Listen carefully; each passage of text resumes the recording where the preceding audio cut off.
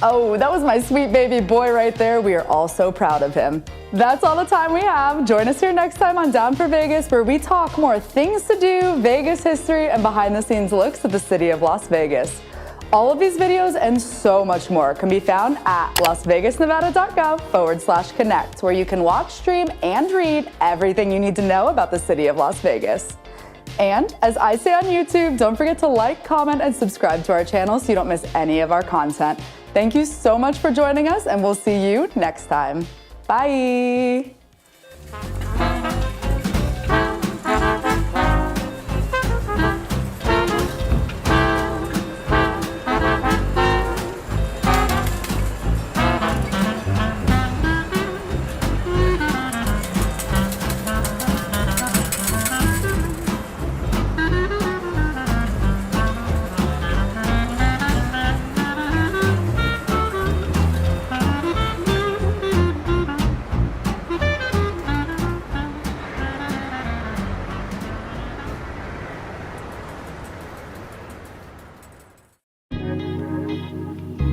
Here's the deal. We gotta set ourselves up.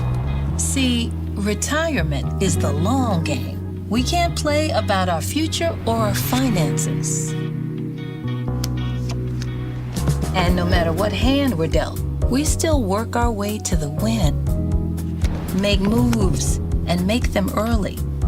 Set up goals. Don't worry about a setback.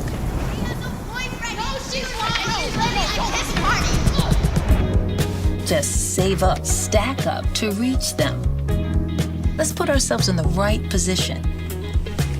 Now is the time to play with purpose. Let's play to win, so our future follows suit. Pre-game to greater things. This is Pretirement.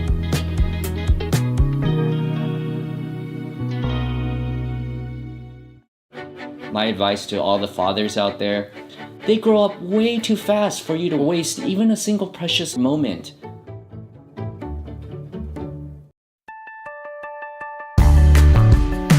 Hi there, I'm Councilwoman Chandra Summers Armstrong. You're watching City of Las Vegas TV. We're proud to be your community connection.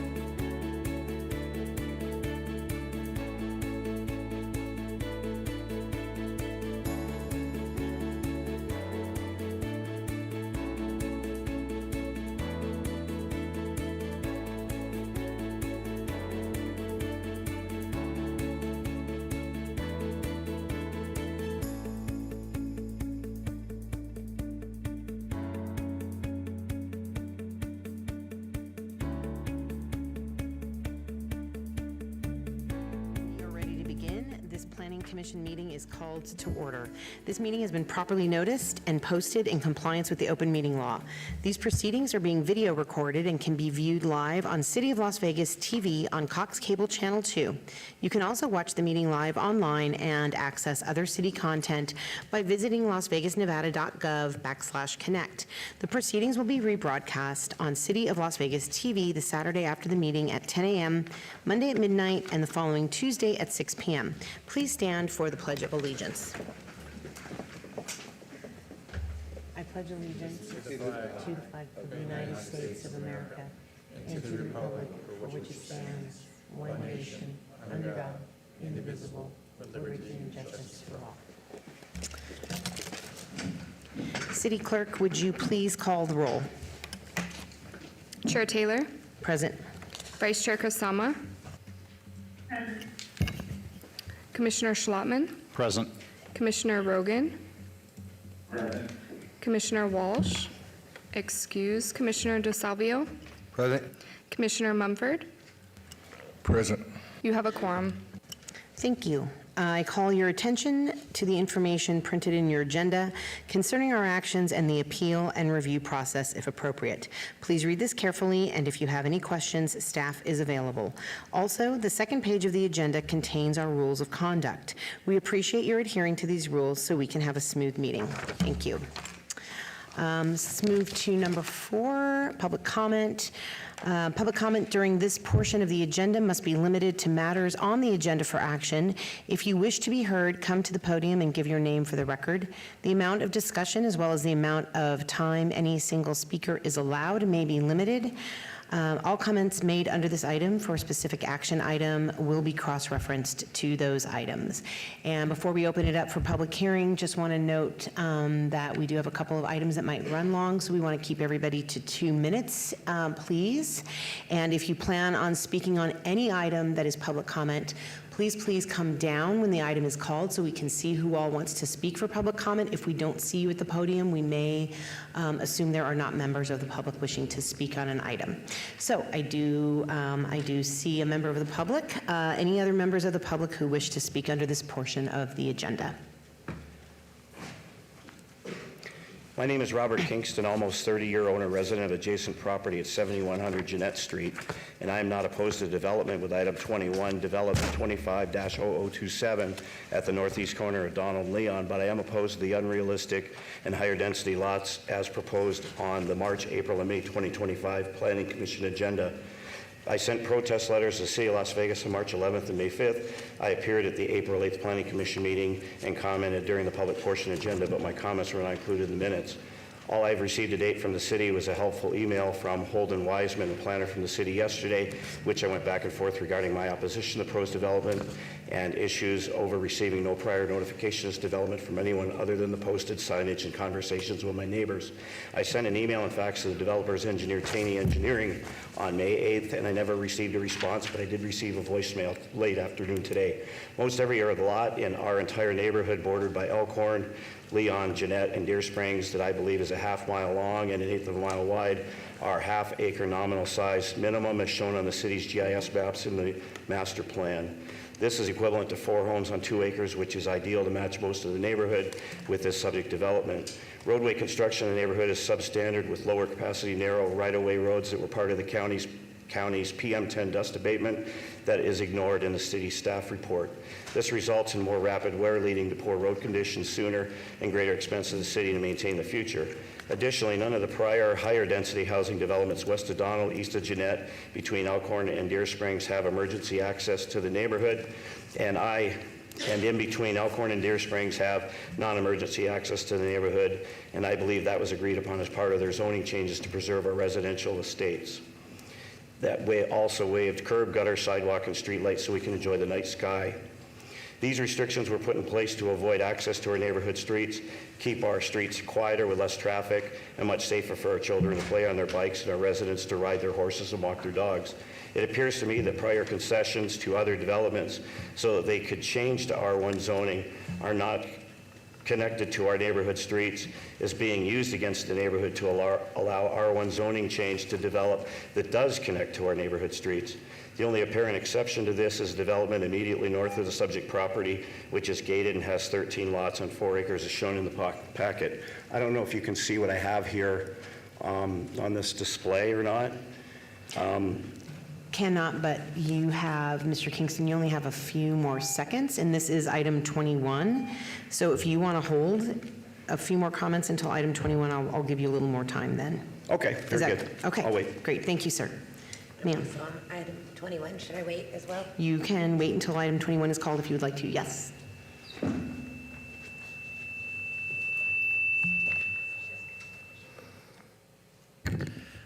Good evening. My name is Ramon Anthony Perez. For the record, that's spelled RamonAnthonyPerez. I live on Evergreen Avenue near the Decatur Boulevard cross street and about a 15-second walk from the Arizona Charlie's parking lot on Evergreen. And I'm here today to express my opposition regarding the proposed development by Foregreen Development. While I understand the need for growth within the city of Las Vegas, I have serious concerns that this development has brought up. My first concern is in reference to 24-0486 VAR 1, which is the request for the reduction from 475 parking spots to 461, which would cause an overflow parking into the nearby neighborhoods such as Evergreen Avenue, which is my local street. And as someone who lives on this street, I can say for sure that all of my neighbors are using up the parking in front of our houses, so there would be no room for overflow on our street. And of course, Decatur Boulevard is a main street, so there would be no parking there either. Another concern I have is the increased traffic that this development would cause. A large residential development would increase the local traffic. Evergreen and Decatur is already a busy intersection due to the Arizona Charlie's Casino, and this would be especially dangerous due to all the pedestrians crossing to and from the casino. The next concern I have is in reference to 24-0486 SDR1. This developer is asking to skip or reduce the landscape barrier or buffer around the property, which this buffer would provide noise reduction, create visual barriers, and improve the aesthetic of the area. And creating a waiver for this would mean both future and current residents feeling cramped up with one another and having more disturbances from noise and traffic. My closing thoughts are, if the developer already needs to submit waiver requests to reduce parking spaces, waive building orientation standards, and cut landscape buffers, all before construction has even started, then I firmly believe that this is indicative that the project 24-0486 SDR1 is a poor fit for the community. And as a resident of Evergreen Avenue who would be directly affected by these proposed shortcuts, I can see this leading to long-term problems for nearby residents in addition to myself. That's why I asked the Commission to protect the livability of our neighborhood and to not allow 24-0486 VAR 1, SDR 1, or Zone 1 from moving forward. Thank you. Thank you very much. Anybody else wishing to be heard in public comment for this item? Okay, seeing none, we'll close this item and we'll move on to item 4. This is to approve the final minutes of the Planning Commission meeting of April 8th, 2025. Interim Vice Chair Schlottman, do you have a motion? Yes, Madam Chair, through you, I move to approve the Planning Commission minutes. Thank you. There's a motion on the floor. Please cast your votes. Commissioner Rogan. Aye. Commissioner Kasama. Aye. Thank you. That motion does carry. Please post. All right, let's move on to our housekeeping items. Are there any items that commissioners, staff, applicants, or members of the public would like to pull forward for action? Madam Chair, Nicole Eddowes for the record. The applicant is requesting to hold item number 23 to the June 10th Planning Commission meeting. Staff is requesting to hold item number 26 to the July 8th Planning Commission meeting for the applicant to continue to work with staff on a new location. And staff is requesting to strike item number 21B 25-0027-VAR1 as the application is no longer necessary. Thank you. Thank you. Does anyone wish to speak on any of the items that were just identified in our housekeeping? Okay. Hearing none. Vice Chair Schlottman, would you like to make a motion on these housekeeping items? Yes, Madam Chair, through you, on item 21B, I move to strike that item. 23, I move to hold that item in abeyance till the June 10th Planning Commission hearing. And on item number 26, move to hold that one item in abeyance until the July 8th PC hearing. Thank you. Thank you. There is a motion on the floor. Please cast your vote. Commissioner Rogan. Aye. Commissioner Kasama. Aye. Please post. And Samantha DiNicola, City Clerk. For clarification, that's 23A through E. Thank you for that clarification. And with that, the motion carries on item 6. Item 7 are consent items. These are considered routine by the Planning Commission and may be enacted by one motion. However, any items may be discussed if a commission member or applicant so desires. Item number 7,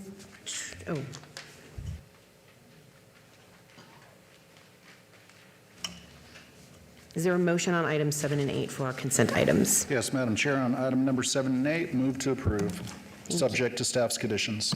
Thank you. There's a motion on the floor. Please cast your votes. Commissioner Rogan. Aye. Commissioner Kasama.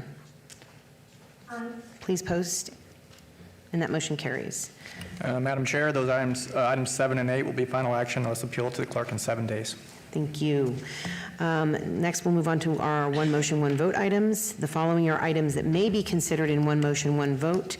They are considered routine, non-public, and public hearing items with a staff recommendation of approval. All public hearings and non-public hearings will be opened at one time.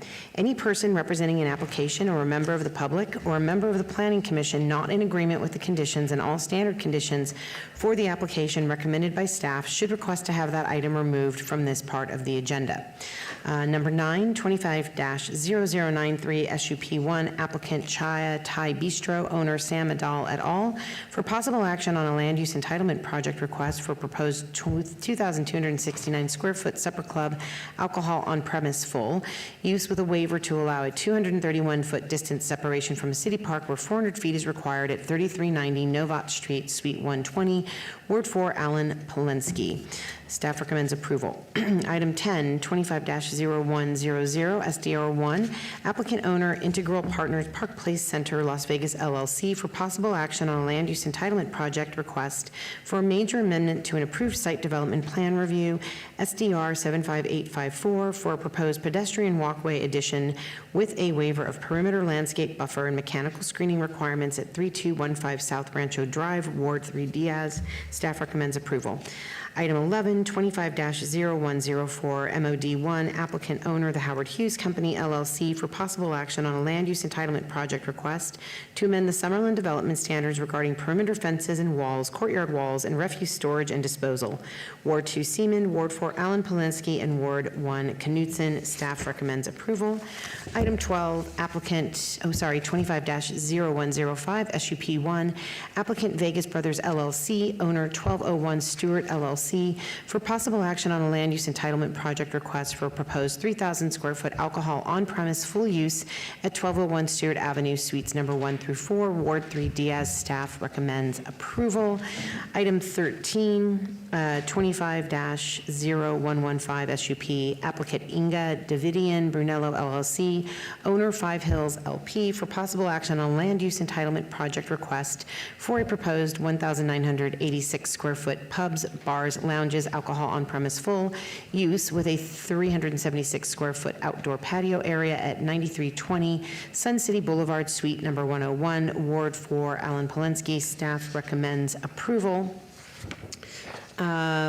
Related items 14, 14A, and 14B.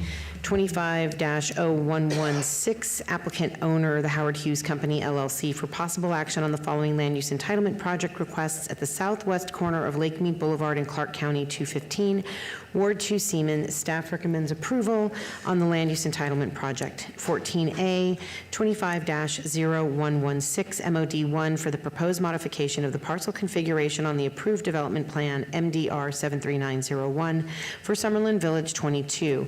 14B, 25-0116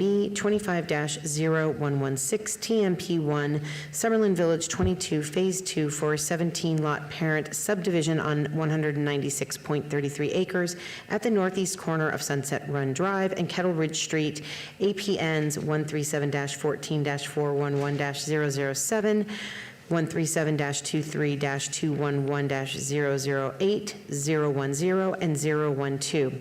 Item number 15, 25-0127, VAR1, applicant owner, the exemption trust of the 12KP Family Trust for possible action on a land use entitlement project request to allow a 15-foot rear yard setback where 20 feet is required for a proposed single-family residence at 3133 Beachview Court, Ward 2, Siemens. Staff recommends approval.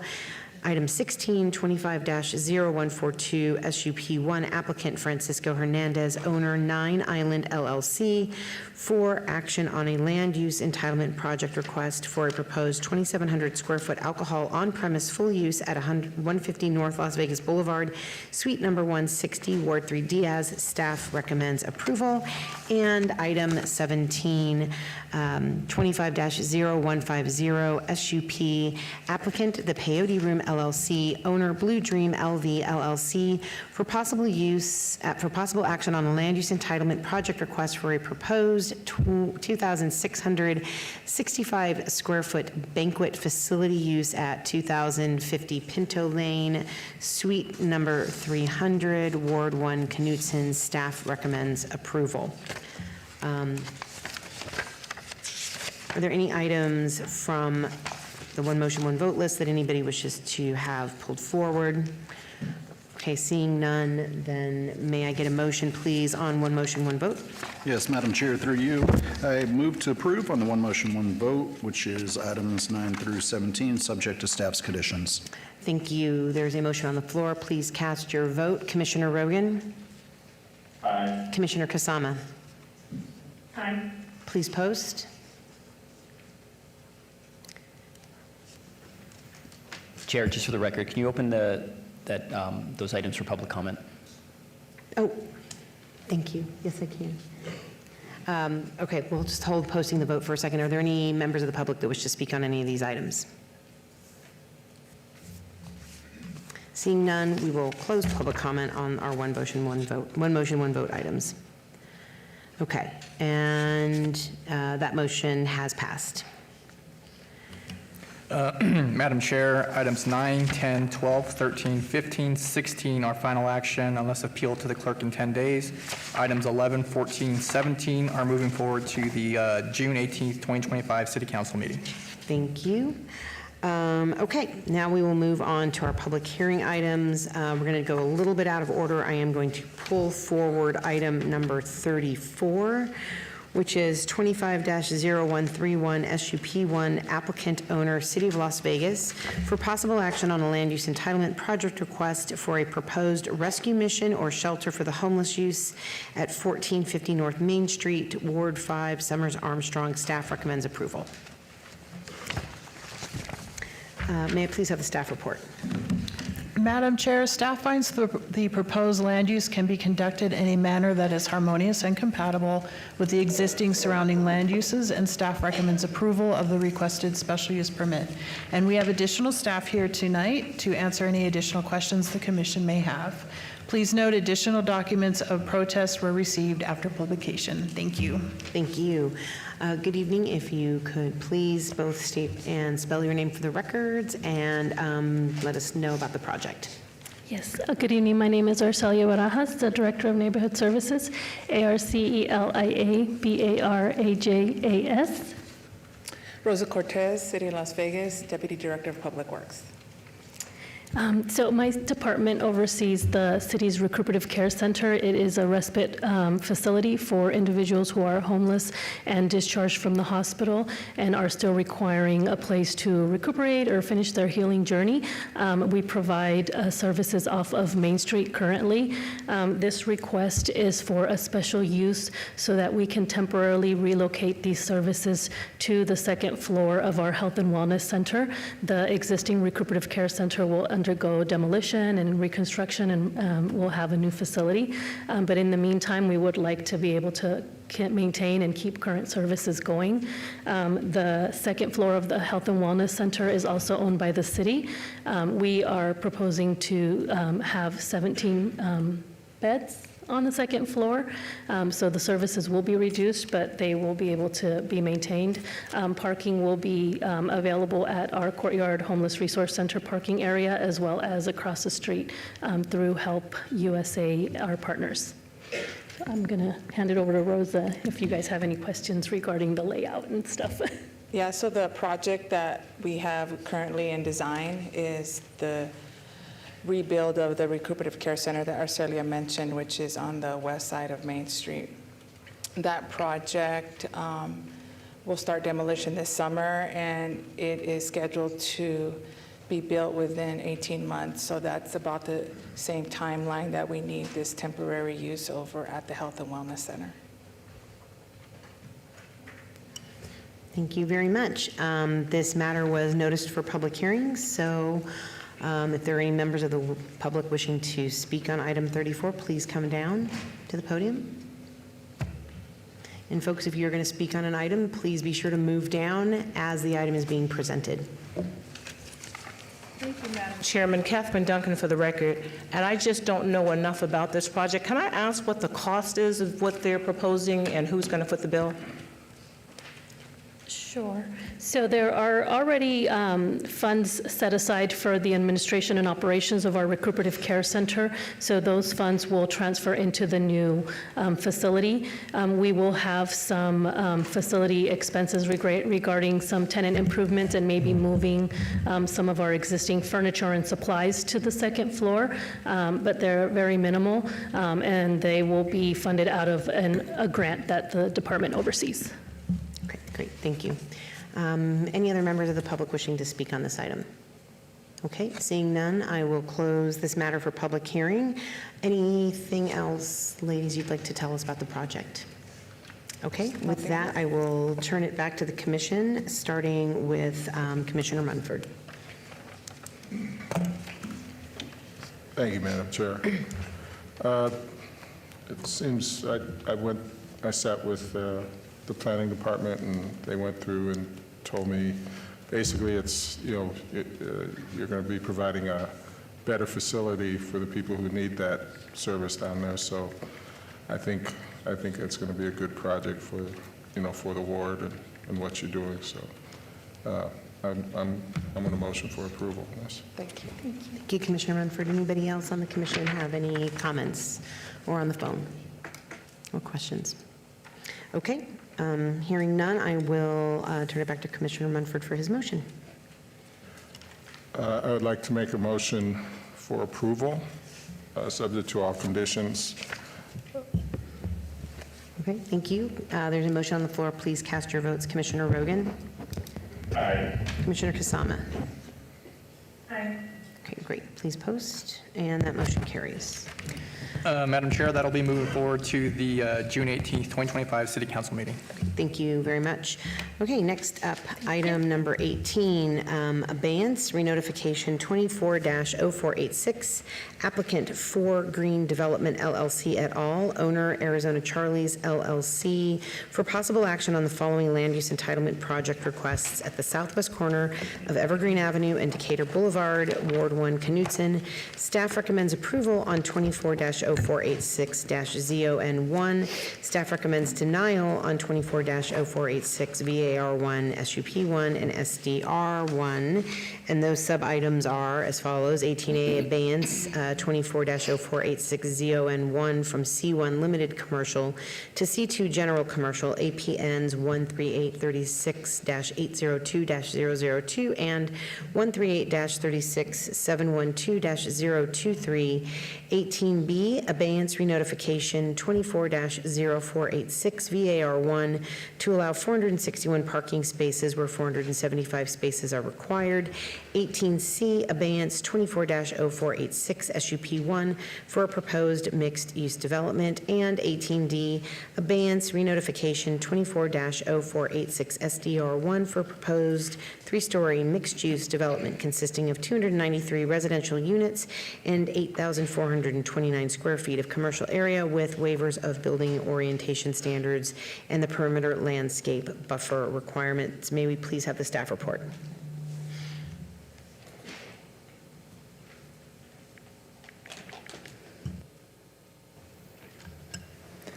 Madam Chair, this is Christian Gates, Planner 2, Community Development for the record.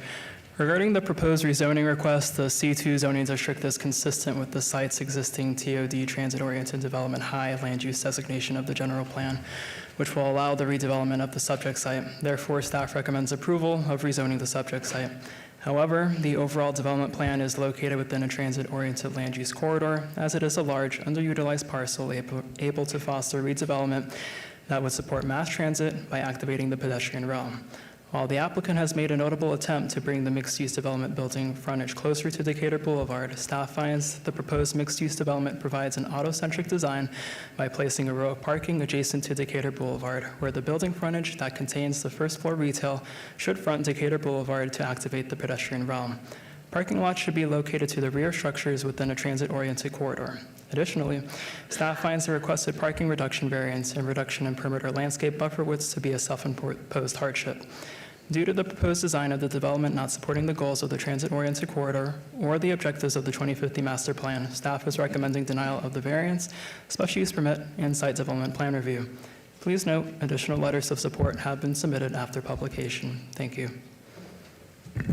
Thank you. Good evening. If you could please state and spell your name for the record, give us your address, and tell us about the project. Good evening. Liz Olson, 1880 Festival Plaza Drive, here on behalf of the applicant for development. First and foremost, thank you to the board and for staff for allowing us to hold this for a month and work with Mr. Solis and Public Works on some revisions that we think will address some of the concerns. So thank you for that additional time. This site is, as you know, an infill piece of property. We're just over 8 acres located along Evergreen and Decatur. Directly to the north of us is the Arizona Charlie site. To the south and to the west of us is some multifamily development, and across Decatur you have some single-family residential. The site is currently split zoned with C2, the majority of the site along the Decatur frontage, with C1 at the rear. We are requesting a conforming zone change to C2 to allow for the site to be consistent across the property and to allow for the mixed-use development. If you aren't familiar with Ford Development, they are a high-end residential multifamily developer. They have developed several mixed-use developments throughout southern Nevada. They build a beautiful product. We think this would also be a great site for another mixed-use development. It's a true mixed-use development with vertical retail built directly into the multifamily building. So as you can see on the site here, we are providing access off of Decatur as well as Evergreen here. We are providing 2 separate buildings here and here. The retail would be located on the first 2 levels of the multifamily building fronting onto Decatur. So none of that retail will be close to the existing multifamily over here or over here. Just to the south of us is some additional commercial here. So we've lined that up with the existing commercial to the north and to the south of us. The main change that we made to our plans was the orientation of the building along Decatur because of this corridor here. So our original site plan actually had 4 rows of parking in front of this building. So what we've done is shifted it as close as we possibly could to Decatur while still providing a little bit of parking in the front just for those folks that are going to actually drive to the development and need some parking in the front of the retail. And then we've relocated the additional parking that we moved to the center of the site here. The building will be 3 stories, maximum of 40 feet high, as you can see here in our elevation exhibit. Couple of points that the neighbor made during public comment earlier that I'd just like to address as it relates to our waivers and to our variance. So our parking variance is a reduction of 14 spaces, which is pretty insignificant. The project before you is 1 and 2 bedroom only, so you're not going to have a lot of 3 bedroom big families with a lot of cars.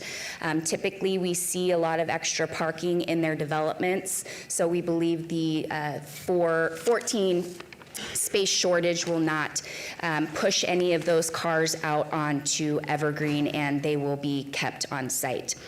As for our landscaping along Evergreen and Decatur, we are requesting a waiver along Decatur to reduce the width a little bit. That is because we have to place the decel lane here. Along Evergreen here, one of the comments from the neighbor, which was a great comment, is that we aren't providing the correct number of trees along Evergreen. I think we'd be happy to discuss that if that's something the board would like to see along Evergreen. We are short just a few trees, but I think that's something that we could probably discuss tonight if you would like to see that. As for overall traffic, the site is currently zoned for commercial. If this piece of property were to develop out as commercial, you would see probably 3 times the amount of traffic on an 8-acre piece of property. So we have about 8,400 square feet of retail incorporated into the 243-unit multifamily development. That is going to be significantly less traffic in and out on a daily basis. Additionally, if this were to develop out as commercial, you would likely see quite a few 24-hour uses, which would bring more traffic all day and all night. So we think this is a much better project for the overall area, considering that there is some residential in the area. We appreciate, again, staff's time working with us on this, and I will turn it over to you and the neighbors for any questions. Thank you very much, Ms. Olson. This item has been noticed for public hearing. Other than the gentleman who spoke during our opening public hearing, or is there anyone else from the public that would like to be heard? And again, folks, if you know you're going to be speaking on an item, please come down when the item is being presented. Go ahead, sir. Good evening. My name is Philip Flaherty, F-L-A-H-E-R-T-Y, on behalf of Charleston Heights Shopping Center. We're the neighbor north of Arizona Charlie's.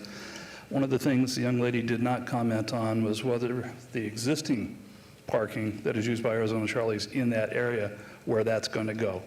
We already know. They're already, quite honestly, on our property already. We have suffered trespass speeds and even burning cars. So we're not exactly thrilled about an expansion on that. So we're in objection to the variance. We're not opposed to the development. We're just concerned about the parking. Thank you very much. Thank you. Anybody else for public hearing for this item?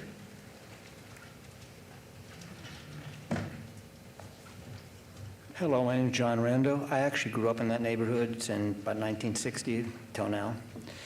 The major problem that she doesn't talk about is there's going to be 230 units. So you can figure there's going to be about 3 cars per unit. So you're putting in a whole bunch of extra cars, and, oh, we're going to keep them off Evergreen. Well, you keep them off Evergreen till you don't. They need more parking. They need to rethink, how they're going to do it. Parking structure or something much more substantial than what they're thinking of. If they don't do this, you're going to have nothing but trouble in the neighborhood. Thank you. Thank you very much. Anyone else for public hearing on item 18? Okay, seeing none, I will close public hearing, and I will pass it back to the applicant for any follow-up.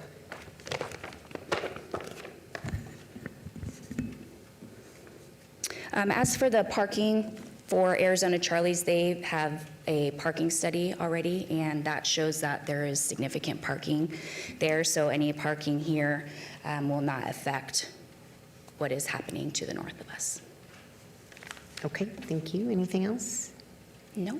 Okay, I will turn it over to the commission, starting with Commissioner Rogan. Thank you, Chair. And I'd like to thank the applicant and Mr. Solis from the planning department for working together on this. I think this project takes a pretty significant empty space and brings forward a mixed-use development that'll be a significant change for Decatur Boulevard. Even if there is some growing pains, because Decatur is really not designed as a pedestrian-oriented roadway right now, which makes putting the buildings along Decatur pretty difficult. But I think shifting the building close to Decatur will allow modification of the parking lot in the future to make it more pedestrian accessible as Decatur changes to be more pedestrian friendly in the future. As far as the variances and waivers, I'm comfortable with them. The parking variance is minor. I really can't speak to the impact to the neighbors to the north with regards to Arizona Charlie parking. I'm looking at the parking specifically for this project, and it's just a small change. And I think finally the waivers, the landscape buffers are necessary to accommodate the parking. Right now, without any kind of high capacity transit on Decatur, I think the waivers are fair and reasonable. So I don't have anything further to say on this. I don't know if anyone else would like to speak on this. Anybody else? Okay, I would like to discuss the trees on Evergreen, and I have a question for you on the trees on Decatur. As you know, we've mapped urban heat island impacts, and this is an area that is very high for urban heat impacts.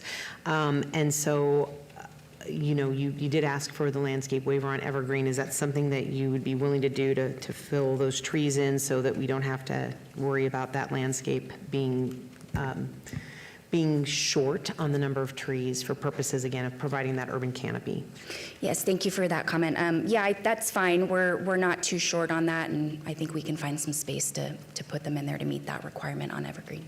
Okay, and then on Decatur, following up on Commissioner Rogan's comments about like pedestrian and, you know, sort of pedestrian status on Decatur, I think it would be great if you could have, if you could start with larger trees and start with 36-inch box trees as opposed to the 24, just to kind of like give that little extra oomph for walkability. Is that something that you'd be willing to, your client would be willing to do? So just to confirm, it would just be along Decatur for the 36-inch, and then keeping the 24 along Evergreen? I mean, I think that it would be great if you could do it on Evergreen, but I understand that that's a long strip of road and that's a lot of trees. So for sure on Decatur, if that would be possible. Yeah, I think we can do it on Decatur for sure. Yes. Okay. Thank you. And there was no variance for the number of trees on Decatur, correct? Correct. Okay, great. So if that's a condition that we can get put into the record, Ms. Eddowes, that would be fantastic. Madam Chair, those two added conditions, we will add condition A, trees shall be planted along Evergreen Avenue at a ratio of 1 for every 20 linear feet of street frontage, with a minimum of 4 5-gallon shrubs for every required tree. And added condition B will read, all trees adjacent to Decatur Boulevard shall be 36-inch box-sized trees. Thank you. Thank you. And then just another question, given the location of this development, are any of the units in this mixed-use development going to be accessible or affordable housing prices? So I did discuss that with our client. They haven't looked at that specifically for this site, but I do want to note that this particular project for 4 will be significantly less for rental rates than their other locations. So in essence, more affordable. Okay, great. I mean, it's a great area and look forward to seeing it get developed. Okay, so with that, if there are no further questions, I will pass it back to Commissioner Rogan for a motion. Thank you, Chair. With those comments, I'd make a motion for approval, subject to staff conditions and amended conditions read into the record tonight. And Ms. Olson, you agree to those conditions? Yes, thank you. All right, the motion would be for approval of agenda item 18, project number 24-0486, inclusive of all subparts A through D. And Madam Chair, for the record, the added conditions will be added to the SDR, 24-0486-SDR1. Thank you. Thank you. There's a motion on the floor. Please cast your vote. Commissioner Rogan. Aye. Commissioner Kasama. Aye. Okay, please post. And that motion carries. Thank you. Madam Chair, that'll move forward to the June 18th, 2025 City Council meeting. Thank you. Item number 19, abeyance renotification 24-0495 SUP1. Applicant owner Jackson Shaw Company, Symphony Park Hotel LLC, for possible action on a land use entitlement project request for a proposed 32,303 square foot alcohol on-premise full use with 11,308 square feet of outdoor seating and alcohol, off-premise ancillary beer/wine at 330 South Grand Central Parkway, Ward 5, Summers Armstrong. Staff recommends approval. May I please have the staff report? Madam Chair, the proposed use meets all requirements for both primary and ancillary uses proposed and can be conducted in a manner that is harmonious and compatible with the surrounding land uses. In addition, the proposed application would support the goals of the Vision 2045 Downtown Las Vegas Master Plan area. Therefore, staff recommends approval. Thank you. Thank you. Good afternoon. Good evening, sir. If you could please state and spell your name and give us your address for the record and tell us about the project. Good evening, Commissioners. My name is Eric Beal, E-R-I-C-B-E-A-L, and I'm here on behalf of the applicant at 330 South Grand Central Parkway. The premises will be a 441-room non-gaming hotel with a 1,200 square foot market that will sell packaged beer wine. The premises will contain various meeting and conference rooms, a pool, outdoor dining and drinking service, and 2 restaurants, including one with a bar. Otherwise, we appreciate staff's recommendation, and I am happy to answer any questions. Thank you very much. This item has been noticed for public hearing. Are there any members of the public wishing to be heard on this item? Okay, seeing none, I will go ahead and close public hearing on item 19, and I will turn it back to the commission, starting with Commissioner Munford. Oh, wait, sorry. Where'd Commissioner Munford go? Commissioner Munford went in the back. I've reviewed this item, and I don't have any issues with this, and I'm ready to make a motion if there's no other comments. Should we trail it for a minute for Commissioner Munford to come back? I feel like we should. It's not necessarily at your discretion, Chair. I'm sorry? Is that at your discretion? It's at my discretion. Thank you. Okay, let's go ahead and, sir, if you can just step back. We'll let Commissioner Munford come back, and then we'll come back to your item. Let's go to item 20, abeyance 24-0649 VAR1. Applicant owner Alex Avo Hartunian for possible action on a land use entitlement project request to allow a proposed residential accessory structure garage that does not conform to Title 19.06 development standards for setbacks at 1600 South Valadez Street, Ward 2, Seaman. Staff recommends denial. May we please have the staff report on this? Madam Chair, revisions received on April 30th of this year depict the proposed detached garage with increased setbacks at 10 feet for the corner side yard and 5 feet for the rear yard, which now brings the proposed detached garage in conformance with Title 1906-060 development standards for accessory structure rear yard setbacks. Despite these amendments, the applicant has provided no justification relating to the physical characteristics of the property to warrant this variance request. Has no evidence of a unique or extraordinary circumstance relating to the physical characteristics of the property have been presented to warrant the requested variance. Staff finds the hardship to be self-imposed and preferential in nature. Therefore, staff recommends denial of this variance request. Thank you. Thank you. Good evening. Welcome back. If you could please state and spell your name for the record and give us your address and tell us about the project and any updates. Good evening. My name is Alex Harutunian, Harutyunyan. Yes, I'm back with pretty much the same proposal, but this time we were able to push the garage a little bit back, and instead of 15 feet setback, we're asking if you guys are okay to go with 10 feet setback. Okay, thank you. This item has been noticed for public hearing. Are there any members of the public wishing to be heard on this item? Okay, seeing none, I will close public hearing, and I will turn it back to the commission. Commissioner Walsh is not here tonight, so I'm going to turn it over to Commissioner Schlotman to start. Yes, Chairwoman, through you, I reviewed this. I mean, we went through it last month, and I think Commissioner Walsh was wanting you to bring back a plan. You did bring it back a plan, and I think this is a little bit more appropriate than what we've seen last month, and I can get behind it now that you have the 10 feet versus the 3 feet.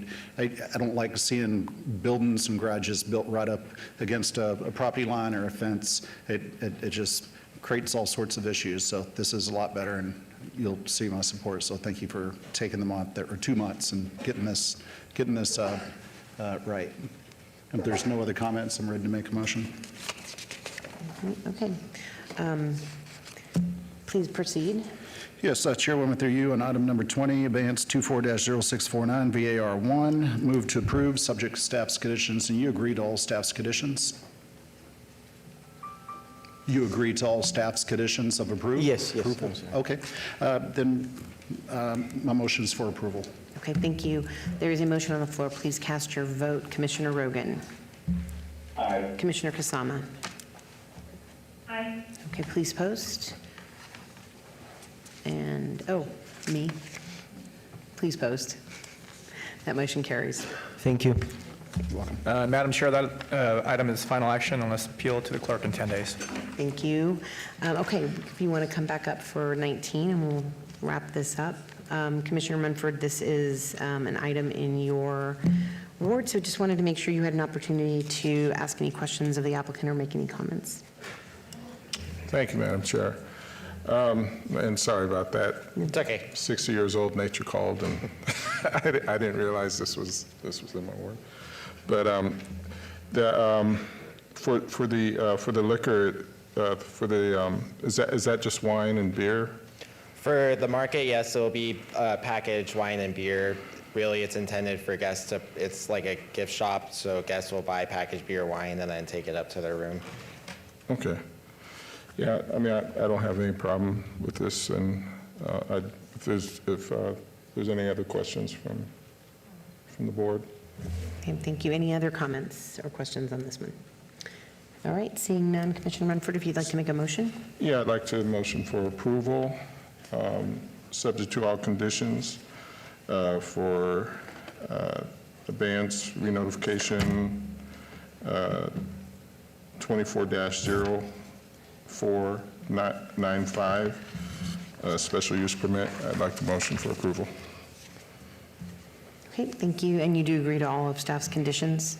Yes. Okay, there's a motion on the floor. Please cast your vote. Commissioner Rogan? Aye. Commissioner Kasama? Aye. Okay, please post. And that motion carries. Madam Chair, that item is final action unless appealed to the clerk in 10 days. Thank you. Okay, next we have item 21, abeyance 25-0027, applicant Summit Homes of Nevada LLC, owner Brer Rabbit LLC, for possible action on the following land use entitlement project requests at the northeast corner of Donald Road and Leon Avenue, Ward 6, Bruni. Staff recommends approval on 25-0027-ZON1. Staff recommends denial on 25-0027 VAR1 and TMP1. We've had 21A as abeyance 25-0027 ZON1 from RE Residence Estate to R1 Single Family Residential. 21B was stricken, and then 21C is abeyance 25-0027 TMP1 Donald and Leon for a proposed 10-lot single-family residential subdivision. May we please have the staff report? Madam Chair, revisions received on April 23rd have reduced the proposed residential development from 10 lots to 8, and the ingress-egress changed from Donald Road to Leon Avenue. The street was changed from a 40-foot wide private street to a 49-foot wide public street with a standard cul-de-sac terminus. This has resulted in the variance being stricken as it is no longer necessary, and the landscape buffer waiver request has also been eliminated as the 6-foot wide buffers are now provided. Staff finds the rezoning request is in conformance with the general plan designation of low-density residential, and the proposed tentative map meets the requirements set forth by Title 19 and NRS. Therefore, staff recommends approval of both. Please note additional documents of protest was received after publication. Thank you. And staff, Public Works, Josh Edelman here for the record. We have two conditions that we'd like to change just to reflect the changed site plan. Condition 6, which is grant a minimum 20-foot public sewer, drainage, and pedestrian access easement to be privately maintained for the public sewer, drainage, and pedestrian path within common element C. The easement shall be identified as a public sewer, drainage, and pedestrian easement on the final map of this site. And then changing condition 10 to read, the approval of all public works related improvements shown on this tentative map is in concept only. Specific design and construction details relating to size, type, and/or alignment of improvements, including but not limited to street, sewer, and drainage improvements, shall be resolved prior to approval of the construction plans by the city. No deviations from adopted city standards shall be allowed unless specific written approval for such is received from the city engineer prior to the recordation of a final map or the approval of subdivision-related construction plans, whichever may occur first. Approval of this tentative map does not constitute approval of any deviations. If such approval cannot be obtained, a revised tentative map must be submitted showing elimination of such deviations. Thank you. Good evening, sir. If you could please state and spell your name for the record, give us your address, and tell us about the project. Sure. Robert Cunningham, 6030 South Jones Boulevard with Tanny Engineering, representing Summit Homes, the applicant. My address, oh, I'm sorry, I already said that. I had one question on the proposed conditions, if I can ask for clarification. Did you say 25 feet in width in condition 6? I didn't catch it. You were going really fast. 20 feet. 20 feet, thank you. Okay. With that, I'll begin my presentation. Our site is located approximately at the northeast corner of Donald and Leon on a vacant piece of property here. It's adjacent to, everything in yellow is R1 and everything in green is RE. So we're adjacent to R1 to the north and to the west and RE to the east and to the south. We started this project initially, as staff indicated, requesting 10 lots here. Approximately 3 months ago, I believe, we came to a planning commission meeting. The item was obeyed due to some staff notification issues. We since abated another additional time. I had met personally with some of the neighbors in the hallway after the first planning commission meeting, and then subsequent to that, we held a neighborhood meeting at Aliante Library. We sent out notices to within 1,500 feet, and we had about 12 or 13 people come to that meeting. This is something that wasn't required. This is a conforming zone change, but we went the extra step and effort to try to see what the neighbors' oppositions were and address as many concerns as we could. We are coming before you today with the site plan that you see here with 8 lots instead of 10 lots. We moved the street from Donald to Leon. We have increased the lot size. We have asked for no waivers. We removed all the variances and waivers that were being requested before, which there were several. Connectivity was one of them. Another one was a dead-end private street that's not gated. Another one was minor variance for the landscaping buffer. All of those are removed from the site, as staff indicated, and we are not asking for a single waiver. We're proposing a public street with sidewalk all around, off-sites all the way around, as is conditioned. At the neighborhood meeting, there were multiple items brought up and topics brought up by the neighbors, some of which are here, and I'm sure you'll hear. One of the items that was very vocal at that meeting was they wanted to see an all single-story community. And going back and forth with the developer, they had proposed a combination of single-story and two-story homes in this community. And as of this morning, I'm happy to tell you that we're going to agree to a condition be added for all single-story homes in this entire community. With that being said, that would mean that all of the homes in here, even though there's two-story homes directly north of us, we would still have single-story homes in our entire community, which I think is a nice addition to help some of the concerns of some of the neighbors that live to the north and in the adjacent area.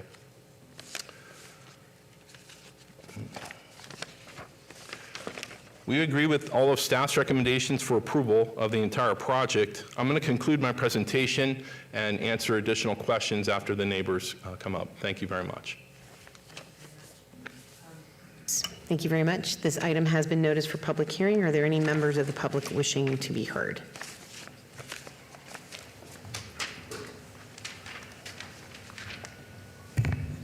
My name is Dennis Perry at 7320 Silver Spirit Street, Las Vegas, Nevada 89131. I'm representing 5625 Coda Court, which is the property directly adjacent to this right here. I'm very happy to hear that the developers decided to do single story. That was one of my issues. The only other issue I may have is there is a very tall fence in there to maintain the privacy of the homes that are already existing. I would just like to see if there's some type of condition, because grading plans change things, the height of the home, the pad site, is to maybe have that this developer, the top of their windows, not exceed the height of the zone boundary wall on the south side of Sadie Estates. There's 16 courses. The fence from Leon is 16 courses high, steps down to 15 courses, and then 14 courses to the extent of, I believe, this property right here. And I think that should safely keep the windows from people being able to look into each other's yards. This particular home was owned by my sister. She passed away March 10th, and she has 32 feet of sliding windows for the kitchen, the living room, and the master bedroom. That doesn't include normal glass. So, and I think the other neighbors would probably have the same problem. I'm happy that they did the 8 lots. Otherwise, I think it's a great development. Speaking for myself, because we're already on R1 lots, so we don't have half acre or 2 acres. So just speaking for myself on this one. Thank you. Thank you very much. Anybody else for public comment? Yes, I'd like to, Robert Kingston, I spoke during the public segment. I'd like to echo the previous gentleman's comments about single-story homes. That makes a significant difference.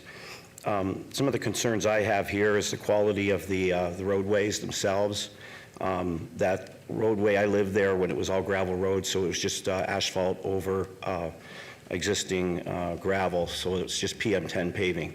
So a concern was if we up the number of trips through there, that pavement's not going to last, as evidenced by the fact that it already has. So the number of lots is a concern. When you look at, these are all 1 acre residential estates. This is a 2 acre residential estates. This is where I live immediately adjacent, and next door neighbor. These are acre properties. All of these R1s do not access these roadways, and there are no street lights or curb gutter sidewalk in there. So we want to maintain that rural style of living. We have a lot of people that ride horses, walk their dogs, kid ride bikes, and all that kind of stuff. So we want to preserve that as much as we can. I'm sure the developer wouldn't have an issue with not having to construct some of those expensive improvements. We don't want them in there. Same would hold true for street lights in that cul-de-sac area. It would just just wash out the whole sky when we don't have them on the adjacent roadways. One concern I have is I'm looking at to the north here, the existing R1 development. If you count them, there's 7 lots, and the square footage of that parcel is actually bigger than what is being developed here. So the density of homes on this 2 acre parcel is actually greater than it is here. And this is the only development, R1, that accesses these roadways from Deer Springs to Elkhorn between Leon and Jeanette. So, obviously more people we put in here, more traffic with horses and dogs and all that kind of stuff. Ideally, which I'm sure the developer wouldn't want, would be half acre lots or 4 there, but I think 8 is a better number than 10. I would be supportive of 6 lots in there. I think that would match the development that's R1 that's immediately to the north. Okay. Thank you. Thank you very much, sir. Anybody else? If you have an item and there's somebody speaking, come down to the podium so we can just be efficient. Go ahead, ma'am. Hi. My name's Teresa Robinson. I reside at 7110 Jeanette Street, which is this spot right here. Las Vegas, Nevada 89131. The rear west wall of my property borders a subject property. I am also very grateful that they've decided to go with the 1-story homes. I think that is great. concession, but I oppose the property as it's currently written just because of the amount of homes that they're putting in. I think 4 to 6 homes is far more reasonable to give enough room. I have horses of my own and horses that I foster right over that backyard. I'm concerned with how close those houses are going to be to my back wall. Also, that's where we walk the horses around. Some of them, need to be walked for their elderly horses, their foster horses that need to be walked around. And I'm concerned for the additional traffic that we would see there. Also, this wall, I would hope that they would match the wall between us is the same height as the wall with the development that borders the Coda Court. Like he was saying, that it provides a lot of additional privacy, and also concerned with the elevation, as he also mentioned, to make that wall over.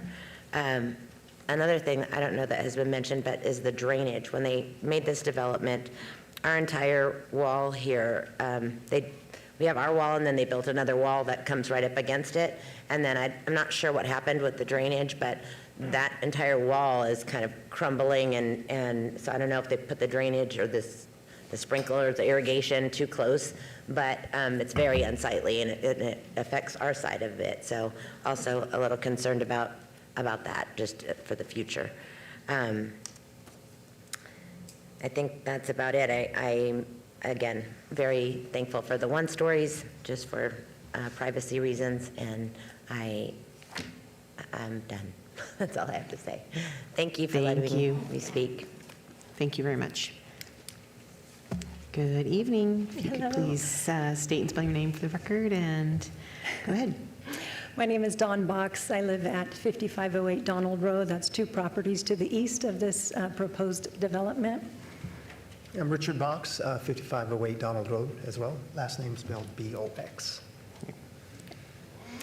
So our concern is, and definitely appreciate first of all, your time and consideration, but I definitely appreciate the consideration to go 1-story. That was definitely one of our concerns. Our main concern is the density here on these properties in our rural community. We did not come down here when Toll Brothers wanted to build, reasonable, the border communities. We understand someone's not going to want to build a custom home on a main street like Jones or Elkhorn. So, to be reasonable, we didn't come down. We did ask that they build 1-stories along our property, along our community, and they did that, and not to have an access road into our community, and they did accommodate that. They did not do put in a sidewalk on Leon, back there on Leon. I don't know if that's here, but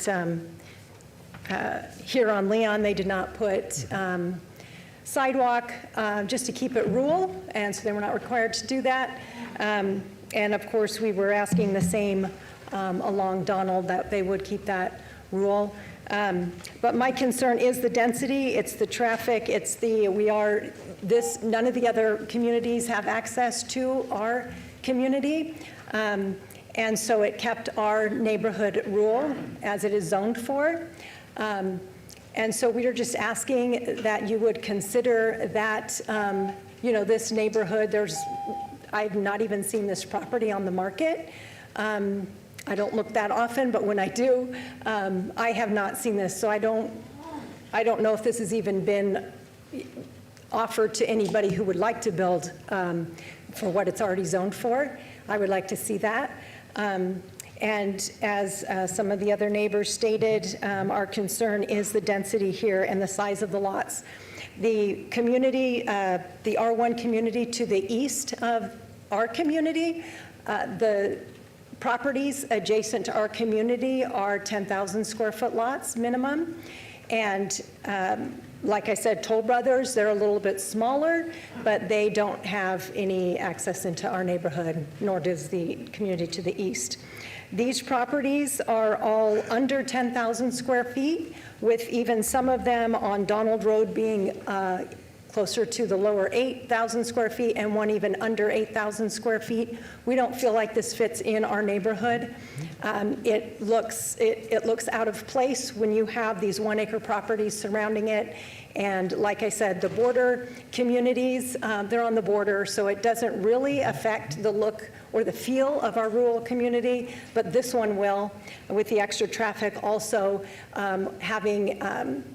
wanting to get onto Jones either through Elkhorn or on Deer Springs, which is already backs up now.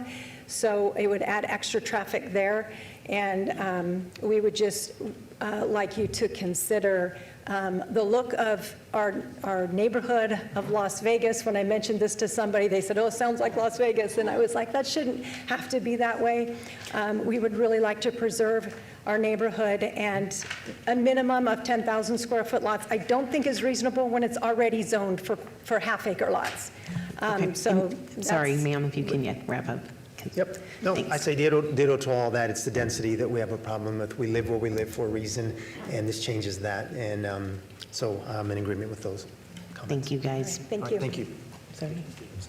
Oh, sir, I'm sorry. Did you give us your name for the record? I think you did, didn't you? I did, yes, Yeah, ma'am. you did before you started speaking. Yep. Yes. Yes.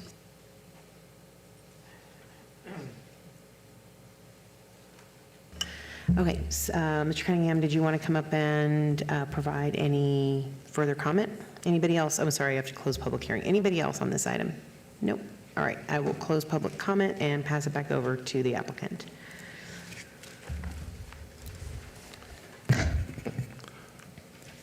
I can address some of the concerns and provide a couple points of clarification. So the first one I heard was, this is our north boundary right here. This is the wall that's along the north boundary. These are the two single-story homes I believe one of the first gentlemen who spoke was concerned about. This site has a retaining wall in it with a screen wall on top of it. This wall is about 8 to 9 feet high, varying in locations. We do not plan to increase the elevation along this wall or property line at all on our development here. So it's our intent to come in and actually try to match or lower the grade along this area where these homes are located so that there won't be walls, we won't be elevating above it with windows sticking in to see their lots. So that was the first item there. See here. There was another item saying about sidewalk on Leon. The adjacent site that we're directly next to has sidewalk already on Leon, and it's our intent to continue that down. While Toll Brothers did not build this on the other side, it's already existing on this side, and the city has conditioned us to add it to our site. We believe it completes a sidewalk system, and with sidewalk internal in our site, our residents could walk out of the site.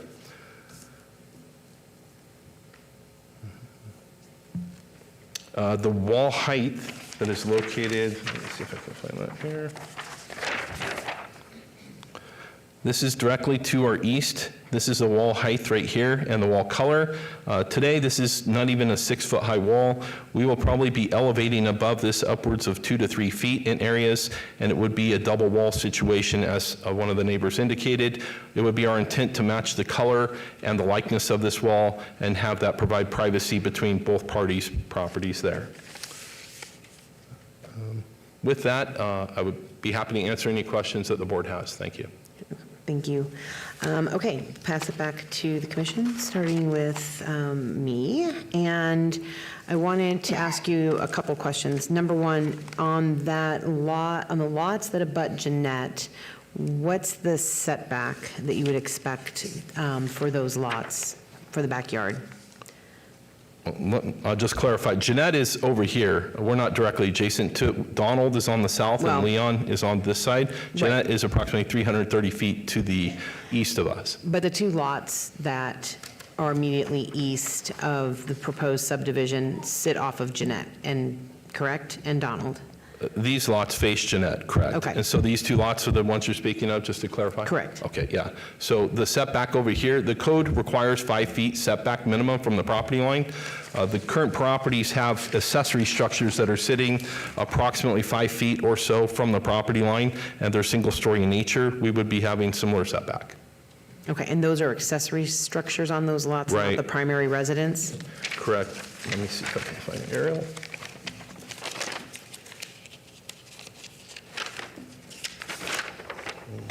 This is the best aerial I have, unless the city is able to help me. But these two have accessory structures located in the rear. Their primary structures, I believe, are closer to Jeanette. Okay. And then, because this is a subdivision, are you going to have an HOA so that any of the neighbors have any issues with the subdivision, they've got a single point of contact for corrections? I believe it's required by the city when you have common elements, and we have at least two. All right. And then along Donald, what is the landscape buffering going to be along Donald? And then you talked about the sidewalk, are you going to have curb and gutter and street lights on Donald? Currently, it's conditioned by the city and a condition to have full off-sites on Donald and Leon, which would include a street light, curb gutter, sidewalk as well. Along both Leon and Donald, we plan to have landscaping meeting all of the city's code requirements. Along Leon, there are power overhead utility poles, and power poles will be restricted with plant material over here. Along Donald, we plan to plant aggressively fast-growing trees that would aid in covering up the wall there. Okay. And I don't know if we've ever talked about that. Are those fast-growing trees going to start at 36-inch box? It would be ideal that we would start with just fast-growing trees that would be 24-inch box if possible. I think it would be ideal if you could start with 36-inch box. We can. Okay. Yeah, that would be great. And so you're saying the city conditions full off-sites, but I think you had also said that you'd be willing to just not have the off-sites on Donald. Is that right? If the city doesn't enact a deferral fee, which, is able to allow us to just pay what the contractor would build it for, then sure, we would do that. We don't want to have to pay additional above, sometimes the city's deferral fees are in excess of what it requires to actually build it. So I don't know if Public Works can speak on that or not. Yes, through you, Chair. We would amend Condition 5 to remove construct half-street improvements, but leave the rest of the condition that talks about off-site utilities extending and pavement fixing. Okay. Hold on one second. So you would, so it would just be the extend all required underground utilities such as electrical, telephone, et cetera, located within public rights of way? Yes. That would be the remaining, okay. And then if you don't put in those improvements, I understand that there's like a bond that they're required to maintain or some type of, Yes, there is a deferral fee that they're required to pay. okay, and we could put that language in? Or Yes. if we need to, okay. We could replace that first sentence with apply for a administrative deferral of off-site improvements, which we would determine then if the fee was Okay. required to be paid. All right, and then, okay, so for the offsites then, you would have it on Leon, but then you would just not have the offsites to maintain the rural character on Donald, but you'd apply for that administrative, whatever it was called. Deferral fee. Deferral fee, thank you. And then as far as streetlights, are there streetlights going in on Leon that you were planning on or not? Again, to Public Works, they conditioned them, full off-sites, I believe. Correct me if I'm wrong. Half-street improvements, which is, yes, Okay. basically. On the rest of Leon, north of you, like where Coda is, are there streetlights up that way? I don't believe there are, no. Okay, can we just have them match then what is existing up Leon so that it's consistent for the quality of the neighborhood? Yes, I And can then do that could be part of the administrative deferral fee as well, is Yes. streetlights? Okay. And then Donald would just be no streetlights, maintain the rural character, no curbs and gutters. All right, and then just for some clarification, this is not, if you want to talk a little bit about what the actual density is at this lot, at this site, and what the master plan is Sure. right now versus what you're asking for the zoning. And planning staff can confirm this, but I believe this is master plan to be allowed to up to 5 units per acre, which we started with 10 lots initially. We dropped to 8, which reduced the density below that threshold. Madam Chair, for clarification, the area is a general plan designation of low, which allows 5.5 dwelling units per acre, and this proposal is 4.81 dwelling units per acre. Okay. Thank you. Thank you. And then I just wanted to do one more sort of follow-up on the windows, the question of grading and the windows. And so can you confirm that the design for these homes, that the tops of those windows of the lots adjacent to the south boundary wall of Sadie, that they won't exceed the height of that south boundary wall so that you're not having windows looking down into those lots? It's the intent of us, of this project to be graded in that manner, but without having a precise grading plan and the exact elevation that's going to go on that lot, I can't 100% guarantee it. But I can tell you that the point of, our lowest point is right here located on Donald, and the point up here is approximately 2 feet higher, and then there's a 2-foot retaining wall, and this home is 2 feet higher than that. Based on our preliminary cross-sections that we have here, we do not anticipate raising the grade at the back of this lot. So the 10 or 8 to 9 foot high wall would remain there so long as the windows, the top of the windows was below 9 feet. We believe that we would meet the intent of that requirement. Okay, and that is not something you can actually confirm until you get drainage plans? I don't have a grading plan today. Okay. We typically don't prepare those to that level unless this gets approved. Okay. I just would like to have some way to make sure that that's confirmed and that that's, the work that you've done and the agreements that you've made in terms of maintaining that privacy for Coda Court, that we can assure that that can happen. So what can we do between now, since this does have to go to City Council, what can we do between now and City Council to kind of get that confirmation? I would have to provide a detailed grading plan of that area and determine the exact floor plan that would go on that lot to determine that. Okay. Is that something that can be done? I know it's... We can attempt to do that between now and if this moves forward to City Council, yes. Okay, that would be great if you can do that. And then if I would agree also to meet with the gentleman who made that comment and show him directly Okay. what we come up with. So.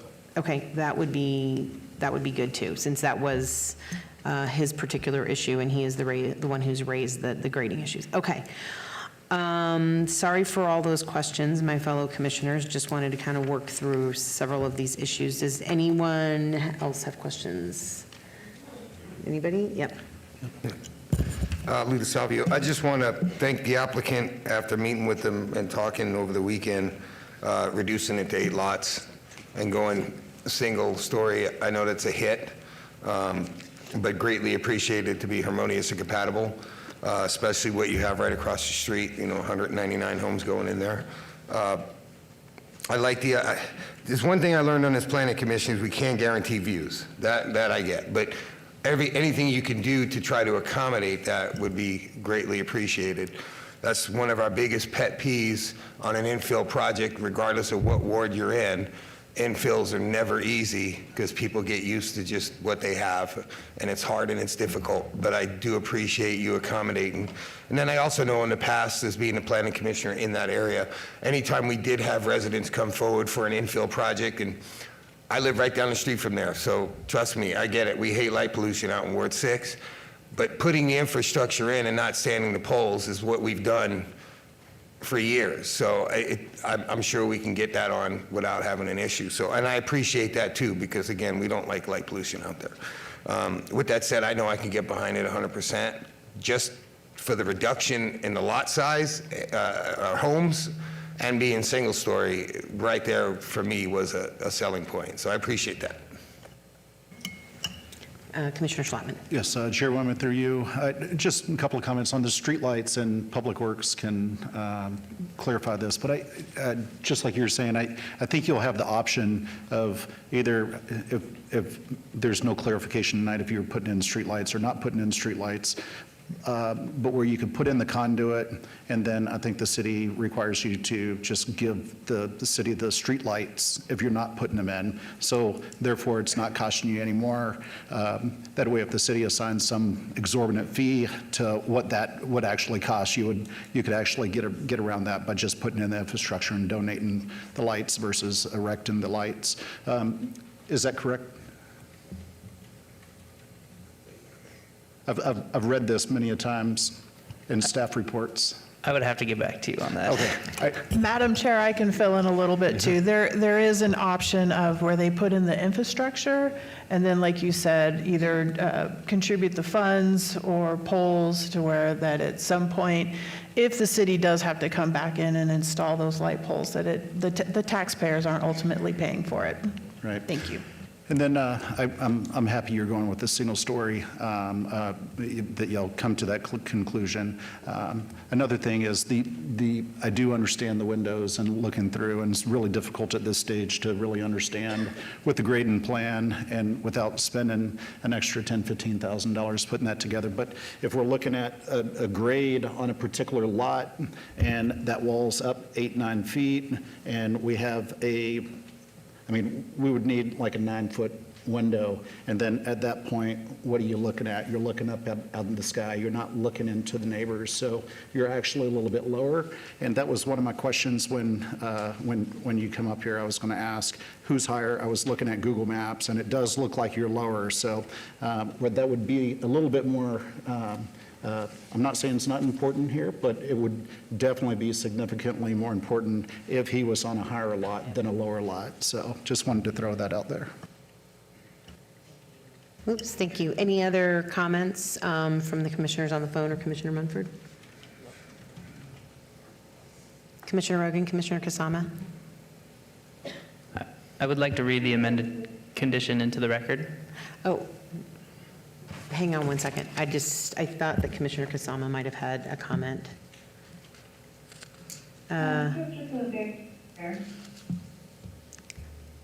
Okay, all right. Go ahead and read the conditions in. So the amended condition would be construct half-street improvements, including appropriate transition over paving and streetlights on Leon Avenue. I'm just checking that streetlights is yes on Leon. Yes.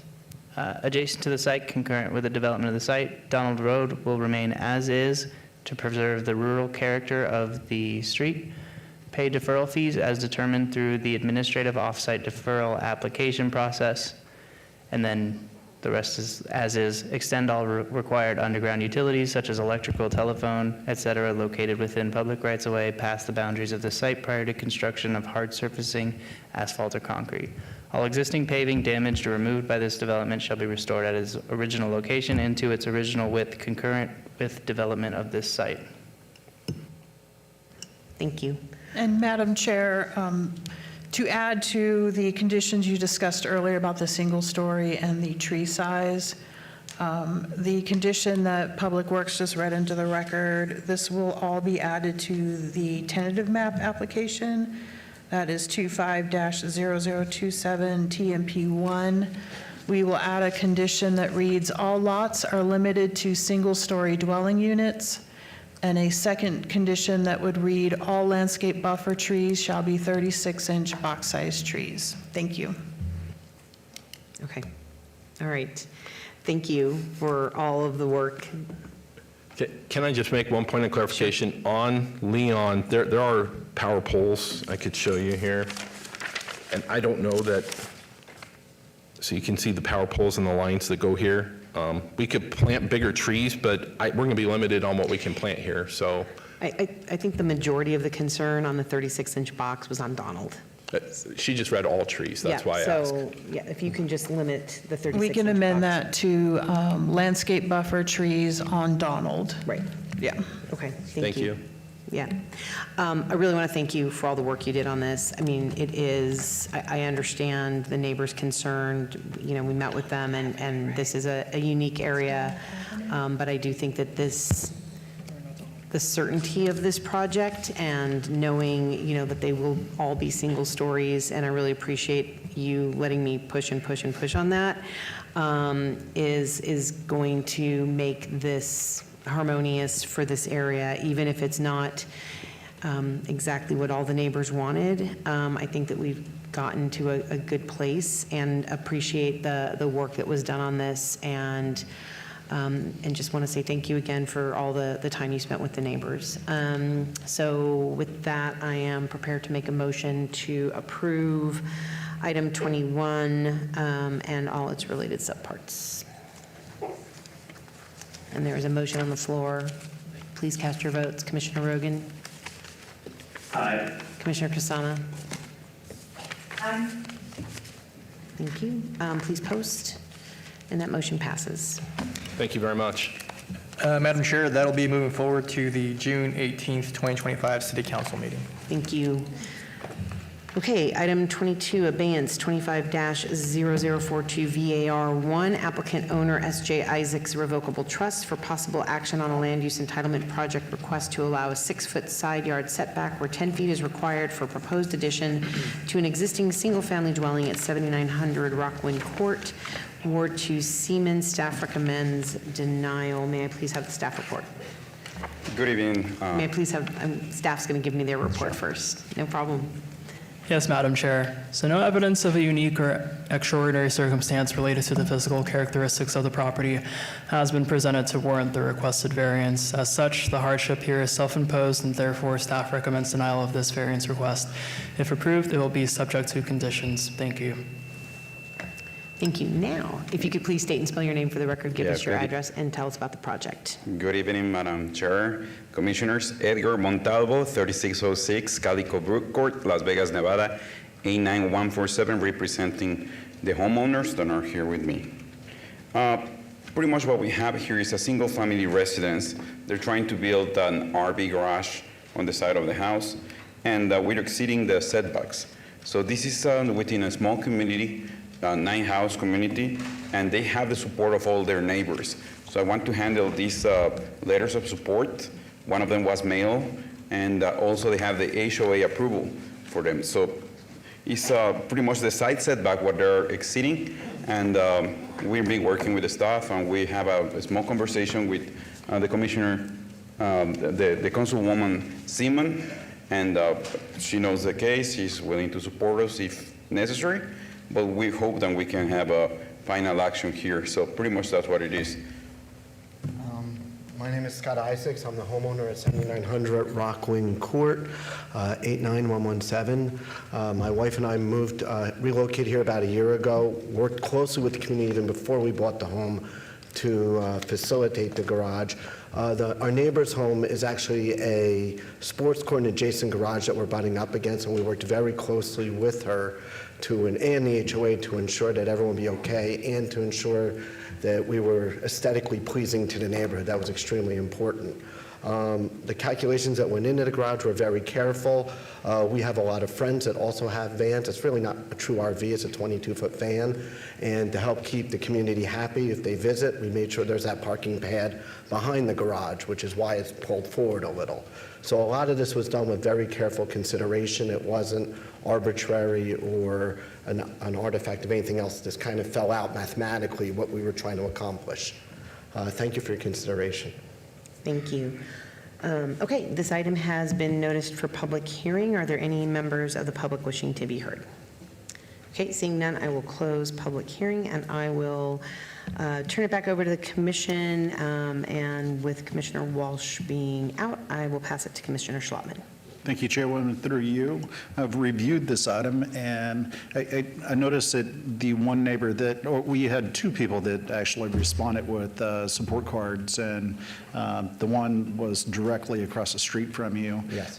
In support. And usually I would say the one that's most affected is the one directly to the side, but looking at the photos of your house, you're about, 6, 7, 8 feet lower than your neighbor, so the one that's really going to see it will be the one in front. It looks like you did had hired the right person who integrated this into the roof line and did a good job with that. So considering all those things, I can get behind this item.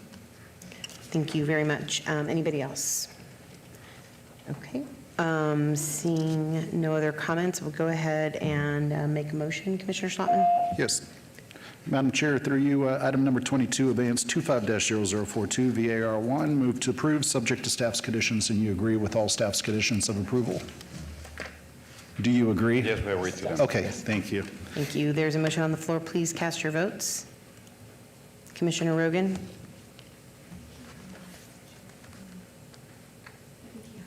Oh, Commissioner Kasama?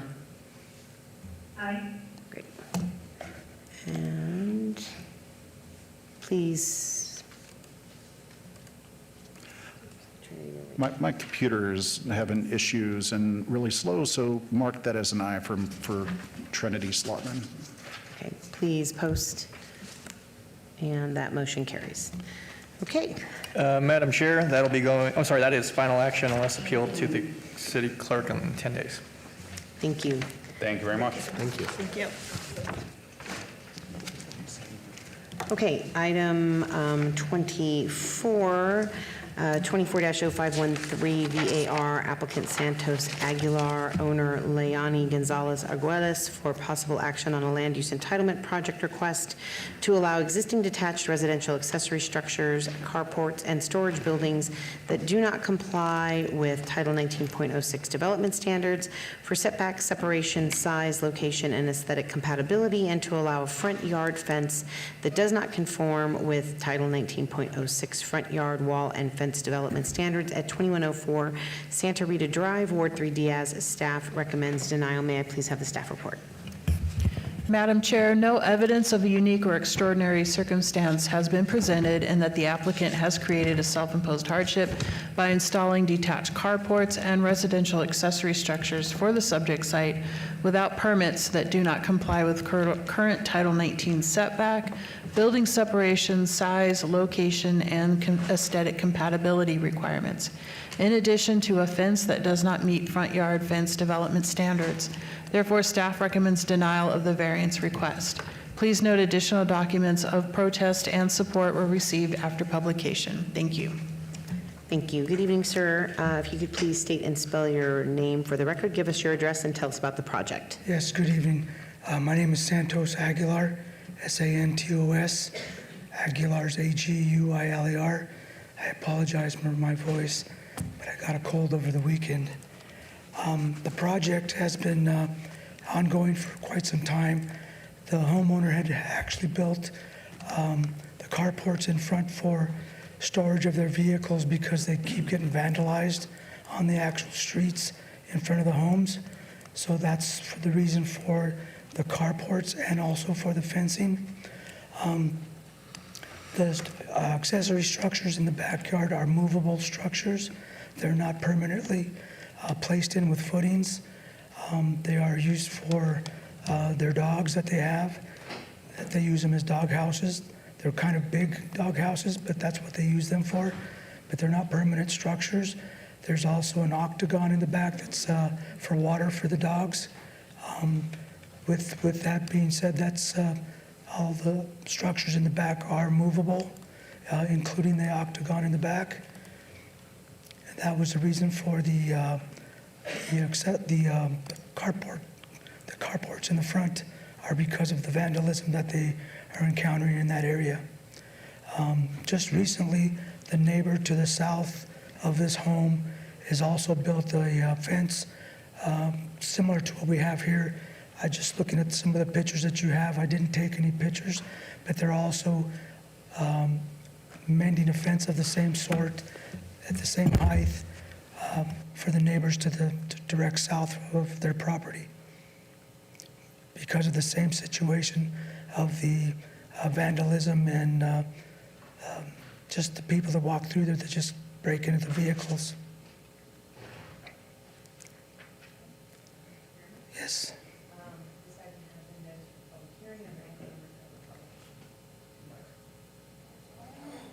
Thank you. Sorry. This item has been noticed for public hearing. Are there any members of the public wishing to be heard on this item? Nope, seeing none, I'll go ahead and close public hearing and turn it back over to the commission, starting with Commissioner Schlettman. Thank you. Good evening, sir. I reviewed this item, and, you know, the storage units in the back, I don't have an issue with, but I do have an issue with the carports in the front because current code doesn't allow them in the front.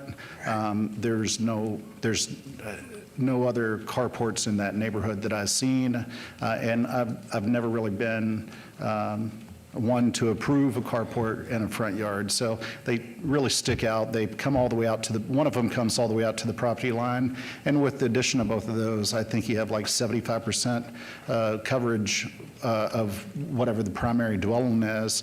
You get rid of those, you get rid of you get below the 50% coverage with your accessory dwelling. So I can get behind the storage units in the back. I can't get behind the carports in the front. Would it be possible to remove one of the carport covers in the front to leave one for parking off the street? Could that be possible? I don't think I could get behind either one. I mean, we could hear and see if anybody else has any comments on this. I'm also curious if anybody else has comments on the perforated screen material on the fence. Not a huge fan of it, but I have seen it used on other properties in the neighborhood. So if we do approve that, a question for staff. I think we're calling this a 5-foot tall solid wall, but is there a way that we can somehow rephrase it to where it's perforated metal with limited visibility? I'd hate to approve a variance that for a solid wall in the front yard and then this get torn down and the applicant think that they could build a 5-foot tall solid block wall, because I think that would be pretty bad. With the perforated screen in front, that still classifies as a wall, solid wall? Are you asking if the screen and mesh is? Yes, perforated screen. That's the reason why they're classifying it as a solid wall is due to the perforated steel. And I'm seeing if I can come up with some kind of condition that would allow you to keep that without you tearing it down and rebuilding it as a solid wall based on what we're saying today. Gotcha. But if anybody else has any comments on this, if not, I'll look to staff for Madam Chair, through you, so for clarification, the carports would not be approved? Correct. Okay, so we would need to change condition number 1, 2, 3, 4, 5, and 6 to read a variance is hereby denied for conditions 1 through 6. And then for the fence, we would read, that would be condition number 11, would be edited to read, a variance is hereby approved to allow a 7-foot tall perforated metal fence with limited visibility, where 5 feet is a maximum allowed with 2-foot block and 3-foot wrought iron required for visibility. Thank you. And did you understand what she just read into the record? Can you repeat that? On the fence? Ms. Eddowes, if I could have you repeat that one more time. Madam Chair, through you, the condition would read so that the fence would essentially be allowed to remain in its current condition. And that would be, a variance is hereby approved to allow a 7-foot tall perforated metal fence with limited visibility.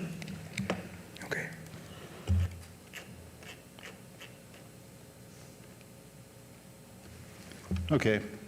And that fence is currently 7 feet. It looks like it's 5.5 feet. About 5.5. Okay. So do you understand that condition? Yes. Okay. And you understand if we strike conditions 1 through 6 or deny items 1 through 6, that means that you would need to remove those carports. Okay.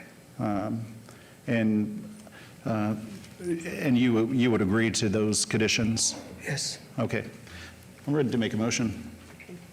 Thank you. Please make your motion. Yes, Madam Chair, on item number 24 VAR1, move to approve, subject to staff's conditions and the modified condition number 11 as read into the record by staff, and then denying conditions 1 through 6.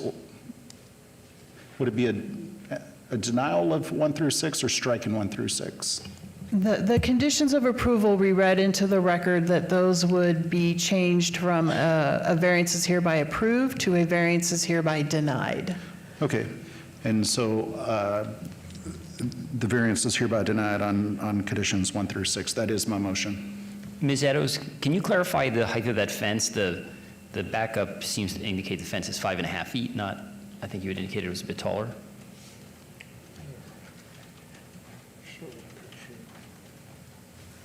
It's page 20 of the PDF, Nicole.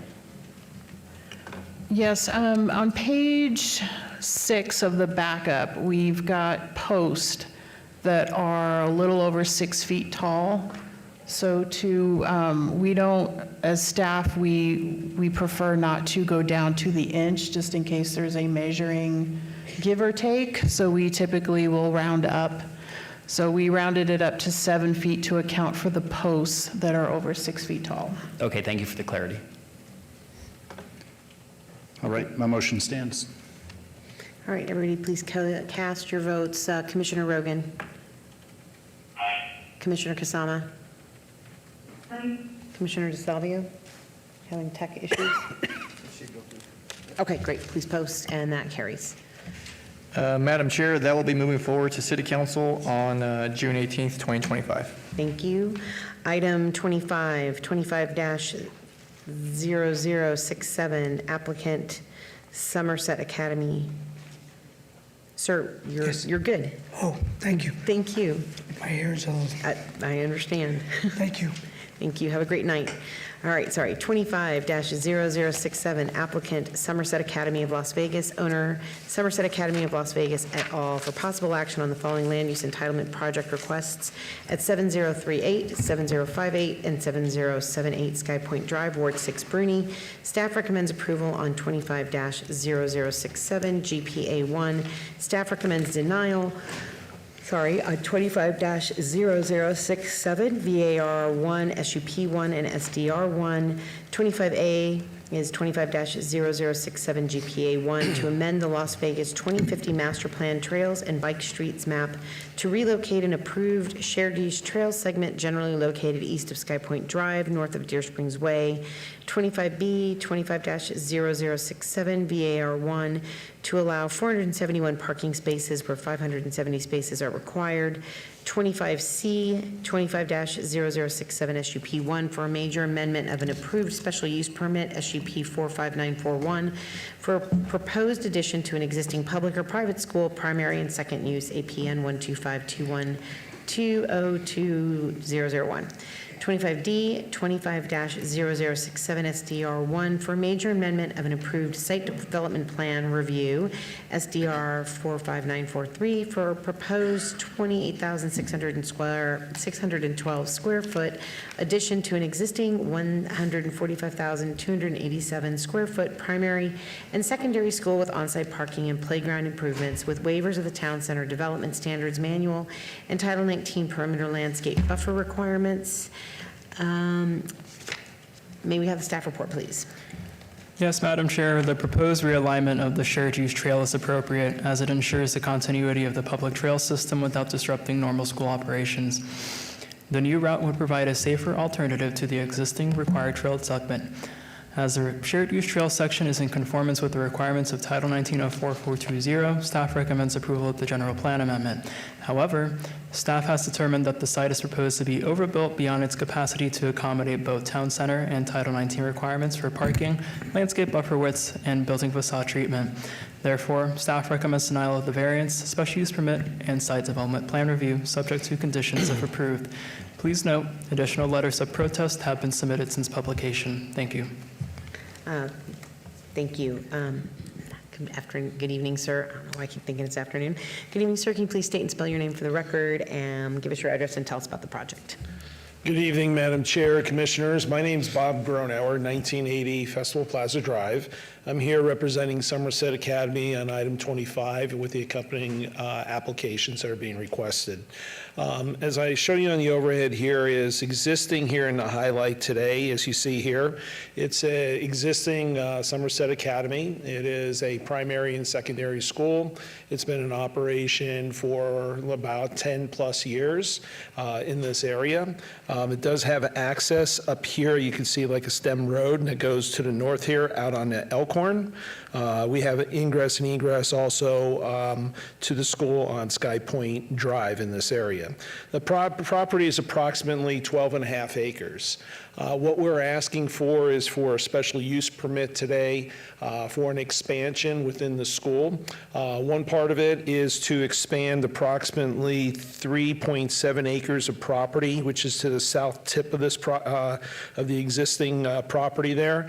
That in this area we're asking to expand. That's going to be essentially, as I show you here in this drawing here, is going to be for additional parking lot in this area. We have some sports courts that are planned in this area and some turf green space. With respect to the general plan amendment for the trail alignment, currently there is a trail that is located here that is supposed to cut through the property in this area and connect to Sky Point. What we've asked to do, and staff's recommending approval for that general plan amendment, is to realign that trail alignment instead of going across and onto our property here, cutting across the parking lot and the playground area. We would take that trail and take it down to the east property line in this area here. We'll connect to the southeast corner of Sky Point in this area, and then we would take that trail to go back up along this alignment here, which would connect into the current trail alignment that's already in existence. Staff is recommending approval of that. The other part of the special use permit is for the expansion for a theater facility, which is located on the northern part of our property that's located here. This is going to be filled for a theater that's being proposed. It's 2 levels. We are asking for a variance in parking also. The variances, we're going to be removing some parking spaces in this area, and we're relocating some parking spaces down in this area in this bottom triangle, as I mentioned to you earlier. One of the things I want to mention, though, about the parking reduction for the parking spaces, it's not so much about the parking for the variance for the school itself. That is a concern, has been a concern, and we've been working with your traffic department. It's the circulation on the property, how we deal with the pickup and drop off of the students. One of the things with the expansion is we're going to be adding about 220 students to the school. So there is a condition, I believe it's condition number 18 on the site development plan, that addresses the traffic impact analysis. It mentions, and I'm going to paraphrase, but on condition 18, that we need to get approval of a traffic impact analysis in order to be allowed to increase our student population on the property, which is totally fine with us. Your staff has been great to work with over all these years. We had Rick Schroeder, Mr. Norby has been out there. We've been working with the councilwoman out there and all the parents and trying to find ways to make sure we improve that circulation. So the increase in the approval of the application tonight is still subject to a traffic impact analysis. And then even when that traffic impact analysis is approved, staff has put an additional condition on there that there is a condition for an administrative review within 60 days. And if there's any concerns or any changes we need to make, we'll continue to work with staff at that point in time. But there is a double layer of conditions in this to address this concern as far as the parking reduction. But again, it's not so much of losing parking spaces. The parking spaces, we have more than enough on the property. It's dealing to make sure we have enough circulation on the property on and off as we propose. The site development plan, we do have some waivers. One of the waivers is on the northern part of our building here of the theater, because it's where the back of house is. We do not have windows or a window in the back of that, which we think is fairly common when you're dealing with a theater. So we're asking for that waiver. Along the trail in this area here, as you can see, we want to keep everything symmetrical with the existing landscaping. So there was a reduction in that we're requesting for.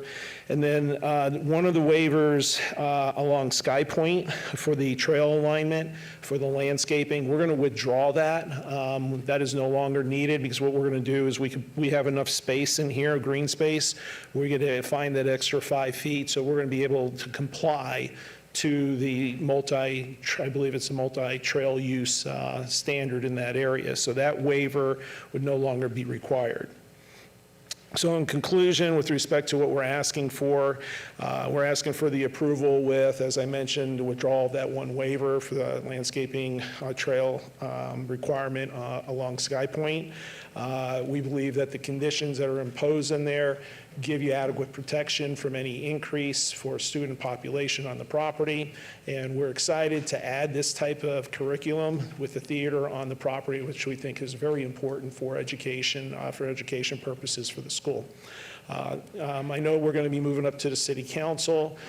We've also, just for notification, we've been working with the councilwoman's office. We're going to be having a meeting we're going to schedule with the HOAs that are adjacent to us to the north and to the east, somewhere between now and the city council, to address any other concerns or things that might come up. So that being said, I'm here to answer any other questions that you may have. Thank you, Mr. Gronauer. This item has been noticed for public comment, public hearing. If anybody is here that's a member of the public would like to be heard, please come down. Okay, seeing none, I will close public hearing and pass it back to the commission, starting with myself for Ward 6. Thank you, Mr. Gronauer, for saying how important the arts are to education. My husband, the scenic designer, would be very excited to hear that. So, okay, I wanted to ask you about condition 19 that says queues for the overall pickup and drop-off operations shall not extend into the public right-of-way. You've got a map that shows, your map shows that strip going up into Elkhorn. And so I would like to hear a little bit more about what your proposed stacking is to address the existing queues into the public right-of-way along Elkhorn, which I've seen, and it's a lot. So just if you could talk a little bit about how you're planning on reducing that stack up onto Elkhorn. Yes, one of the things that we're going to be doing is we're going to be able to add more cars onto the property for queuing purposes. Because as you can see here, currently we cannot queue in this area.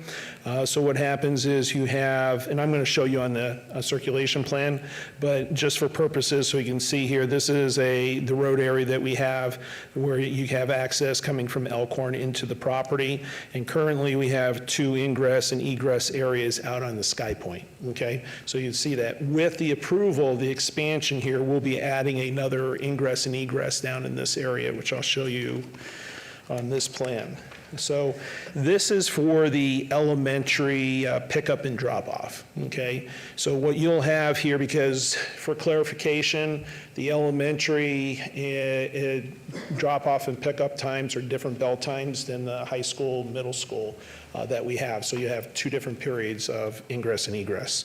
So for the elementary, what you'll have is they'll be coming in down this road here, which I showed you, the stem road from the north, which they will be able to queue onto the property here, and they'll come around and they'll be able to pick up or drop off the elementary students located here.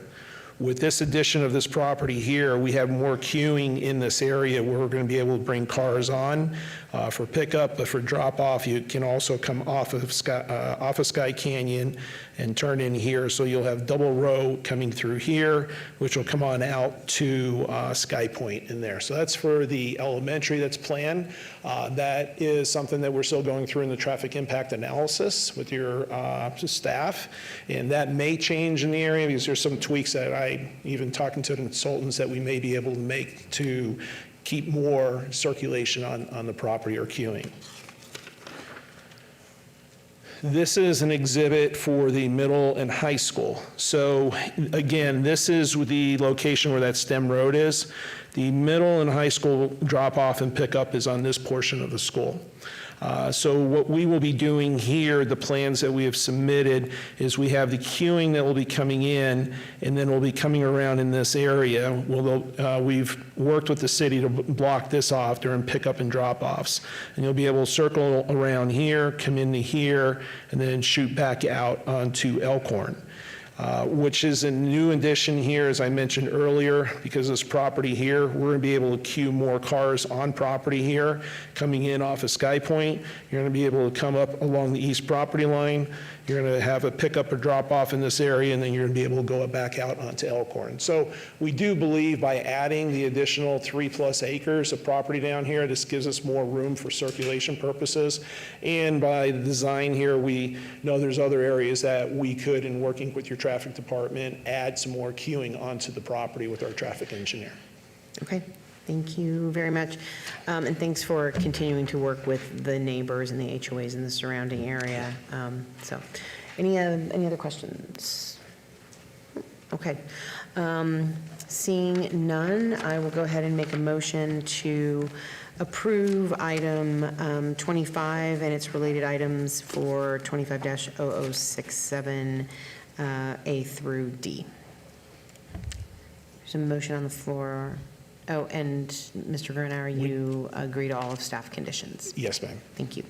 Motion on the floor, please cast your vote. Commissioner Rogan? Aye. Commissioner Kasama? Aye. Great. Please post, and that motion carries. Thank you very much. Madam Chair, that'll be moving forward to the June 18th, 2025 City Council meeting. Thank you. Okay, item 27, 25-0092 VAR, applicant owner, the KFLT Financial Trust, for possible action on a land use entitlement project request to allow a proposed solid front yard wall that does not conform to Title 19.06 development standards for solid and overall wall height at 2331 Pinto Lane, Ward 1, Knutson. Staff recommends denial. May I have the staff report?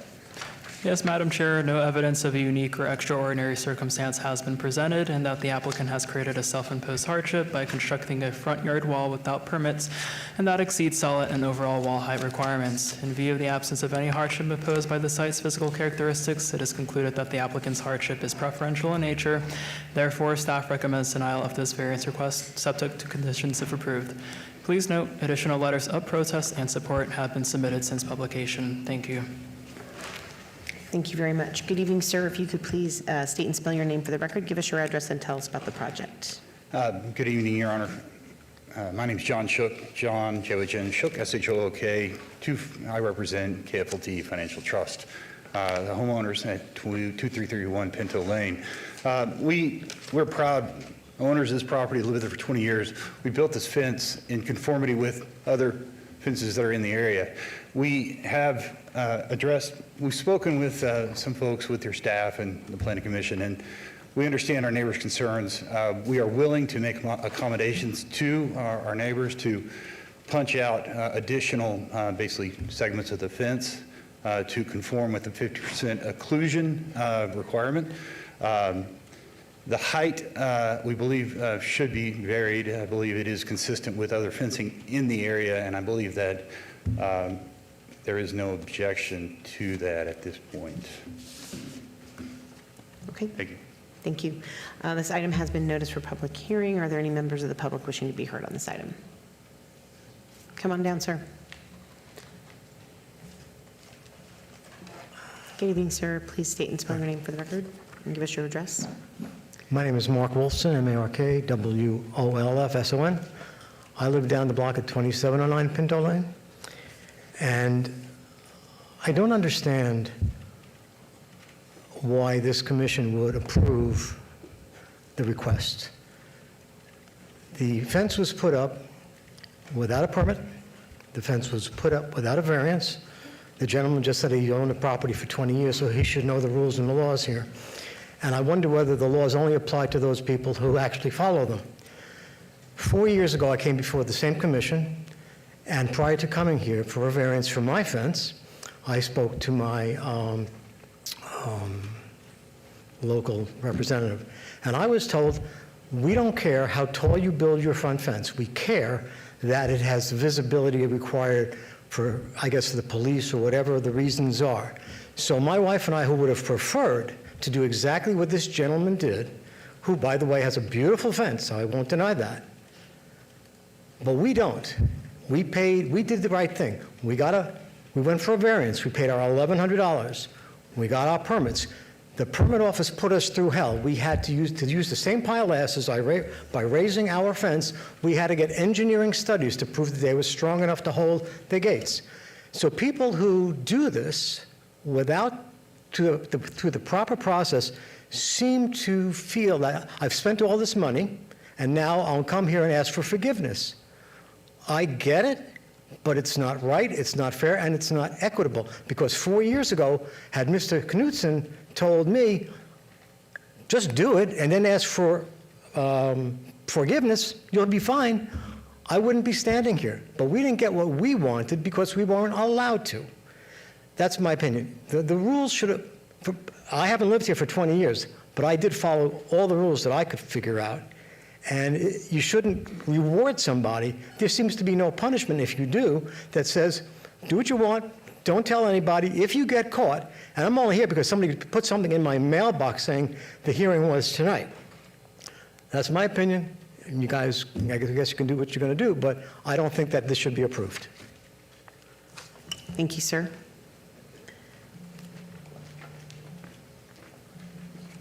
Hi, John Randall at 600 Campbell Drive. And this fence does not match any of the 1906 development standards. It's got to be a 2-foot base with a 3-foot above it, I don't know how you would put it, slatting or easy to see through. Commissioner Rogan and I have already been through this one time with another fence in the area, and it seems that it continues constantly. A fence that's solid 7 feet in our area is a security risk. I know everybody thinks their house is safe. I probably got the safest house in the whole neighborhood, and I wouldn't want a 7-foot solid fence in the front of my neighborhood. We have a lot of fence jumpers, which people never talk about. The police come here. You can look at the calls for service. The only house that they don't bother to ever see if the backyard is secured is mine. It's because I've had 2 Belgian Malinois in the back, and they consider it their yard, and they wouldn't let anybody come over to have a visit. But every other fence that I've seen, they all are allowed to see through, and a solid fence is just not good. I went by and saw this property. I don't know if the fence they have right now is compliant. It looks like it's taller than 5 feet, and there is very, very limited view through what they have now. So I would say that I would like to see the commission go ahead and just not approve it. Thank you. Thank you very much. Anybody else? All right, seeing none, I'll close public hearings. Sir, did you want to come and have any other? Yeah. Yeah, briefly. So just so my neighbors are clear, we are going to make it conform with the visibility requirements set by the ordinances. If we could have 180 days for that, we're going to have to punch those plates out. And I would just like to note, one of the reasons why we're doing this is we had an attempted murder through a home invasion of my wife because we did not have a fence, and they picked our house because it was the only one that did not have a fence in front of it. So, I'll just put that out there. Thank you, sir. Okay. With that, I will turn it back over to the commission, starting with Commissioner Rogan.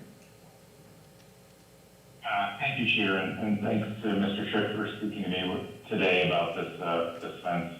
And both Mr. Rando and Mr. Wilson are correct that I've generally been agreeable to a 6-foot wall height as long as folks are committed to making the top portion of the fence 50% viewable as required by code.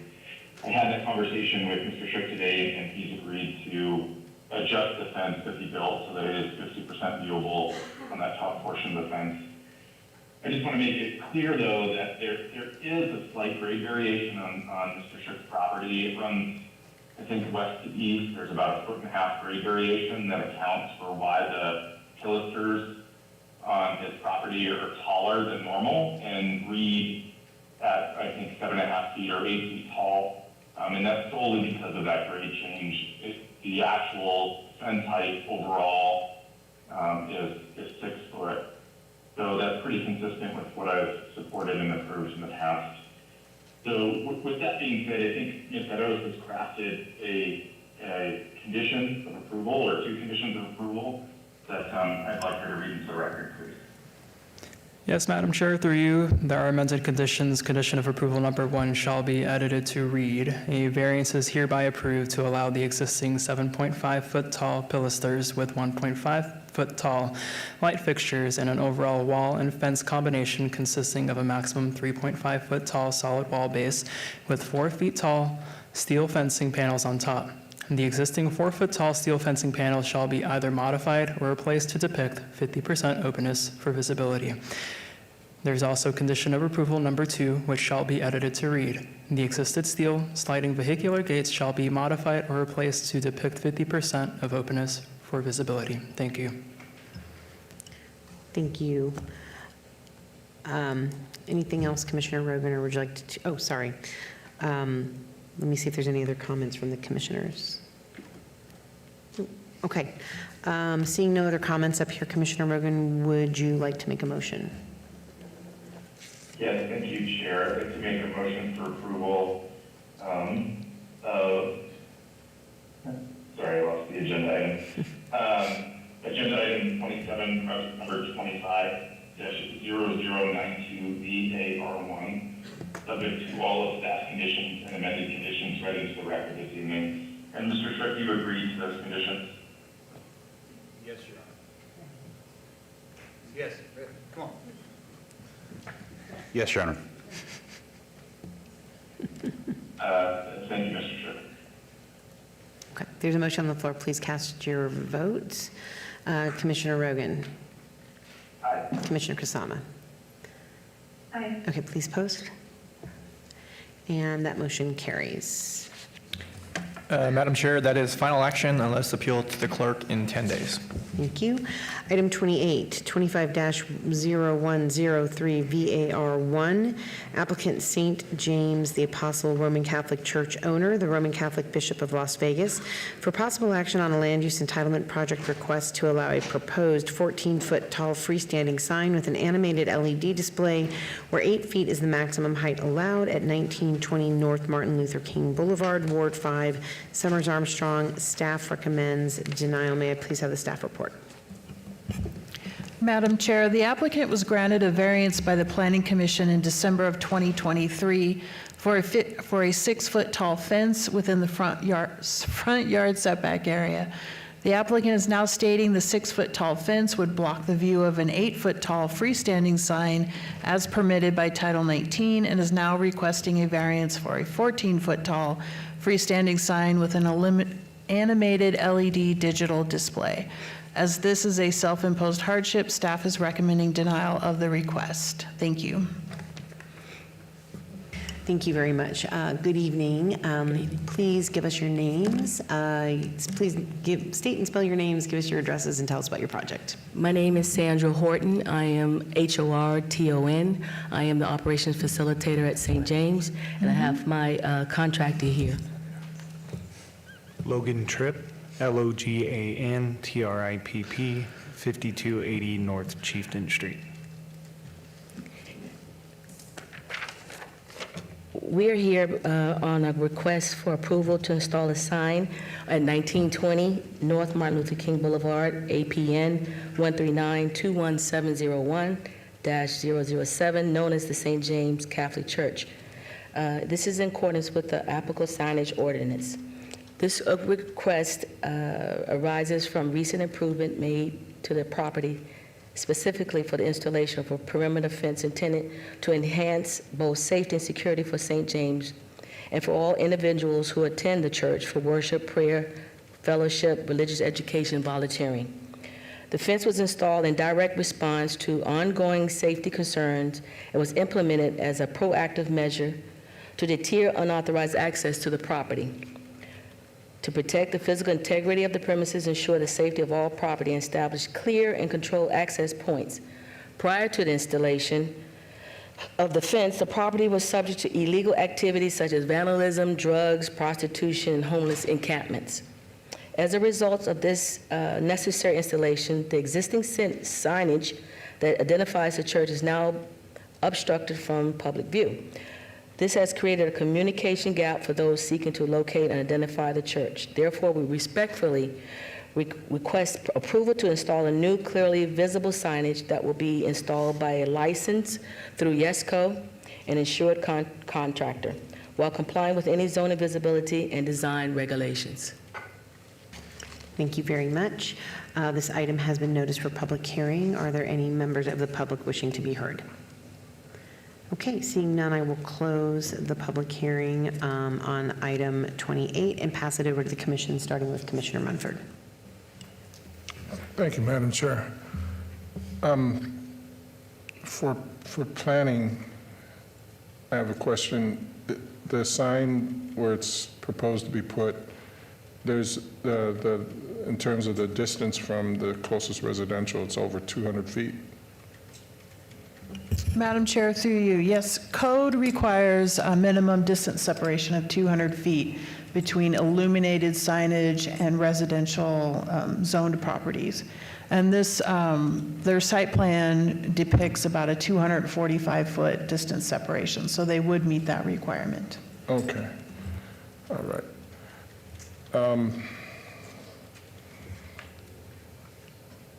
Yeah, and this will be an LED light? Yes. Okay. I really don't have any problem getting behind this, other than, you know, the residential to the, I believe that's to the south of it, Yes. is farther than 200 feet. I think to the north of it is commercial. Yes, Mario's. Yeah, so I don't have any problem in backing this and motioning for approval. Does anybody on the board have questions? All right. Chair, I have something to say. Please proceed, Commissioner Rogan.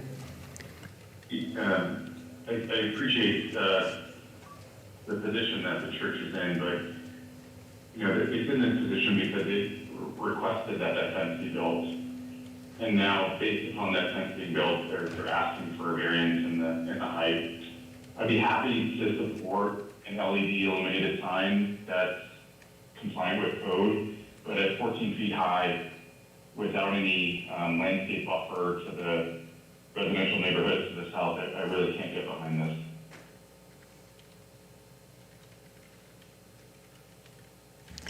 Okay, any other comments? All right, seeing none then, Commissioner Munford, if you want to go ahead and make your motion. Like I said before, I don't, like I said, I don't see any, if the distance is over 200 feet, I don't see any problem with that. I'd like to motion for approval. I'd like to make that motion subject to all conditions. Thank you. There is a motion on the floor. Please cast your vote. Commissioner Rogan? Nay. Commissioner Kasama? Aye. Okay, please post. And that motion carries. Madam Chair, that is final action unless appealed to the clerk in 10 days. Thank you. I also have a letter to submit that was given from the Archdiocese to support us. Okay. You want to just hand it to the clerk?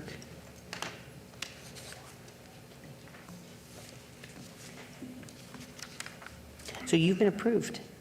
Yes, thank Yep. you. You're good. Thank you. Thank you. Have a good night. Okay.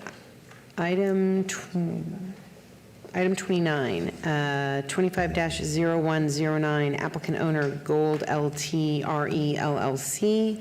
Number 6, for possible action on the following land use entitlement project requests on the east side of Rainbow Boulevard, approximately 605 feet south of Ann Road, Ward 6, Bruni. Staff recommends denial on the land use entitlement project.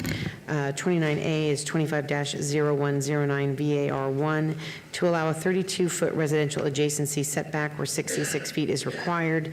29B, 25-0109 VAR2 to allow 39 parking spaces where 44 parking parking spaces are required. 29C, which is 25-0109 SUP1 for proposed motor vehicle part sales, installation, and repair use, motor vehicle repair minor, and then 29D, 25-0109 SDR1 for proposed one-story, 7,449 square foot motor vehicle repair and 400 square foot smog check development with a waiver to allow bay doors to face the right-of-way where such is not allowed. May I have the staff report, please? Yes, Madam Chair. The proposed development is located within the Rainbow Boulevard North Corridor Plan, which emphasizes neighborhood-supporting land uses and walkability. Walkability is usually achieved by placing the building towards the street frontage with parking in the rear to create a visually interesting space for pedestrians. The applicant has proposed to set back the building by 82 feet with parking in the front yard. Additionally, the auto-oriented nature of the development further discourages accessibility to neighborhood-serving uses for residents living within walking distance of the corridor. Therefore, staff finds the applicant has proposed to overdevelop the subject site as evidenced by the requested variances, waiver, and exceptions of Title 19 requirements. As the proposed development also does not further the intent of either the Rainbow Boulevard North Corridor Plan or City of Las Vegas 2050 Master Plan, staff recommends denial of all requested entitlements subject to conditions if approved. Please note, additional letters of protest have been submitted since publication. Thank you. Thank you. Good evening, ma'am. If you could please give us your name, state and spell your name, give us your address, and tell us about the project. Good evening to all. Renee Rollin, Renerolin, with Momenti Engineers, representing the owner. The project is that the owner would like to bring auto service to the neighborhood. This, as you know, the property is zoned C1, and next door to it is already, I think, a street sweeping business, and then further next to that is a gas station. The other side of it is we are locked in by two sides of residential. So we've accommodated that with trees at 20 feet on center. Some are 36-inch box, some are 24, alternating. And we've also pushed the building, keeping this building centered on the site, we've pushed the parking for the building to the opposite side, so it's near the commercial side, not the residential side. And I believe the gas station that's on the corner is about the same height as our building, too. If not, it's within a couple feet, so. Okay. This item has been noticed for a public hearing. Are there any members of the public wishing to be heard? Okay, sir, come on down.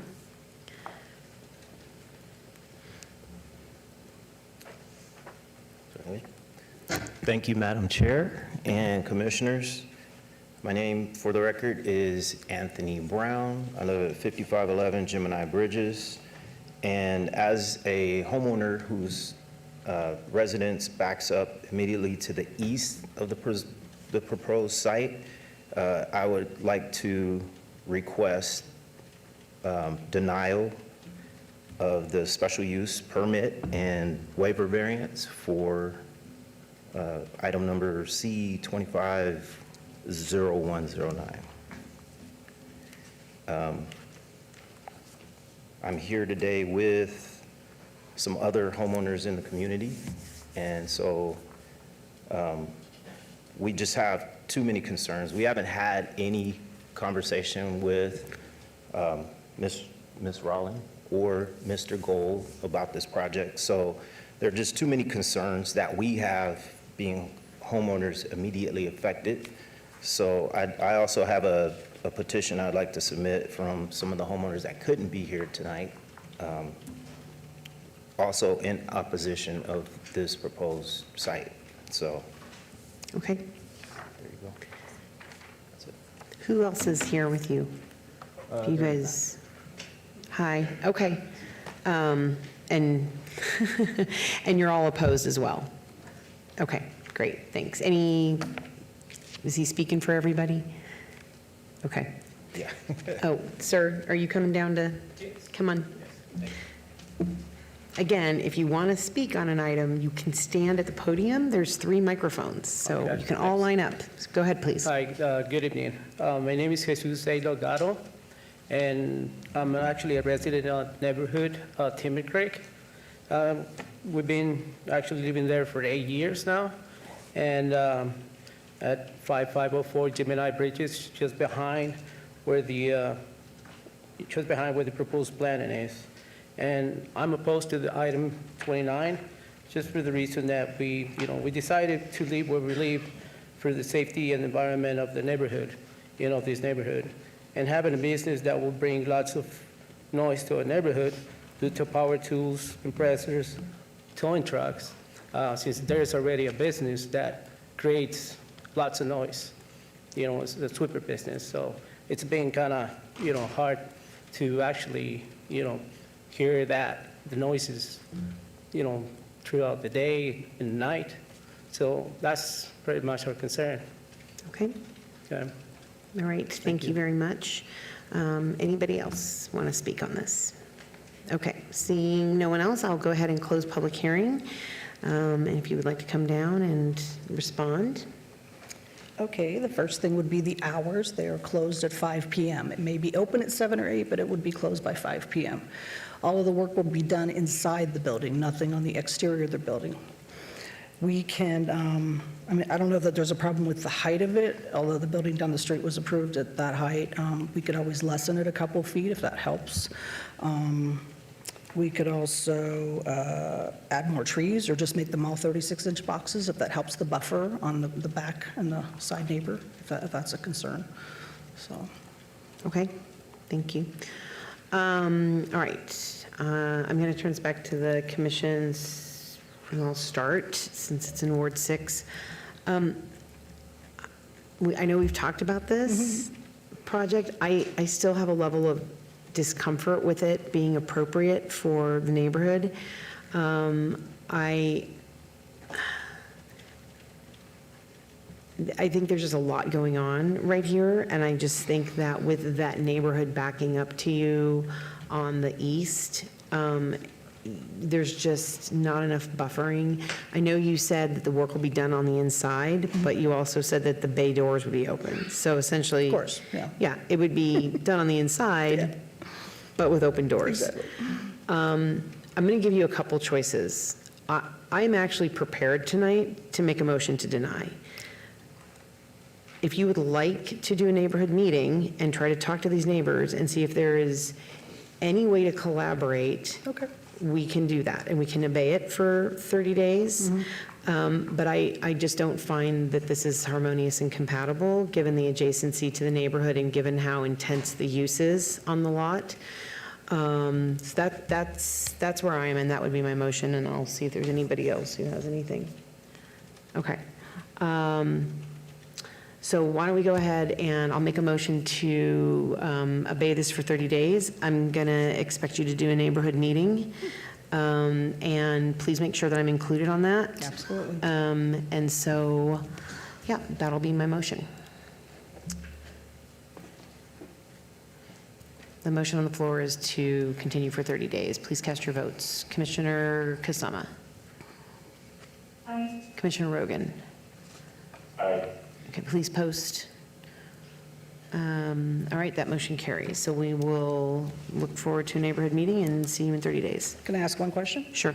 Since it's already zone C1, is it more appropriate than to put a fast food on it that's possibly got, hours from 6 a.m. to 10 p.m. and there's constant traffic and lights and things? Why don't we have a neighborhood meeting and we can talk about it? Okay, I'm just wondering in Yeah, case the I owner think wants there's a to little bit change of- his idea. Yeah, So- we want to make sure we're not saturating that corner with uses as well, so. Okay. Okay. All right, great. Thank All you right, all. great, thanks, Renee. Okay. Can I get a show of hands real quickly to see who all is here on item 30 and 31? Okay, all right, so here's what we're going to do. We're going to try to knock out the rest of this agenda, and we're going to trail 30 and 31. Sorry, thanks, guys, sorry. Okay, so item number 32, 25-0124, SDR, applicant owner Southwest Holding Company LLC, for possible action on a land use entitlement project request for a major amendment to an approved plot plan review, Z0071-99-1, for the proposed addition of a one-story, 16,877 square foot commercial building to an existing shopping center with a waiver of perimeter perimeter landscape buffer requirements on the southeast corner of Craig Road and Teneo Way, Ward 4, Alan Polensky. Staff recommends approval. May I have the staff report, please? Madam Chair, staff has determined the proposed waivers and exceptions pertaining to perimeter landscape buffers and planting materials will have minimal negative impact to the adjacent multifamily development, which has existing mature perimeter landscape planting materials. Furthermore, staff finds the requested major amendment is consistent with the previously approved site design and building elevations within the existing development. Therefore, staff recommends approval of the requested major amendment. Please note additional documents of protest were received after publication. Thank you.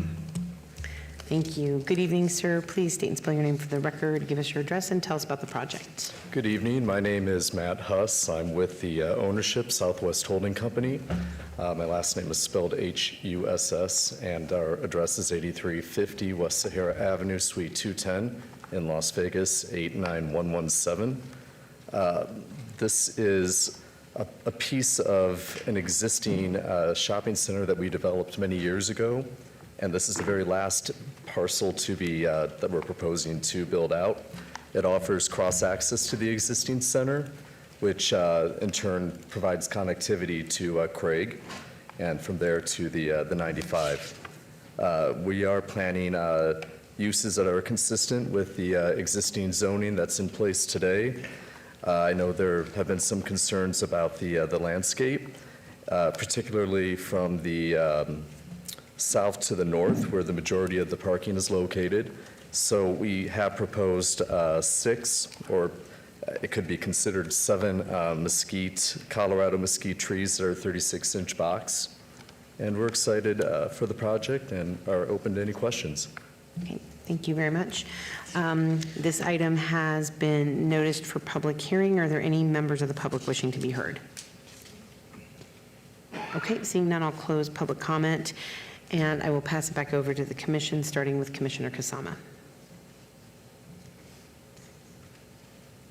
Thank you, Chair. To review, I would also like that you've done your due diligence and have worked out a compromise on the landscaping.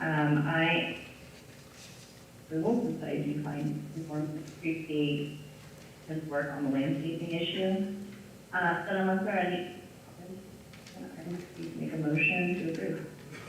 Okay, thank you, Commissioner Kasama. And Mr. Huff, are those, real quick question for me, thank you for working with me on the landscaping. Are those trees going to be 36-inch box trees? Yes, that's Okay. what we are proposing. Okay, thank you, sir. Anybody else on the commission have any questions? No. Okay, Commissioner Kasama, did you want to make your motion?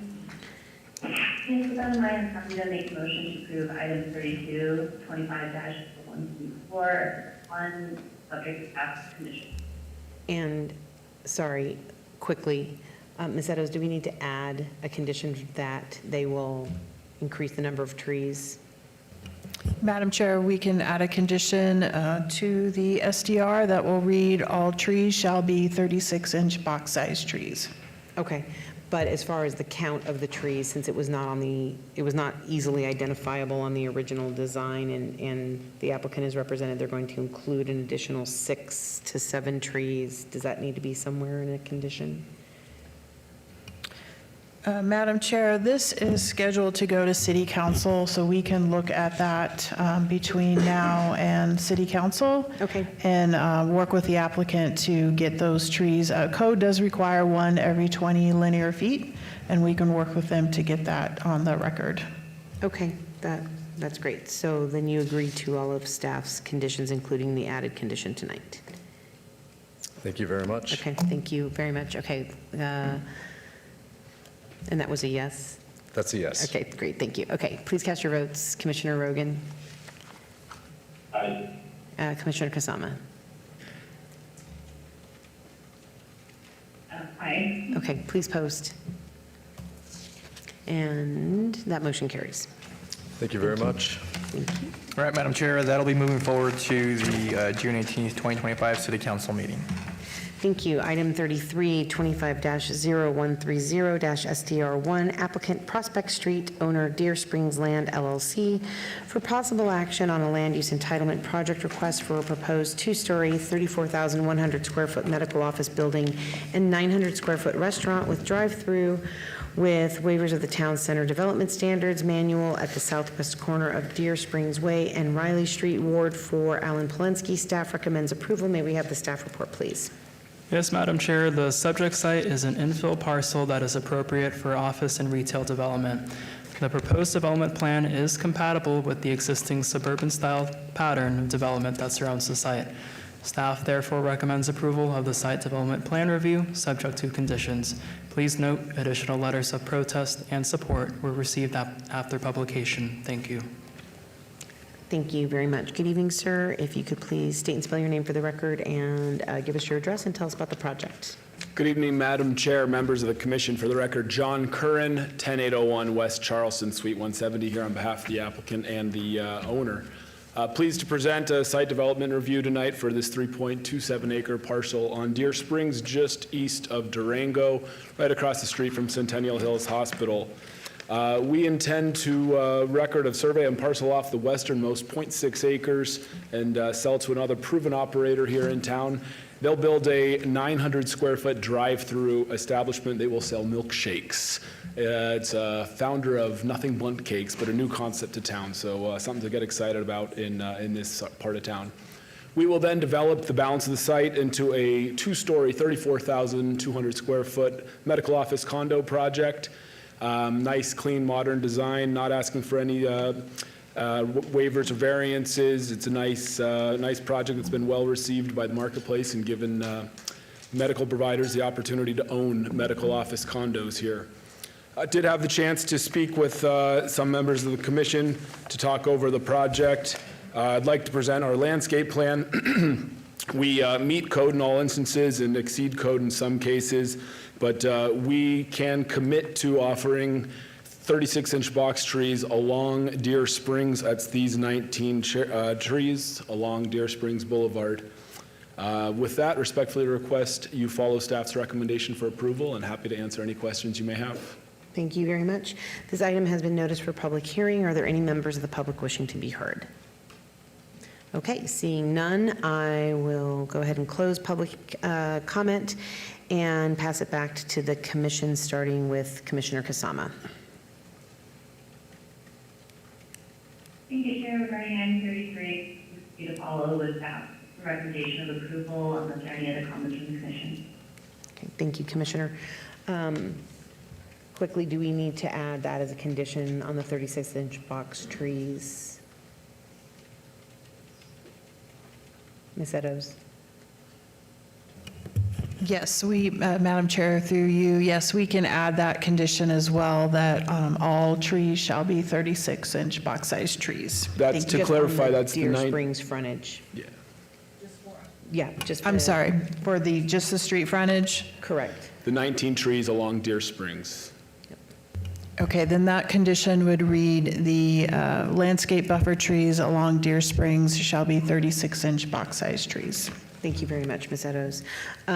Okay, thank you so much, Mr. Curran. Really looking forward to this project because we're getting on that Durango corridor since I'm just north of Ward 4, and that's like most of my commercial stuff is on Durango. Excited that we're getting to the last few bits of infill, and I think this is going to be a really great project. So, Commissioner Kasama, would you like to make your motion? Thank you, Chair. With that, to approve item 85130-01, subject to. Okay, so the motion on the floor is to approve item 25-0130 SDR, subject to all staff conditions and amended conditions as stated tonight. And you agree to all those conditions, Mr. Curran?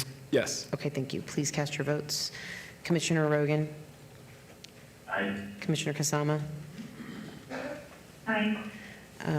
And Commissioner Schlottman, your vote is not showing up.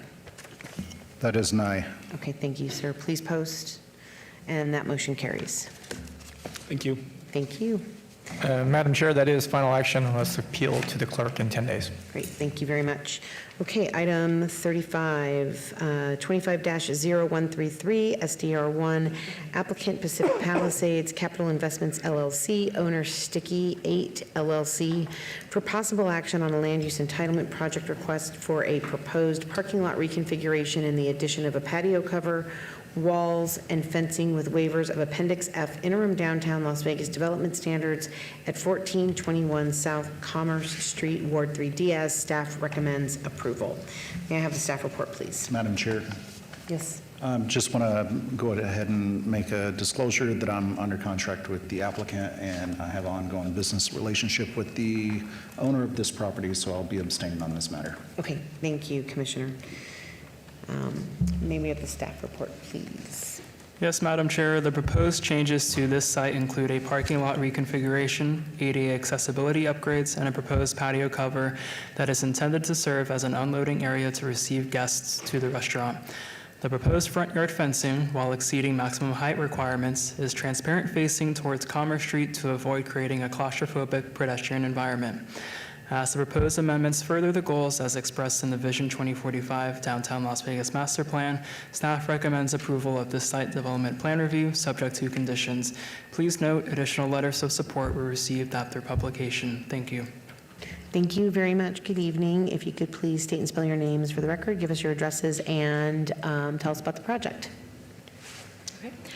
Carly Mossman, good evening. CarlyMossman.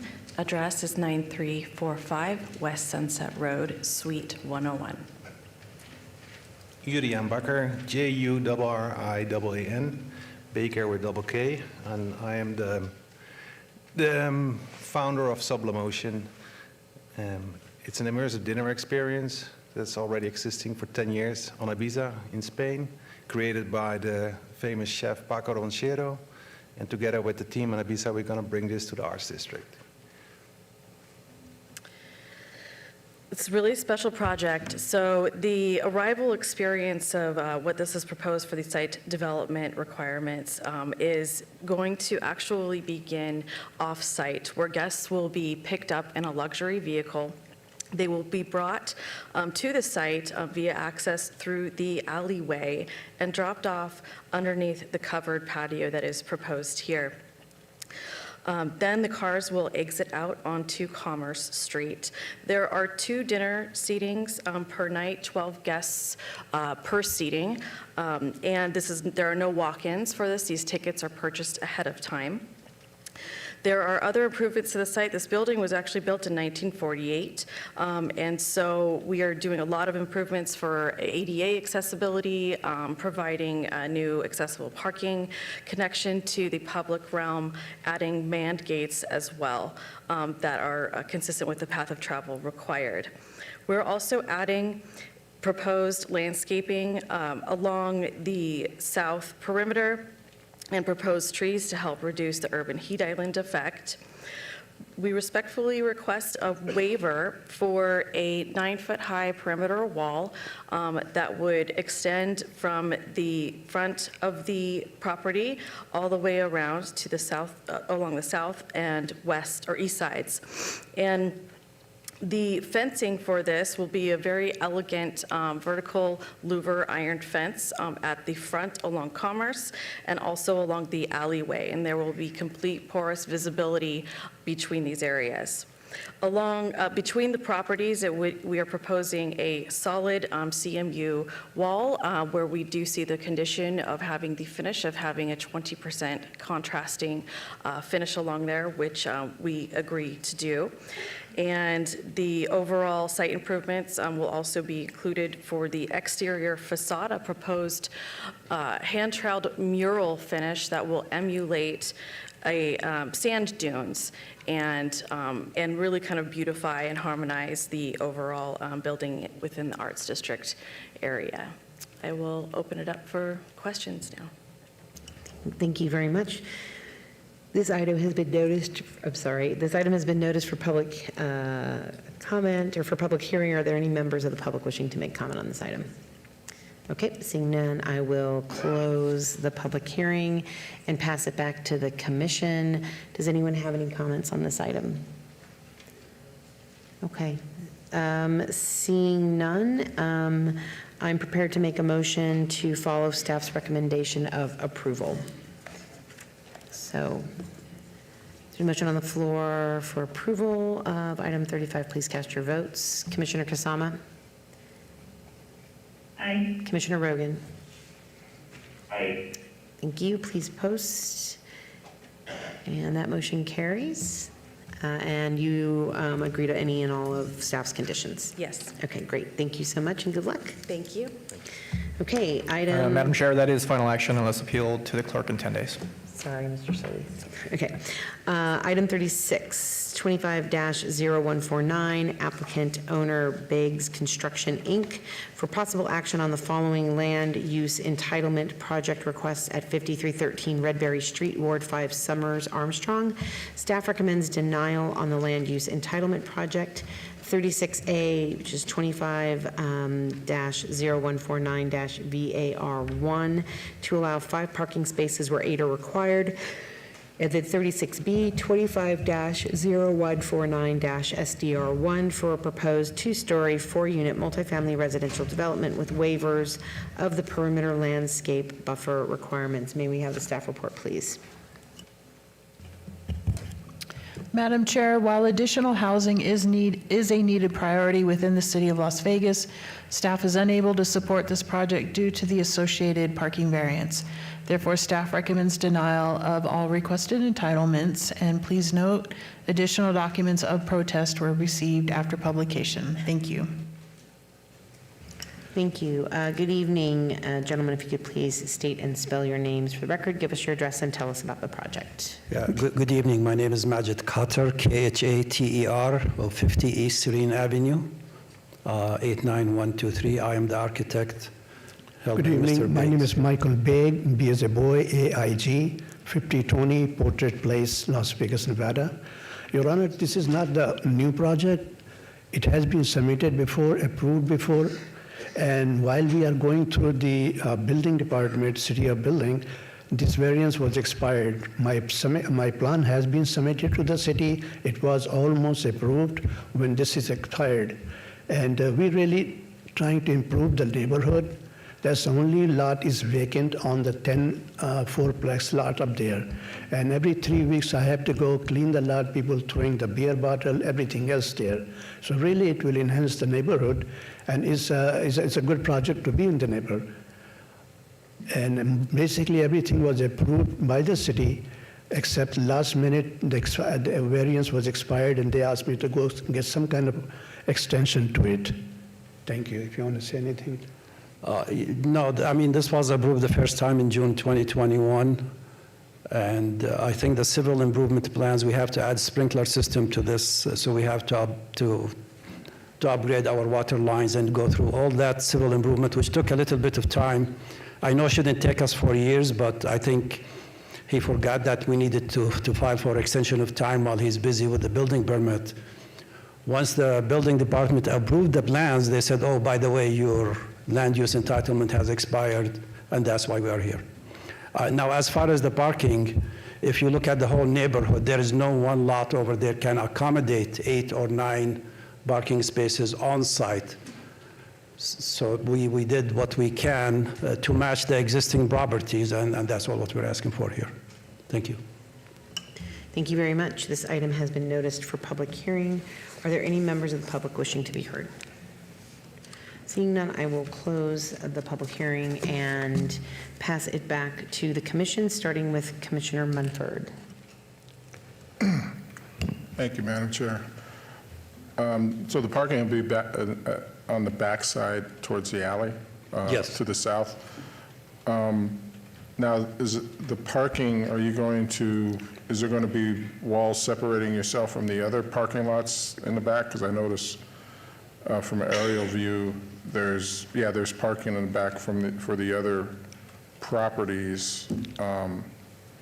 You're not segregating your parking from the other properties, or not that it's important? I'm just wondering. No, because there is none Like if you look at the back, it's all kind of open. But we are adding a trash enclosure that nobody else have that. So we're building it to one side, so that will isolate the one side.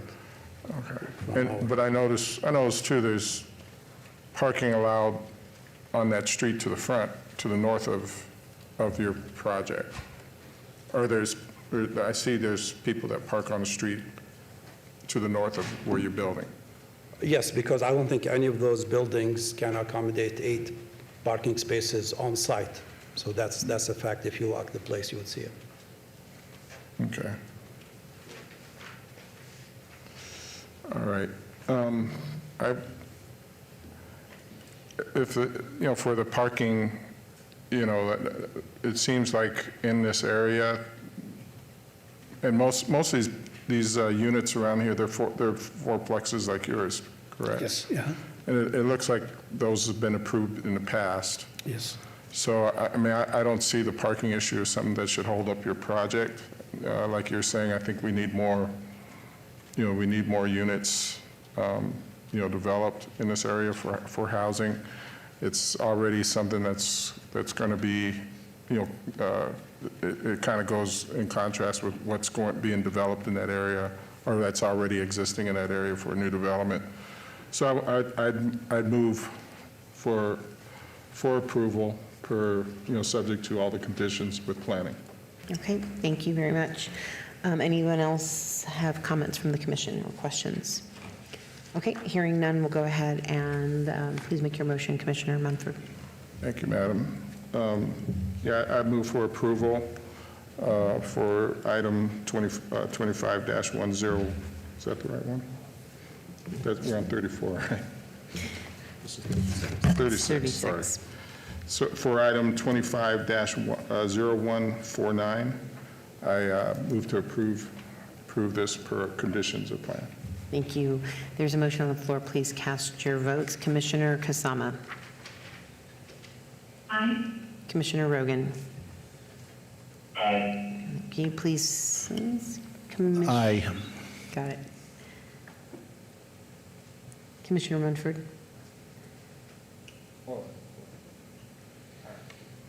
Okay, great. Please post. And that motion carries. Thank you, gentlemen, and you understand that that is subject to all staff conditions. Thank you so much. Thank you. Appreciate for it. moving us forward. Okay. All right, thanks.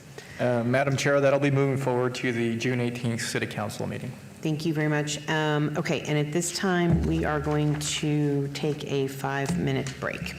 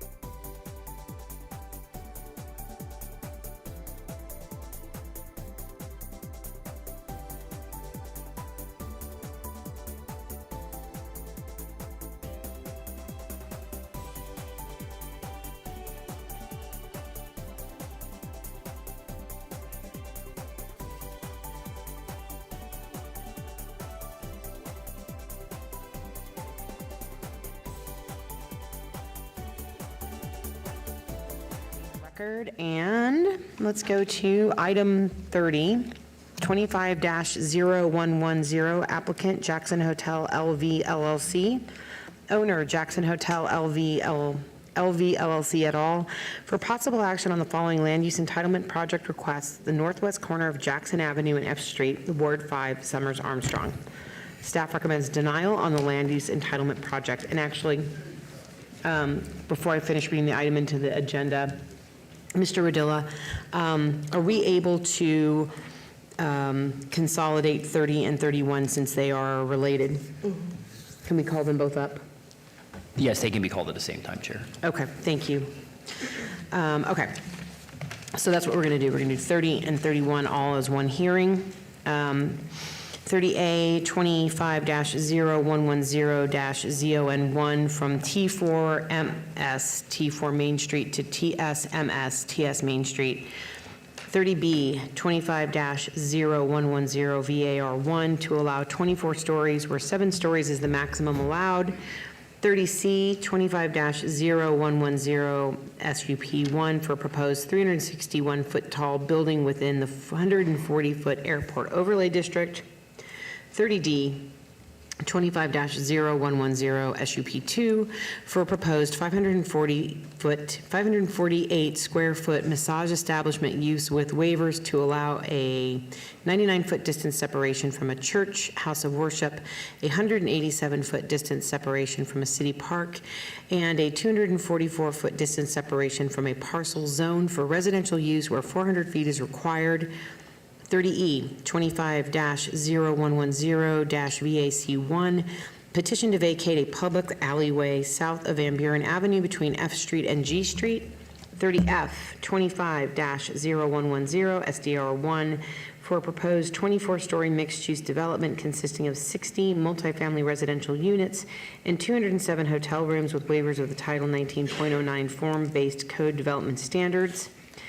Item 31, 25-0111, applicant Westside Residence LV LLC owner, the House of God, which is the Church of the Living God, the pillar and ground of the truth without controversy, Inc. et al., for possible action on the following land use entitlement project requests at the southeast corner of Van Buren Avenue and G Street, Ward 5, Summers Armstrong. Staff recommends denial on the land use entitlement project. 31A 25-0111 ZON1 from T4-N, T4 neighborhood, to T5-MS, T5 Main Street. 31B 25-0111 VAR1 to allow 21 stories where 7 stories is the maximum allowed. 31C 25-0111 SUP1 for a proposed 342-foot tall building within the 140-foot airport overlay district. 31D 25-0111 SDR1 for a proposed 21-story mixed-use development consisting of 256 multifamily residential units and 1,752 square feet of commercial space with waivers of the Title 19.09 form-based code development standards. May we please have the staff report? Yes, Madam Chair, the proposed development consists of 2 separate applications. For the southern half of the proposed development, in order to accommodate the large scale of the proposed development, the applicant is requesting to rezone the property, which would result in spot zoning. A special use permit to exceed the airport overlay, a variance to allow 22 stories where 7 is the maximum allowed, and multiple waivers for setbacks, lot coverage to allow 0 parking and no amenity zone along G Street, F Street, and Jackson Avenue. Related requests are also proposed for the northern half of the proposed development. Similarly, the applicant's request to rezone the northern half of the proposed development would result in spot zoning, while a special use permit to exceed the airport overlay, variance to allow 21 stories where 7 is the maximum allowed, and multiple waivers for setbacks and parking requirements are requests that staff cannot support, as these are self-imposed hardships and preferential in nature. As the proposed development does not support the 100 Plan, the Vision 2045 Downtown Las Vegas Master Plan for the historic West Side, nor the West Las Vegas Plan, staff finds the proposed development is not compatible with the surrounding area and recommends denial of all applications. Please note, additional letters of protest and support were received after publication. Thank you. Thank you very much. Good evening, folks. Thank you for hanging in there with us. If you could each please state and spell your name for the record, give us your addresses, and then you can tell us about the project. Sure. Good evening, Madam Chair, members of the board. Joe Cato, 2755, Joe Cato, C-A-T-O, last name, 2755 East Desert Inn Road, and I'm here with my colleagues. My name is Brianna Lucier, B-R-E-A-N-N-A-L-U-C-I-E-R, and I am the project manager for the project. My name's Kevin Thistle, K-E-V-I-N-T-H-I-S-T-L-E, architect here representing the owner. Thank you.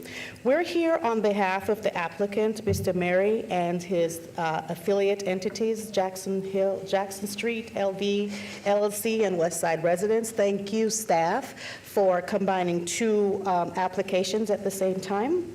The subject site consists of 5 parcels totaling approximately 0.97 acres, located at the subject northwest corner of Jackson Avenue and F Street. The site is currently zoned T4MS, T4 North, T4 Main Street, and the home of the former Tokyo Tavern, also known as Newtown Tavern, a legal, non-conforming, non-restricted gaming establishment. Since 2014, December 2014, this body gave us an extension, and our clients have been working on this project over the time. I want to thank the planning commissioners that took the time to meet with us, and the city council people that have taken the time to meet with our team as well to discuss this project. I believe this project is needed in the community. It's an asset to the community.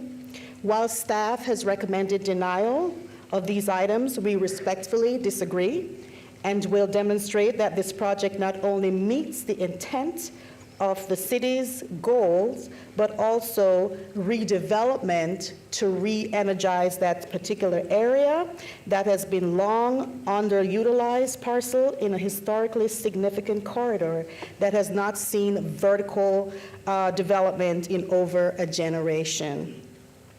To support this application, we'll be voluntarily submitted a comprehensive set of community benefit commitments into the record, and these includes a 10% net operating income reinvestment into the community managed fund, a 30% local hiring goal dedicated to affordable housing, and cultural access for local business and organizations. We held a community meeting to discuss the project with the community. We had over 70 members from the communities, some of those that are directly impacted by the building. And so of the 70, we had about 75% of the attendees that support the project. Our architect is here. He's going to go through the nits and grits of the entire project. I have Brianna here. She's going to talk about our community benefit plan and why we believe the investors are very, very invested into the community and are dedicated to the community and want this project to work. When we met with the planning commissioners, some of the concerns that we heard is that is funding. Is this project going to be funding? And we will be submitting for the record our financing plan, because we do have financiers and investors that are looking at the project and want to support the project, and we will submit those into the record. Also, we will submit into the record letters of support from not just the community, but also from business entities that want to be a partner for this project when it comes to being vendors within the hotel casino development. When it comes to affordable housing, that is in very short supply right now, and our client has made the commitment that these affordable housing will be in the area, that people will not be outpriced when it comes to purchasing these homes. And so I'll have Brianna talk about the community benefits plan, and then I'll circle back. Thank you so much. So specifically for the 10% net operating income that we would like to give back to the community, sorry. Specifically for the 10% that we would like to give back to the community, we would like to propose that there be a community benefit agreement between us as the developer and the city, stating exactly what we plan to do, stating about the Cultural Advisory Board with a set of bylaws for that board, stating what percentages of that 10% we expect to go to housing and redevelopment, to scholarships, to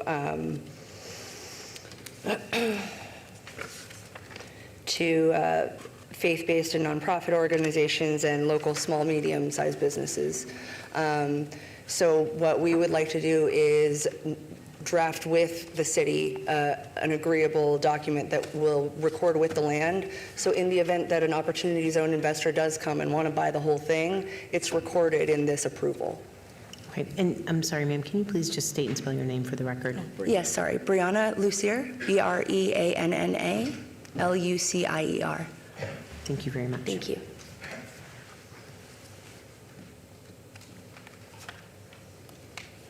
And we have submitted our outline for the record. The voluntary. The voluntary, yes. And also for the financing, would like to submit this as well for the record.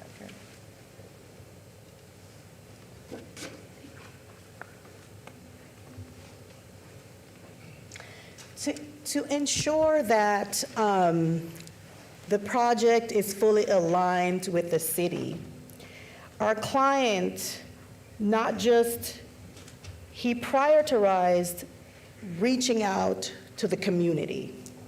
And we had our community meeting, as I mentioned before, but not only that, we met with stakeholders in the community.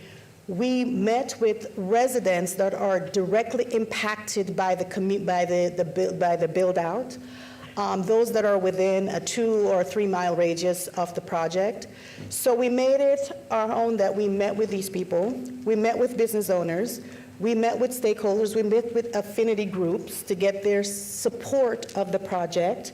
Of course, we've met with residents that have asked for what's the benefit of them supporting the project, and that gave us the opportunity to talk about our benefit plan, which has been accepted by the community. When we did that, we just want to make sure that West Las Vegas is a community that is moving forward with Ward 6, with downtown. When we look at over at the Smith Center, we see all the development that is happening over there, and then you look at West Las Vegas and nothing is happening over there. So this product, it's time, our client believes it's time that we look at a project that is aligned with the goals of the city for growth. My apologies. That startled me, sorry. Okay, and so I'm going to have our architect go over, we're going to ask this body to approve the application, and we're going to have our architect go over some of the drawings, and then we'll circle back before we hear from, we answer your questions.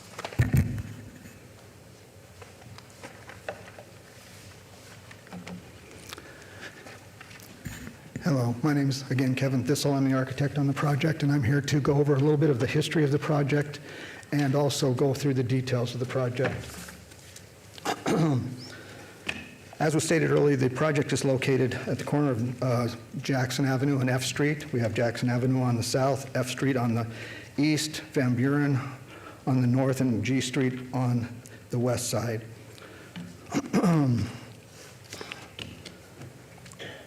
The project, as also was stated, is divided into 2 parcels. The north parcel here, which is we're calling the West Side Residence, and the south side of the project is the Jackson Hotel and the Harlem Nights Casino.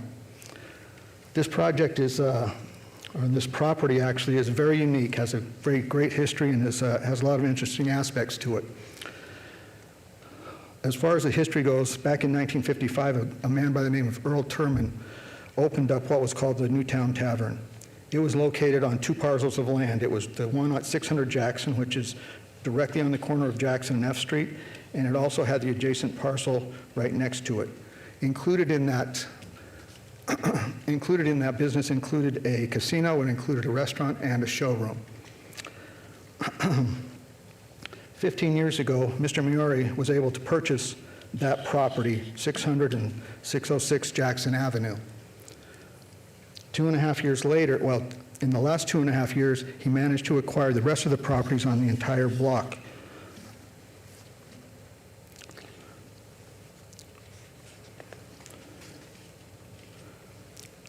When Mr. Muri purchased the project 15 years ago, this is a map that shows what the zoning was at that time. The property is here that is circled. The properties that are in red were zoned C2. At that time, C2 zoning, you could build any type of commercial project on that site, and there was an unlimited height allowed.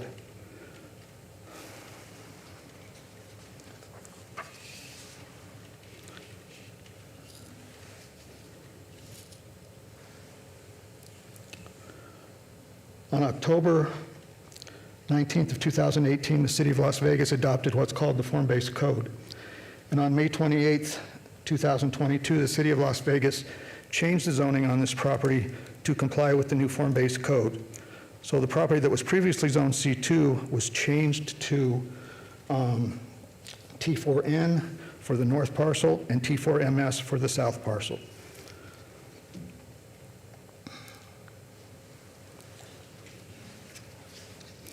This property, as I said, has a great history.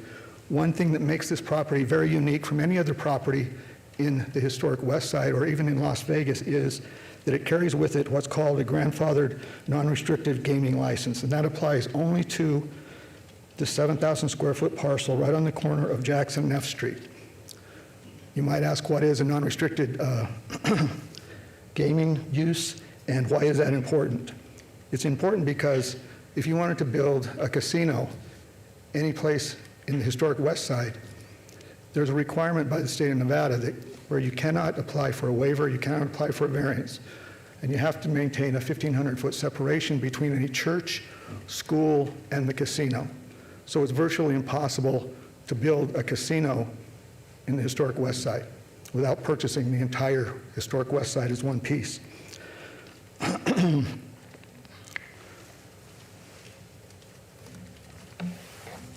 There's also a regulation when you have a casino, if you want to serve liquor throughout the facility, there's a state and local regulation that requires you to build 200 hotel rooms.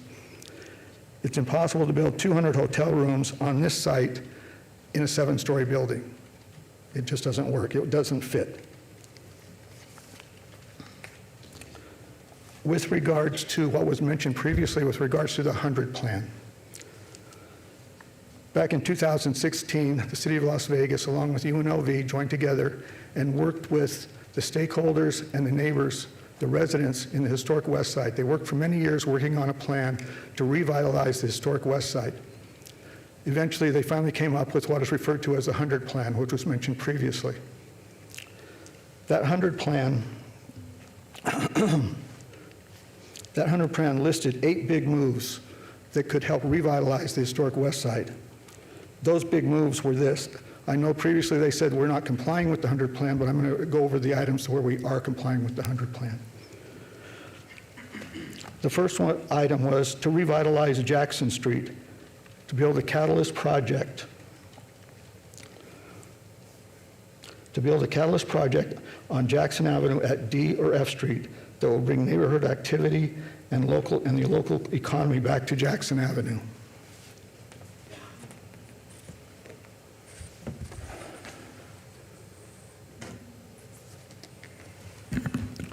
This is what we're proposing for that catalyst project. The second item on the 100 plan recommendation was vacant no more, and that was to do projects that were infill projects where you weren't removing people from their homes and moving them to other places in order to build new projects. This particular site has no residents living on it at this time, so no one would be relocated because of this project being built. The 100 plan recommended to build a project that would be a landmark destination. Again, we believe that this would be that landmark destination. The 100 Plan recommended building a boutique hotel. We're proposing a 207-room hotel that would comply with both the local and state requirements for the 200 rooms. Those 207 rooms are indicated here on this rendering. The 100 Plan recommended building a mixed-use building. This indeed is a mixed-use project. It has both residential, multifamily residential, and commercial uses in it. The 100 Plan recommended building multifamily residential buildings. We have two things here. We have, on the top floors here, we have 60 condominium units, and on the Van Buren side, we have 336 apartment units.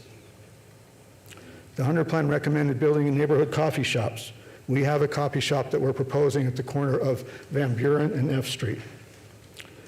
The 100 Plan recommended providing public parking facility. We're proposing an 8-level parking garage with 479 parking spaces. The 100 Plan recommended providing small music venues. In this area here, we're proposing an 838 performing arts theater, and on the 7th floor here, we're proposing a 7,000 square foot nightclub. I'm going to go over with you now some of the details of the building itself, and I'm going to start with the Jackson side first. Along Jackson Avenue, we have our driveway entrance coming in off of Jackson and exiting onto G Street.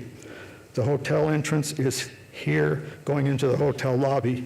Adjacent to the hotel lobby, we have a 5,000 square foot restaurant, which leads into the casino. And the casino, as I'm showing, is on that footprint that is required by the state. We cannot go beyond that footprint. We have to maintain any casino gaming operations within that 7,000 square foot footprint.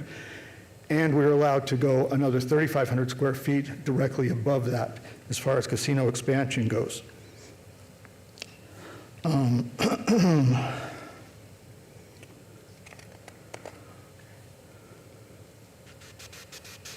Sorry about that.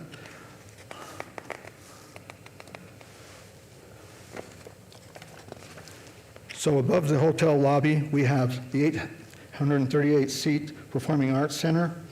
Above the casino here on the second floor, we have the expansion of the 3,500 square foot casino and some lounge space. On the third floor above this space, we're proposing a wedding and banquet area. On the fourth level, we're proposing a 10,500 square foot food court, which is indicated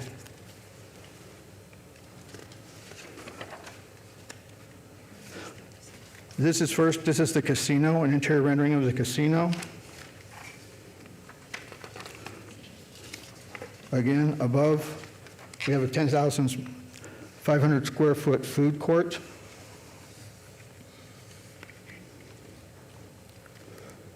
And in addition to that, we also have on that same level retail space indicated in this interior rendering.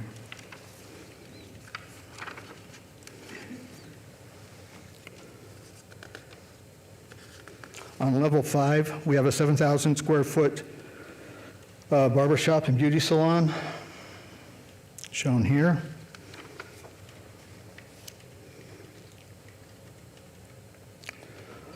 On level 6, we have a 6,000 square foot, 12,600 square foot convention space and a 7,000 square foot gym, and that is where those 2 massage rooms are located.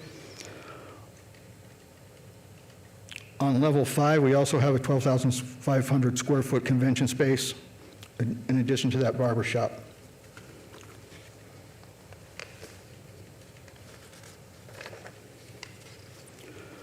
Above the casino here, on level 7, we have the 7,000 square foot exclusive nightclub with views to the Las Vegas skyline. Levels 8 through 16 is where we have the hotel rooms. And on the roof above the casino area here, we have a rooftop pool indicated here.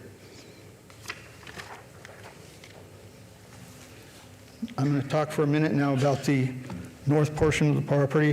The Van Buren Avenue is where the West Side residence is. On the west side residence, we have the entrance to the apartment lobby, elevator lobby in this corner. This is the access for the parking garage. This is access to the basement parking for valet parking. This is where we have the ground floor coffee shop. As far as services go, trash, deliveries, that type of thing, they're coming in off of F Street. All the services are in the middle of the building, so they're screened from any of the adjacent neighbors. The trucks exit out on G Street.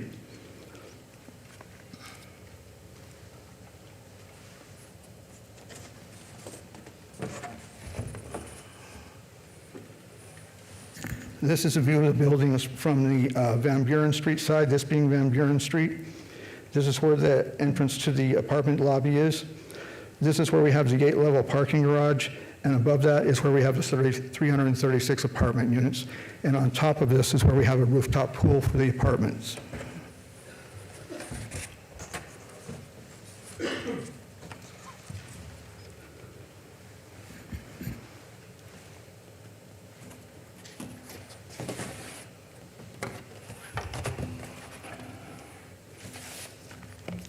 There's been some concern with regards to privacy for the neighbors.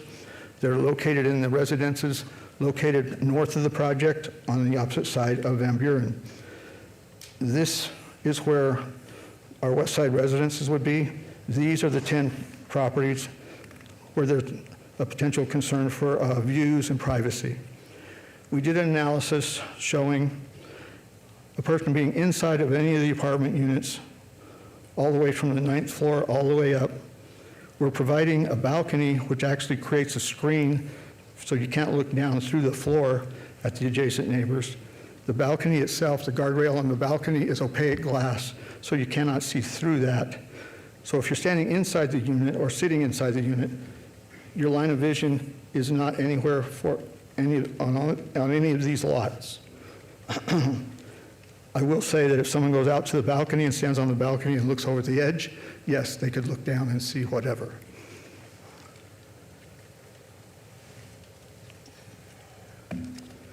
I just want to say that in conclusion, we believe that this project will be the catalyst for the revitalization of Jackson Avenue and for the entire west side. We believe that this project will be a landmark destination for those people seeking a unique Las Vegas experience. And this project will produce many job opportunities and business opportunities for the community. Thank you. Thank you, Kevin. To reiterate, our workforce, we're working that making sure that our workforce is pulled from the community. Sorry, you want to take that? Sorry. Our workforce is pulled from the community. We're looking to partner with businesses within the community that would like to partner with us to have the food court, the massage spa, the gym that's there. We're looking at getting diverse operators for the casino, and so we're in talks with different entities right now. So we're doing the work, and we strongly believe that this project is in fact the anchor project that will propel the historic West Las Vegas to invite other investors to come in who wants to develop in the area that is aligned with the 100 plan in the area. We have CSN is putting in a community college there, a live-work college there, and so the area is growing, but it's not growing fast enough where economic development can assist the people that are living in the community. And with that, I will pause and allow the speakers that are here to speak, and then we'll come back, we'll answer your questions, and then we'll add some more points. Thank you. Thank you, Ms. Cato. Okay, this item has been noticed for public hearing, but I want to be a little organized about this. So who here wants to speak on this item? Can I see a show of hands? Okay. Who here is opposed to this item, is going to be speaking in opposition? All right, who here is supporting it? Okay, so, wow. All right, then I guess what we'll do is just, you guys come on down, line up on the microphones. I want to see 3 people at these mics the whole time, and we're going to give you each 2 minutes. Please don't be redundant. Please listen to your colleagues, and you can say ditto. so that we can try to move forward on this. But yeah, everybody come down here and just populate microphones and just move in. So, sir, if you want to please go ahead and start, state your name and give us your address for the record. Thank you, Madam Chair. Thank you, Commissioners. My name is Nathaniel Dorr. I live at 920 Ortega Hill Lane here in Las Vegas. Sir, can you hear okay? No, I think, yeah, shut the other microphones off. Oh. So just another complicated instruction. Yeah, so got stand it. at the microphones, but don't turn the microphones on. Sir, on the right, it's just a little button that says mic. And thank you very much for the help. Okay, and yours is back on now in the middle. All right, we'll get this. All right. I'll continue. I want to thank the Commission for having this hearing on this. And I believe, as a resident of Las Vegas, the West Side has been underdeveloped and underserved. The history of that region and its impact that it's had on Vegas and its growth and it becoming the town that we all love, I don't think that should be, how do I put this, a bookend on the end of a very vital, or what once was a very vital area of our community. I believe that this project represents an astounding and novel and progressive approach to development in that area, increasing in jobs, increasing in opportunities, addressing affordable housing as well. In 28 years of construction, I have never seen a developer that took so much initiative to develop an equitable solution for the community that development was going in. And I believe that all of us as Las Vegas residents can definitely appreciate and respect that. And with that, I will yield my time. Thank you. Thank you very much, sir. Good evening, Commissioners. My name is Chandler Cooks, ChandlerCooks. I come before you as a property owner on Jackson Street, a community advocate, a supporter of this proposal, but ultimately as someone who believes in the brilliance and the brilliance of the West Side and those who have lived there for generations, including my family. I support this initiative because I see the potential for more than just buildings. I see the opportunity for jobs that pay a living wage, businesses owned by the people who live here, and housing that is affordable without being substandard. Also for preserving our history while building a future that our community can be proud of. I want to commend the project team for their efforts in including the community into this project planning. I know firsthand how challenging it can be to rally this community, so kudos to them for those efforts. This is a moment to really transform an area neglected by history into a model for what restorative, inclusive, and visionary development looks like. So I urge your support. Thank you very much. Moving to the right, my right. Thank you, sir. My name is Pastor Raymond L. Giddens, Giddens. I've lived in Las Vegas for the past going on 25 years now. And as a local pastor here in Las Vegas, Nevada, the majority of my time has been spent on the historical West Side. So much so that I'm trying to develop property on the West Side. I live on the East Side, but I have property on the West Side. And I do want to die on the West Side, not the East Side. But that's God's doing. I have nothing to do with it. But the 24 years, or almost 25 years that I've lived here, and like I say, I've been on the West Side almost every day. I've seen no real change. I mean, the community has just been left behind. And you look at the Smith Center, I think it was mentioned already, that's Ward 5, all that growth and building that's going on, even a hotel that's going on there. And why not the West Side? It's time. 20-something years, and the only thing that I've seen built on the West Side is up and down Martin Luther King Boulevard, all commercial property, with the exception of First AME Church. There's a housing complex that was put in there. I know that they're working on something in remembrance of the late Pastor Bennett that they're going to put up. But I understand how the Southern Nevada Housing Authority is going to come through Marble Manor and all that's going to be replaced. So with all these other developments that's going on and everything, the West Side is going to be a wonderful place to live. I thank you for your time. Thank you, sir. Okay, let's move to the far left. Turn your mic on. Yep, there you go.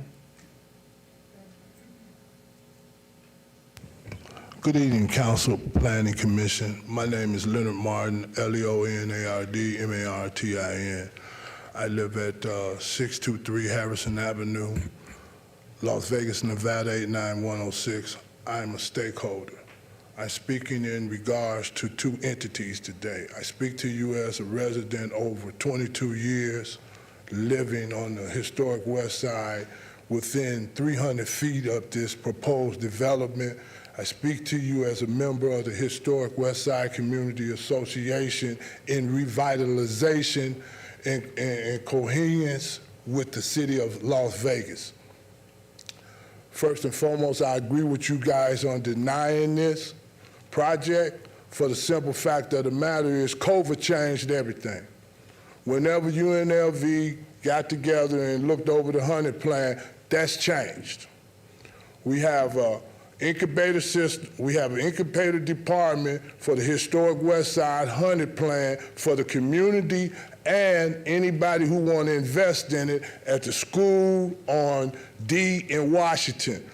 I would furthermore ask them to come to the community, and we have our meets down there. We have the smartest brains at the University of Las Vegas University that can tell us what's economically developed, vital for our community. A casino ain't it. Downtown casino owners, strip owners ain't along with this, first and foremost. You understand? They not with it. They don't want to split the money. They losing money right now. We had two of the biggest companies, one of the biggest companies, Station Casinos, divert their properties for housing.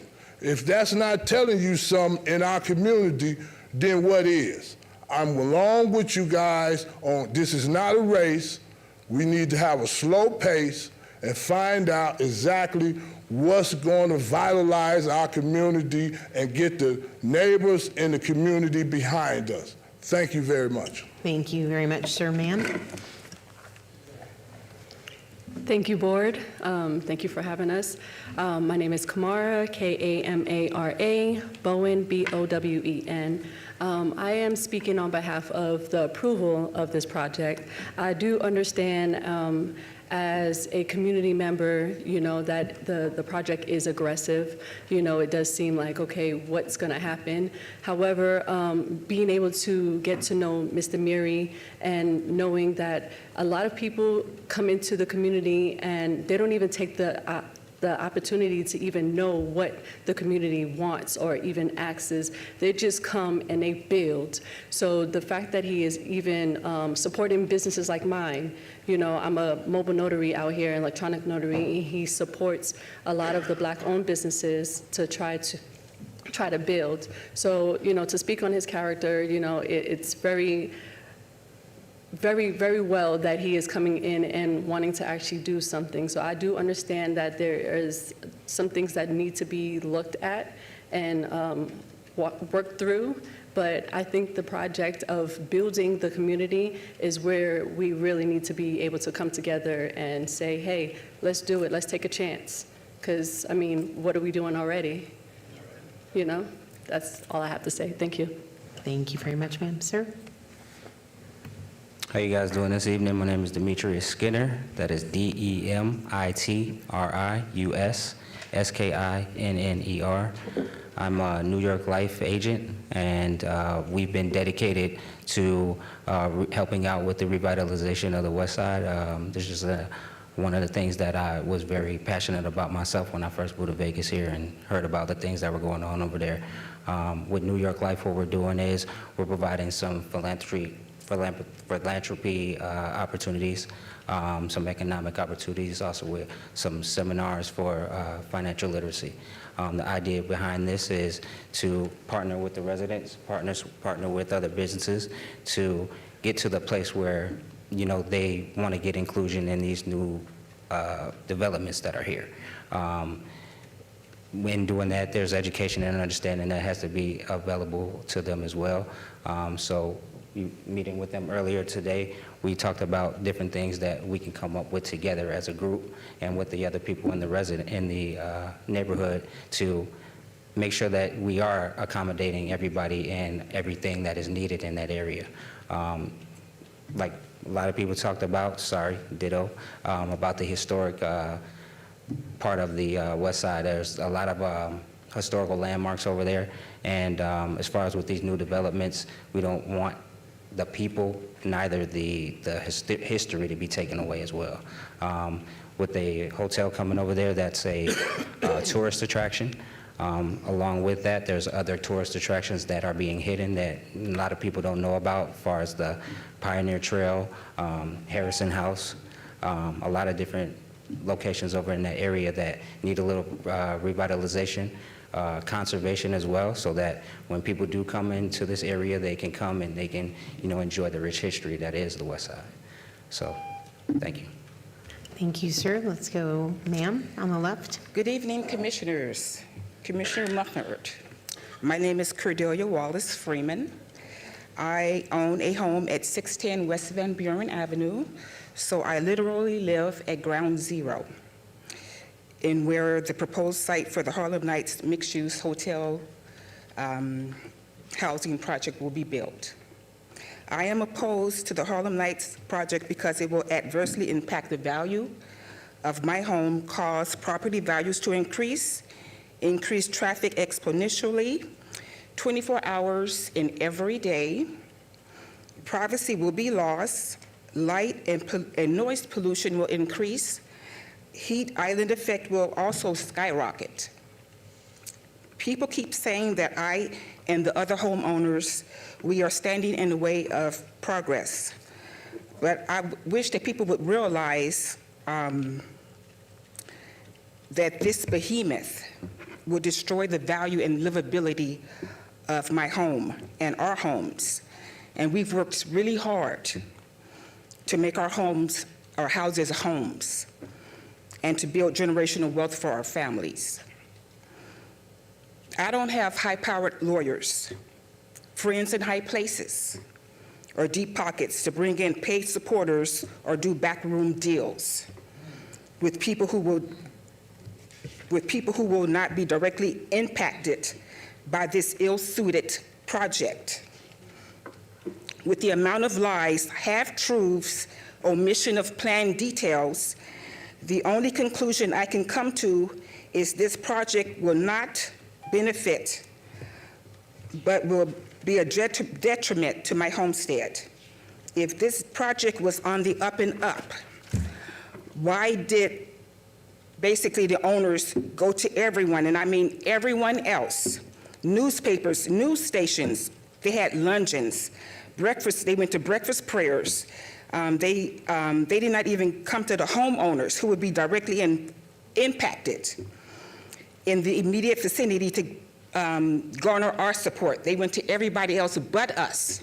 So it made me question, will this really be of benefit to us? Ma'am, the streets, the area, we have literally one lane, each way streets. The streets are not built to support this kind of project. The traffic, it cannot support that and hold that and everything. Ma'am, I'm going to need you to wrap up. You're past your 2 minutes. Thank you so much. Okay. And I just have one last thing to say. Sure. At the end of the day, everybody who comes out in support of this, they will go someplace else in the city. But me, at the end of the day, I have no place else to go but here at 610 West Van Buren Avenue. Okay? Thank you. Thank you very much. Sir, anybody else come on down, take the microphone?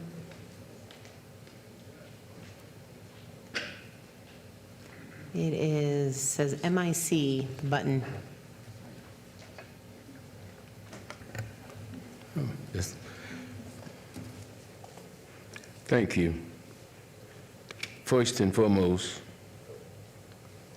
I want to thank each and every one of you who has given your time to listen to what we have to say. My name is Gene Collins. I live, for the record, at 1411 Virginia City Avenue, Las Vegas 89106. I'm the former president. Now, I'm a former state assemblyman. I'm a former president of the NAACP. I'm a former president of Reverend Al Sharpton's National Action Network. I'm a former business owner. My mother came to Las Vegas in 1955, and she lived in West Las Vegas. I reside in the historical Black West Side community as we speak. I rise in opposition against what on the agenda as the Harlem Nights, what they want to build. 60 years ago, beginning at A Street, A and Jackson, to H and Jackson, 60 years today, we don't have one black business on Jackson Street. I rise to speak because I don't want y'all to be fooled by the fancy drawing and the fancy people that are coming up here talking and the meetings. See, most of those individuals does not live in 89106 as I do. I still live. Someone mentioned the incubator, my project. Someone mentioned the 100-year plan. There has not been a plan that the city has had that Gene Collins wasn't involved in it. My job was to go across the country and see how other cities built their infrastructure, and I would bring that information back to Las Vegas so that we could revitalize our community. Now, what you have heard is people's coming up and said, well, I'm a part of this, I'm a part of this. Well, I still live where I've been fighting to make sure that our community look like any other community. Not asking anybody to give us anything, but pay us for the work that we have already done. That's what I've done.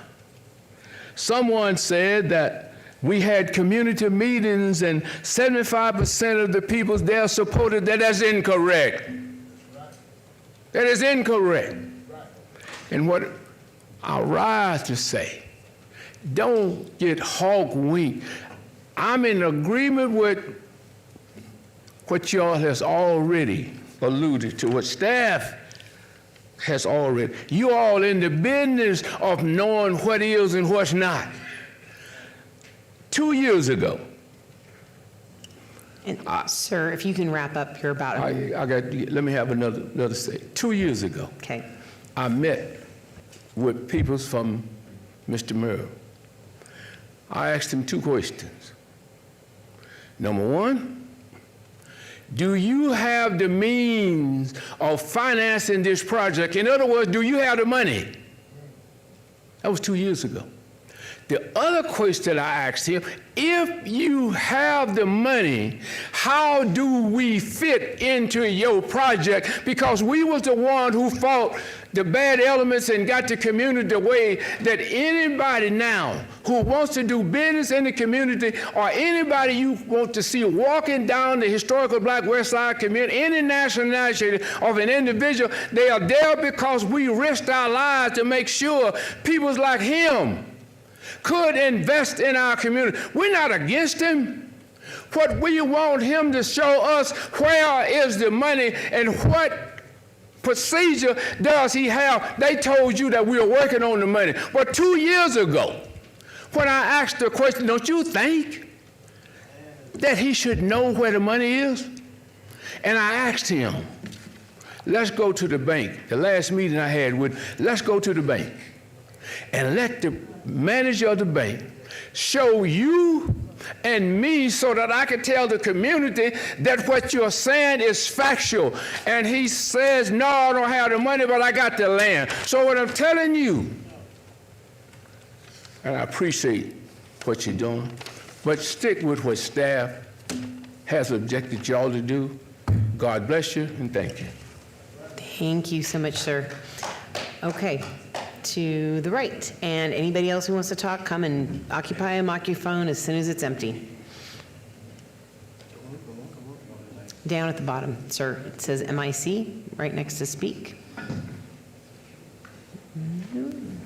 There you go. Is that it? That is it. Good evening. My name is Dr. Lance McCarthy, LANCE-MCCARTHY. I am by training an economist. I have advised 2 United States presidents. I'm an author, Wall Street to the Who. I've written about urban development across this country. I run an organization headquartered here in Las Vegas called the Black Agenda. It is to create 100 black millionaires in every sector of the economy. I've been very fortunate over my career to help urban cities around the country redevelop themselves. I have been a part of this project and have analyzed the project. I believe that it is a very viable project from 2 perspectives. One, of course, you heard earlier, job creation, and then 2, helping entrepreneurship. When you look at the West Side that has not had development in over 30 years, a comprehensive plan of this nature will not only help the community, but help the entire Las Vegas area. I used to be the Urban League president in Orlando. The same type of model was based on tourism, where the community did not get a part of development, and I believe this project will be a part of that. I've examined the community benefits and see how the community can benefit from that perspective. As I stated, the Black Agenda is 100% behind this, not only locally but nationally. And we're also assisting in the capital formation of this project. Thank you. Thank you very much, sir. Okay, let's move all the way to the left. Hello, and thank you, Chair, and the commissioners. I am Evelyn Pacheco, EVELYNPACHECO. I am the first black woman to get a plumber's license in the state of Nevada. I am also the co-chair of the Nevada Veterans Caucus for Laborers. I am also the first woman, the first black woman to make commander of American Legion Post 51. And I am also the owner and the president of Nevada Women in Trades. And we are part of the team. And I'm here to ask you to approve this project. I believe this project is going to help women get hired that look like me. And it's also going to help contractors that look like me to be on this project. And it would also help with recidivism, which is something that's very big, that we need jobs. They need jobs. It's also going to help the community see women look like me on these projects, and that's what's been asked for a long time in this community. And I also want to raise a point that the mayor, she did a city address, and she not specifically talked about this project, but she did say that it's time. It's time for Ward 5 to look like the rest of the city. And I vote from that. Thank you very much, ma'am. And we'll move to the center. Thank you. Microphone. Your microphone. Catherine Duncan, D-U-N-C-A-N, Reed. I'm recently married. And I'm here in 2 capacities. I live on F Street. I live at 1001 F Street. So I was there when F Street closed. We all know about the debacle. And this project has a definite impact not only on my home, my project, but also on the whole community. We are what's called a 3UD community, and there's 127 communities like this across America that were once segregated. So we're trying to recover from historical segregation. Fortunately, there's a process that other cities are using, so we've studied best practices on how to move a community like this forward. And there's some digital resources available. Now, we understand that this project has been on the books since 2014, so it seems like by now I should know about it since I live on F Street. So it seems to me, because there's so much development planned for the West Side, we talk about the community college, the Harlem Nights, the West Side Residence, the Marble Manor, all the complete street improvements, and there's no way to organize all of these developments on one platform until now because we have the internet. So what we're proposing, and the developer has agreed, to take 1% of his budget, his cost budget of his construction budget, and put it into a West Side Improvement Fund. And we've been working with New York Life over here. They're going to help us create that fund that will be overseen by a community council. So we believe that if we can get this 1% community benefit agreement as part of the conditions, that we would be in a position to ask you to approve this project, because we don't want it to be denied. We want it to be approved with the condition that we can get together with all the residents who have a say-so in what they would like to see so that they can have some input. We just don't know what's going on with the project.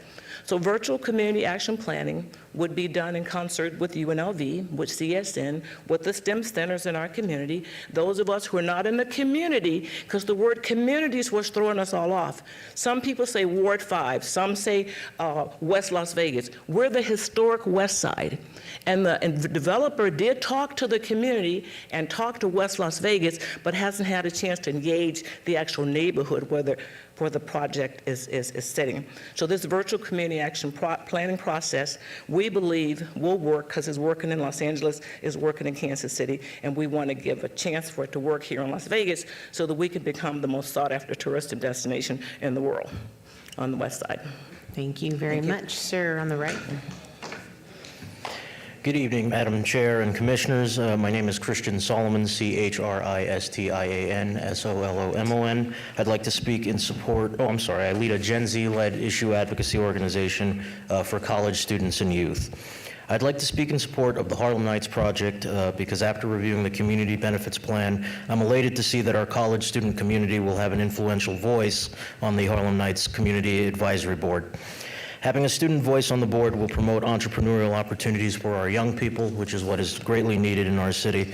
And the developer's intent to obtain community input on this project and disperse annual net operating income to provide workforce training, educational programs, as well as grants is thoroughly outlined in this benefit plan. Harlem Nights is a community-driven project. I'm very much looking forward to partying over there, and I urge you to support it as well. Thank you so much. Thank you very much, sir. And over to the left. My name is Derek Washington. Good evening, Madam Chair and Commissioners. Thank you for allowing us to speak. My family has been in Las Vegas for over 40 years. I am a former candidate for City Council in Ward 5. In addition to being the chairman of several community-focused and voter education organizations, I'm currently the Director of Community Outreach for this project, which I beseech you to approve. Ward 5 is very diverse economically, from working-class families to custom million-dollar homes and horse ranches. It's a thriving section of the city that reflects all of the different people and experiences that make Las Vegas the great place to live, work, and do business that it is.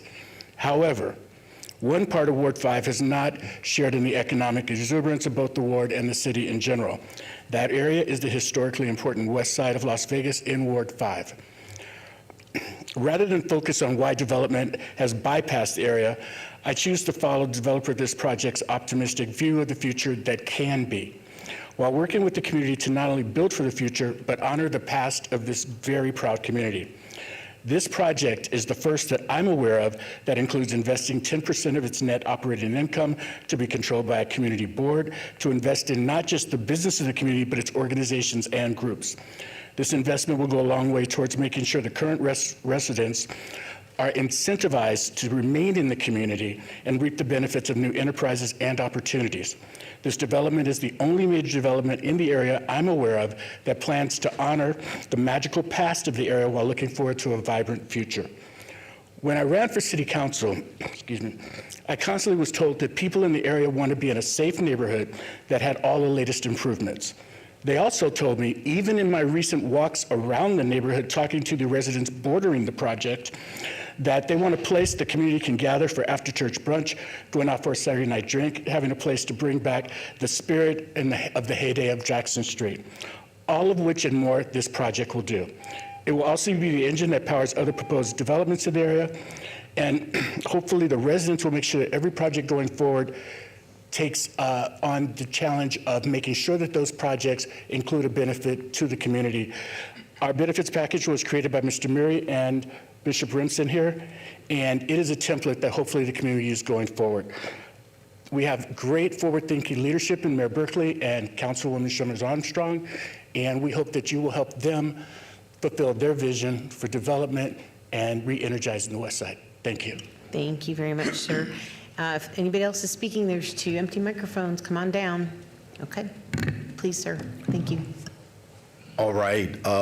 For the record, my name is Bishop, B-I-S-H-O-P, Derek, D-E-R-E-K, Rimson, R-I-M-S-O-N. Thank you again for hearing us on this particular project. Of course, at 62 is past my bedtime, and I know it's past yours, but it is something that we need to really, really consider, and I've heard all of the various arguments throughout the last several months or so. But at the end of the day, this community has sat desolate for more than 50 years. No economic development, no economic finances, no economic engine to produce economical stability and sustainability for this community. We look around us on the perimeter of the historical West Side, and we see numerous engines, numerous economic engines that are casino hotels that are helping to drive these communities. When you look to the south, you look at South Point Casino, you look at M Resorts. Of course, when you look at the 4.7-mile Las Vegas Strip, you see all of these billion-dollar casinos. We have professional sports teams that are now coming to the city of Las Vegas, and whether we want to admit it or not, Las Vegas is no longer a one-horse town. It actually has emerged into a metropolitan city such as Detroit, Chicago, Detroit, and Atlanta. And when you look, of course, to the north, there are casino hotels, there are vast developments. When you look to the west, you have the Durango Casino Hotel that is fueling the west side of town. When you look to the east, you have Station Casino Hotels. Only place that does not have economic development with an engine to fuel its economy is the historical West Side. I am in favor of this particular project simply because I think it is the engine that is needed to allow the historical West Side and our people to be able to have a thriving economy like our sisters and brothers on the suburban parameter. One of the things in my closing, one of the things that I am really concerned with high-speed rail, with billion-dollar stadiums that are being erected, with Californians that are migrating to this city, is the fact that eventually billion-dollar corporations are going to take and seize this community, which will ultimately cause us to lose our heritage, cause us to lose our Afrocentricity, and then, of course, will cause us to not have a community. So please, please, I thank you, as it was with David Ruffin and the Temptation. I have no problems. I can humble myself to beg and to plead, and hopefully you will sanction this particular project. Thank you. Thank you very much, sir. Ma'am, go ahead.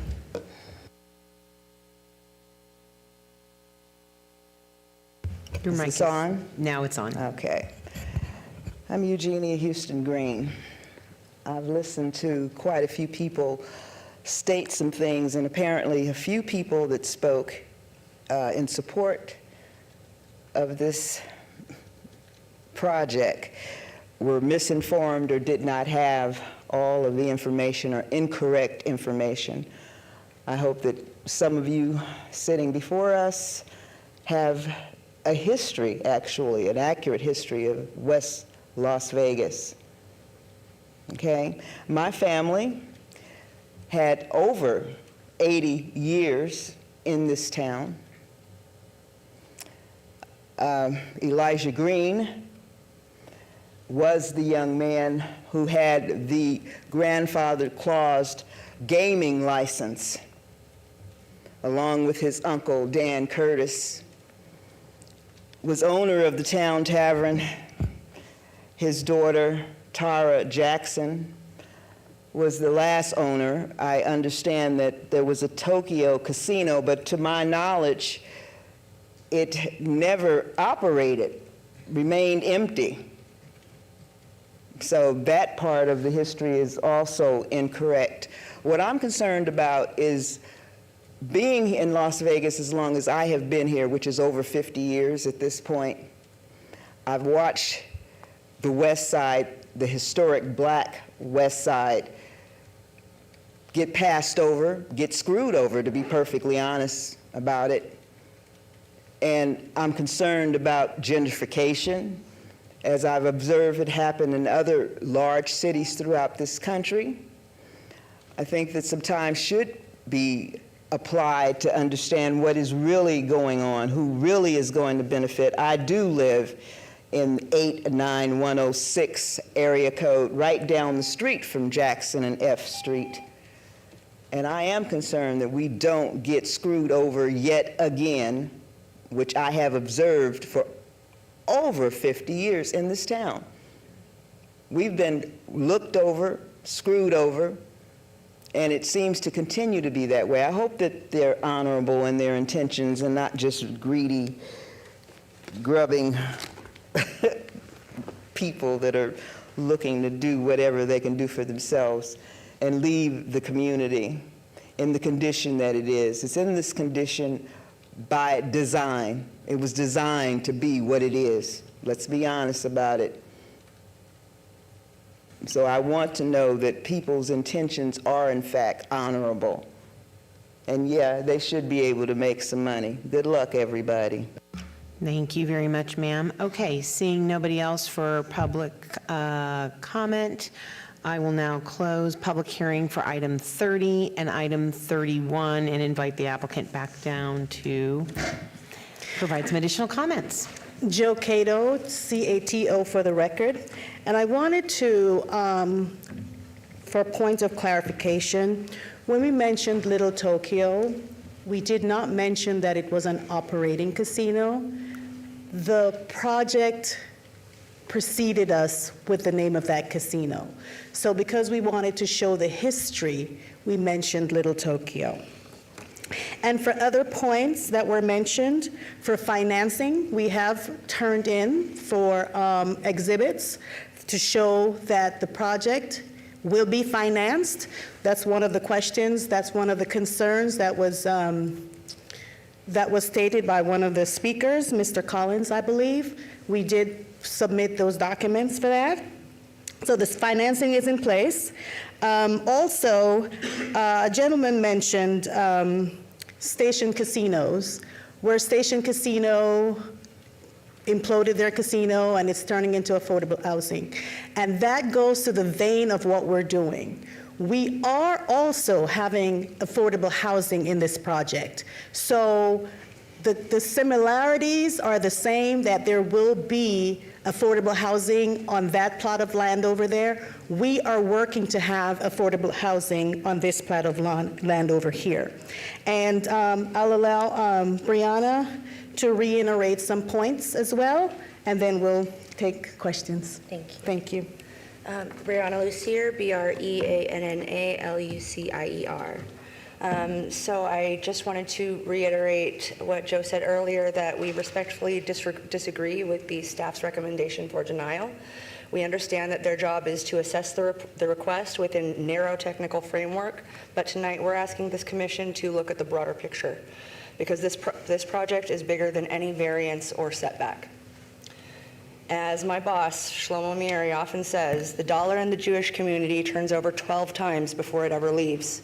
In the Indian community, it's 10 times. In the African American community, it's 2. He's trying to make it 3. That's not just a soundbite, it's a strategy. This project was designed to retain wealth, jobs, and ownership within the West Side, and to build a model where the economic energy generated here actually stays here. He owns this property. He's been investing in this neighborhood for over 15 years, and we're not going anywhere. From our view, this is the only project on the table anywhere with the scale and substance to truly transform the West Side. This isn't just another development. It's been designed specifically for the historic West Side, with soul, with economic weight, and with a real recurring give back baked into its foundation. Our project includes a 207-room hotel. A 200-plus room count is required to maintain the full liquor license, which is essential to the success of the project's hospitality, entertainment, and food and beverage options. To meet that threshold and include the necessary amenities, retail, theater, rooftop venues, spa, and workforce infrastructure, a vertical format isn't just preferred, it's structurally and economically necessary. The city's current 7-story height cap on this property is a serious planning oversight, one that directly blocks the viability of real revitalization in the corridor. And it's not just any site. This is one of the only 2 parcels in the historic West Side with a grandfathered casino license, and the only one on Jackson Avenue. To impose an arbitrary vertical limit on a property uniquely suited to drive economic growth, create jobs, and generate community reinvestment is not just short-sighted, it's damaging. There is no viable way to deliver a casino with 200-plus hotel rooms on the 600 Jackson Avenue site alone. Height is not an indulgence, it's a must in order to continue. We plan to include a performing arts theater, rooftop venues, a restaurant on Jackson Avenue, a coffee shop on F Street, a convention center for trade shows, and a historic West Side museum. 10% of the net operating income will go into a community give back fund in perpetuity. This is not a one-time gift. This is not a short-term pledge. This is a proposed permanently recorded covenant tied to the land, guaranteeing annual reinvestment into the historic West Side forever. This offer is unprecedented. No other developer has brought forward a binding perpetual give back of this scale to this neighborhood or any other neighborhood in Las Vegas or in the world, to our knowledge. It's not a grant, it's not a campaign promise, it's a contractual commitment that we would like written into the land itself. But let me be clear, if this entitlement is denied and we are forced to build something else within a 7-story limit, that 10% give back has to go away. A project that size simply will not generate the revenue to sustain that.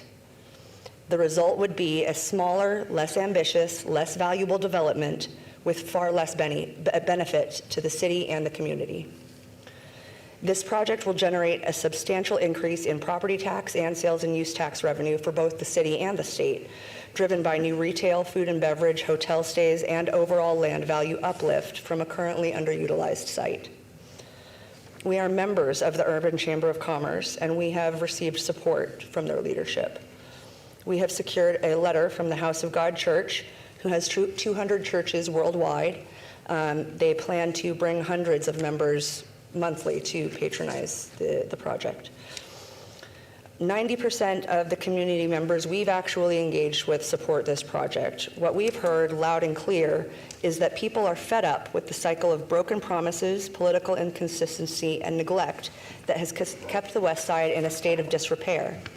They want real change, not lip service, not symbolic gestures, but meaningful, visible, community-driven investment. We have also received a signed letter of support from multiple historic West Side pastors, collectively affirming this project's cultural value and long-term benefit to the community. We've received a formal letter of support from Nevada Women in Trades, affirming their alignment with our workforce development goals and commitment to inclusive economic opportunity on this project. We've entered into formal agreements with the Southern Nevada Building and Construction Trades Council and the Culinary Workers Union, ensuring good-paying union jobs during construction and operation. In addition to formal outreach, we've also seen strong organic support online. Recent Facebook posts sharing our project received dozens of positive public comments, with community members expressing excitement about seeing real investment come to the West Side. This was not a post by us, it was by a member of the community that we came across. People spoke about wanting change, welcoming the development, and appreciating that this project reflects the culture and the future of the neighborhood. This kind of unscripted enthusiasm reinforces what we've heard directly. The community is ready, and they want this. We've also taken care to ensure this project meets the highest standards in how we handle sensitive uses and neighborhood infrastructure. There's been some concern about the massage establishment within the project. This is a 548 square foot wellness room inside the resort spa, not a massage storefront, not a separate massage house. It's part of the hospitality program under normal full resort level management, security, and code compliance. We understand the code's separation requirements, but we believe that context matters. This is a private internal amenity for guests, not a high-risk use, and we are committed to full compliance. There's also the question of the alley vacation behind the Jackson Hotel. We completely agree that no space should be left undefined or unmaintained. But if we own all the adjacent parcels, there is no ambiguity, no neighboring owners being affected by that vacation. We noted that the last report we received from planning recommended approval of the vacation, so we question what has changed. This alley is not serving a vital public purpose. It's an inactive corridor behind underused land that we're trying to bring to life. This is exactly the kind of cleanup and reactivation that the city supports.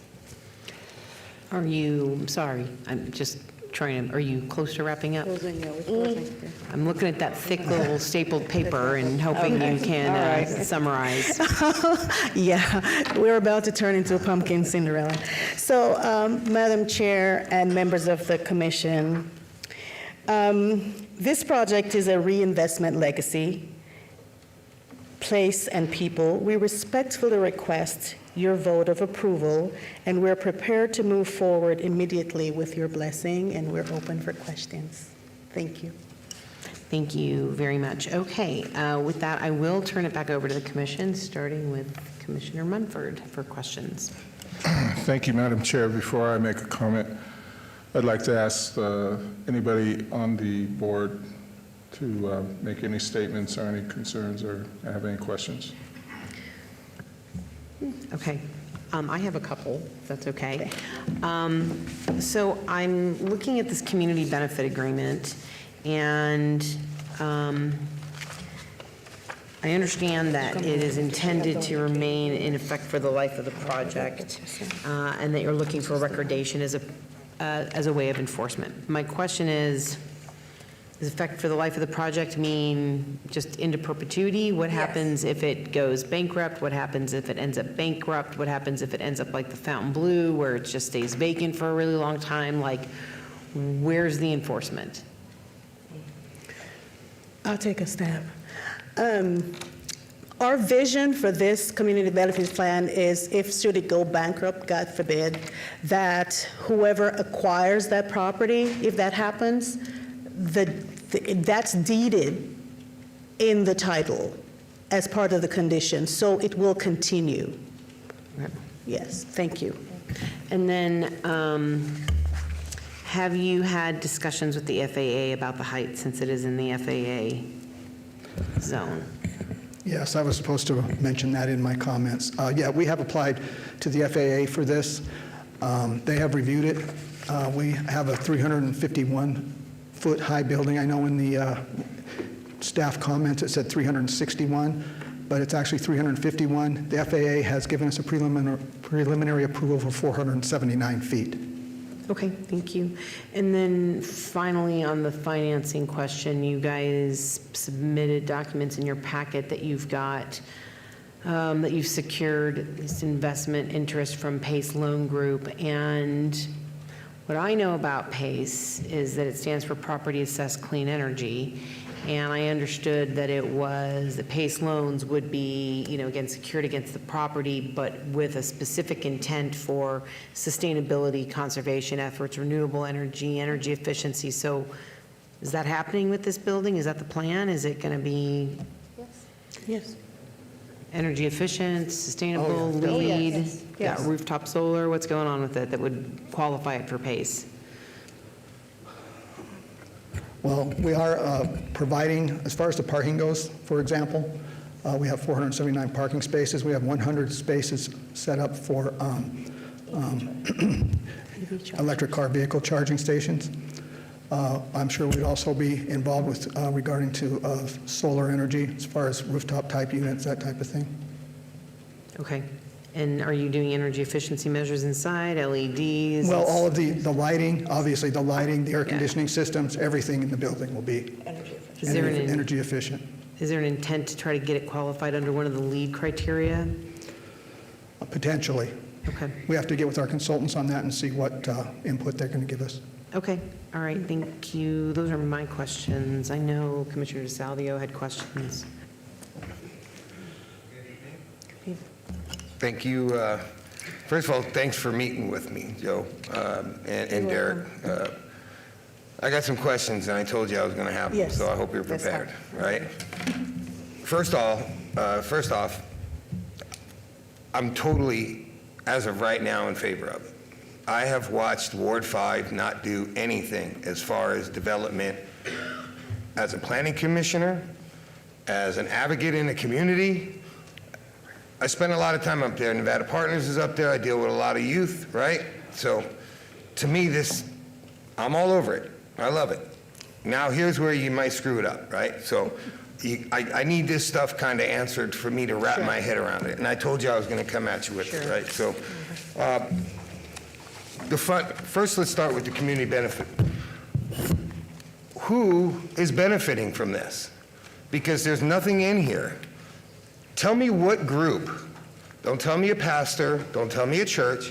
Tell me what group benefits. Are we talking big brothers, big sisters? Are we talking battered women? Because there's nothing in the benefit that shows me who's getting the benefit. So the intent is for the 10%, and I'll start there. I don't care about the Who is getting the benefit? So 4% is towards economic development of projects and housing restoration. So that's people in the community, right? Okay, Residents. I'm going to stop you right there. Who is the benefit? You're telling me 4% going, but who? What organizations? If you want to be in the community and you want to be netted, listen, I deal with community benefit agreements and PLAs and all this all day long and twice on Sunday. So I'm trying to get to the bottom of it. Who is going to reap the benefit? What organizations? That's strong to me. That's very strong to you, and I understand your question. The intent of the community benefit agreement, and I'll go back to that when we compartmentalize how we break out how the monies will be distributed, we have not identified specific organizations as of yet, but what we do know is the organizations will be part of Ward 5. Okay, so that's what I need. Yes, between part of now Ward and 5. City Yes. Council. We have to identify Yes. who's really receiving a benefit. Because if I come to the city or the county with a benefit agreement, I have to come to them and say, okay, if you enter into this agreement, whether it be the city, the county, or whoever, we're going to call out an actual Big Brothers, Big Sisters, Hope for Prisoners, whatever the case may be. Right. That's what I'm looking for. So I would hope between now and City Council, we get that fixed, right? Okay. Commissioner DeSalvo, what we will do, we'll make a note of that, and we will start identifying organizations that when we go to City Council, we'll have that information. Okay. Thank you. Next thing is you handed, when it was asked by the chairwoman for, and you knew I was going there with this one too, proof of funding, which you submitted to the chairwoman, has nothing in here that talks about your money. Nothing. Show me one piece of paper here that says anything about that you have from a bank, There was a loan agreement. There's one with an SEA letterhead that is an offer of $500 million. This is basically just people supporting your project. Commissioner DeSalvo, they said there's only one copy. Let me pass it down. Please do. Yeah.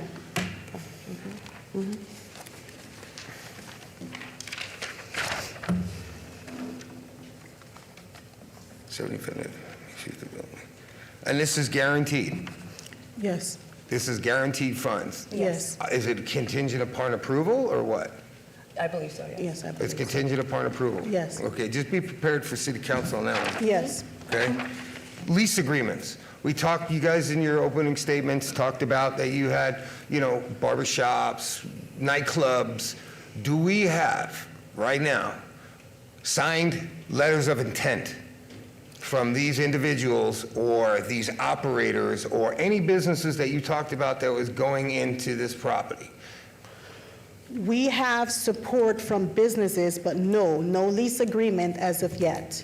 But we do have a list of potential businesses that would be aligned with. All right, so that would be something I would also make a strong recommendation that you try to tighten up. Yes. Prior to here, whether it gets approved or not, but moving on to city council, right? Do you have, what's the estimated cost of this project?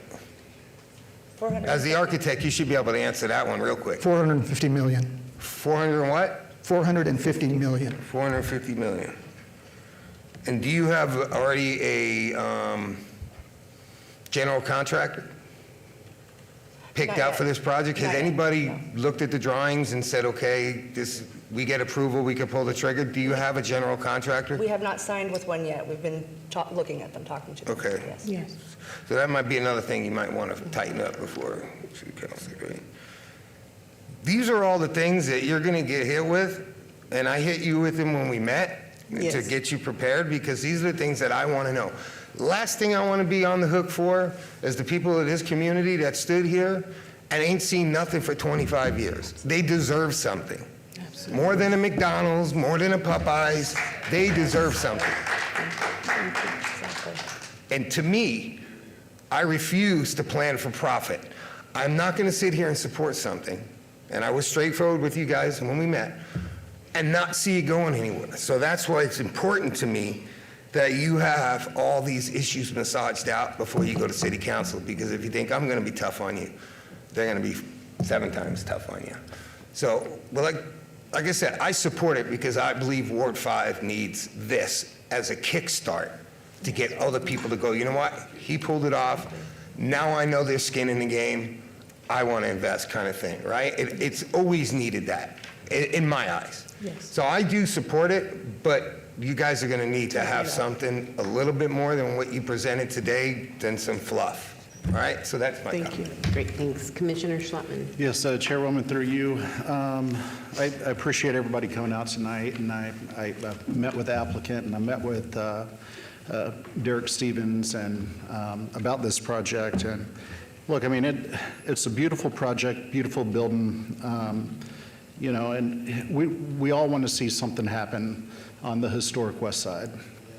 But, I've been sitting up here years, and what we've been seeing coming was we see smaller residential housing developments and multifamily, and we've seen some of this get approved over the past few months, and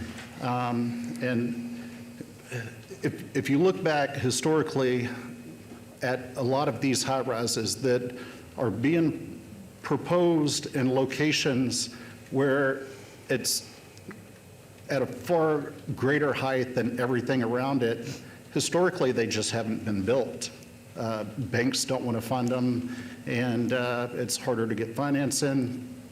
And, you know, I could probably name 5 of them, and I can name one of them this past year that was probably only about 6 blocks away from Las Vegas Boulevard, much closer to the other high-rises, which, you know, I made a motion to deny. Now, if that one actually gets built, or this gets built, or whatever, am I going to be upset? No, I'm not going to be upset. I think it'd be a great thing for the community. But we also have to look at the fact of when we propose buildings in areas where they don't necessarily fit, then the neighbor thinks that their property is worth, you know, 10x, 20x, because theirs should be you know, zoned for high rise. And then the next person on the other side thinks that theirs should be zoned for high rise.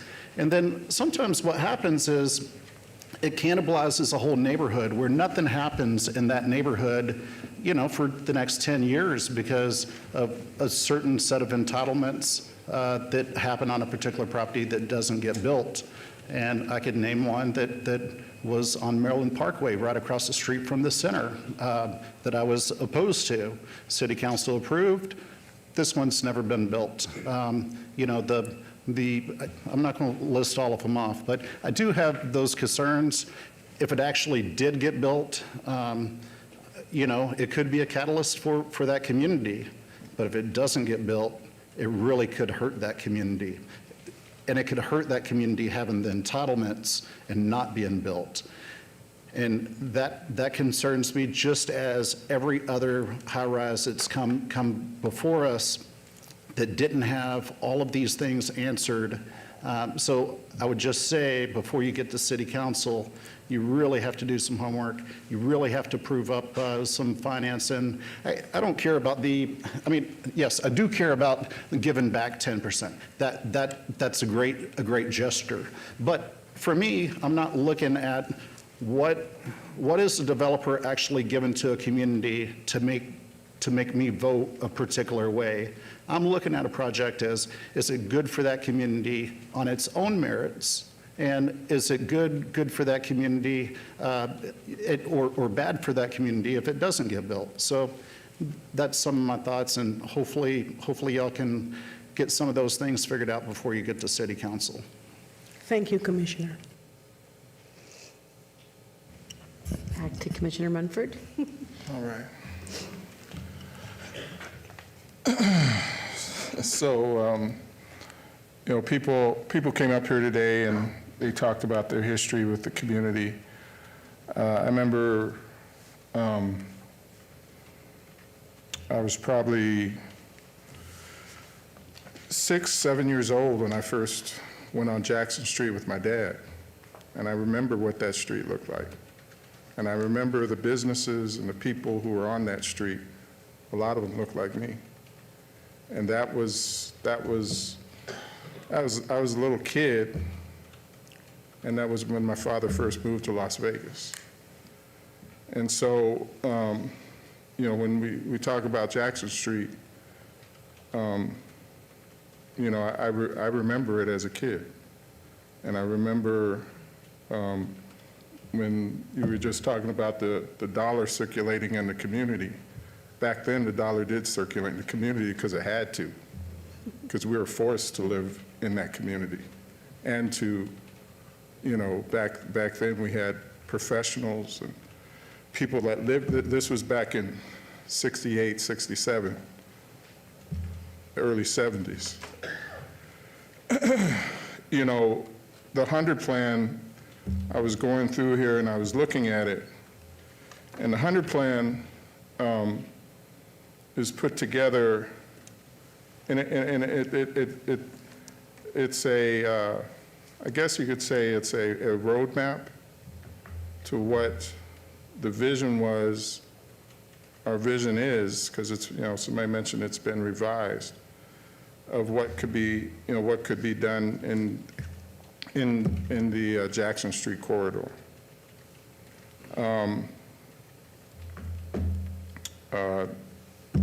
Commissioner DeSalvo, he brought up a good point about the community benefits and where it's going. I'm kind of the same way. Right now, that's not my concern in terms of the community benefits program, because over these years, there have been community benefits programs in that community already, and we have not seen it benefit the community. That's why when you go in that community, there are a lot of people who doubt, and we have a right to doubt because we've been promised things over those 50 years or whatever you want to say during that time period, and nothing has happened. So, you know, on the merit of what planning has been talking about and their recommendation in terms of denying this, part of it being based on the 100 plan, but I have a question. In terms of this, has there been a feasibility study done or paid for to see how will a casino project do in this area? And the reason I'm asking is, you see it done all the time by businesses.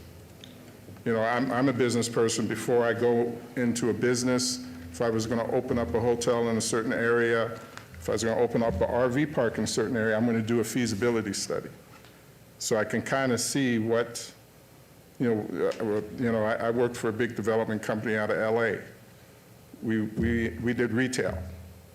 They had a whole data center on the rooftops and the potential business if they bought that shopping center in that area before they even pulled the trigger. Has a feasibility statement done? No. Okay. Again, that's probably another thing that you got to put together for council. And we'll add that to our list, yes. Thank you.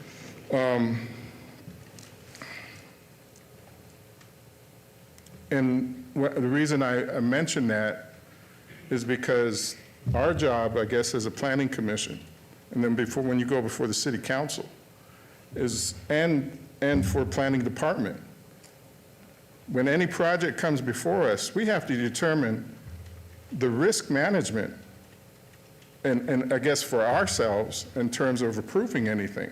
Just like Commissioner said, we've seen, I could, right there on Rancho, I remember watching city council, and I remember Mayor Goodman grilling this developer about a multifamily project right there across from where Agora is building right now on Rancho, and the same thing.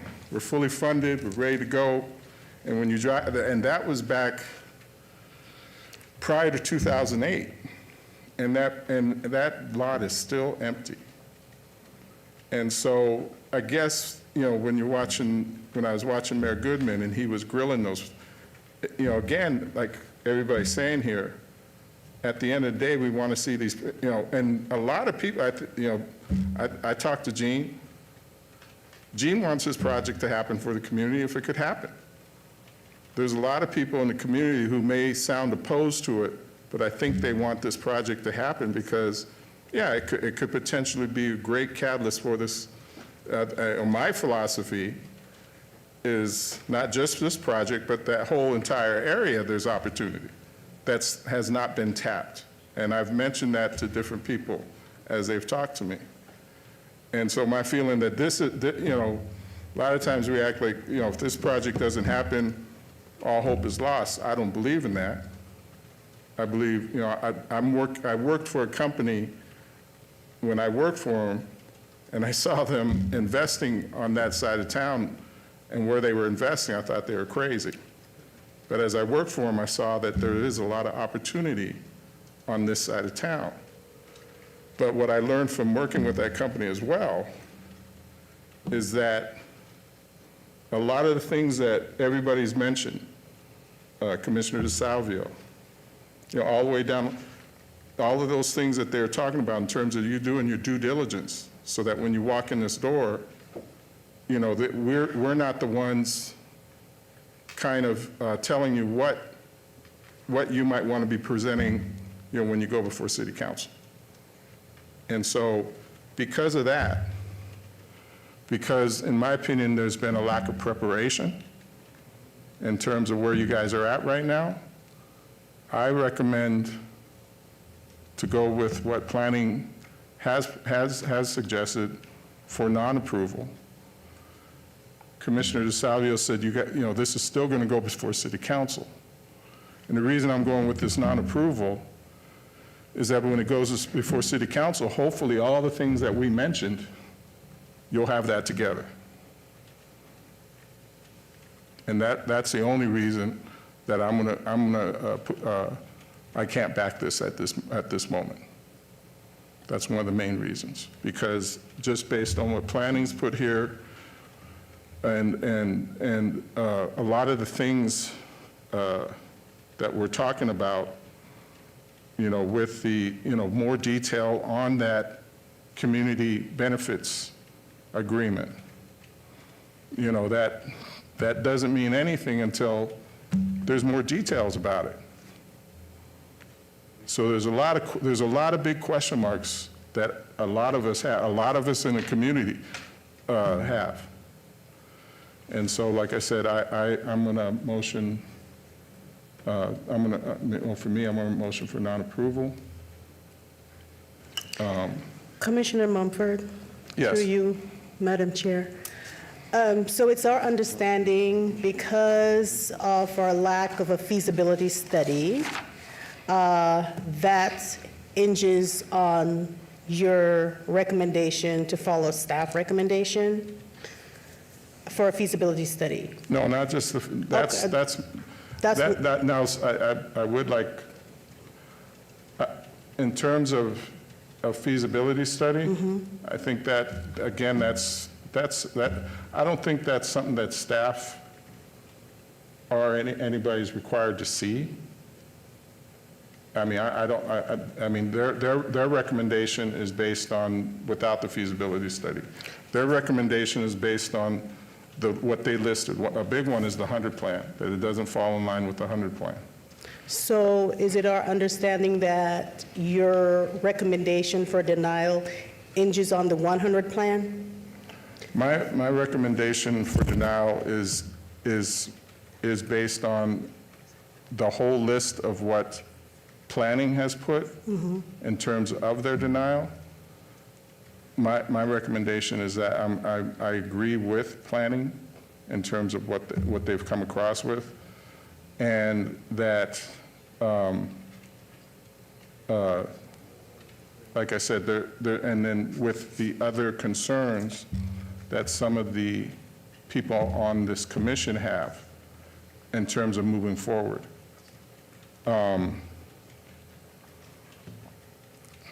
Which is, I have like 2 pages of notes of different things that have come across here. Okay. I think I just kind of want to wrap this up a little bit, if that's okay. Okay. Commissioner, I don't mean to cut you No, off, that's because fine. this has been a really great discussion, but at the end of the night, right, we are the Planning Commission. We are here to evaluate your applications for things like a rezone, a variance, your special use permit.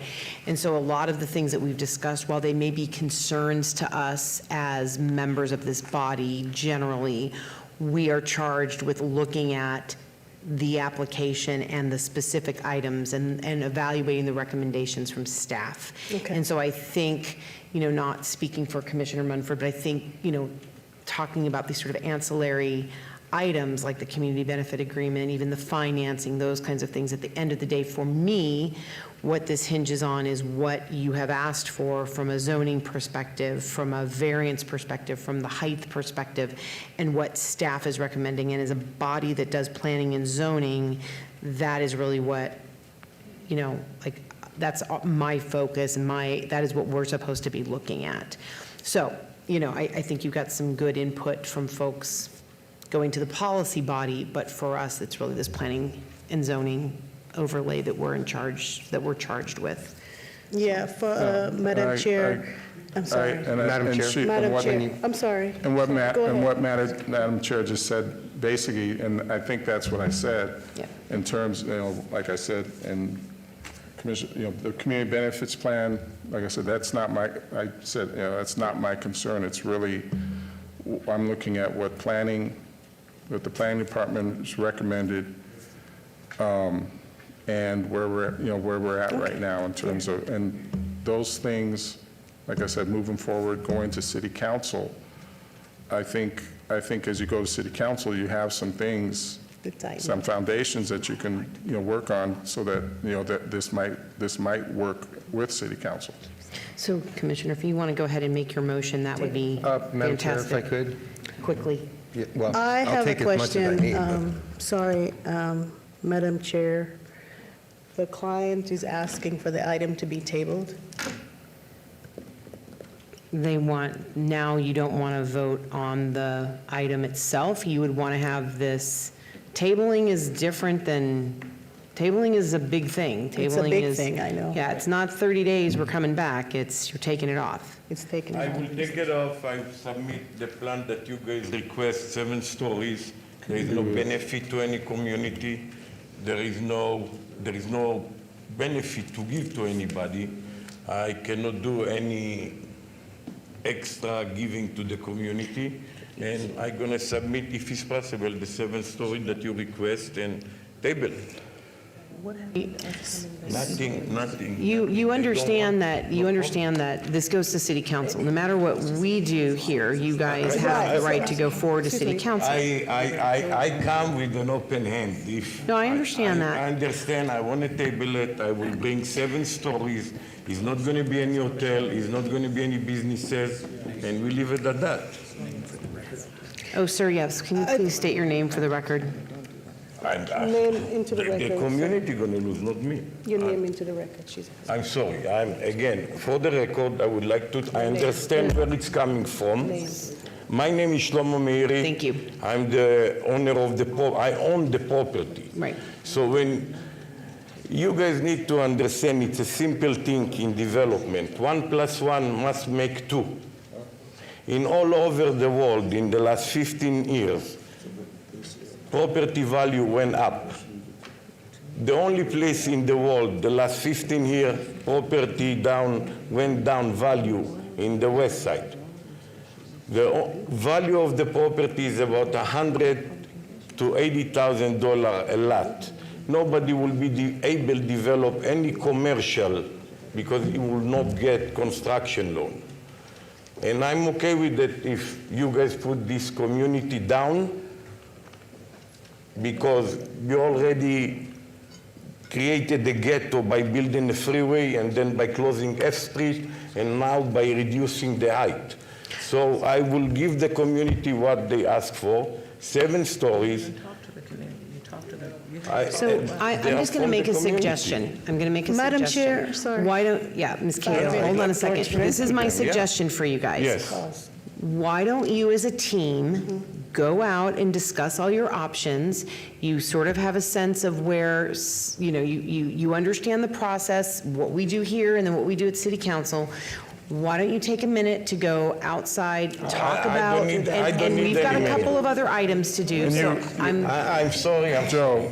If take they that. Let's take that 5 minutes. own council, if they own people from that district, which is, I'm sorry, you, Mr. Mansford, do not want to help the community, I'm more than help with you. You don't care about the community benefit, I understand. It's also Madam okay. Chair, we'll take the 5 minutes. Thank you. Thank you, Ms. Cato. Okay, with that, we'll bring you guys back in a minute, and we're going to move to Director's Business. We're going to go to item 37, which is abeyance 250088 TXT1, applicant owner, City of Las Vegas, for possible action on a request to amend LVMC 19.04 regarding complete street standards and to provide for other related matters. Staff recommends approval. May we have the report on this item, please? Hello, Chair. This is Josh Edelman with Public Works. I have the Hi, staff thank report you. here. Sorry, Josh. That's okay. So the text amendment is just reflecting some original, or the text amendment is to make several clarifications in the code regarding administrative deferrals, private utility separations, street cross-sections, arcades, and mapping. Clarifies that the Director of Public Works has complete discretion as to which improvements may be deferred through the administrative deferral process, updates roadway cross-sections to match how the cross-sections have been used in practice since UDC adoption in 2011, and address other related matters. Staff recommends approval. Thank you very much.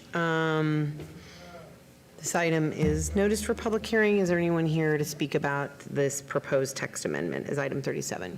Okay, seeing none, I will close public hearing. I will pass it to the commission. Are there any questions or comments from the commissioners on item 37? No? Okay, all right, then can I get a motion on this item, Vice Chair? Yes, Chairwoman, I called Public Works earlier, and I went through this, and I completely understand it now, and I'm ready to make a motion. Item number 3725-0088, TXT1, move to approve. Thank you very much. There's a motion on the floor to approve. Please cast your votes. Commissioner Rogan. Aye. Commissioner Kasama. Aye. Thank you. Please post. Motion carries. Madam Chair, that'll be moving on to City Council in ordinance form. Okay, thank you very much. Item number 38, 25-0184-DIR1, applicant owner, City of Las Vegas, for possible action on a request to appoint a member of the Planning Commission to the Downtown Design Review Committee from the following list of planning commissioners: Louis DeSalvio, Jeffrey Rogan, Trinity Schlottman, Serena Kasama, Stephen Munford, and Jennifer Taylor.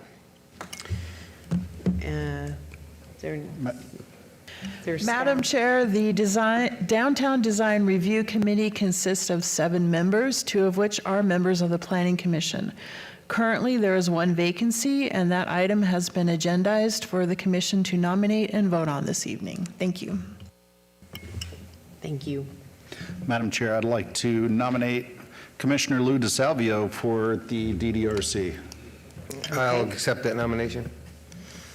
Okay, there is a nomination on the floor if everybody wants to cast their votes. Commissioner Rogan? Aye. Commissioner Kasama? Aye. Okay, great. Please post. And that motion and nomination carries. Item 39. Madam Chair, that is final action here at PC. Oh, thank you. I'm just dying to cut you off, Fred. Sorry about that.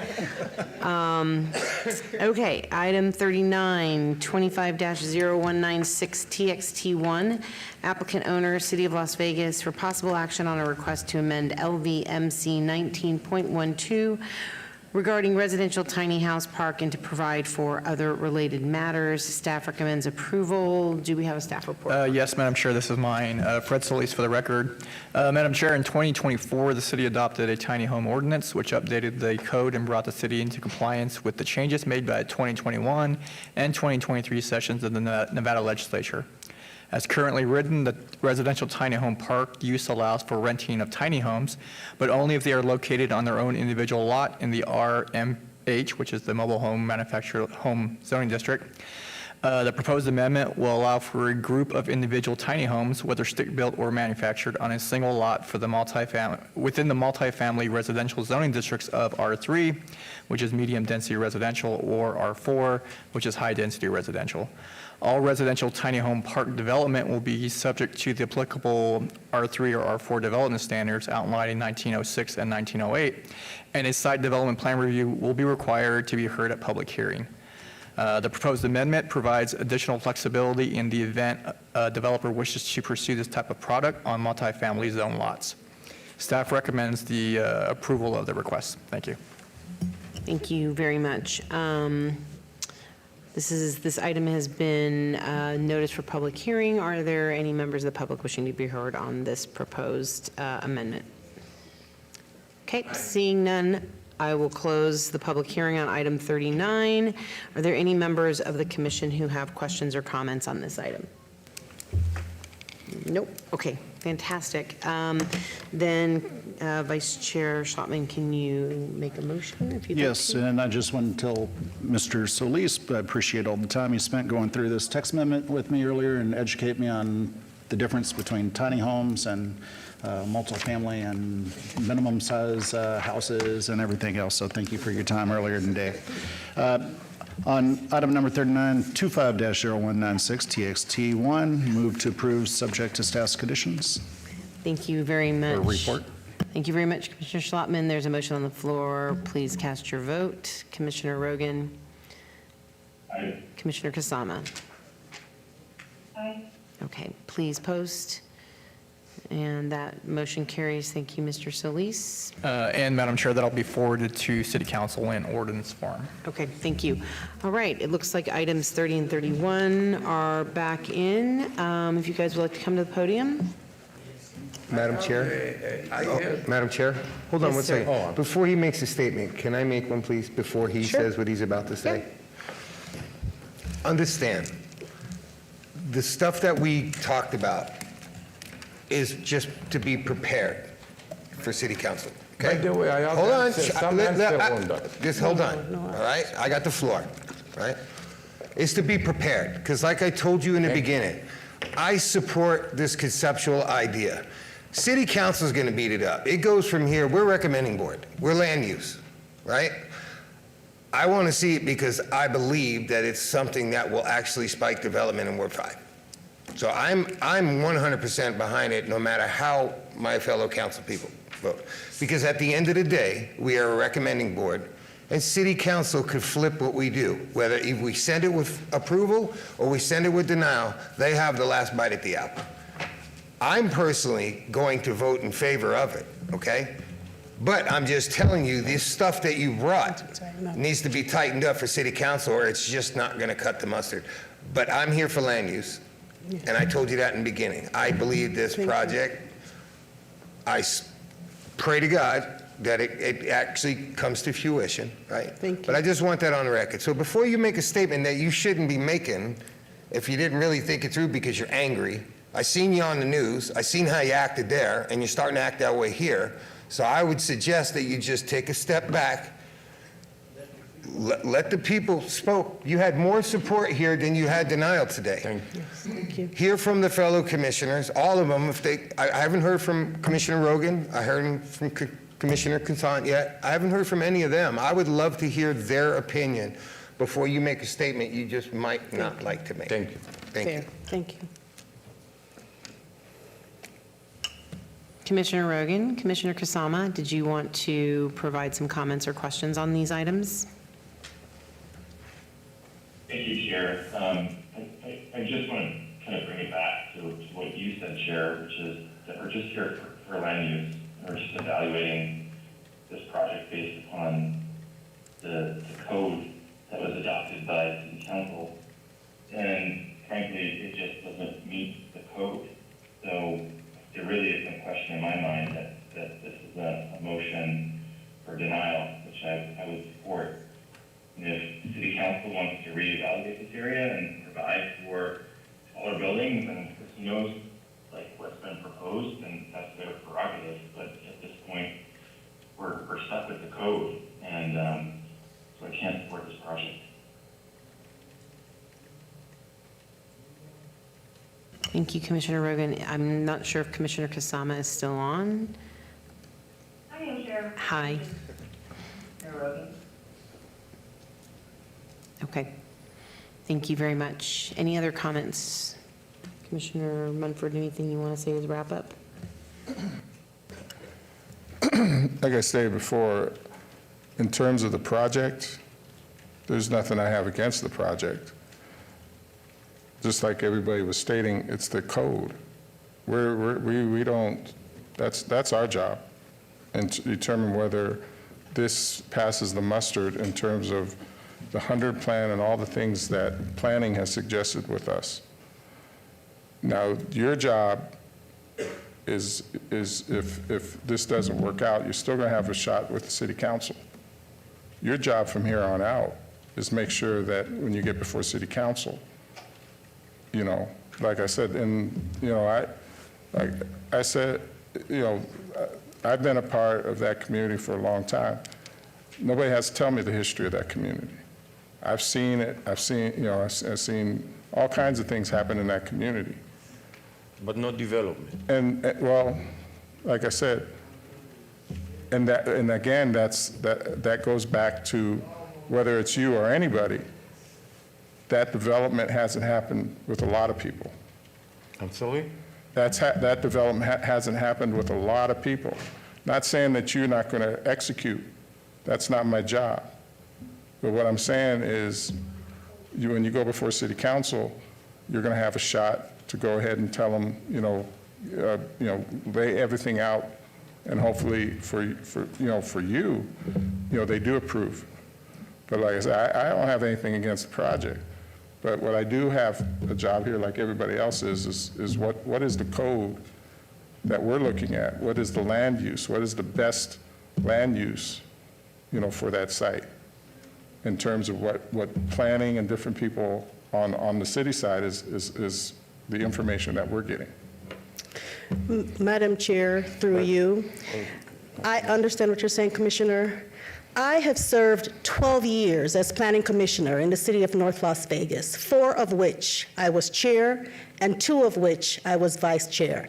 I do understand land use. I do understand the job that you have as a body, and I do understand staff always provide conditions if it's the desire of the body to approve the project. So it's not directed at anyone, but I know there is leeway in any project, and I've seen it here tonight, where projects have been referred for denial, but there are conditions for approval. We have condition of approval for 6 items, 31 from 30, A through E, and for 31 from A through D. We have conditions for all of them. So there is leeway as this body when it comes to land use, having sat in that position but in another jurisdiction. So I just wanted to bring that, but I want to say thank you for bringing some of the things to our attention that we need to tighten up. And we will tighten up, because you didn't have to share it with us. You didn't have to give us those nuggets. So we will go back and we'll tighten up on those things. But I just wanted to say that part, because I know there are conditions. And you met with me. Thank you. As well as Mr. DeSalvio, and I told you some things that might help you. Yes, Why not thank to you. approve it with those conditions met? Why to deny? That's my question. Like I said, in terms of denial, I understand you denied, which I knew before I even came here, that you will be denied. I want you to know. Before I came here, I knew you guys going to deny. And sir, but I'm questioning why we not approve respectfully, sir, I'm not going to go over that again. Okay. We're just going to, like I said, I motion that we go ahead and move forward with a vote.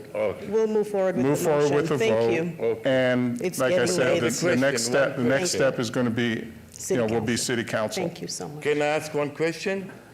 What do you expect me to do if it's denied with City Council because we have to have 200 hotel rooms and it's impossible? Then what do you expect me to do? Did you guys thought on the circumstances? That's not our. They can't answer. Yeah, we can't. We don't have anything to do with that in terms of City Council's The code is decision. 200 hotel room with casino. You reduce the height without asking the owner of a property, and you don't have nothing to tell me about it? No, There's nothing that this body can do. We'll move for a motion, please. Thank you. Yeah, Commissioner Munford, if you want to Thank make a you. motion, just remember we need to make them item 30 and item 31 Yes. separate motions. Thank you. Thanks. All right. So I'd like to make a motion. I'd like to make a motion for non-approval upon the condition, or the planning department recommendations for item 31. And, For item 30. I'm sorry, for item 30, and then I guess we'll do 31 next. Yes. Okay, so there is a motion on the floor for denial on item 30. Sorry? A through F. And 31. No, just 30. So that's the motion on the floor, denial, and on item 38 through F. Please cast your votes. And a motion and a yes is to support denial. Commissioner Rogan?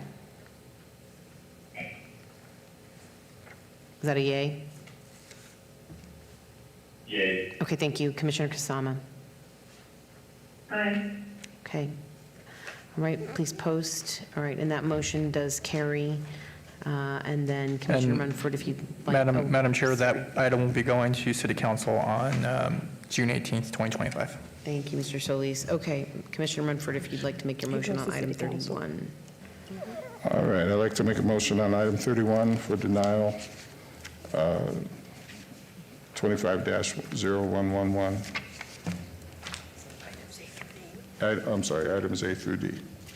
Okay, thank you very much. There is a motion on the floor. A yes vote is for denial. Please cast your votes. Commissioner Rogan? Yay. Commissioner Kasama? Aye. Thank you. Please post. And that motion carries. And Madam Chair, that item will be going to City Council on June 18th, 2025. Thank you. Have a good night. Thank you so much. Okay, and then finally, we have item 40, which is citizens' participation. This is public comment during this portion of the agenda, and it must be limited to matters within the jurisdiction of the Planning Commission. No subject may be acted upon by the Planning Commission unless that subject is on the agenda and is scheduled for action. If you wish to be heard, please come to the podium and give your name for the record. The amount of discussion on any single subject, as well as the amount of time any single speaker is allowed, may be limited. Anybody? Seeing none, we'll close item 40, and this planning committee, yes, no, go ahead. Nothing. Meeting's adjourned. Oh, meeting's adjourned. Thank you, Commissioner.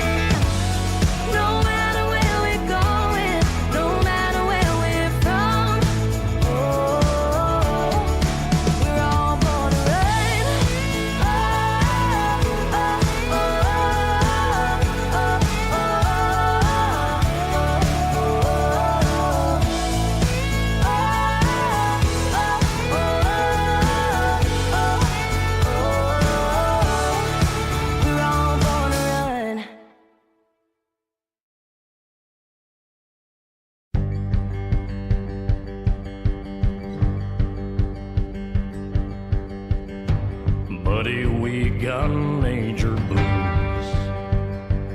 Another suitcase in your hand. I hope you brought your walking shoes, 'cause it's quite a ways from what I understand.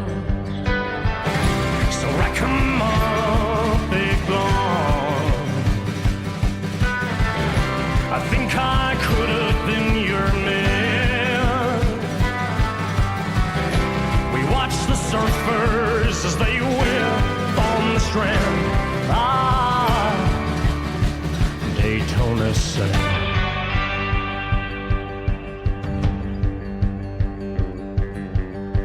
Long hair's low eyes, I like your style. We both ain't got a job. I haven't seen my band in a while. At least nothing seems to last that long. So hit the road, big blonde.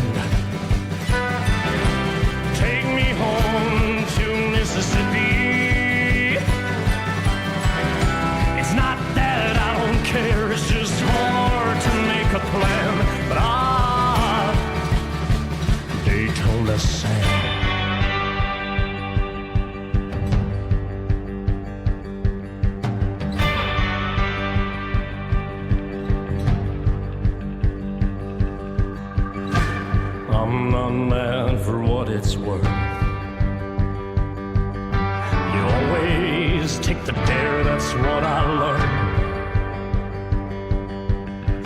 I'm getting tired of this earth, but they say some stones are better left unturned. So what you say, big blonde? Is that another whispered play? I've been around long enough to know you can't trust a man. Well, Daytona said, M-I-S-S-I, S-S-I, P-P-I. M-I-S-S-I, S-S-I, P-P-I. M-I-S-S-I, S-S-I, P-P-I. M-I-S-S-I, S-S-I, P-P-I.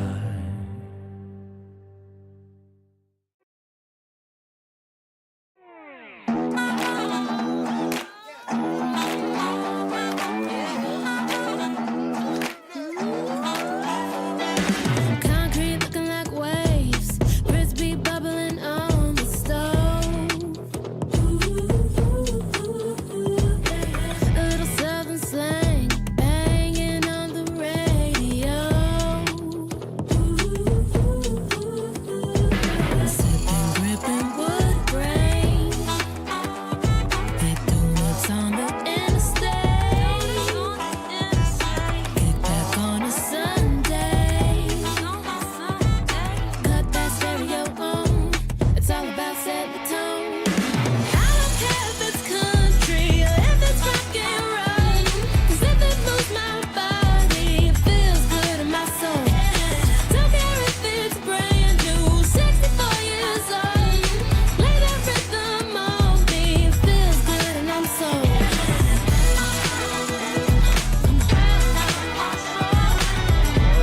Let's do it, let's do it, let's do it. Put some up in the air, vibes and shorts a mile high. Double Dutch cutting that tall grass, waiting on them fireflies. Sipping, gripping wood grain, and donuts on the interstate. Kick back on a Sunday, yeah. Cut that stereo on. It's all about setting the tone. I don't care if it's country or if it's rock and roll. 'Cause if it moves my body, it feels good in my soul. Don't care if it's brand new, 64 years old. Play that rhythm on me, it feels good and I'm sold.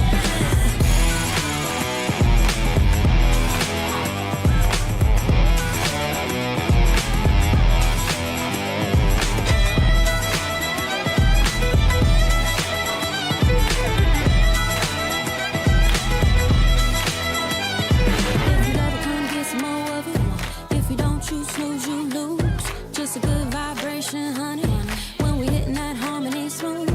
If you love it, come get some more of it. If you don't choose snooze, you lose. It's just a good vibration, honey, when we hitting that harmony smooth. I don't care if it's country or if it's rock and roll. 'Cause if it moves my body, it feels good in my soul. Don't care if it's brand new, 64 years old. Lay that rhythm on me, it feels good and I'm sold. Feels good in my soul, my soul.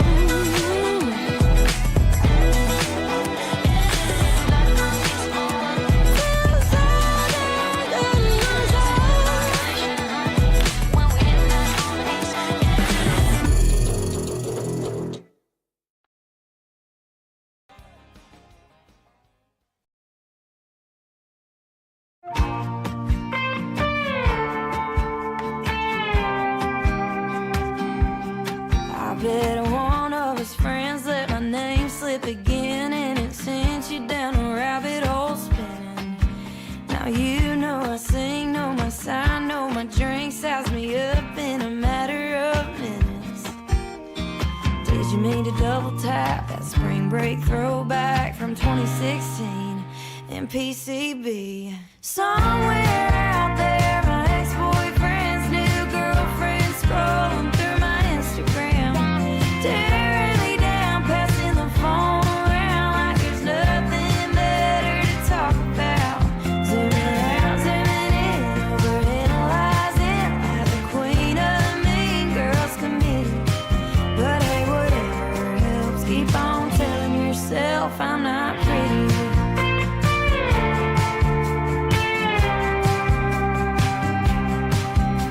Girl, let me guess you don't like how I dress and you're hating on the way I talk. Bless your heart. Give me a break, learn to sew, bake a cake, take a walk, and while you're at it, get lost. Somewhere out there, my ex-boyfriend's new girlfriend scrolling through my Instagram, tearing me down, passing the phone around like there's nothing better to talk about. Zooming out, zooming in, overanalyzing like the queen of the mean girls committee. But hey, whatever helps, keep on telling yourself I'm not pretty.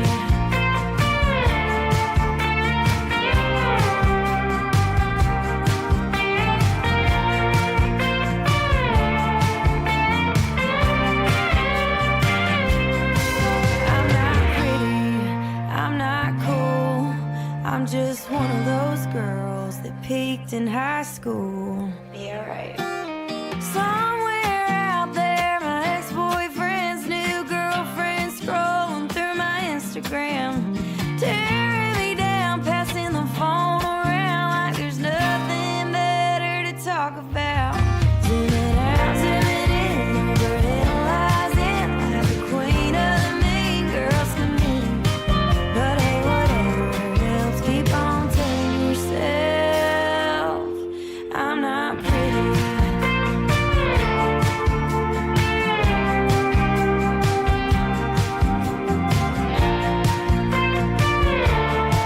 I'm not pretty. Yeah, right.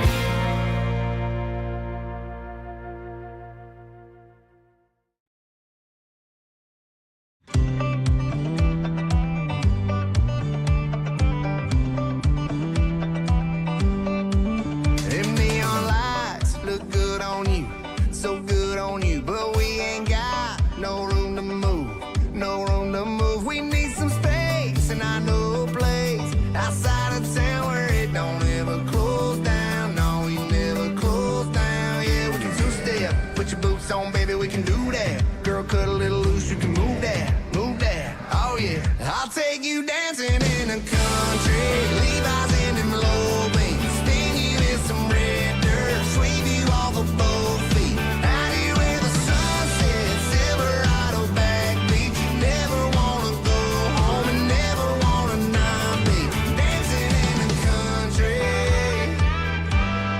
dancing in the country.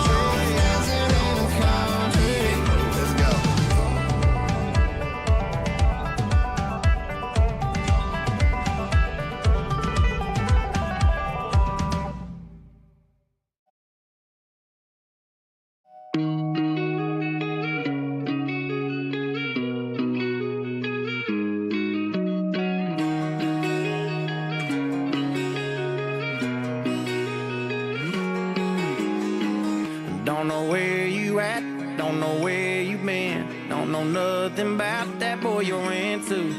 Don't feel bad for you, but I feel bad for him and all the hell you gon' be putting him through. Probably tell him we're a burnt out flame. Probably tell him that I ain't been on your mind. I ain't nothing but a long gone thing. You can cuss my name, but baby, don't you lie. When you're tasting what he's drinking, are you thinking about me? When you're riding where he's driving, are you missing my street? Every time you close your eyes, tell me, who do you see? When you're tasting what he's drinking, are you thinking about me? Coming over tonight, wish that truck in your drive was mine, just like you know it's supposed to be. When you're up in his bed, am I up in your head, making you crazy? Tell me, baby, are you thinking about me? Are you thinking about? Are you thinking about? When you're tasting what he's drinking, are you thinking about me? Do you hide your phone? Did you change my name? When he wants to go to our go-to place, do you tell him you can't? Then go out of your way to be somewhere, any damn where I ain't. When you're tasting what he's drinking, are you thinking about me? When you're riding where he's driving, are you missing my street? Every time you close your eyes, tell me, who do you see? When you're tasting what he's drinking, are you thinking about me? Coming over tonight, wish that truck in your drive was mine, just like you know it's supposed to be. When you're up in his bed, am I up in your head, making you crazy? Tell me, baby, are you thinking about me? Are you thinking about? Are you thinking about? When you're tasting what he's drinking, are you thinking about me? Don't know where you at, girl, I know where you ought to be.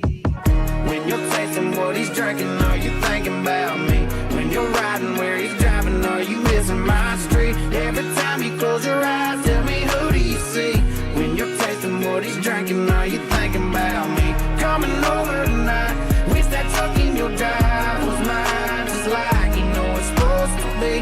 When you're up in his bed, am I up in your head, making you crazy? Tell me, baby, are you thinking about me?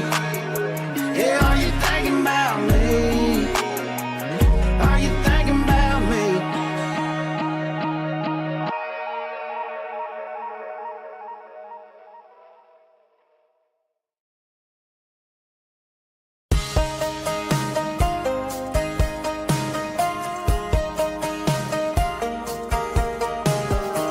Here comes that sun coming up on this Gulf Coast town. We've had one hell of a time, but our time is running out. You're about to head back north, I'm about to head back west, but I gotta get this off my sunburned chest. I swear, I think this thing we got could go somewhere. Girl, I've never gone to Jacksonville, Georgia, but after holding you all night, I wanna. 'Cause this ain't a margarita, can I get your number? Meet me by the water, text, hooking up. See you next summer. See you next summer. All this ain't. I bet them hometown boys can't wait for you to get back. They're probably standing in line. Go ahead and tell them all that you met somebody at the beach and didn't want to say goodbye. Let's add one more on that population sign, yeah. Girl, I've never gone to Jacksonville, Georgia, but after holding you all night, I wanna. 'Cause this ain't a margarita, can I get your number? Meet me by the water, text, hooking up. See you next summer. See you next summer. All the same.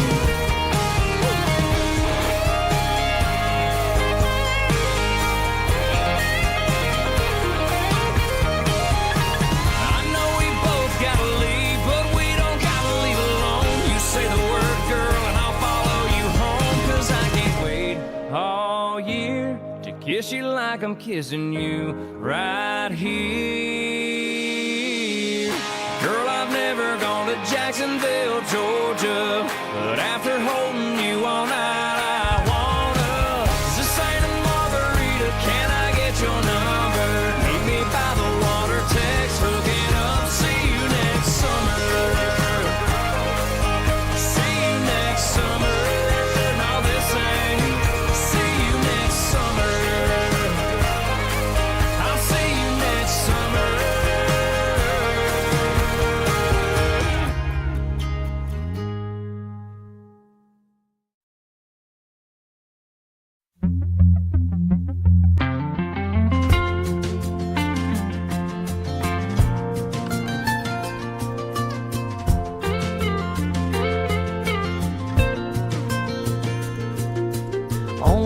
check the door before you lay down. Keep a glass of water by the bed. A dose of local honey will keep your nose from running. Little things like that she's always said.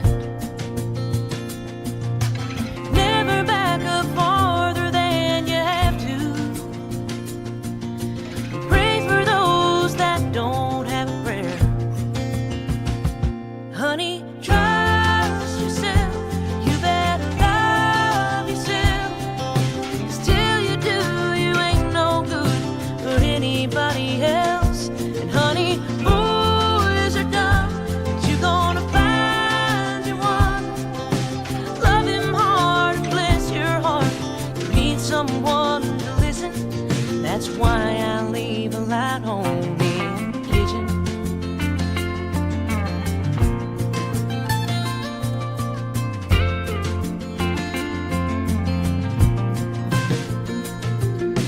Pancakes just taste better after midnight. When you make friends, always be colorblind. Your freckles make you pretty. There's more to life than being skinny. When you feel fat, it's mostly in your mind. So honey, trust yourself. You better love yourself. 'Cause till you do, you ain't no good to anybody else.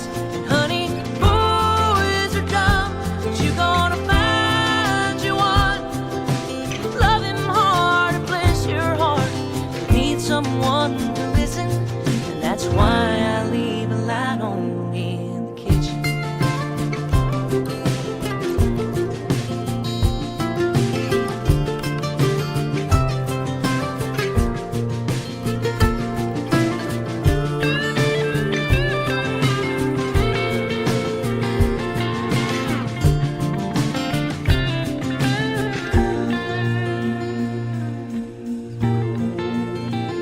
Well, honey, trust yourself. Laugh at yourself.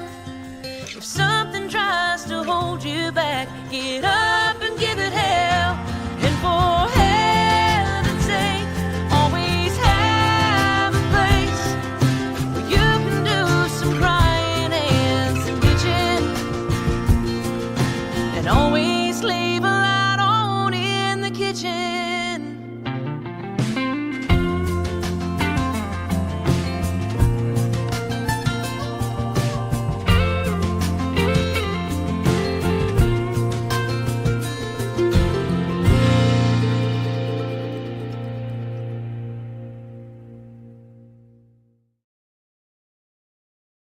In my t-shirt, in my ride, running circles in my mind. Couple billion in the world, baby, you're the only girl in mine.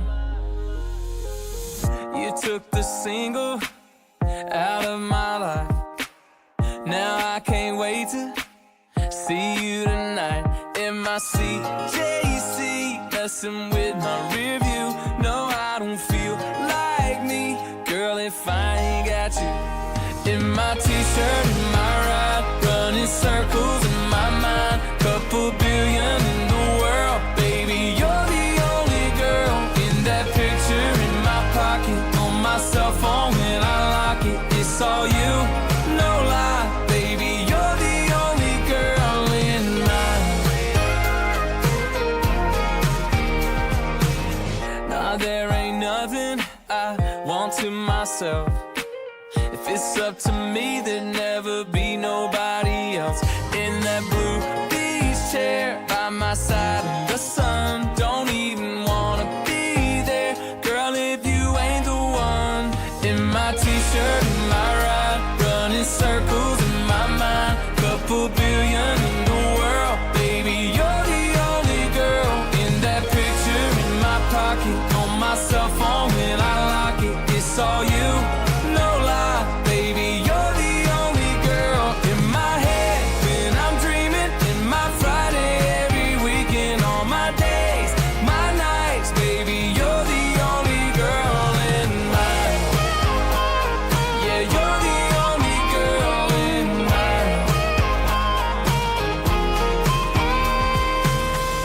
took the single out of my life. Now, girl, you'll always be the only one I wanna see. Up in my t-shirt, in my ride, running circles in my mind. Couple billion in the world, baby, you're the only girl. In that picture in my pocket, on my cell phone when I lock it, it's all you, no lie, baby, you're the only girl in mine.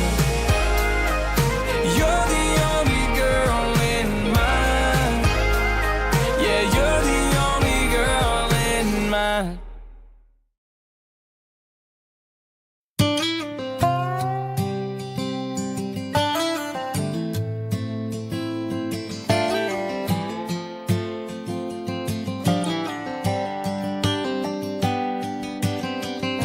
He said the way my blue eyes shined, put those Georgia stars to shame that night. I said that's a lie.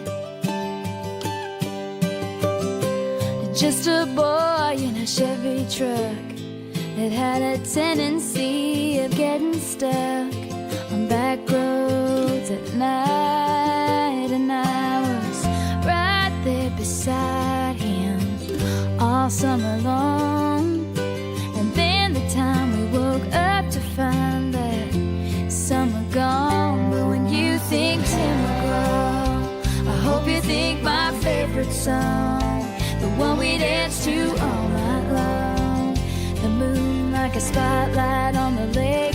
When you think happiness, I hope you think that little black dress. Think of my head on your chest and my old faded blue jeans. When you think Tim McGraw, I hope you think of me. September saw a month of tears, and thanking God that you weren't here to see me like that. But in a box beneath my bed is a letter that you never read from 3 summers back. It's hard not to find it all a little bittersweet. And looking back on all of that, it's nice to believe. When you think Tim McGraw, I hope you think my favorite song, the one we dance to all night long. The moon like a spotlight on the lake. When you think happiness, I hope you think that little black dress. Think of my head on your chest and my old faded blue jeans. When you think Tim McGraw, I hope you think of me.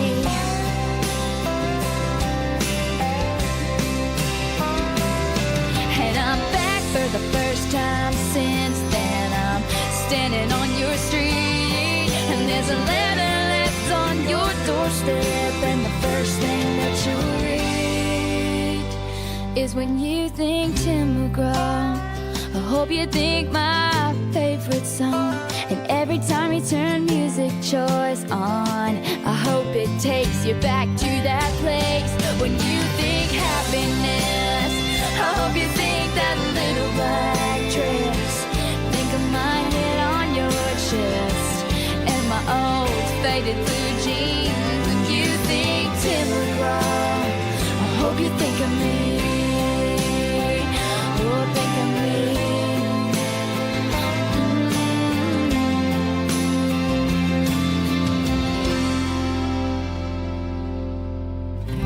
He said the way my blue eyes shine, put those Georgia stars to shame that night. I said that's a lie.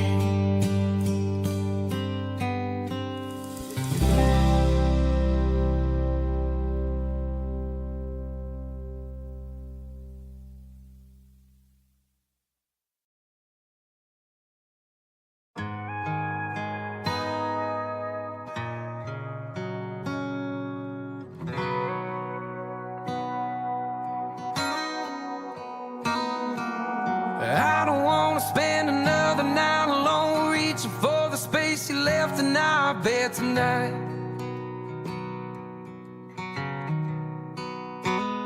So I guess I'll call some buddies up, get gone, take another shot in some Broadway dive. I might give you a drunk dial just to tell you what you already know. Baby, I'm in trouble, steady missing you, I'm getting through another double. A white flag waving, come and save me. Might be reckless, but I can't help it. So if you could, would you just come back home? 'Cause baby, I'm in trouble. Baby, I'm in trouble. Heading straight for another memory, trying to stay afloat on this whole bar stool.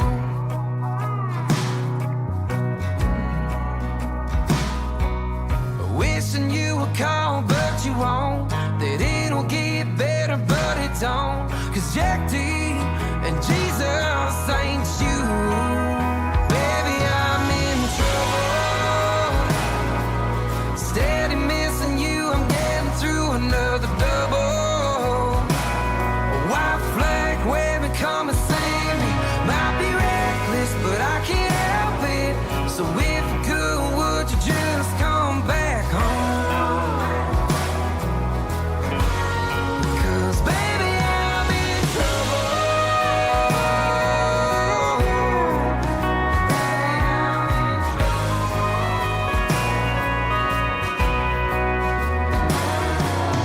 Wishing you would call, but you won't. That it'll get better, but it don't. 'Cause Jack D and Jesus ain't you. Baby, I'm in trouble. Baby, I'm in trouble. Baby, I'm in trouble. Steady missing you, I'm getting through another double. White flag waving, come and save me. Might be reckless, but I can't help it. So if you could, would you just come back home? 'Cause baby, I'm in trouble. Baby, I'm in trouble.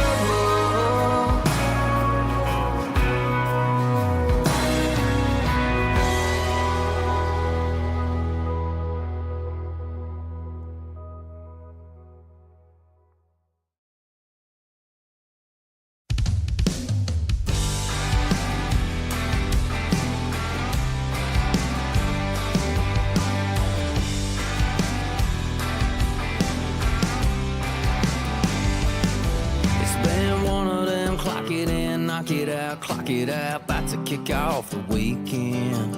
There's a stretch of black top, I ain't never seen a cop, so I'm pushing it a little past 10. Pulled a little money from the bank, put it in a tank, shined up the windshield glass. Don't know where the night might lead, ain't nowhere to be, but I gotta get there fast. There's a cold beer calling my name, feel a good time coming, got a new song humming, and the sunset's doing this thing. Feeling lucky as a 7, yeah, sometimes heaven is a pocket full of payday green. And my baby putting sugar on me, yeah, it's sure been a pretty damn good day. And there's a cold beer calling my name, yeah. Woo. Come on. If there's a hillbilly rock show, I'll be in the front row holding up a red big flame. Or wrap around porch with a citronella torch. Yeah, you know I'm down either way. There's a chance that tonight might be the night that I wait. I ain't ever gonna forget, yeah, everybody's turning it up. I got a little buzz and I ain't even had one yet. There's a cold beer calling my name, feel a good time coming, got a new song humming, and the sunset's doing its thing. Feeling lucky as a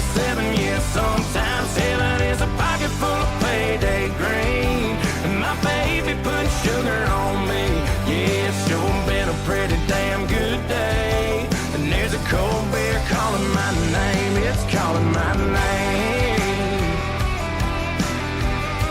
Yeah, there's a cold beer calling my name. Oh, yeah, it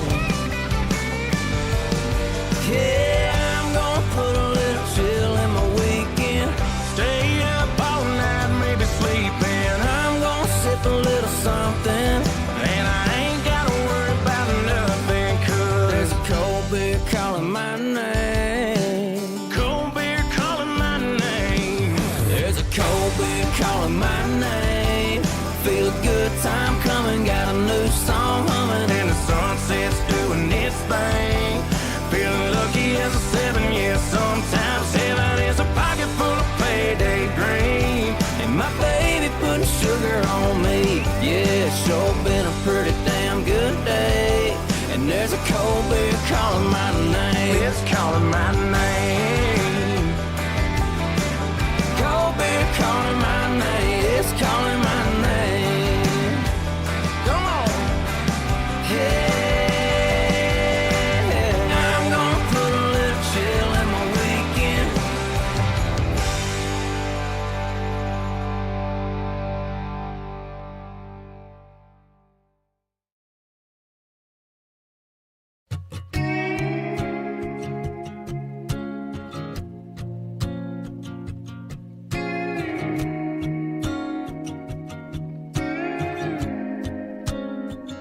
It was right after senior year, just before the summer disappeared. We went riding them old farm roads, hanging out on the gate of his truck. We threw a blanket beneath the sunset, being brave as 18 gets. We gave each other more than our hearts, with the help of a mason jar, drinking watermelon moonshine. Cut the barn with a little light, parking back in them kudzu vines. I was his and every bit of that boy was mine. Too young to know what love was, but we were learning on the sweet buzz. There's never nothing like the first time, and mine's always gonna taste like watermelon moonshine. I don't remember where we got it from, I just remember feeling all grown up, taking pulls like it ain't no thing. Never told him it was my first drink, but I told him that he was the one. You're so sure when you're that young, you think you got it all figured out. And now I laugh when I think about drinking watermelon moonshine. We cut the barn with a little light, parking back in them kudzu vines. I was his and every bit of that boy was mine. Too young to know what love was, but we were learning on a sweet buzz. There's never nothing like the first time, and mine's always gonna taste like watermelon moonshine. I thought that high would last forever, that ain't what it does. Maybe we were drunk in love, or maybe we were just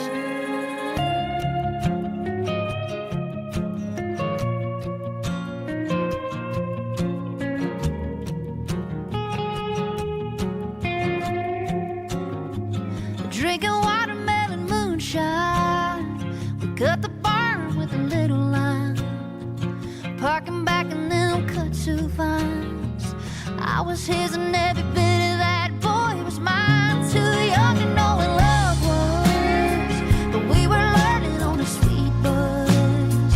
There's never nothing like the first time, and mine's always gonna taste like watermelon moonshine. Watermelon moonshine.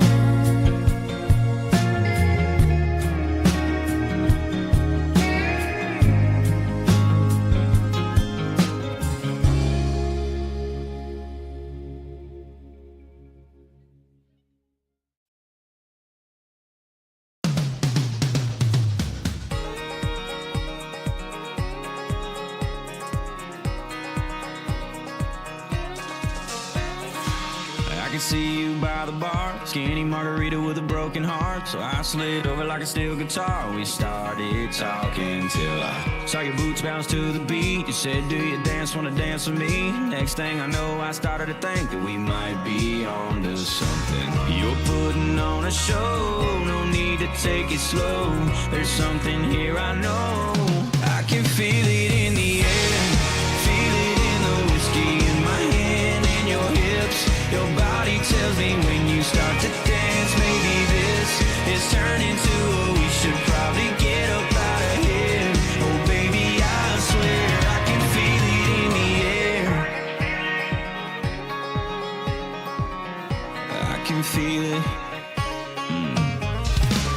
You got everybody looking, looking at you, looking at me. Them words you're whispering in my ear, girl, they're as smooth as Tennessee. We got all night to go, this flame ain't burning low. There's something here I know, 'cause I can feel it in the air, feel it in the whiskey in my hand and your hips. Your body tells me when you start to dance, baby, this is turning to a we should probably get up out of here. Oh baby, I swear I can feel it in the air.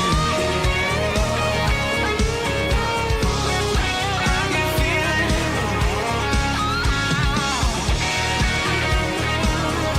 I can feel it in the air. I can feel it coming in the air tonight.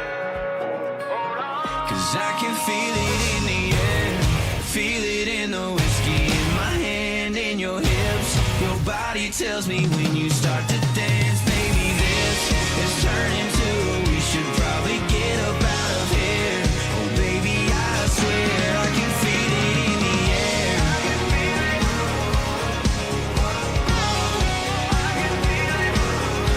I can feel it in the air. I can feel it.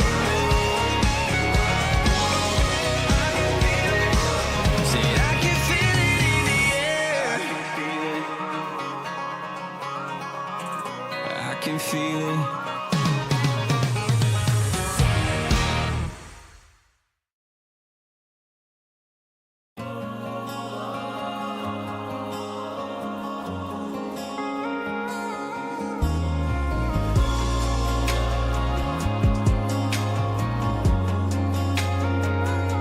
Well, baby, you're a wildfire that'll light me up, that'll out of control.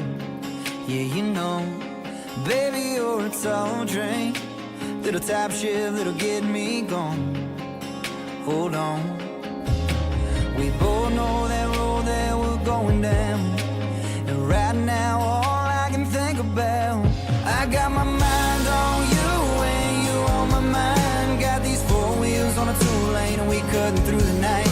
Got your eye in my head and your love on my lips. Girl, I'm hugging on these curves like them jeans on your hips. Every time you I've been looking like you do. I got my hands and my eyes and my mind on you. I got my mind on you. I got my mind on you. Slide a little closer, babe.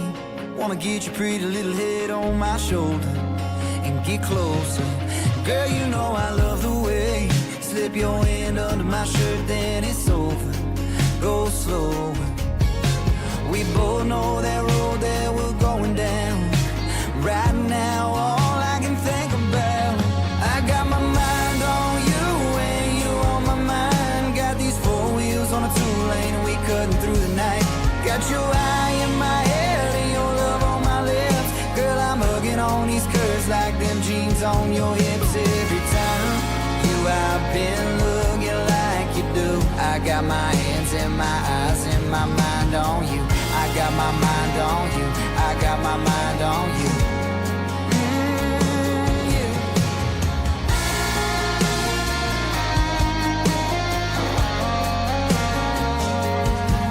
I got my mind on you and you on my mind. Got these four wheels on a two-lane and we cutting through the night.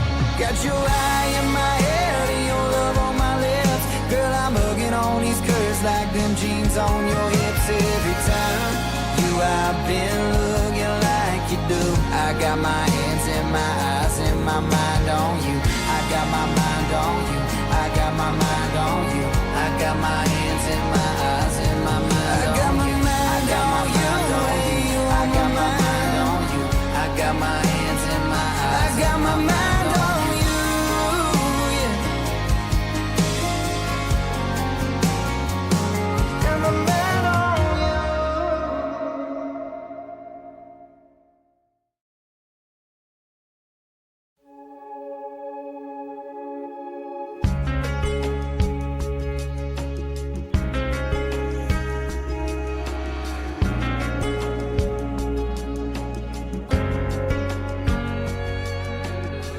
Get so mad at things that don't matter way too much. I let the way back winds and my old friends scatter like they were dust.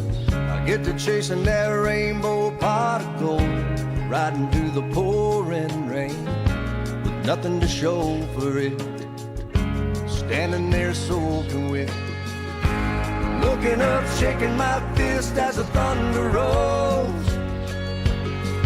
Now and then on nights like this, I catch a thunderbolt. I wanna live a life like a dollar and the clock on the wall don't only shine a light like mama's front porch when I'm lost and lonely. Stop forgiving and start forgetting. Be somebody that's worth remembering. Live a life so when I die, there's standing room only, standing room only. Standing room only. I wanna take my grudges and my old regrets and let them go. I wanna learn how to say a lot more yes and a lot less no. Girl, I wanna dance and shout and love out loud and come alive. Don't wanna be the guy too cool to laugh and too scared to cry. I wanna live a life like a dollar and the clock on the wall don't only shine a light like mama's front porch when I'm lost and lonely. Stop forgiving and start forgetting. Be somebody that's worth remembering. Live a life so when I die, there's standing room only, standing room only.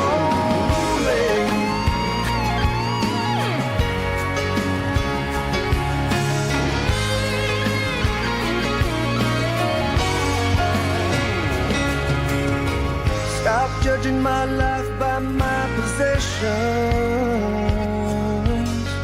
Start thinking about how many headlights will be in my procession. I wanna live a life like a dollar and the clock on the wall don't only shine a light like mama's front porch when I'm lost and lonely. Start forgiving and start forgetting. Be somebody that's worth remembering. Live a life so when I die, there's standing room only, standing room only. Standing room only, standing room only.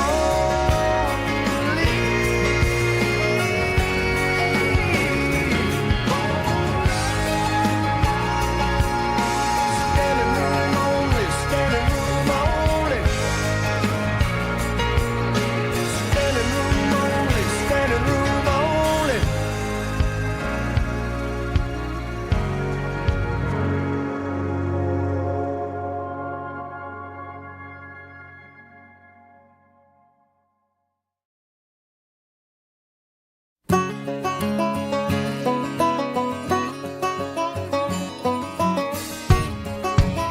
You boys ever met a real country girl? I'm talking true blue, out in the woods, down home, country.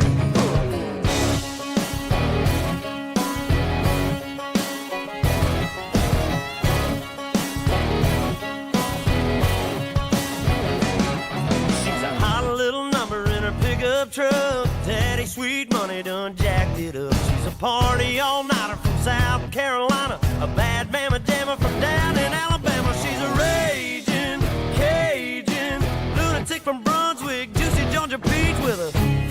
southern drawl, sexy swinging walk, brother, she's all country. Shoot, from her cowboy boots to her down home roots, she's country. From the song she plays to the prayer she prays, that's the way she was born and raised. She ain't afraid to stay country. Brother, she's country.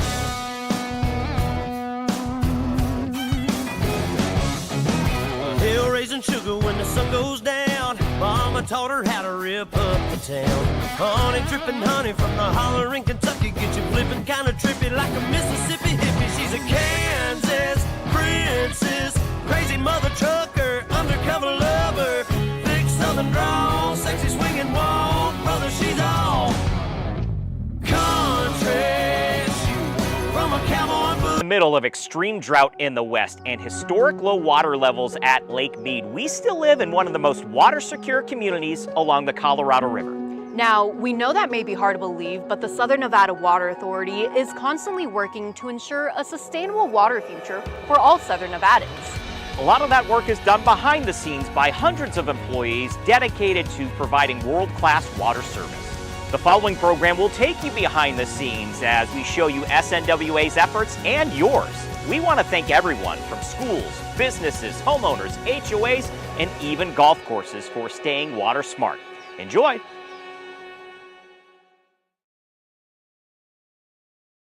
Summer is here and we all lean into more. More time in the pool, more air conditioning, maybe even more ice cream.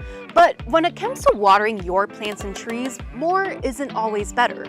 We'll explain how your plants and trees can still thrive in the summer heat while saving water and helping you save on your water bill.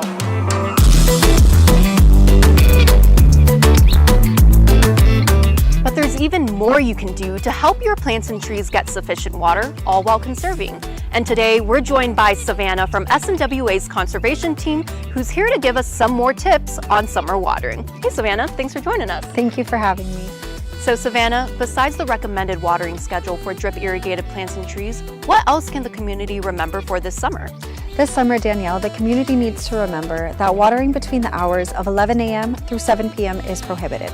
Watering during the high heat of summer can actually cause all that water to evaporate, which means your plants and trees are getting a lot less water than what you are giving them. It is important to remember that watering during these prohibited times or allowing water to spray and flow off of your property could result in a costly water waste fine, and nobody wants that. During summer, you'll also want to slowly ramp up the number of days you water per week and add more days as temperatures rise. And as always, never water on Sundays. Now, if you still have grass, we recommend running your sprinklers for a maximum of 12 minutes per watering day, set in 3 4-minute cycles spaced 1 hour apart. That's all your grass really needs. So grass can be watered 6 days a week in the summer, but there's an even better way to conserve water. That's right. Homeowners can remove their grass with our Water Smart Landscapes rebate program and replace it with water-efficient desert landscaping. Desert landscaping, like these cactus, naturally need less water to thrive, saving water and saving you money on your water bill. There are a few qualifications that are needed for our Water Smart Landscapes rebate program, so be sure to check out snwa.com for more information. That's great information on Water Smart Landscaping, but right now it is sunny, but that's not always the case for the summer. Here in Southern Nevada, summer is also known as monsoon season, which can bring heavy rain, storms, and high winds. So what should the community remember during these summer storms? It is important to remember to turn off your irrigation clock during these storm events. Your landscape does not need that extra water, and you can actually take advantage of the free water falling from the sky. Overwatering your landscape during these storm events can actually damage your plants and trees, causing you more time and effort to fix. Those are all great summer watering tips. Where can the community go to get more information for summer watering? The community can visit snwa.com for more information on summer watering tips. We all have the responsibility to conserve water here in Southern Nevada. Welcome to summer, everyone. Believe it or not, you can grow a garden in the summer heat. Here are 5 things you can plant on your drip irrigation system, including trees and vegetables.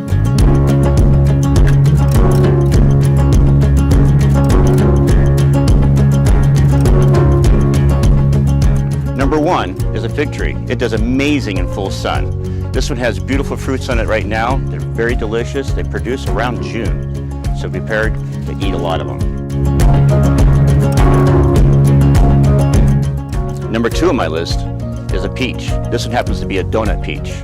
Does very well in this Las Vegas heat. It's also drought tolerant once it's established. And this tree will produce fruit around July. And number 3 on our list is lantana. This is very drought tolerant once established. Handles our sun very well. I mean, very well. And relatively cheap to find. Every nursery has this. Number 4 on my list is a Tacoma stance.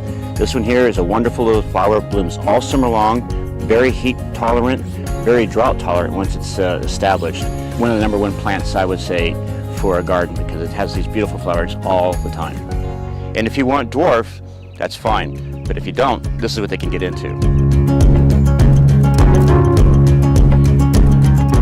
And last on my list, number 5, are peppers. I have all different types of peppers here. Mild, sweet, to hot. Trust me, when it gets hot out here, these guys get really hot. Delicious. Mwah. And those are 5 things that you can grow in this desert sun on your home's drip irrigation system. And all these should be relatively easy to find at your local nursery. Before you go shopping, you can also use the plant search tool at snwa.com to discover even more you may want to add. Visit us at the Springs Preserve to see these in person. And don't forget, summer watering restrictions are in effect. We recommend plants, trees, and your new garden should be watered up to 4 days a week, before 11 a.m. or after 7 p.m. when temperatures get hot. And never water on Sunday. What if getting your water wasn't as simple as this? This doesn't seem like something you could pick up at a Home Depot and then do yourself, could you? No, but it actually is. You don't want to carry it from Lake Mead, and you certainly don't want to be responsible for treating it. All that water's recycled, by the way. Not everybody does what we're doing. No, this is actually very unique.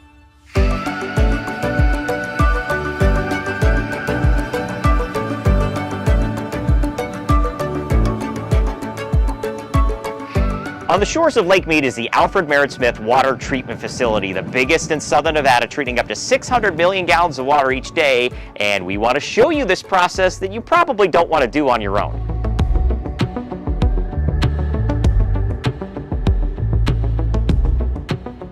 Making sure your water is safe to drink is not something you want to worry about every day, or especially plan for the future and make sure that in spite of something that we don't know that could be coming down the line, that your water is safe to drink. And Hannah Ray is here. This is your job, research engineer for the Water District and the Water Authority. Hannah, where are we and what is this room? Why are we here? Where we are is what we call the pilot plant, but in essence, it's our mini drinking water treatment plant.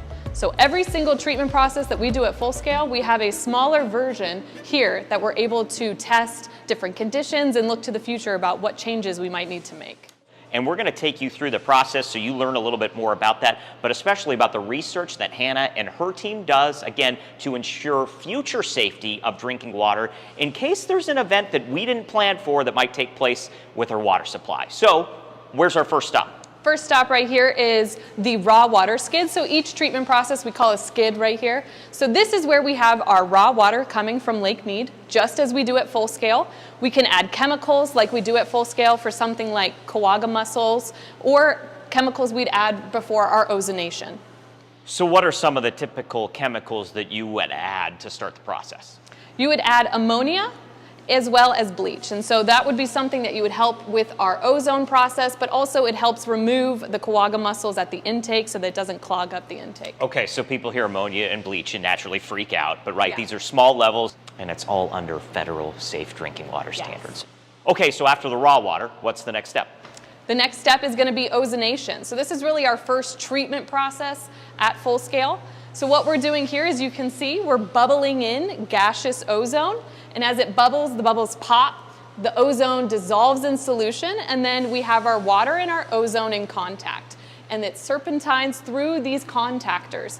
And as ozone is in contact with our water, it kills bacteria, it breaks down compounds, and it's very quick to dissipate. So by the end of the treatment process, the ozone is gone. And if not, we do add a chemical to remove it, because we want all of the ozone treatment to happen just during our treatment process.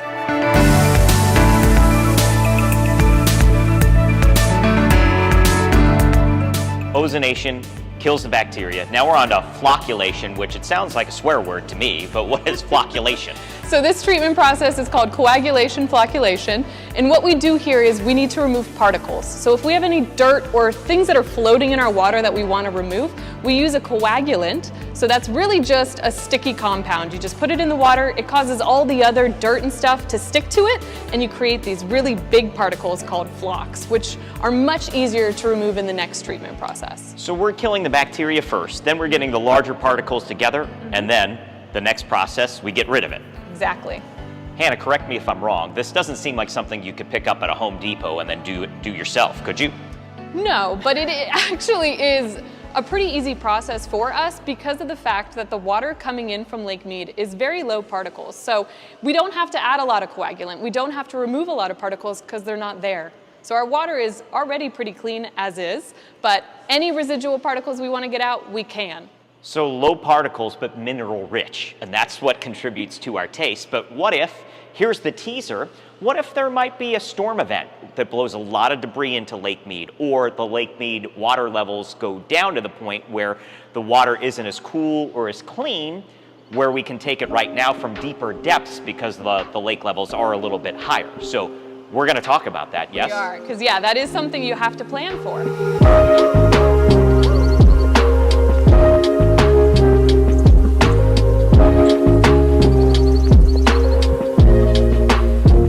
So the last step in the treatment process in our mini plant and our big plants is filtration. Again, small scale here, we do it on a much bigger scale here at AMS, but what are we looking at? So this is our filters here, and this is where we're going to remove all those particles, those big fat particles we created, the flocks in coagulation flocculation.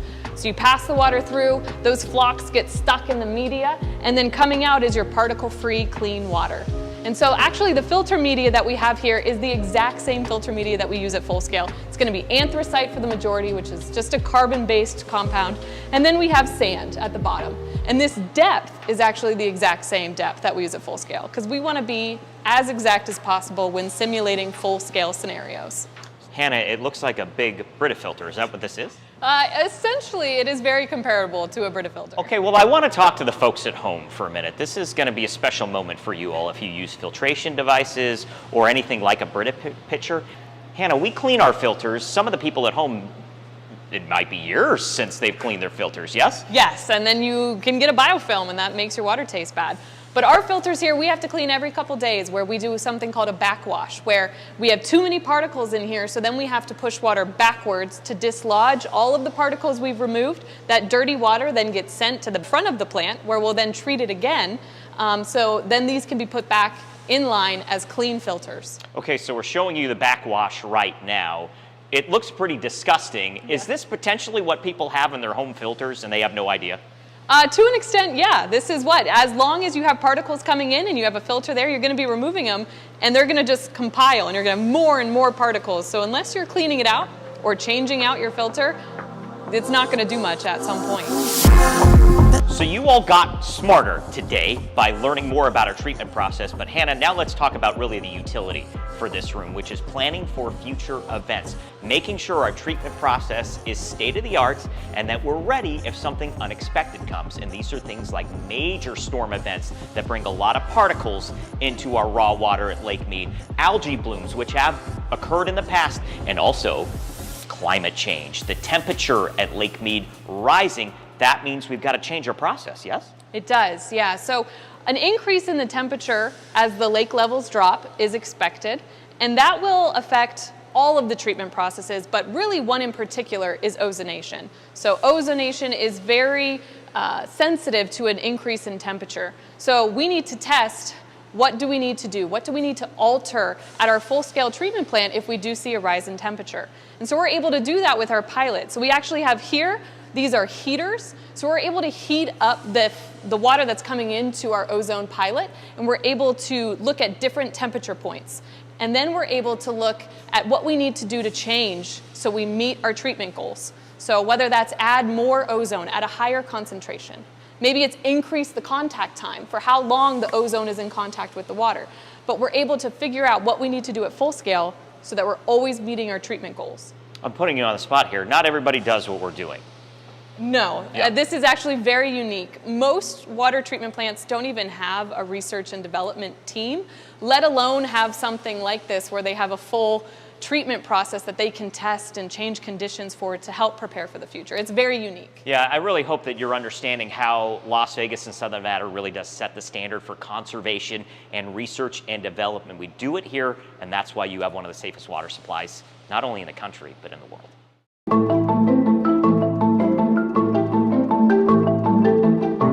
Storm events are pretty common out here, right? We get high winds, we get monsoons, but we're talking about like major, if there is a major storm event that affects our water supply, we've got to be ready for that?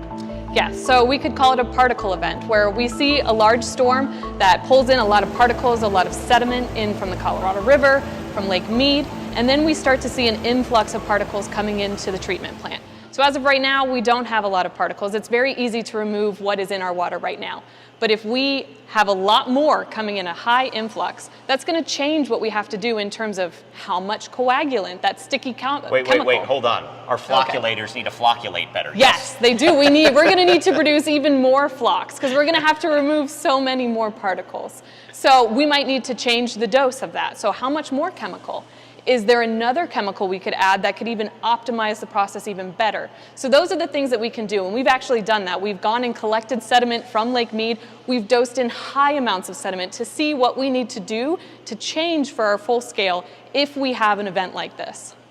We test your drinking water over 300,000 times annually, looking for all sorts of contaminants. And one of those contaminants that we're prepared to deal with, if it does happen, is algae. We had an event over 2 decades ago, but unlikely to happen, right? But we have to be prepared for it, yes? Yes, as we pull from the bottom of the lake right now, an algae event is not expected to affect our treatment plant, but we want to be prepared. If that ever happens, how are we going to handle that? Because back in 2001, the algae really did affect our filters where, we backwash, we clean those filters out about once every 2 days. We were down to every couple hours.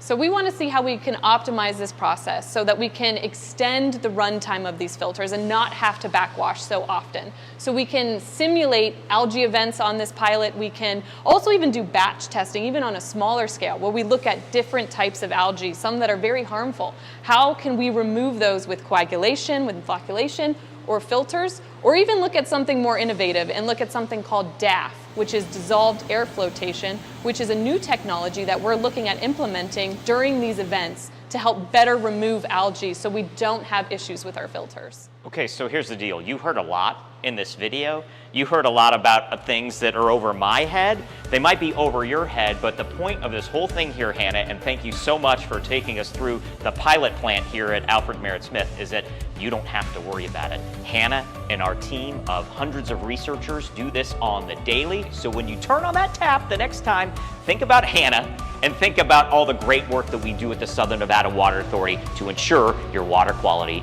meets or exceeds federal drinking water standards.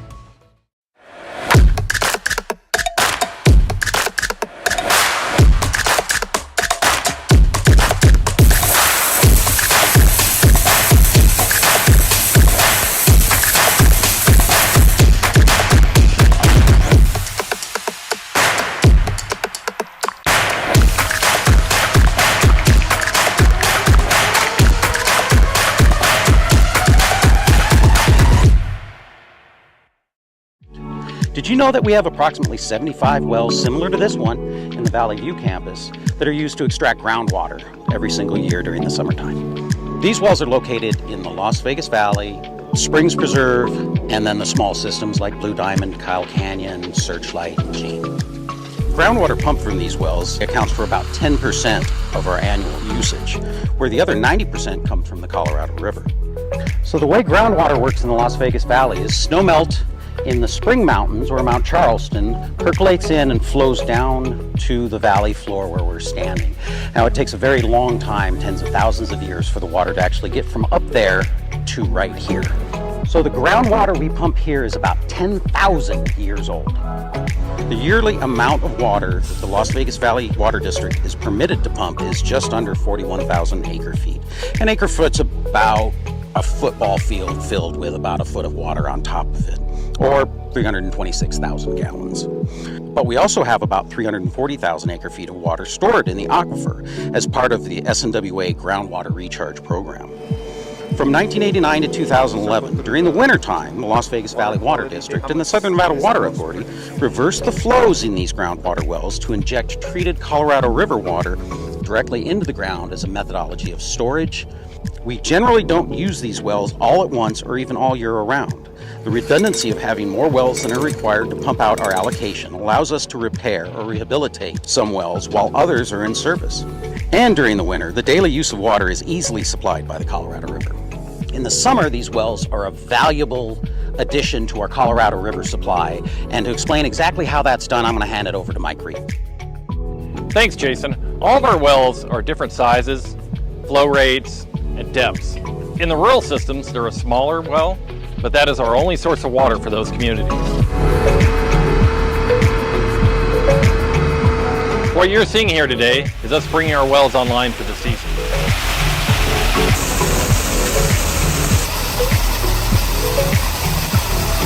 And then we have different ways of the water getting into the system. Some go directly into the distribution system, some go into reservoirs where it mixes with water coming from Lake Mead, and there it is treated. These wells are also a cost savings for the district, being they're mostly located on the west side of the valley at where the water is used, instead of being pumped several times across the valley from Lake Mead. There's different types of pumps. Some are located above ground, some are submersible like this one. The benefit of these, totally quiet, like this one right behind me that's running at 2,100 gallons a minute. Can't even tell it's on. When the heat comes up, the wells come on, and that's when we turn on our wells here in the valley. They supplement our water supply for the summertime during the hot months. Hello everybody, my name is Savannah Murinchek and I am with the Southern Nevada Water Authority, and today I am going to talk you through our pre-site inspection process for the Water Smart Landscapes rebate program.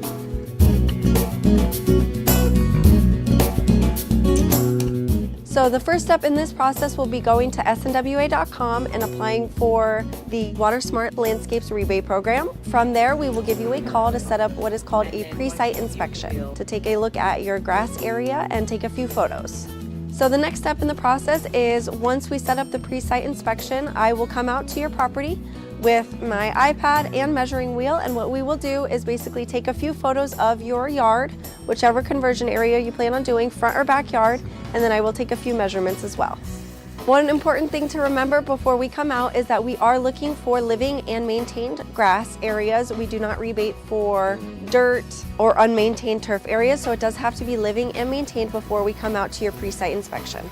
So after I have taken measurements and photos, that is pretty much all you need from me. If a homeowner is home though, I do like to discuss our program requirements, which are mainly you have to have a 50% canopy coverage, low flow drip irrigation systems, and you have to put in a permeable layer of mulch.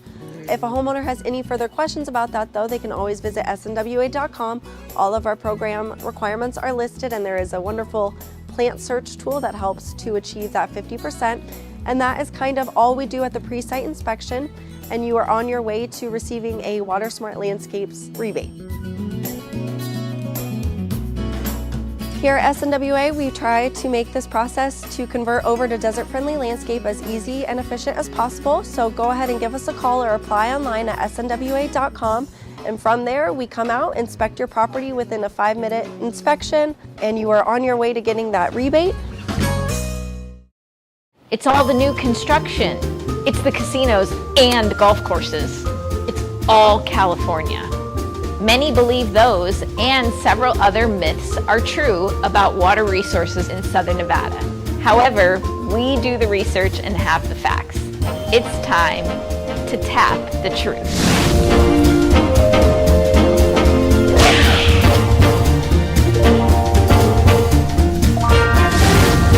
I'm Colby Pellegrino, the Deputy General Manager of Resources for the Southern Nevada Water Authority. Today's topic is, artificial turf is ugly and it's ruining our community. The reality is, none of our programs require anyone to use a specific landscape coverage when they remove their grass.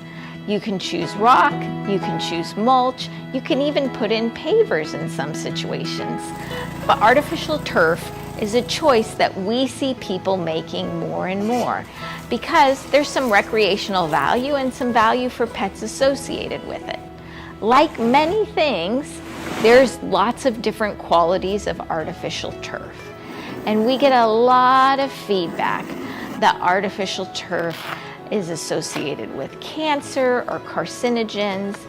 And the reality is, in particular for our school district, there are specifications in place that do not allow the purchase of materials that contain any known substance that would be an issue. There are lots of old conspiracy theories surrounding artificial turf, but we've yet to find any causation between cancer and the use of artificial turf.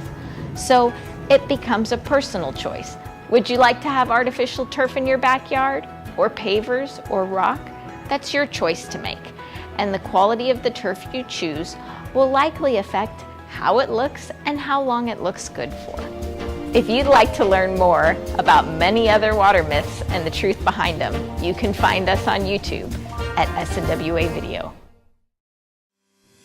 Celebrating Las Vegas's vibrant past with a focus on our region's sustainable future, the Springs Preserve features more than 2.5 miles of trails to explore, an 8-acre desert-adapted botanical garden, 2 museums, animal habitats, interactive exhibits, and special events. Located on 180 acres in the heart of Las Vegas, there's always something new to discover at the Springs Preserve.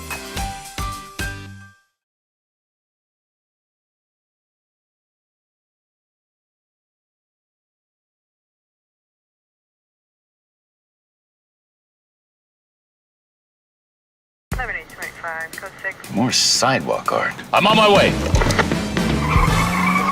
I've never seen a sprinkler head that far out of line. I have. Avoid costly water waste fines.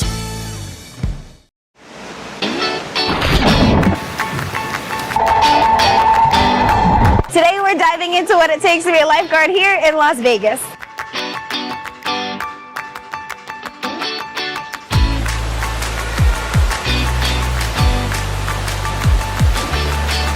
Hi, my name is Tammy, and I am the aquatic coordinator for the City of Las Vegas. We need lifeguards. First things first, if you want to join our team, you have to show up to one of our hiring fairs ready to swim.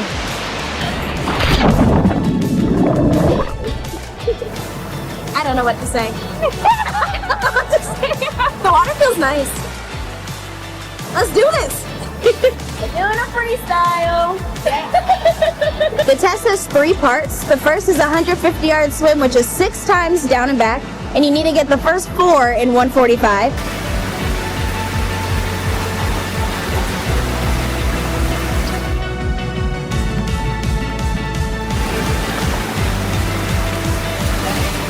Ooh, that was tough, but ready for the next test. You then do a 2-minute tread with your hands on your shoulders, or 1 minute with the 10-pound brick.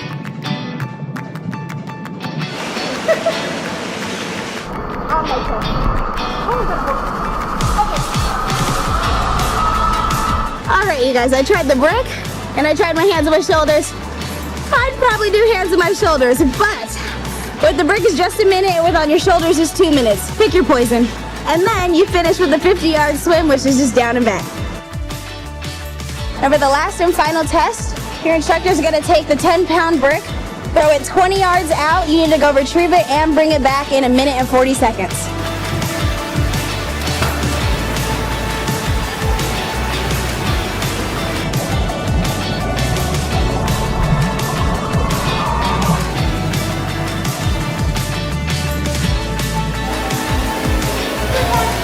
Boom, water test conquered. And you passed this test and your lifeguard training is free.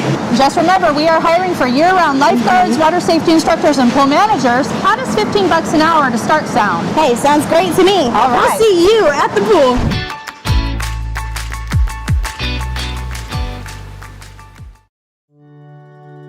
The family's visit to the forest inspired a beautiful question. Mother, mother, am I a tree? You tell me to stand tall. The trees stand tall. Mother, mother, you tell me to stay rooted. The tree's roots go deep. You tell me to focus on my breath, and the trees breathe for the earth. I think I am a tree. My child, of course you are. But what kind of tree will you be? Will you be the kind that makes shade, or the kind that shows a new way? Might you be the kind to hug, or the kind to climb? Doesn't matter which you choose, so long as you choose to be a tree that's kind. The child had a few more questions after that, and the forest had plenty of answers. Make the forest part of your story at a park near you. Find one at discovertheforest.org. Keeping you connected for 25 years, you're watching City of Las Vegas TV.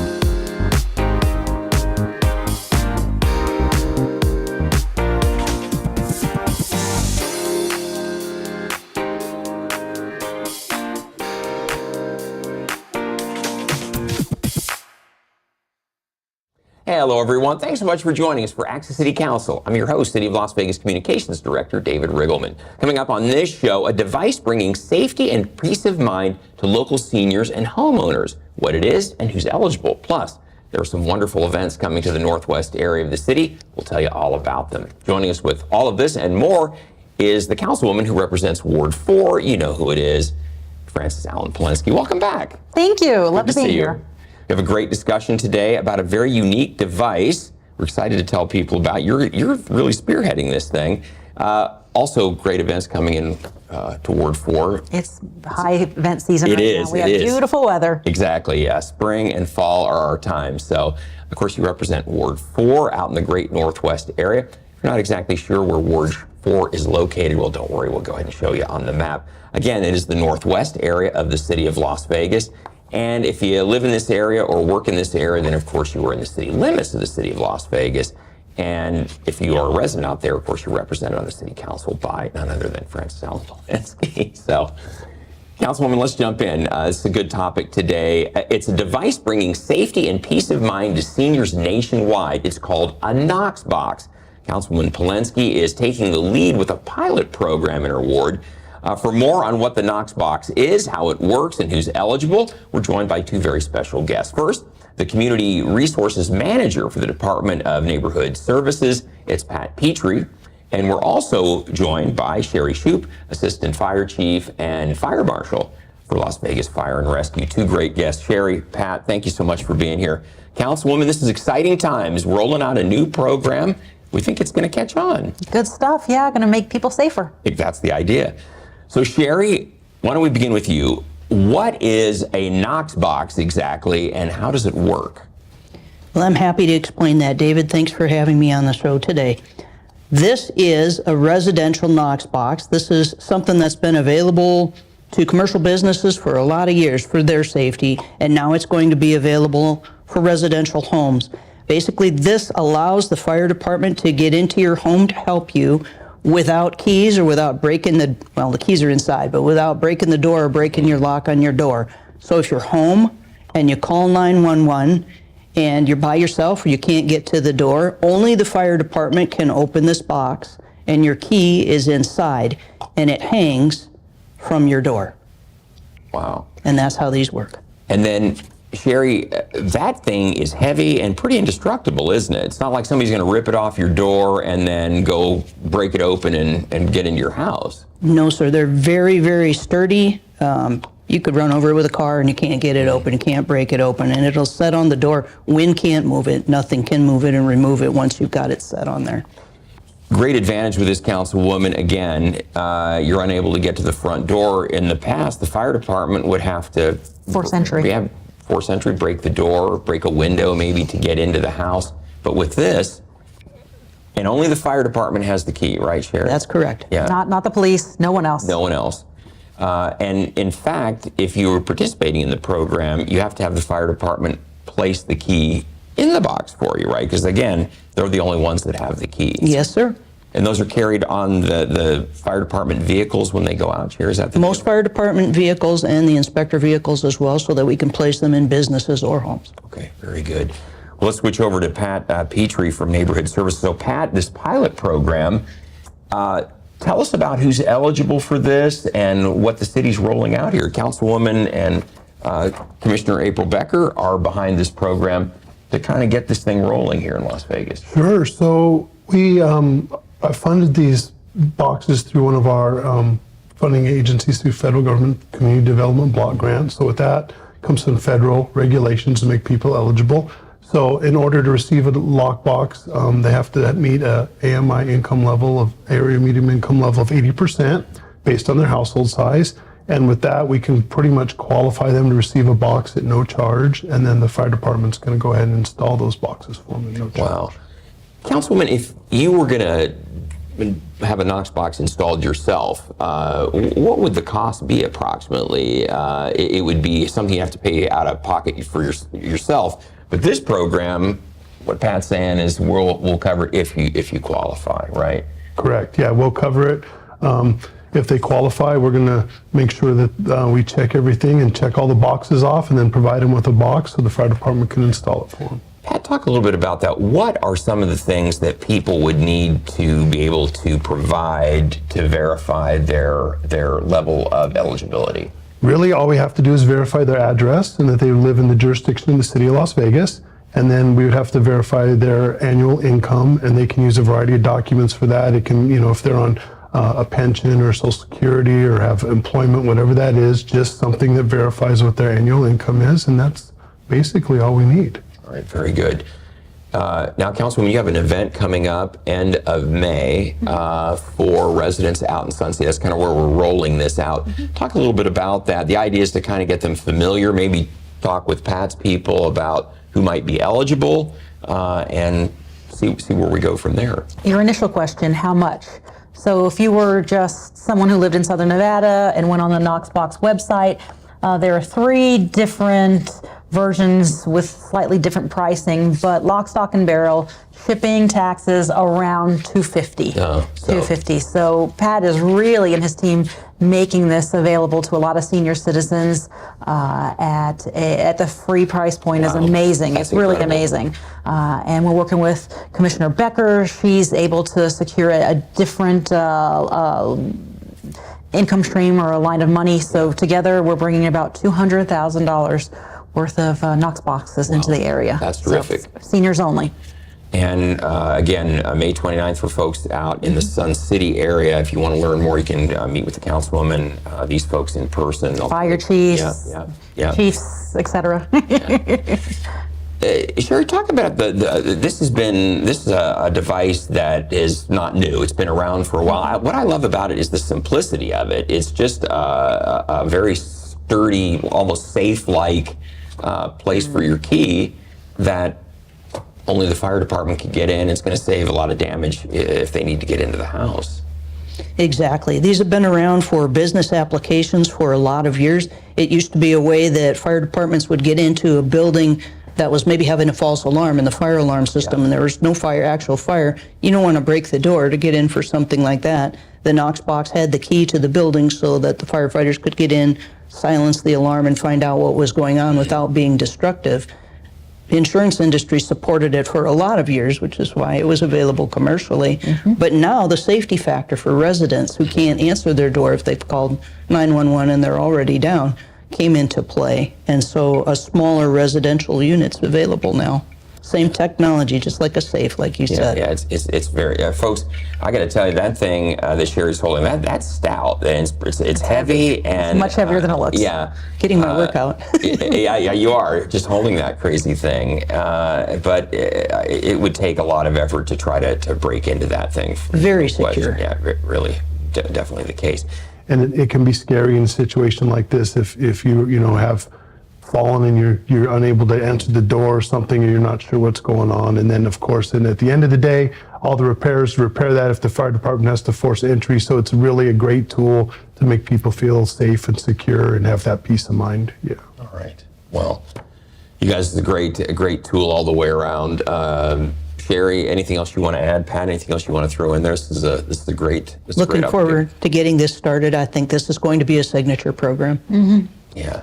Yeah, we're just looking forward to get it started in Ward 4, and hopefully in the future maybe expand it out throughout the city and be able to provide that to all our residents that would like to have one, and hopefully we get to that point. Yeah, I think that's kind of what you'd love to see, wouldn't it be, Councilwoman, that people all across the valley are using these things? I would. Really, you think about that forced entry that happens, and if you're a widow or you live at home by yourself, and then you're transported to the hospital, maybe you do 3 or 4 days in the hospital, your home is insecure the entire time. So just a ripple effect of bad things that can happen. If your key is accessible, they can go in, they can lock up.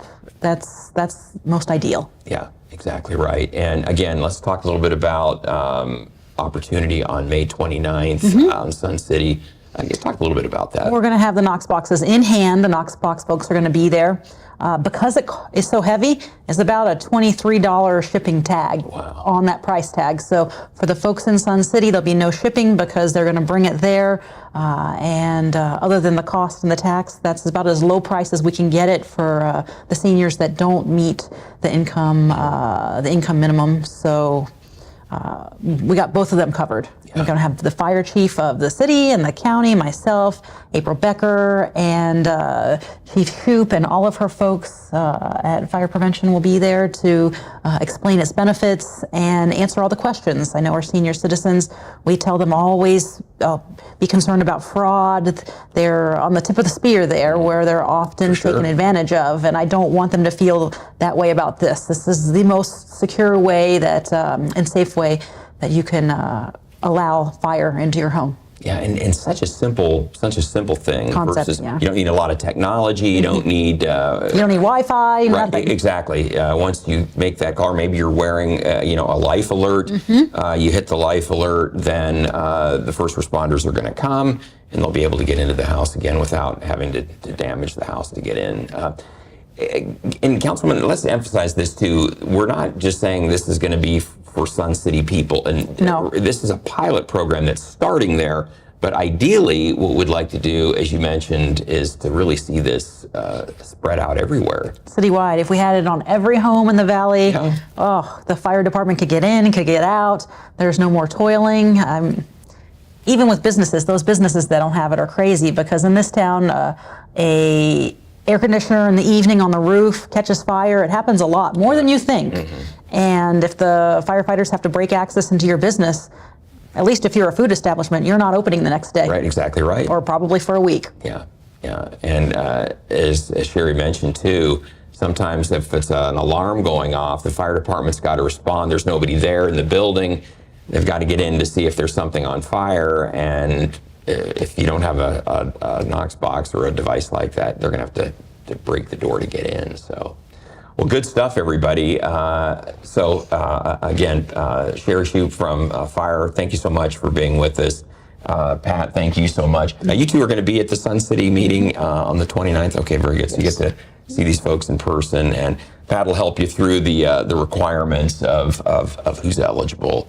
It's an exciting program. We've been doing stuff in the city for a long, long time, but this is the first. This is good. This is good stuff. Kudos to you. Hey, I know I ran into Rick, who works for Chief Shoup, and he was very proud because he'd sold 2 or 3 at a Sun City wellness fair. And I said, 2 or 3? We're going to get more than that done. That sounds like you. Definitely sounds like you. Well, that's good stuff. Well, the boxes. Yeah. And Yeah, I think that not just for seniors. Sounds like a great tool for anybody out there who owns property that wants to make sure that first responders can get in without the damage that might have to come with it if you can't get to the door. So, all right. Sherry Shoup from the Las Vegas Fire and Rescue, thank you so much. Pat Petrie from our Neighborhood Service Department, great job, you guys. And we'll see everybody on the 29th then. So, Councilman, you stick around. We got more to talk about. We need to take a quick break, but coming up, a look back at what's been happening in Ward 4. Plus, we look ahead at some wonderful events that you don't want to miss. It's right after this. If you've been affected by suicide, you're not alone. Suicide is a leading cause of death that affects millions each year. In most cases, it happens when stressful life events overload the coping abilities of someone suffering from a mental health condition. And the most common condition associated with suicide is depression, an illness that goes undiagnosed or untreated far too often. But the research is clear. Suicide is preventable if we work together. The American Foundation for Suicide Prevention has set a bold goal to reduce the annual suicide rate 20% by 2025. We can save tens of thousands of lives, but we need the help of everyday heroes like you. People have suffered in silence for too long, and too many families have had to weather their losses alone. You can change that. We need you to be the voice for suicide prevention, and it can be as simple as reaching out to a friend, because talk saves lives. If you're having thoughts of suicide, or if you're concerned about someone else, assume you are the only one who will reach out. You can also join hundreds of thousands across the country for our Out of the Darkness community walks and raise awareness of suicide within your community. Together, we'll bring hope to those affected by suicide and raise awareness to save lives. Learn how you can fight suicide. Visit afsp.org today. When they test you, stand firm and move only when you hear the seatbelt click that says they're buckled in for the drive. Never give up till they buckle up. Welcome back, everyone. Now, we want to be sure to tell you about a great event that happened in Ward 4 a few weeks back. We talked about this the last time you were on the show. It was upcoming.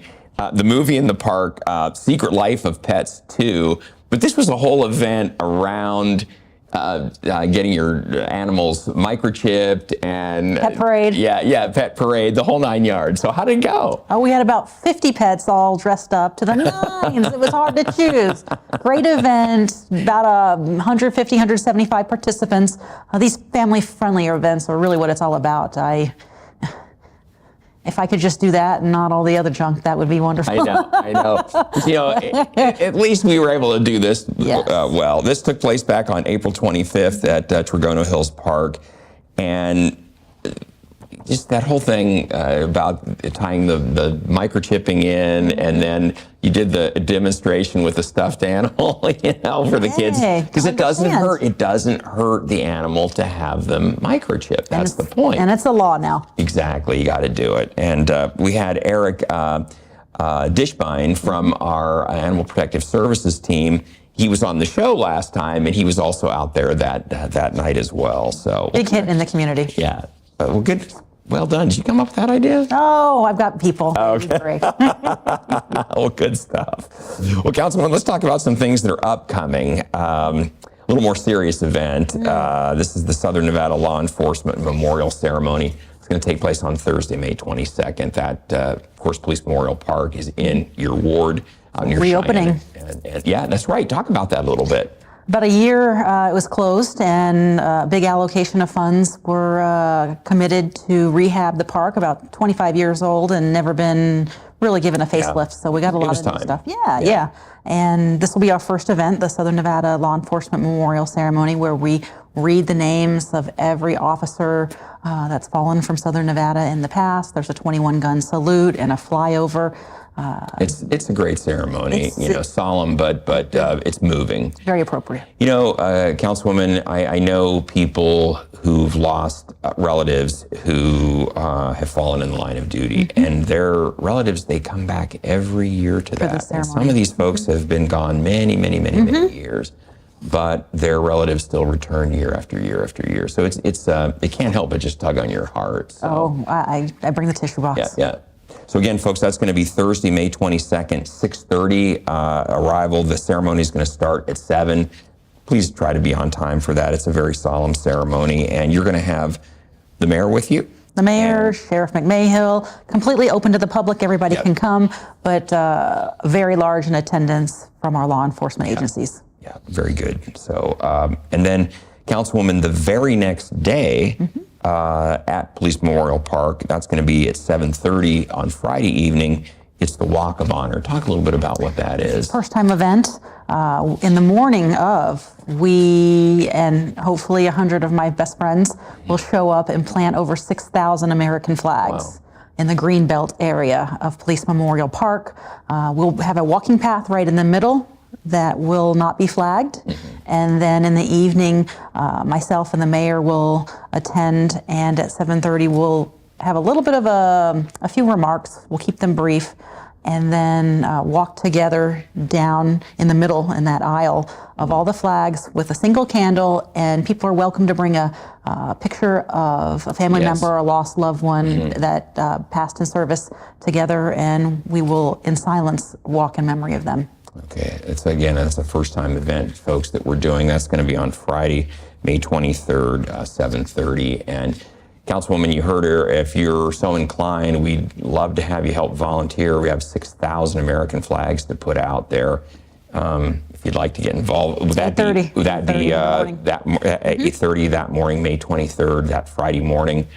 Come on out. Police Memorial Park is on Cheyenne, as you almost out to the 215 there.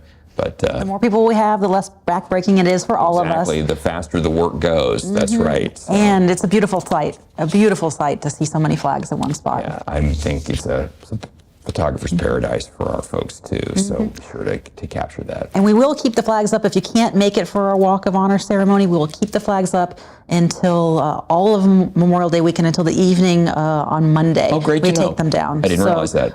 We learned when we did it last year, not the walk part, but the flags, that it became an Instagram spot. People would go there, take pictures with the flags behind them, and so we do hope to continue that. And now that we're leaving a walking path in between, we anticipate even more people utilizing it as the opportunity to honor our lost and Good for you, fallen. Councilwoman. That's great. That's a really great gesture for the community all the way. Be there all weekend. Yeah. Speaking of great gestures, I love this too. Coming up on Saturday, June 7th, you're having something called a Dazzle Prom, 4 to 7. This is going to take place out on Azure Drive. What is a Dazzle Prom exactly? Well, Dazzle Prom, we named it ourselves, and it is a prom for those with diverse abilities and maybe some special needs. Anybody can come. We are capped out around 300, and maybe even our ladies can expand if we have people beyond that. And a chaperone is welcome as well. And we'll have dinner for them. There's tiaras, there are crowns. It's going to be amazing. First time event on this too. First time event, but I have a feeling this one's gonna really land and have a great turnout, and we'll probably make it annual if I have my say. Yeah, this sounds great. I've got a nephew who has autism, and it would have been nice if something like this, when he was younger, could have taken place, because oftentimes he was excluded from those kinds of things. Correct. Correct. Well, this is terrific. So the Dazzle Prom is going to be June 7th. That's a Saturday night, 4 to 7, 170 Azure Drive, and it's not far from Centennial High School in Ward 4. Yeah, exactly. So what a great gesture too. Those maybe who it's going to be special all the way around. So I love it. And then, Councilwoman, we're talking 4th of July already? I know. It's fast approaching, though. Blast off in the basin. It was a huge success last year. Let's do it again. Over 10,000 attendance. I hope we hit 15 this year. It was a great experience, and we have programming on both ends. That's at Wayne Bunker and in the basin. The basin is really where I encourage all the kids to come. We give them glow stick necklaces, and you can also bring your own. It's a glow stick firework extravaganza. Yeah, it sure is. This is going to be, of course, 7 o'clock on the 4th of July. Buckskin Basin, if you're not exactly familiar, it's at 7350 Buckskin Avenue. It's kind of near Cheyenne and Tenaya-ish, out in that area, roughly. 100%. And boy, this is a great event. It was huge last year, and we really love that you're doing this because, folks, instead of shooting off the illegal fireworks in your neighborhood and scaring everybody and their brother, including all the neighbors' pets, come to this and enjoy it. It's free. Let us do the lifting. We'll buy the fireworks. You bring, your coolers are welcome. Bring your snacks, bring your kids, bring your grandma. Everybody's invited. It's a great family fun event. We keep the programming light. We've got marching bands. We've got it all. Fire engines, flags, the whole thing. It's very Americana at the best. It's very good stuff. And you've got the mayor partnering with you on this, coming out for that. Yep. And then also Councilwoman Bruni. Yep. Yeah. We've always done that one together, but the mayor is a new addition. She'll be there, and come check it out. It's the best place in Southern Nevada to celebrate the 4th of July. Last year, huge. The first time was last year, right? Huge success, 10,000 people. So this year, now that people are getting the sense of it, it's gonna be. I think you're gonna get well more than 15,000. So. And the only place where the fireworks is choreographed with music. Yes, talk about that a little bit. So you turn on the radio station and... You can, yes. We have a partnership with Sunny... 106.5? 106.5, and you could turn on the radio station. If you live in the area, have any friends, watch it from your back porch with in concert with the music. You can stay in your air condition and look out that big picture window. You heard it here, folks. There's the way around the heat that night. So, well, Councilwoman, that's good stuff. So thank you so much. Exciting. And I love it. A lot of this stuff is first time or second year that you've been doing this. So some good traditions going on out there. All right. Well, we are just about out of time. I want to tell everybody out there, we always want to hear from you. So if there's something you'd like to share with Councilwoman Polensky, you can give her a call. The number is 702-229-2524. Or you can send her an email. Her address is fpolensky@lasvegasnevada.gov. You can also visit the Ward 4 website or subscribe to the Councilwoman's newsletter. You can do that by scanning that QR code on the screen and also during the closing credits at the end of the show. And that newsletter's got a lot of great information in it, so I want to tell everybody about that. So great job. I can't wait to talk about all this when you're back 6 weeks from now. You got it. I'll be here. All right. We'll talk about Knox boxes too. That will have happened.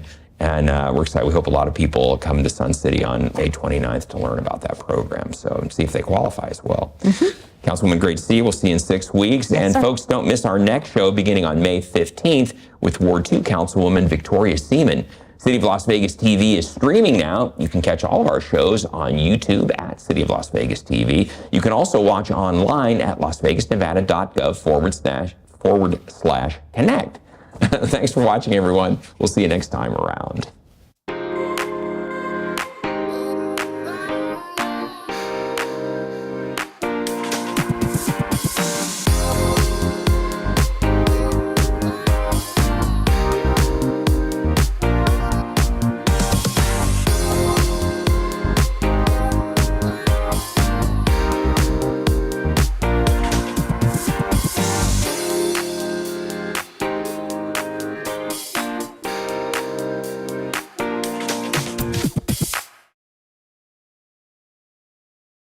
What do an aerospace engineer, cancer immunologist, and bat scientist all have in common? We all have cool jobs in STEM fields.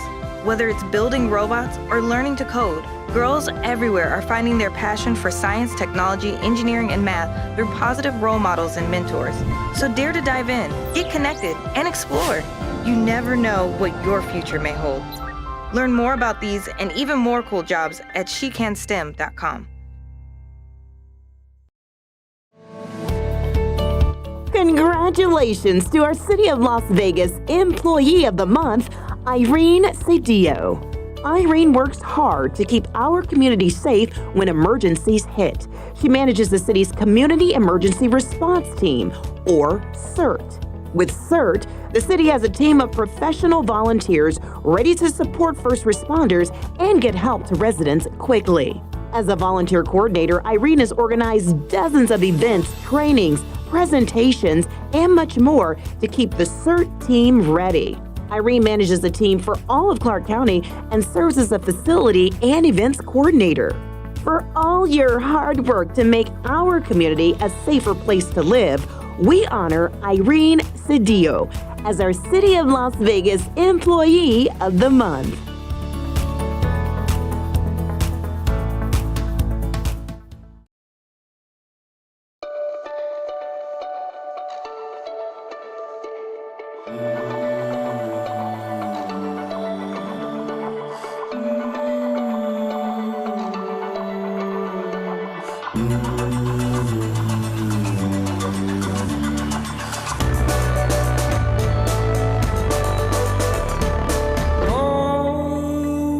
suppose now shush.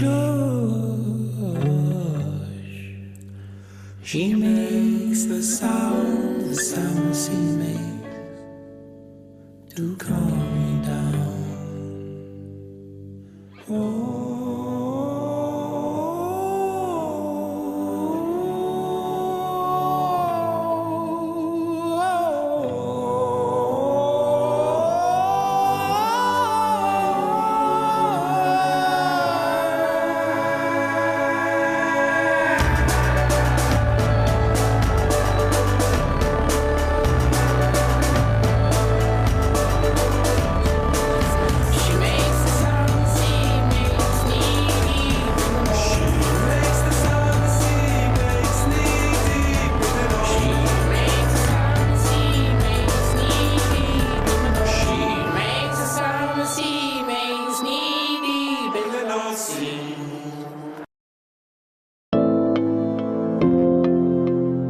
Keeping you connected for 25 years, you're watching City of Las Vegas TV.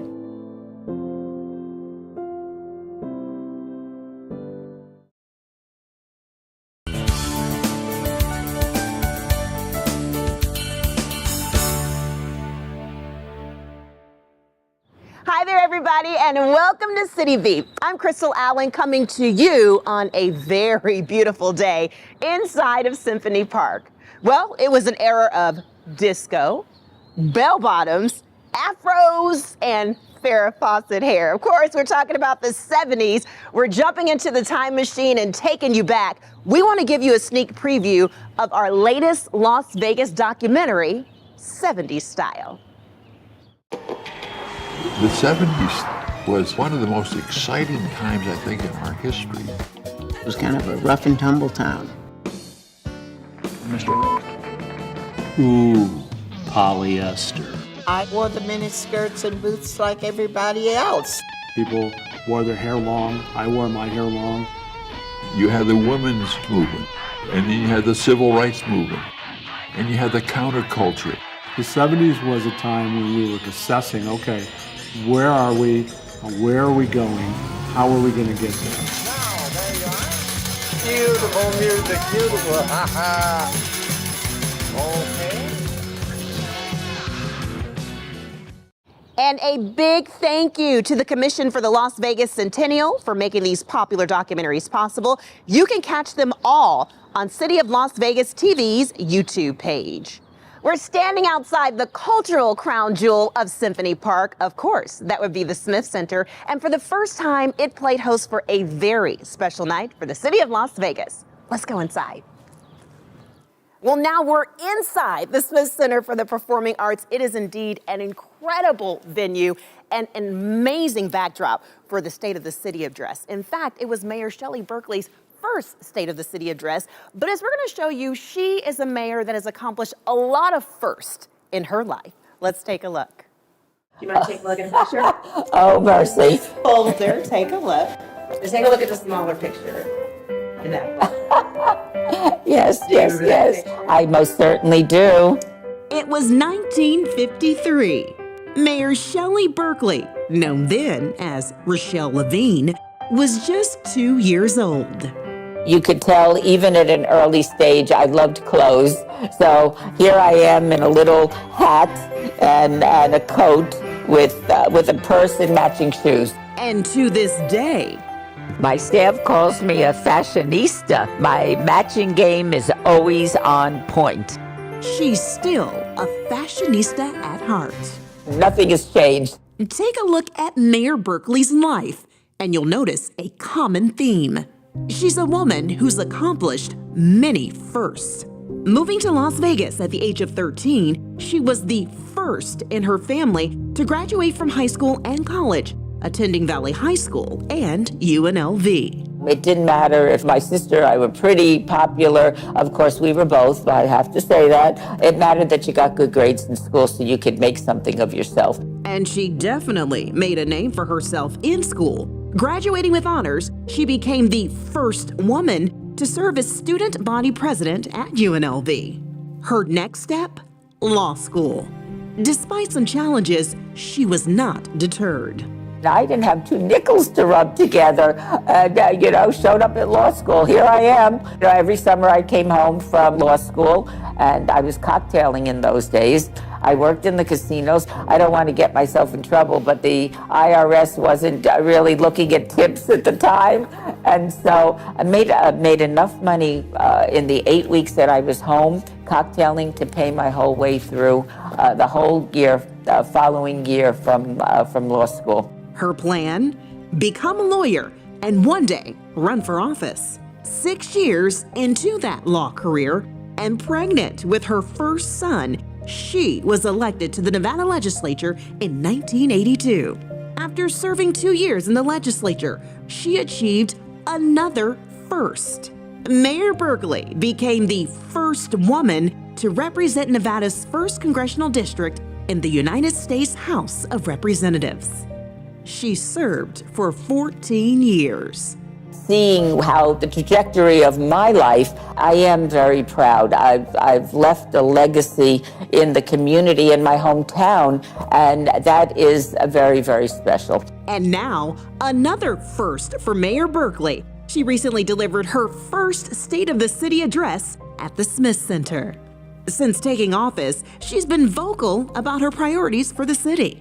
I am loving every minute of the 14-hour days, 7-day weeks that I have been working on behalf of my wonderful hometown. Since taking office, Mayor Berkeley has been committed to tackling the issues on which she campaigned. First, the Badlands is settled.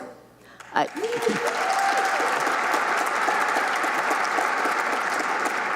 9.5-year nightmare is over, and the city can now move forward. Lennar has purchased the Badlands Golf Course and will build 1,440 homes on land that is now a giant empty hole. Next, Cashman is under contract for slightly over $36 million. Lennar, once again, is the purchaser with plans to build workforce housing on the property. Another priority, protecting animals. It's an issue due in large part to bad human behavior. Abuse, abandonment, and neglect of animals is unacceptable in our city. To this end, on May 9th and 10th, the city is partnering with 2 rescues to ensure that we provide free spay and neutering to people who would like to have this service for their pets. The mayor says the city is also aggressively tackling backyard breeding. Another complicated challenge for our city, homelessness. Human beings should not be living on the streets. I am committed to doing everything I can to help the homeless and protect our residents and visitors alike. In early June, I plan to start meeting with the shelters and groups that work with the homeless to devise a plan to get the homeless off the streets and be able to lead more productive lives in our great city. When it comes to moving the city forward, the mayor spoke on economic growth and development, starting with Symphony Park. New developments like the AC Marriott and the Element Hotel by Westin, the Southern Land Company's 22-story apartment tower, all set to open later this year. There's the groundbreaking of Cello's 32-story tower, adding residential, shopping, dining, and office space, as well as plans for a new art museum. The mayor says it's just the start of many exciting projects to come. Speaking of new projects, there's Civic Center, a new addition to City Hall, which will bring almost all of our city services to one location in downtown, where well over 1,000 of our dedicated city staff will be working. In addition, the plaza will provide a large gathering place for our city residents. We are creating a fantastic space for concerts and festivals and community celebrations, like perhaps another Stanley Cup victory party. How perfect! And sprinkled throughout the mayor's address, some lighthearted life moments from the Golden Knights. And by the way, these overtime victories are killing me. It was indeed a very special night. Hey, and don't worry, if you didn't catch the entire State of the City address this time around, you can always watch it again on the City of Las Vegas TV's YouTube page. Coming up, everything is in bloom. From an urban farm offering an oasis in a food desert to a new restaurant called The Blooming Bistro, where young people are getting a second chance. Stay with us. Selfie. Nailed it.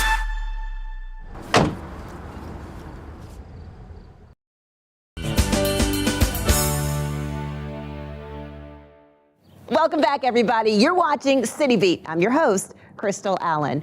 Well, there's a grassroots organization growing deep roots in the 89106. It's called the Obodo Collective.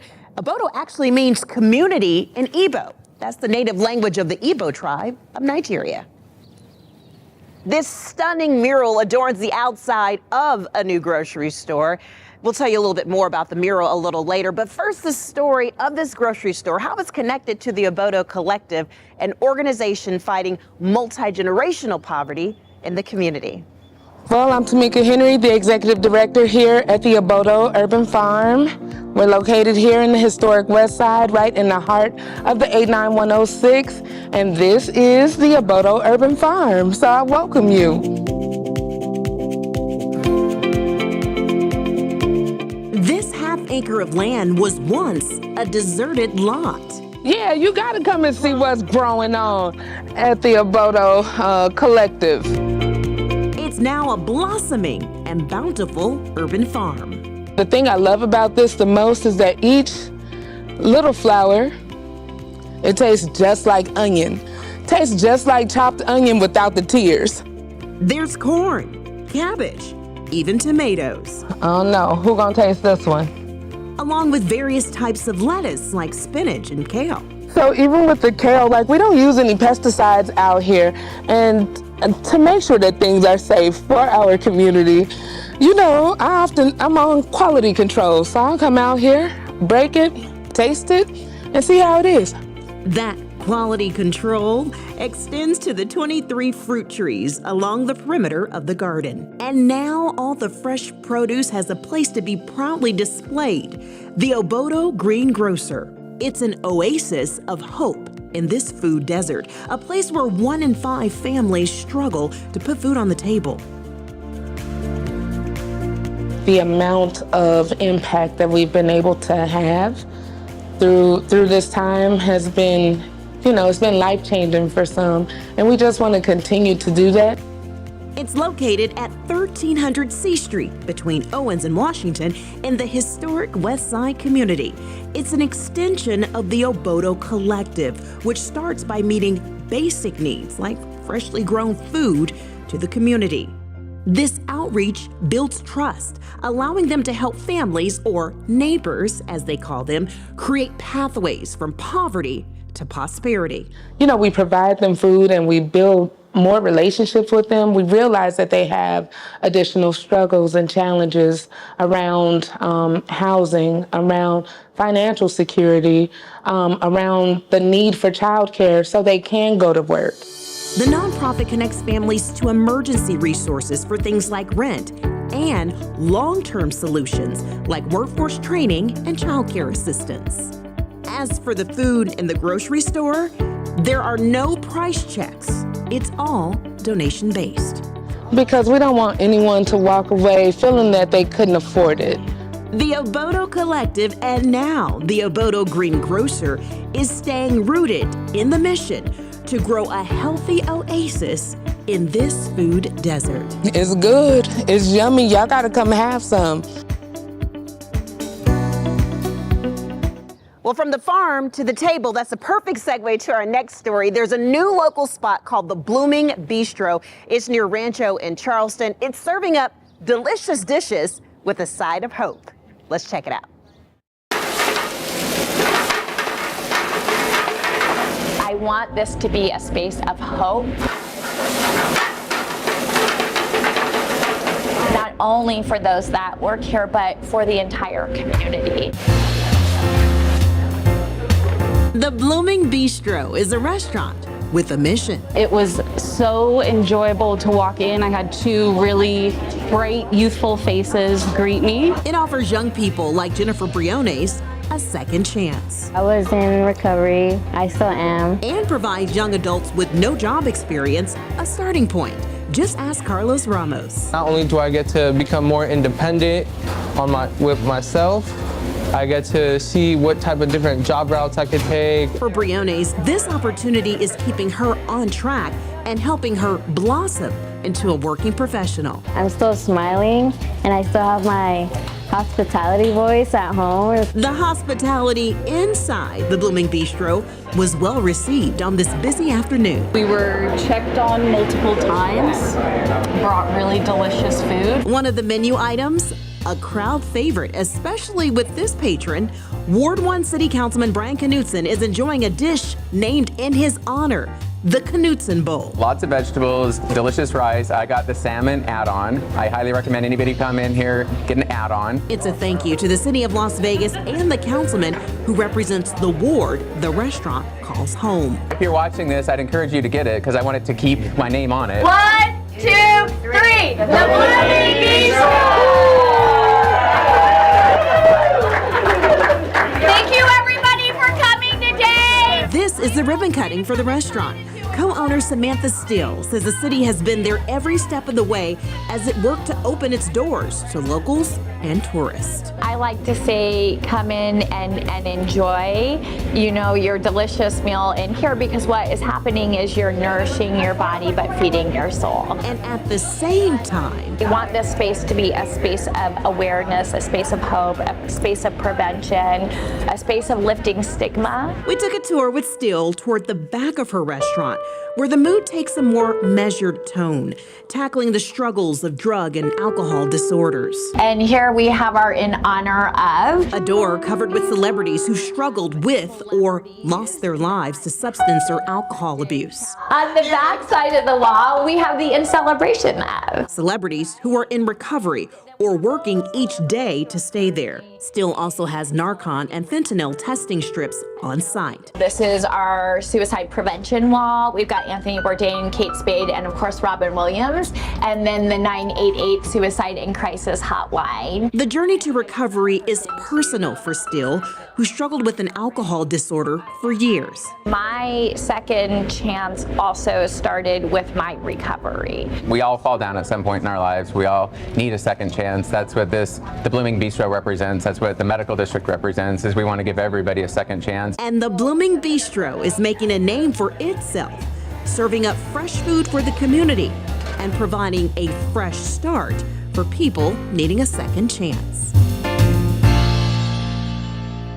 Again, the Blooming Bistro is located off of Rancho and Charleston, and it has a host of local and state partners, including the Restaurant Hospitality Institute, owned by Mark Steele, co-owner of the Blooming Bistro. He also happens to be Samantha's brother. Okay, I'm standing in front of this beautiful tree, and while trees may not bloom, they can grow to some pretty impressive heights like this one right here. For more on how to get your trees growing, we're going to turn it over to the city's urban forester.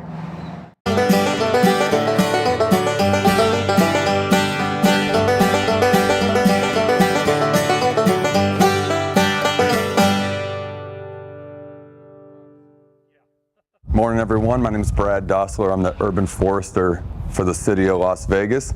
And today, as we move into this spring season, we're going to be going through a demonstration on planting trees. This can be applied to trees of all sizes, different plants, but we're going to show you some different tips and tricks to get your yard looking good. Before we get into any of the actual work of planting a tree, the first thing that we have to discuss is why and where we're planting. What type of tree are we going to plant? So when you're looking to plant a tree in your landscape, you really need to consider the space that you're going to plant it in, and you need to consider the species and the mature size of that species. We chose a red push pistache. So red push pistache is definitely a heat tolerant tree. It does not have heavy water use needs. This is a tough shade tree out here. Now we're here at our planting location. We've decided on our species of tree. We have plenty of space for this tree to grow, no obstructions. We're going to talk about the planting hole a little bit. So when you guys are out there preparing to plant a tree, we want to dig a wide hole only as deep as the root ball. So you don't have to dig any more than is necessary, but we do want to over excavate the hole. And the reason for that is compaction. And so compacted soil really makes it challenging for a tree to get its roots out into the native environment. So we want to help the tree along to get established, so we over excavate the hole so that when we backfill it, it's full of loose soil that the roots can easily move into. So now what we're going to do is we're going to locate the root flare of the tree. In this case, I'm going to take this tree out of the pot so you guys can see a little bit better. But if you're planting something a little bit larger, like a 24-inch box tree, where you can't easily remove the tree from the container, you can definitely do this work with the container still on. So what we're going to be looking for is the topmost roots that radiate away from the trunk of the tree. So we want all of our roots radiating away like these lines, like spokes from a bicycle wheel. So when we encounter roots that are circling, those are the ones that long-term can be problematic to a tree. So as this trunk continues to increase in diameter, these roots can be restricting if they're above the root flares.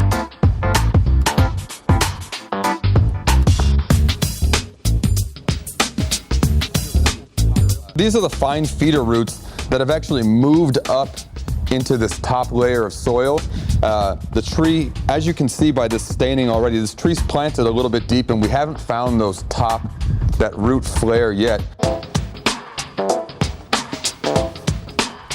This is the root flare. This is where this topmost root is radiating out from the trunk of the tree. So this is the height that we're going to shoot for. So we're going to cover this back up, but we needed to locate this and then remove all the roots that could, in the future, kind of obstruct the growth of the tree. So now that we have the true height of the root ball, we'll measure that, and we're in only at about 10 inches.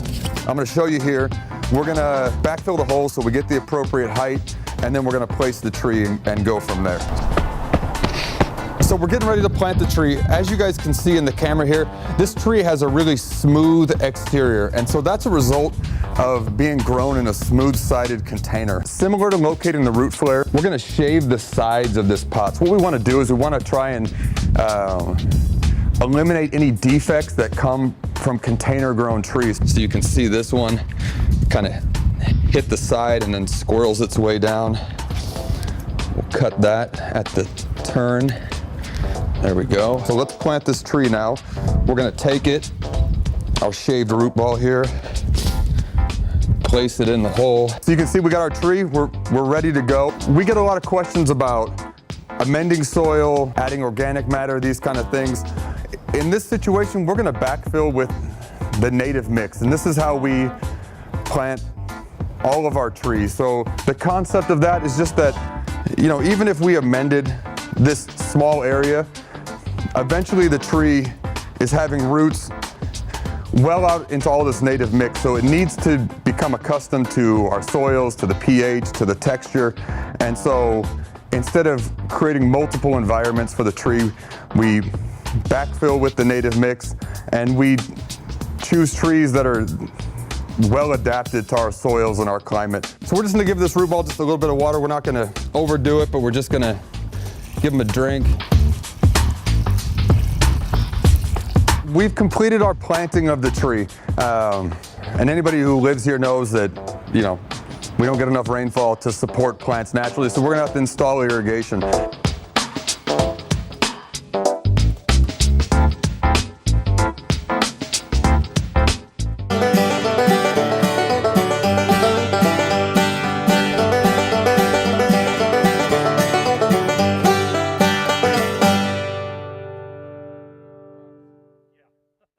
A special thanks to photojournalist Eric Sorensen for that story. Hey, we are outside Las Vegas Fire and Rescue Station number 1. And Eric, speaking of which, has covered some really cool stories when it comes to Las Vegas Fire and Rescue, and they've been gracious enough to let us tag along. We're going to show you a couple of them, but you're going to have to wait till after the break. Stay with us. If you smoked, this new lung cancer screening could save your life. Visit SaveByTheScan.org. Congratulations to our City of Las Vegas Employee of the Month, Irene Cedillo. Irene works hard to keep our community safe when emergencies hit. She manages the city's Community Emergency Response Team, or CERT. With CERT, the city has a team of professional volunteers ready to support first responders and get help to residents quickly. As a volunteer coordinator, Irene has organized dozens of events, trainings, presentations, and much more to keep the CERT team ready. Irene manages a team for all of Clark County and serves as a facility and events coordinator. For all your hard work to make our community a safer place to live, we honor Irene Cedillo as our City of Las Vegas Employee of the Month.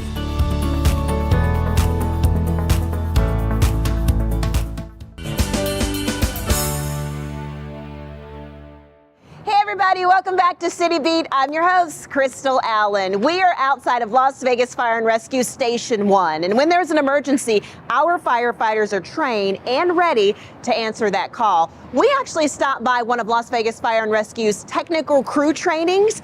And as we found out, we had to look up to catch all the action.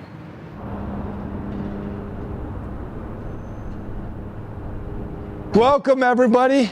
My name is Dustin Shalin. I'm the Special Operations Training Officer. And right now we're just getting into positions, getting our gear on. And so we'll be getting started in just a minute on the actual exercise. He's going to help you get in the harness this time. Perfect. I'm going to get a little something set up for you so you're safe at the window. Perfect. And these guys are going to pick you out of the window. We're fortunate today. We have Mayor Pro Tem Brian Knutson that's with us today that we're going to rescue outside of our tower. Take you about, I don't know, halfway up. Oh, awesome. And we're going to come down and they're going to grab you out of the window and then lower you to the ground. Totally ready. All right. So the way it's going to work is we're going to do that scenario first, and then we're going to have assignments that we give to all the different students, and they're going to be doing a whole bunch of stuff at the same time. Is the victim going to be in a harness and a helmet? She's in a harness, helmet, and safety glasses. Ground from roof.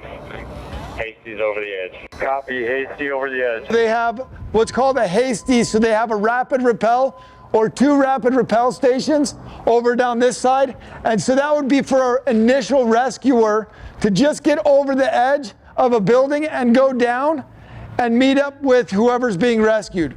Find out if there's any medical problems, complaints that way. Maybe be able to put on a tourniquet or reposition an airway for that. And once they get that done, up top, they're creating another system, a lowering system. And what we don't see on the other side where it's anchored off is where we have 2 more rescuers over there that are managing the devices to lower the rope system. Edge from rescuer, we're approaching 5 feet. We'll be talking to the patient, finding out. He'll also be talking to the other Hasty rescuer, finding out what ailments our victim may have. Mayor Pro Tem Knutson is on the system right now, so he's hooked up in the harness. So we keep the person that we're rescuing underneath the rescuer, and that way we can manage them against the face or the wall that we're on.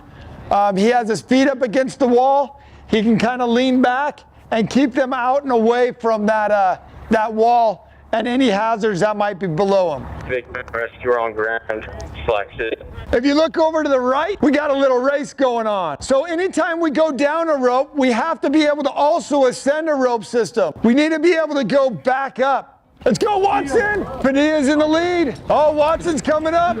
Oh, he's gonna, there we go, let's go! Dig deep!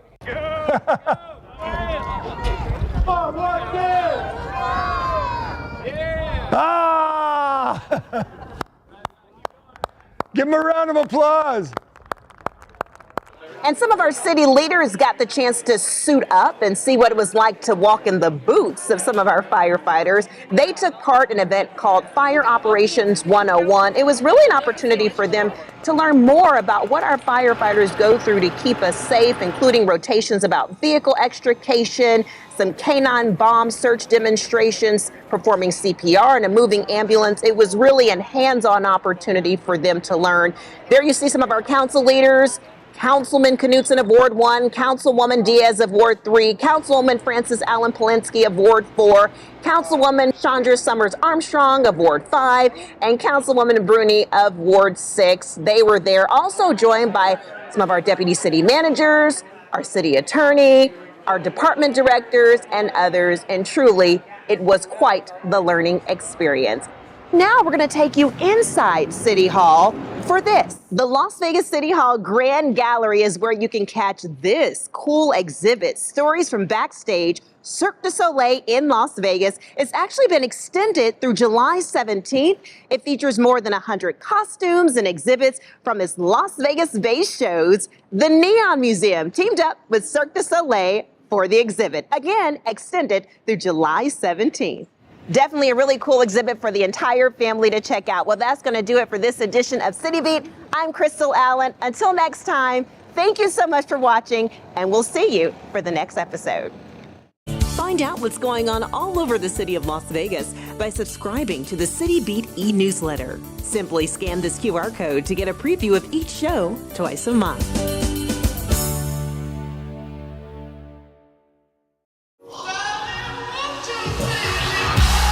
Being your best isn't just about taking care of your body. It's about taking care of your mind and mental health.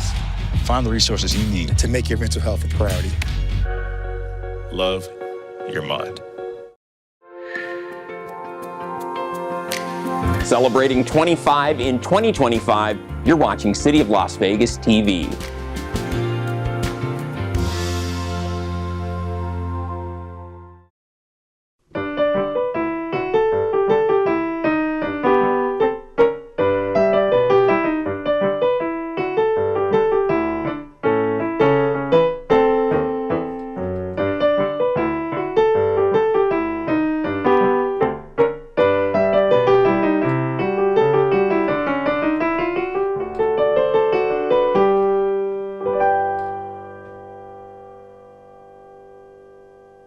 Hello everyone, welcome to Eat Well, Be Happy. I'm here with my buddy Robin. I want to know why she's laughing ahead of time. What have we done? We're going to be making 3 wonderful dishes for you that are simple and that you can make yourself at home. And I always think of these 3 as wonderful company dishes. We're going to be making a green potato salad. We're going to be making a salad with asparagus, sugar snap peas, and arugula. And we're going to be making a chicken with kind of tinges of the Far East. So you'll see that when we get there. Great. All right, we should start with the green potato salad. And we had 5 pounds of these really lovely little yellow Yukon Gold potatoes, just cut and diced, and covered those with cold water and steamed those for about 20-25 minutes until they were soft. Right. So you're making potato salad? Yeah. Great. Okay. Because we are making potato salad. We are making potato salad. And what are you putting in there next, Miss Robin? Garlic. What a concept. I know. In this kitchen, garlic. Have you ever seen garlic in this kitchen? Oh, ye of little faith. Did you think we weren't going to use garlic for you? Well, it says 2 garlic cloves. Yes. So I think they mean 2 large. 2 large. So I'm going to just simulate some large garlic cloves. All right. And into that salad is also going to go some apple cider vinegar. Yep. And about 1/3 of a cup, you said? Yep. About 1/3 of a cup of apple cider vinegar. And about 1/2 a cup of a good olive oil. Make sure when you're using apple cider vinegar that you're using one that has what they call the mother. So that's the, I always like to think of that as the starter culture for vinegar. And if you're getting a vinegar that's been pasteurized, you ain't got none of that good stuff. So you got a lot of enzymes in here, and you have the good things that help the good bugs in your stomach too. May I put the vinegar in there for you? Sure. So 1/3 of a cup, you said? Yes, please. Oh.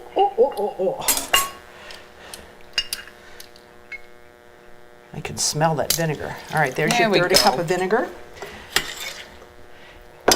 We put these on the warm potatoes, the vinegar on warm potatoes with the garlic, and then I'm going to put about a teaspoon of salt and a teaspoon of pepper, and that allows the flavors to just infuse while the potatoes are cooling. And this salad is also going to have some kind of a bunch of cilantro. And it's summertime, I tend to use a lot of cilantro, and then I very often forget about it in wintertime. So maybe there's some seasonality with cilantro. But cilantro also helps stabilize blood sugar. So we're combining that with potatoes that are kind of a high sugar, high starch, high sugar vegetables. So this helps balance it as well as does the good fat. Hey, use a different olive oil. Okay. This is a wonderful olive oil, but for a salad and for a finishing oil, I really like an early harvest, This one? which has more. Early harvest, if you don't know what it is, they actually pick the olives and press them before they're ripe. So they get much less oil, but it has much more, it has more of a bitter flavor, and it has a lot more of the polyphenols, the antioxidants in olives. So you're getting an olive oil that may be what they call those 3-cough olive oils. So when it hits the back of your throat, you cough because it's so bitter. But on a salad, it's really wonderful. And I always think of those early harvest olive oils as being lovely finishing oils, not something I would saute with or cook with at all. All right. All right, how much oregano, darling? You mean cilantro? Cilantro, yeah. Oh, that looks good. Just chop that all up. Okay, the whole bunch or what I've already chopped? What do you have? Okay, so about a cup and a half. And you want me to put that in with the spinach? So we have here about a pound of baby spinach and about a cup of coarsely chopped cilantro. This is yummy already. Okay, and we're going to be putting the warm potatoes on there. Anything else that needs to go over that? Do you want lemon juice on here? Well, let's taste it without. Okay. You can add lemon juice. You can decide not to add lemon juice. So I'm going to put the warm potatoes on the spinach, and that's going to wilt the spinach a little bit. Isn't that smelling great? Ooh. So we have a little dressing in here, and then we're going to toss it all about. And do the hokey pokey and toss it all about? Something like that. You know, this isn't. You going to use your hands? Yeah, I was just. Okay, I don't Robin's going to think- use her I hands, don't and think that's we're fine. going to get too far. And I'm going to save these stems and things for my smoothie tomorrow morning.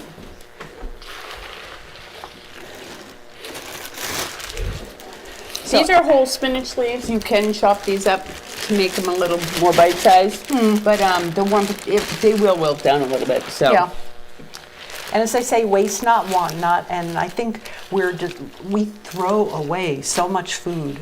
And there are people who are, I know it doesn't help the person who's hungry if I don't waste my food, but I just want to tread lighter on the planet. So I do want to make sure that you're thinking about that too.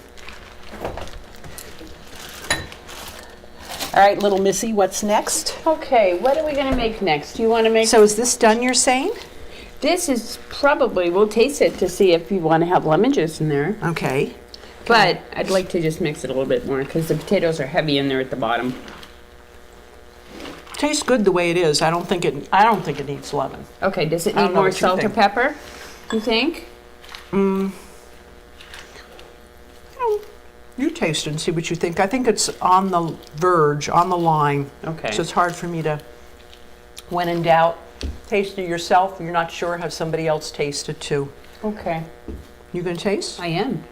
I want to see what you say. I tasted the potatoes And when I'm they seeing were. a leaf that didn't get mixed. See, well, I could be here all show mixing this together to make sure You'll do it fast. Okay. While Robin is deciding whether that needs a little more salt, it may. Potatoes tend to absorb things, but the way we dress them first, it may be enough. But I'd like to know what you think. Okay, I'll tell you. And in a again, sec. good salt. Make sure you're using a good salt. Why? The minerals. All right, while Robin is doing that, and when she's getting ready to give us her verdict, look, a stem, I'm going to start on the chicken. So we're making chicken wings, and this, oh, let me get those out. Hold on.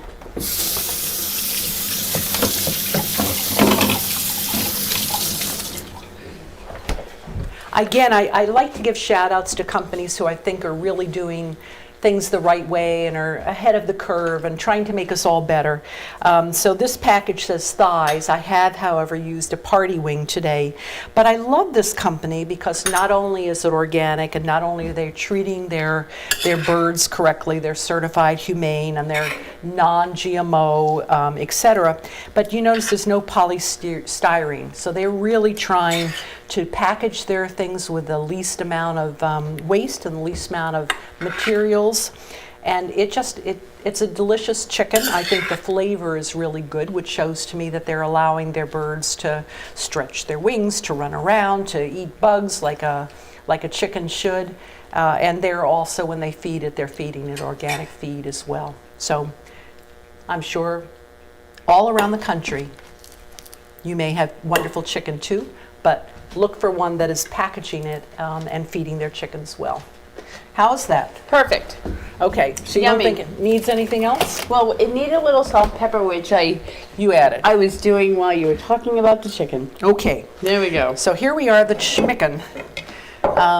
So we have in here about 2.5 pounds of the wings, and I'm going to use just a little glug. Hand me the oxygen olive oil. You want this one? Yeah. Okay. This is one of my favorites when I'm marinating. When I'm going to cook something. So about just 2 tablespoons. And then what else are we going to put in there? We're going to be putting in some lime zest, the zest of 2 limes. Again, in the summertime, I just like more limes and lemons. It just goes with the season somehow. And again, so important to use organic. Citrus is pretty heavily sprayed. It's hard to grow organically, and particularly like this when you're using the skin. If you're not using organic, you're just creating pesticides in your food. All right. Let's cut that in half, Robin, and we're going to squeeze the juice of these 2 limes in there. Okay. I have the little... You have some garlic in here. Do you want that pressed? Yeah. Or do you want to keep it whole? Nope. I'm going to press it. Okay. I figured you do the limes, we'll divide and conquer. Well, do you want the garlic pressed then? Yeah. Okay. So when you're in the kitchen, hopefully you're in the kitchen with someone you love and someone you care about, or you're inviting the neighbors over and you're all making dinner together. But oops, it's actually working. We should have done this the other way around. Here you go. There's your garlic. All right. So about 4 good-sized cloves of garlic. If you love garlic, you can use more. If you don't love garlic, leave it out. It's up to you. But garlic is one of those things that is so good for our immune system. And I do remember when I was growing up, if my mother felt she was coming down with something, she would take a piece of dry toast. Okay. And she would rub into it 8 cloves of fresh garlic. Wow. And eat it. No one wanted to go around her, but she didn't get sick. So that was one of her homemade remedies. Garlic on toast. Well, someone else likes garlic. So I grew up with a lot of garlic in the house, and okay, that's why. It was running down my wrist. I was wondering. So the little citrus goes face look upside at down. that. Works way better. Okay, Robin, there we go. And we're going to put about a teaspoon of cumin in there. Cumin, again, is really good for digestion. And we're going to put some adobo sauce in there. And adobo sauce is made from chipotles, and chipotles are smoked jalapenos. So it adds a really nice flavor to your chicken. And I should have cut those peppers up, and I didn't bother. Can you do it with your fingers? Will they mush? I think we'll mush them up if we have a sauce. Let's make sure we have everything in there. So we have our 1/2 cup of fresh lime juice. I haven't put it in yet. Oh. There you go. Good to double check. 1/2 cup of fresh lime juice, the zest for 2 limes, 4 cloves of garlic, 2 tablespoons about of the chipotle and adobo, 1/2 teaspoon of salt if you want to add the salt, and the ground cumin. And ideally, you want your chicken at room temperature because it absorbs the flavors more. And you would like to let it marinate at least an hour or 2 on your kitchen counter or overnight in the refrigerator. We're doing neither one of those, and I didn't do that yesterday either, and I found it still tastes good. But if you do allow it time, oh, there you can see that little jalapeno. Can you see the shape? There I can smell it. Yeah. So it does, not meant to be torn up like this by fingers, but it's very flavorful. And you want to put that into a 350-degree oven for about 45 minutes. And I'm going to use this little enamel-coated steel paella pan, which I love. If you can bring that over to me a little bit. Okay, let's swap. I'm going to pour this in. Okay. And then untouched by human hands. When we roast this in the oven, if it doesn't get brown enough for you in the 45 minutes, then just, put it under the broiler for a little bit and it'll be just as good. So then you can get the color in the broiler. Robin is going to put it into the oven. Here we go. And take out our other one. And I am going to wash my hands before proceeding. Okay. Here we go. On to the next. Whoa! These smell yummy. They not only smell yummy, but they are yummy. Here, let's put those right over here. Okay. Yum, yum, yum, yum, yum, yum, yum. There we go. Now we have... So I cooked this yesterday for about 45 minutes, put it under the broiler for just a couple to give it some color, and now we put it in the oven again just to warm it up for you, because you're coming for lunch. So it did keep overnight in the refrigerator beautifully, and it did warm up in the oven also beautifully. Okay. All right, Miss Robin. Next. Salad time. Yeah. We're gonna, I've been playing around with, sometimes you have something in the refrigerator and you just don't know what to do with. So I've been playing around with all kinds of things. These are sugar snaps from my garden. I probably will not have many more since the rabbits have found my vines, and those darn critters, they chewed it off just about 6 inches above the ground. Oh.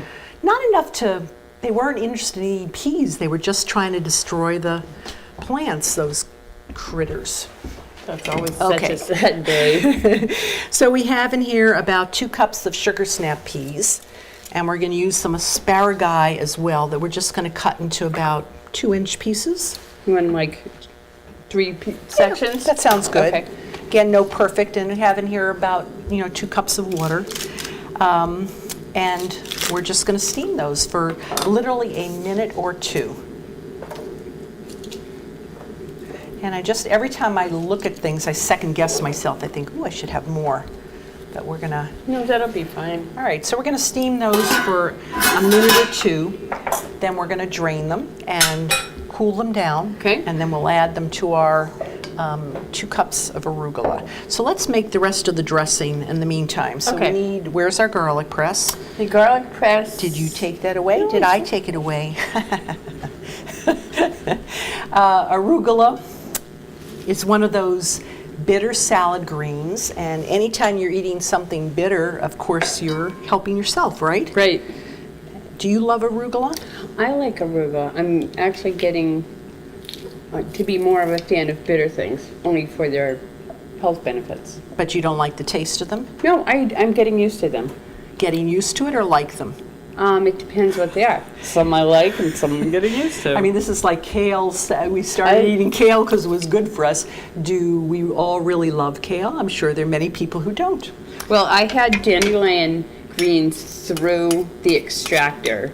So I had straight up dandelion. Extractor, what do you mean? The juicer. Like the juicer. Not just the juicer, but the wheatgrass juicer. And that's pretty bitter.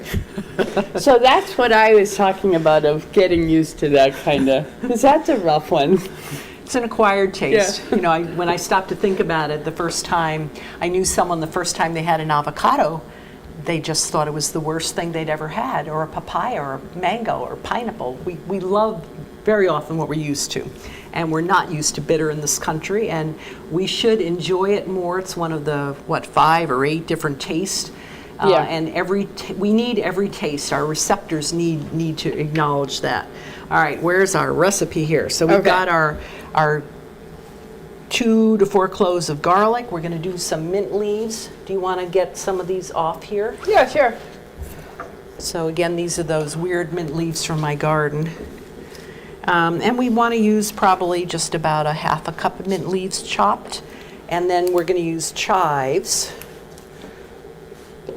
also from the garden. And I love the fact that the chives come up every year all by themselves, again and again and again. You do know chives are part of the onion family, right? But milder tasting, I think. Oh, I'm seeing some little spiders running there. I wonder what they were from. Well, something. One of the herbs. Oh, let's see. You know, I know they say if you eat some bugs, it's just some extra protein. I don't like to go down that route myself. I just haven't gone there. Let's see how these are going. Okay, that's our minute or two, and I think that's just fine. Okie dokie. I'm going to take these and put them in the colander and cool them down.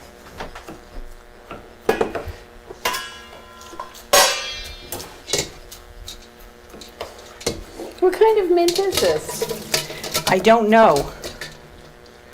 It smells a little lemony, actually. It started out years ago to be a chocolate mint, but I don't think it is anymore.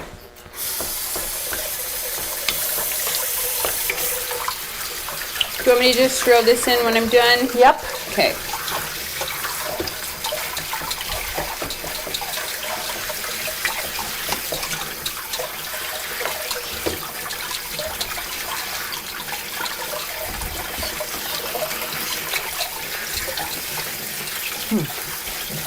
Are you just going to chop your chives, or? Mm-hmm. You can chop them. Okay. You want them a little, like... Yeah, and there may be some tough stems, so stay away from those. Okay, I see them.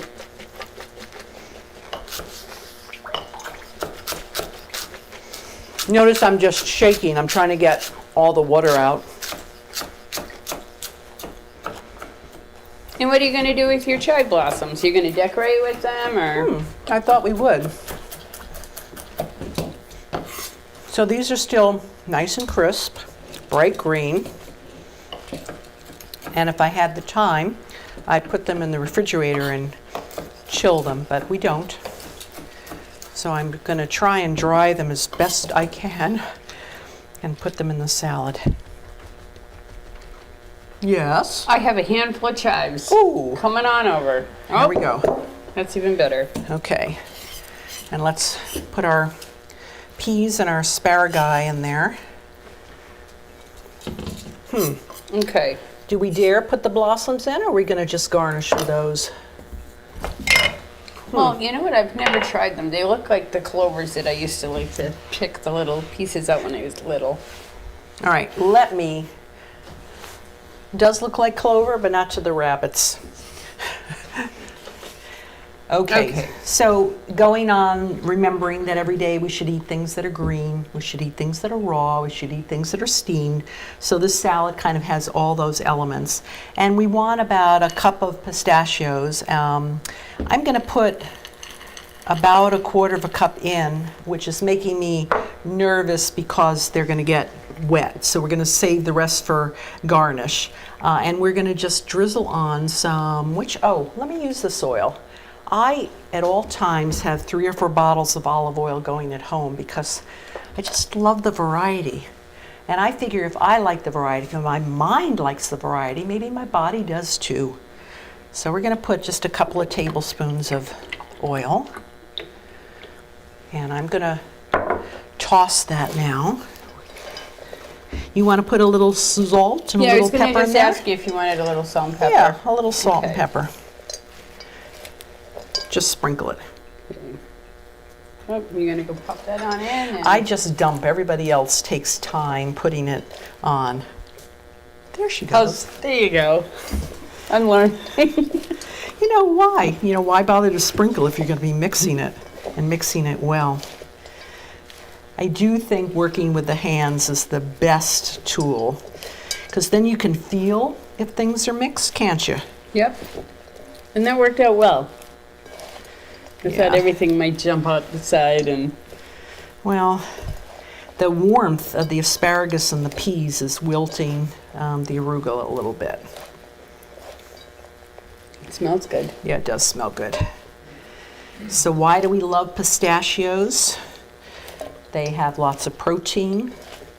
They have lots of good fat. And remember that every cell in our body needs to be coated with good fat or we begin to break down prematurely. And you don't want to break down prematurely. So just remember, fat is not the enemy, nuts are not the enemy. All right, let's just taste. More wilted than I would like. Too salty. Not really. Yeah, too salty. Half a teaspoon of salt, not a teaspoon. Want to put the pistachios on top? Oh, you know what we didn't take into account? What? There's salt on the pistachios. Yeah. You know, so we'll be careful here. You know Yeah. what I'm going to do? What? Just a little trick. This salt is heavier and it falls to the bottom. Oh, that's... It really is.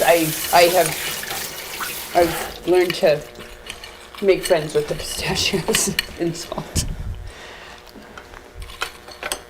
Oh.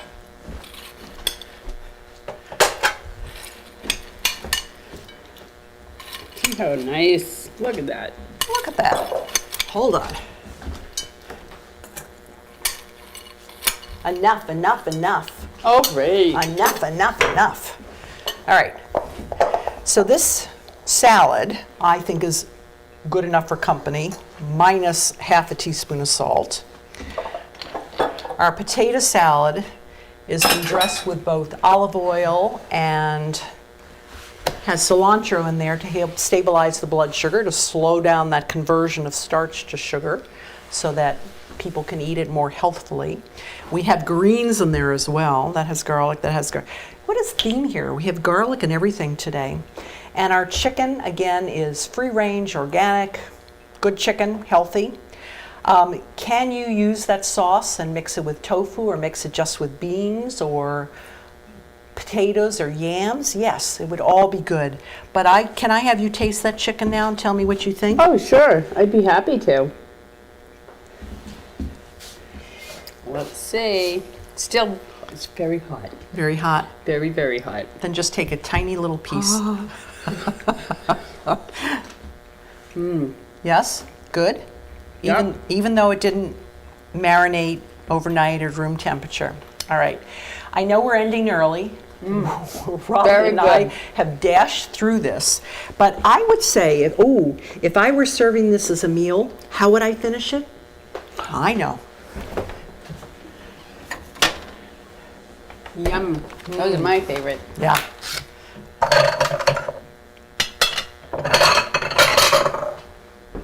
So I would finish this with some organic raspberries or some organic blueberries. And these are lovely organic blueberries. So make sure when you're finishing your meal you have some fruit at the end. Can you have your chocolate? Can you have your ice cream? Can you have your whipped cream? Yeah, but most of the time do fruit because that's better for you. Anything you want to say, honey? No, but I'm really interested in eating these things because that's delicious, and that's delicious, and that's delicious. And She those thinks will be it's delicious, so you come on now too and we'll have lunch together. In any case, we look forward to hearing from you. We want you to not be afraid to go into the kitchen. We want you to invite the neighbors over for dinner. We want you to have your best friends over for dinner. And remember, we want you to eat well and be happy. Right. Right? Right. Right.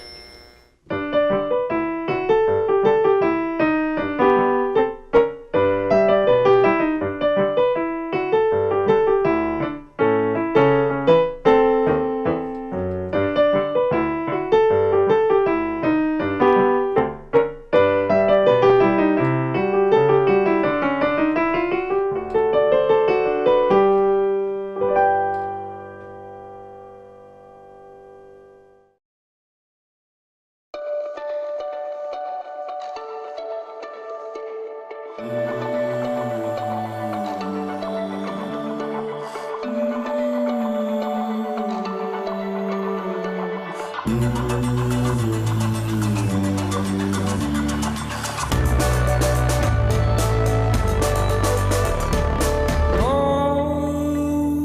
pose, now shush.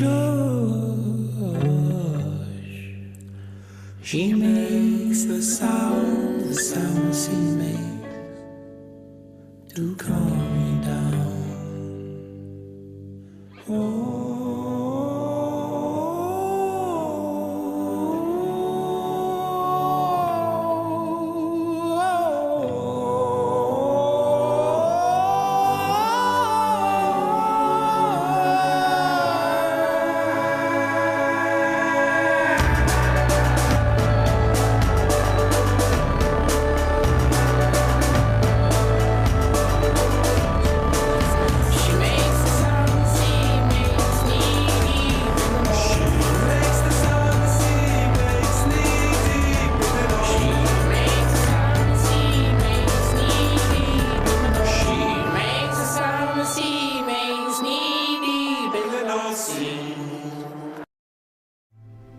I am what hunger looks like in America.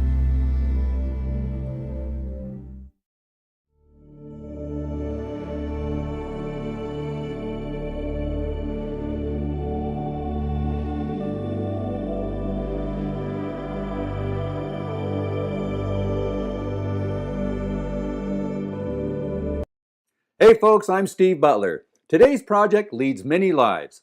It's a flower box, a display case, and a good old-fashioned coffee table.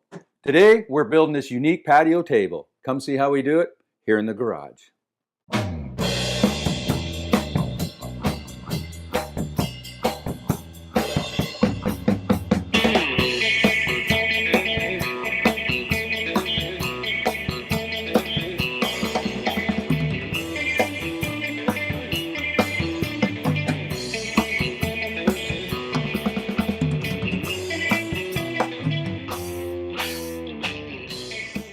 Let's have a look at today's project. The table consists of two main components. The first one is this large plywood box that has a piece of glass that sits on it and creates the display case. The second are these two uprights or supports that tie the whole thing together and create the patio table. We're using 1/2-inch plywood for the box and 3/4-inch pine for the supports. The first thing we need to do is cut our parts to size. Yeah, the best thing about this project is you have a few pieces of solid wood and then less than 1/2 a sheet of plywood, and you have the table project. I like to build this project in stages. I start with the uprights or supports. That way, when the glue's drying and they're assembled, I can build the box. Now each upright consists of 2 legs and 2 stretchers. So first thing we're going to do is cut 4 legs at 19 inches. Make sure you're wearing eye protection, ear protection, and we're going to turn the dust collector on. Okay, let's get started.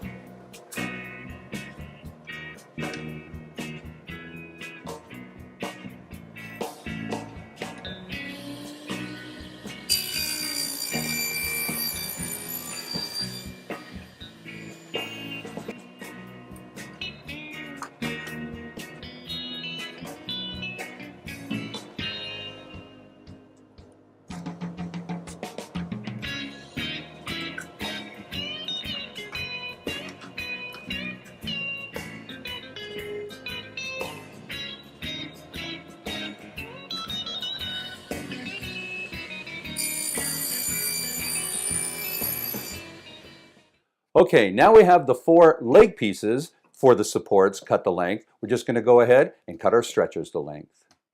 Now we need to cut 4 stretchers at 20 1/4 inches long.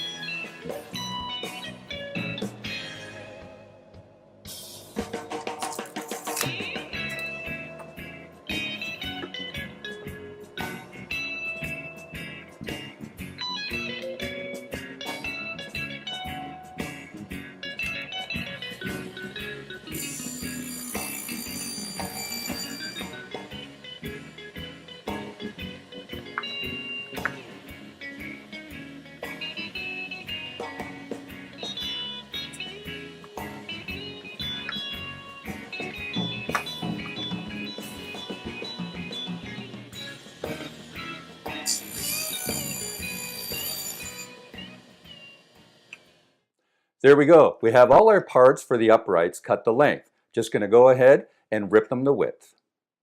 I've set my saw fence at 3 1/8 inches, and that's what we're going to rip the leg portions of the upright to. Now you want to make sure you have your blade set at about 1/4 inch. No reason to expose more blade than necessary. If you're in doubt, the thickness of a pencil. Also, use a push stick. Okay, let's get started.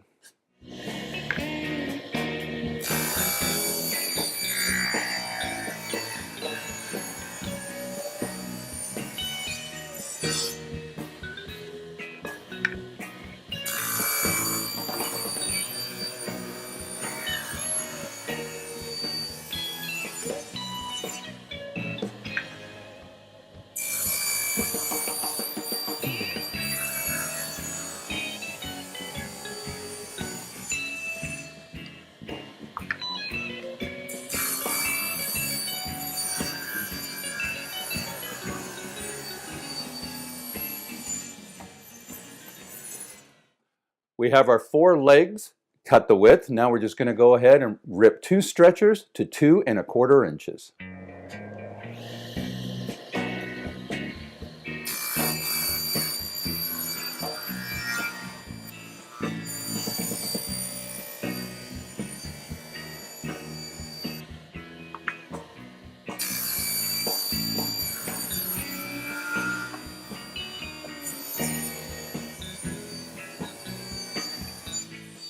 Now we need to rip 2 stretchers at 2 inches wide.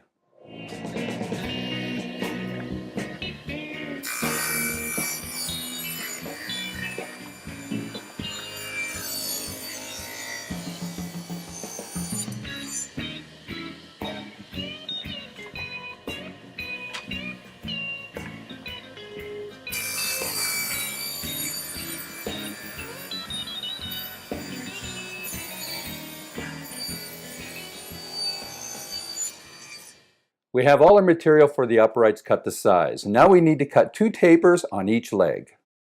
I created a jig just out of some plywood and a couple of toggle clamps, and I drew our taper right on the template.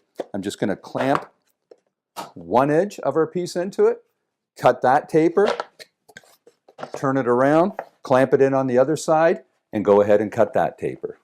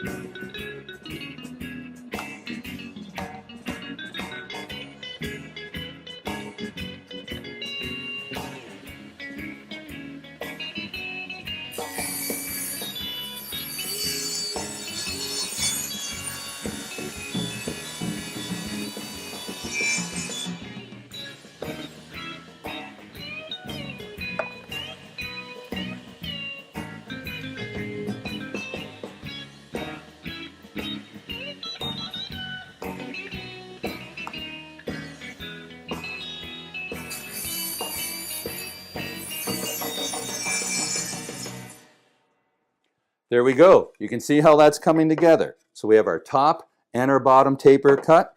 We have our stretchers cut. We're just going to go ahead and glue our uprights together. Another thing, keep your taper offcuts. We're going to use them later. Okay, let me show you what I did. I made a 1/4 inch thick plywood template of our legs, and I have all my dimensions marked on there. We're using biscuit joinery to join the stretchers to the leg parts, and I have that laid out. So I'm just going to flush this up to my leg pieces. I'm going to throw a little clamp on here just to keep everything together.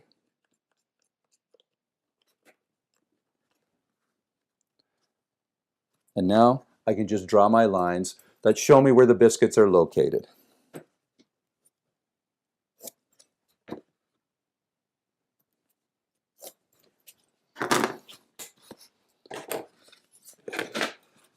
Now I'm just going to transfer those lines across our legs.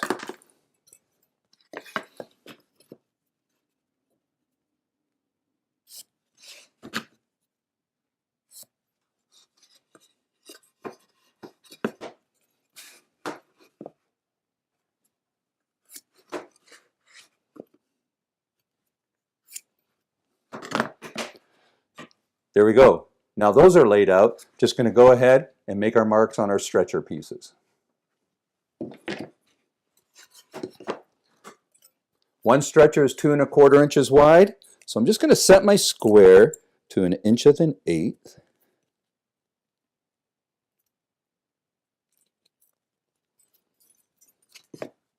And draw a line down the center.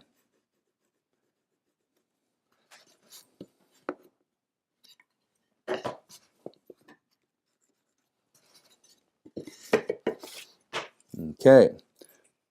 Now we have a 2-inch stretcher, so I'm just going to set this for 1 inch and do the same thing.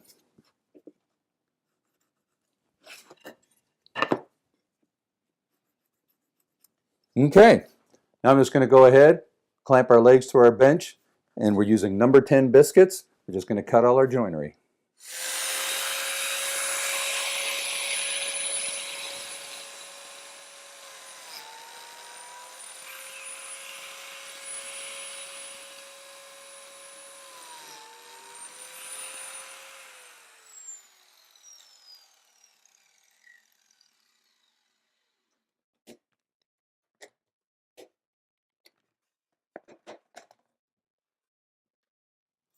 There we go. We have our biscuit slots cut, and you can see how that fits in.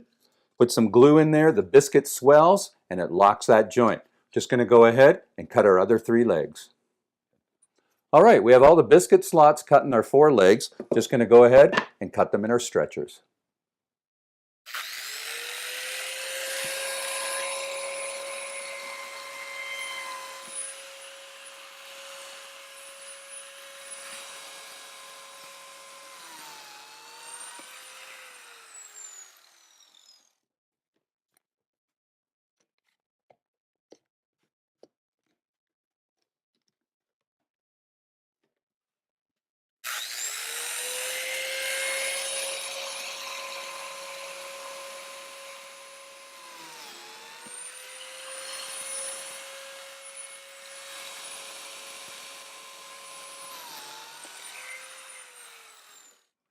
There we go, that's it. We have all the joinery cut in our upright material. We're just going to go to the bench and glue them up. Okay, the first thing I'm going to do is I'm going to put glue in the biscuit slots and attach the biscuits to the leg pieces. We're then going to attach the stretchers. Once I glue up one upright, I'll go ahead and do the same thing for the other one. You don't need a lot of glue, you're just going to have more time spent cleaning up. So just put a nice bead of glue in the slot. Just going to tap this in. You want to make sure the biscuit's in the center. There is a little play with these biscuit slots, so if they're not quite in the center, that's fine. But do your best to get there. Okay, I'm just going to put that one to the other side.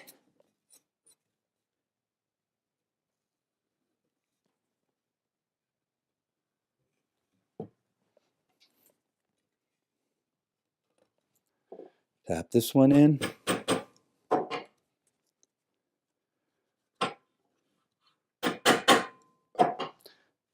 There we go. Now our top rail is the one that's 2 inches wide. So I'm just going to put a little glue in either end. Now you are going to get some of it coming out here. And you want to make sure you have your marks upright. So I'm just going to lay that down, keep it like that, and now I'm just going to put the bottom rail in, which is 2 1/4 wide, a little glue on either end. Again, making sure my face mark is up, and I'm just going to align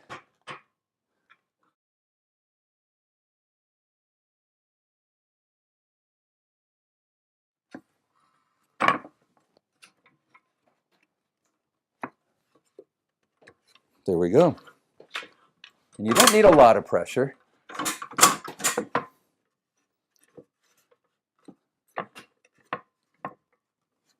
And this is where, let me move this back, why you kept those offcuts. It's going to help us keep the clamps nice and level on it.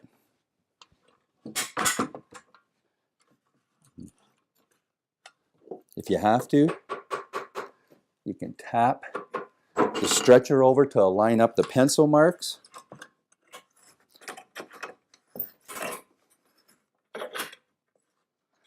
There we go, that looks great.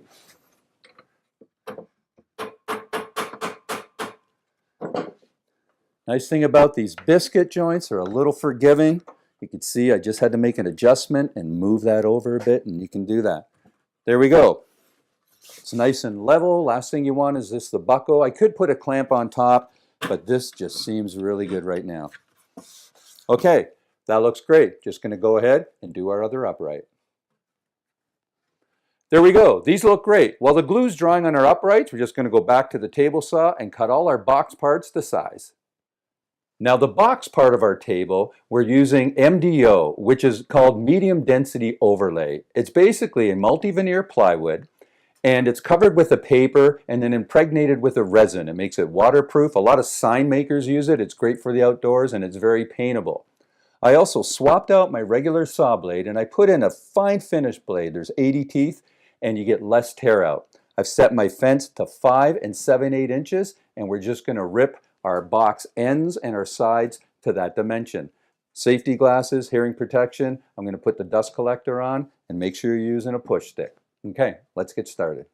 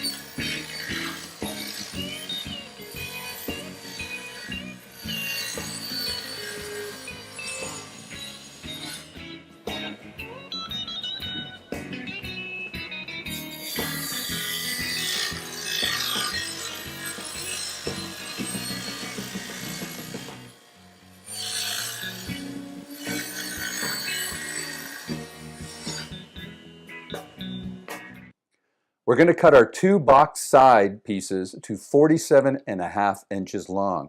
Then we're going to cut our ends, 2 end pieces, to 20 3/16 inches long.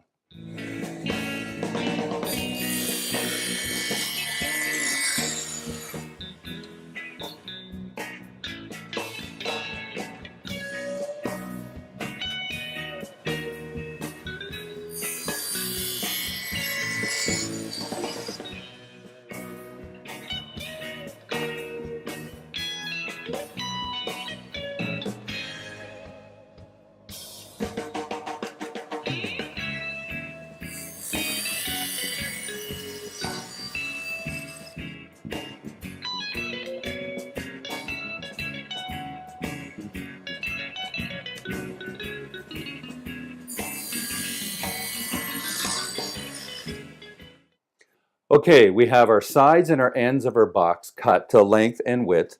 I'm going to swap out this saw blade. I'm going to put in a set of stacked dado blades, and we're going to cut a couple of rabbets on the end of the ends, and that's how we're going to join the box together. We're also going to cut a groove to fit the bottom.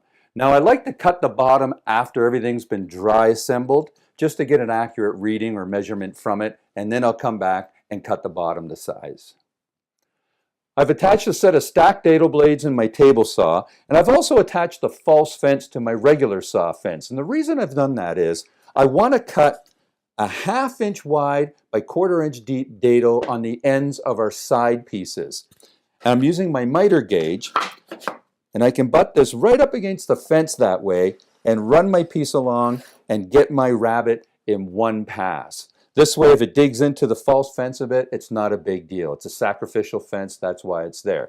So I'm just going to start the saw, make one pass and cut the rabbet on one end, flip my side over end for end, and do the same thing on my other piece. Okay, let's get started.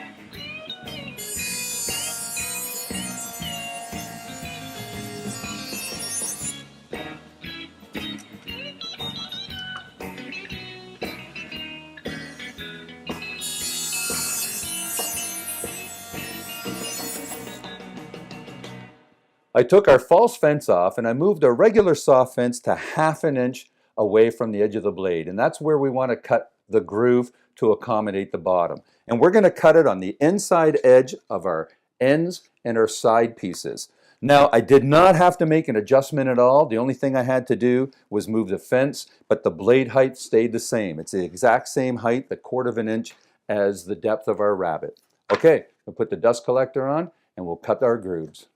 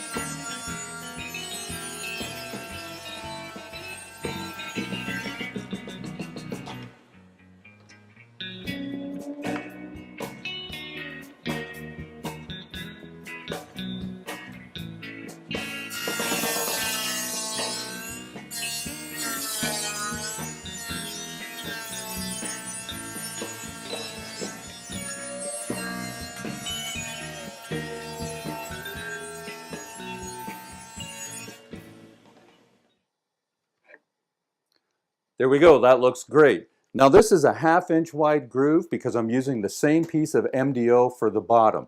But you can make it a little narrower at 3/8. It wouldn't go much narrower than that though. It's a pretty large box. All right, we're just going to go and dry assemble. Yeah, this is a great project. You can make it any size you want. You can narrow the box and bring the uprights in closer to make a smaller table. Or you could expand it, make the box longer and add a 3rd upright. The choice is entirely yours. Okay, I went ahead and dry assembled the box part of the table, and I cut our bottom piece the size. Now it's plywood, so you can use glue to hold it together. I'm just going to throw some glue, a bead of glue, down in our grooves all around the box parts and tie it together with some brad nails.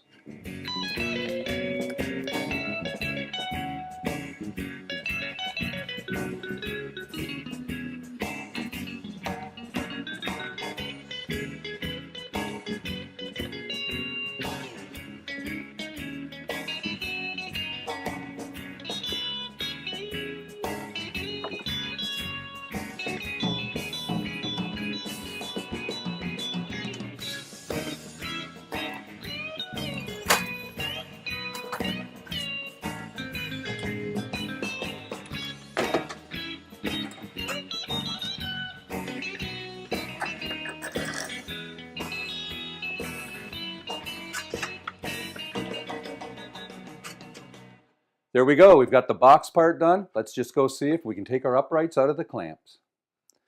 Yeah, you can paint the table or you could leave it plain, but I would cover it with an outdoor finish.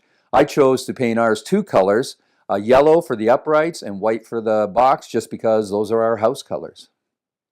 Okay, I think the upright should stay in the clamps a little longer, but in the meantime, we still have more we can work on.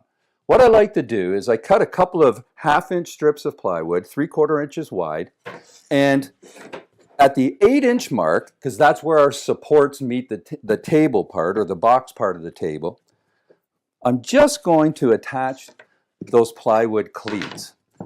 And it just helps tie it in, add a little rigidity to help support the box. Just going to throw a little bit of glue on here. You don't need a lot. Just put this in at my line at the 8-inch mark. And when you're putting the box in the uprights, it also helps you find your way, helps connect it. So I'm just going to shoot a brad in there, hold that in place.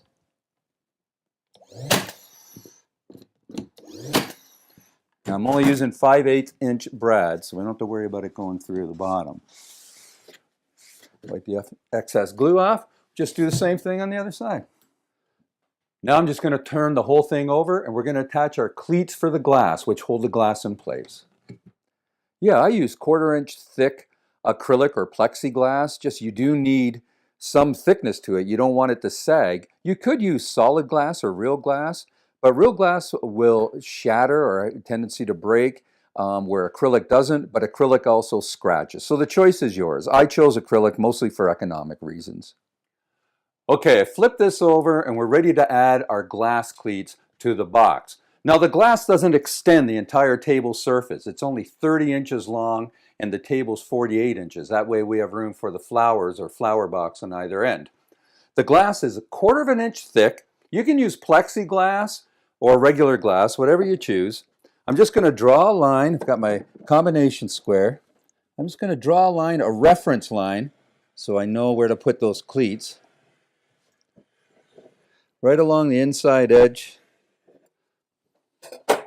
I have a bead of glue on my cleat, and I'm just visually spacing this as long as it doesn't hit our uprights.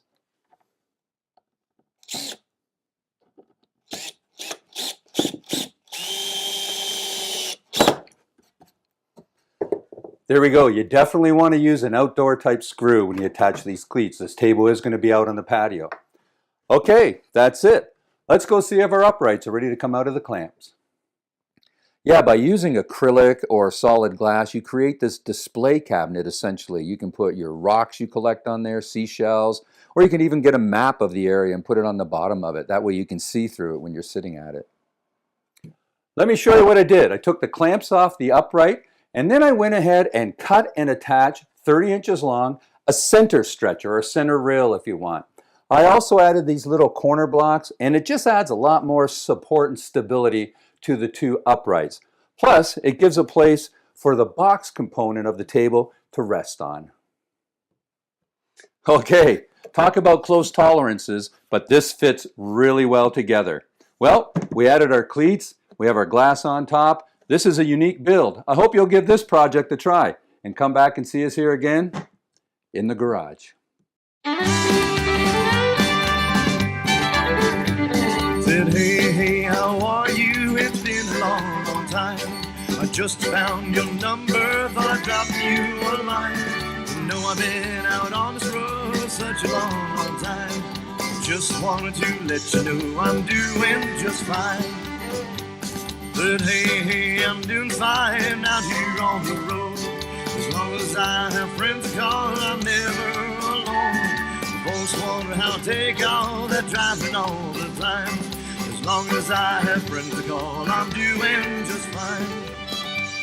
Said, hey, hey, did I wake you? I'm sorry if I did. The first thing I like to do is, somebody hit the needle.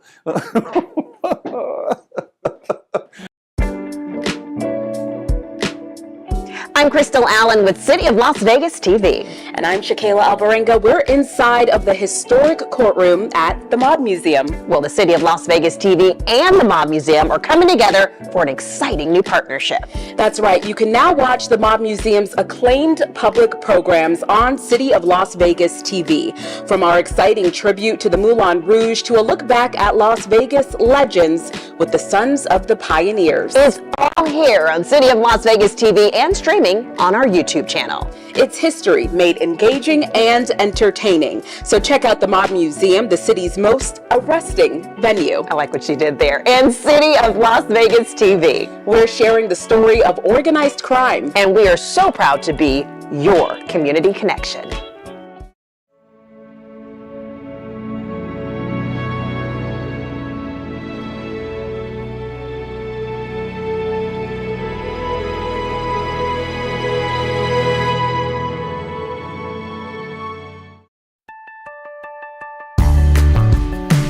Hi there, I'm Councilwoman Frances Allen Polensky.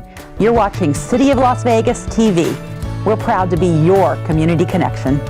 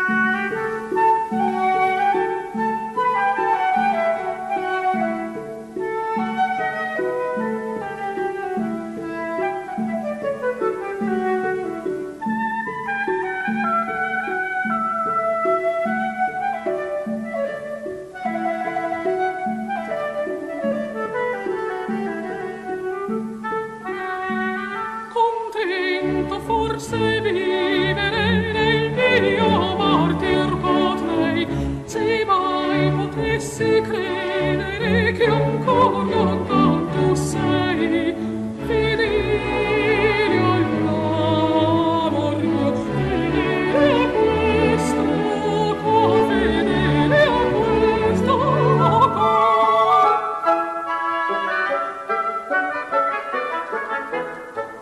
Contento forse vivere nel mio martir potrei, se mai potessi credere, se mai potessi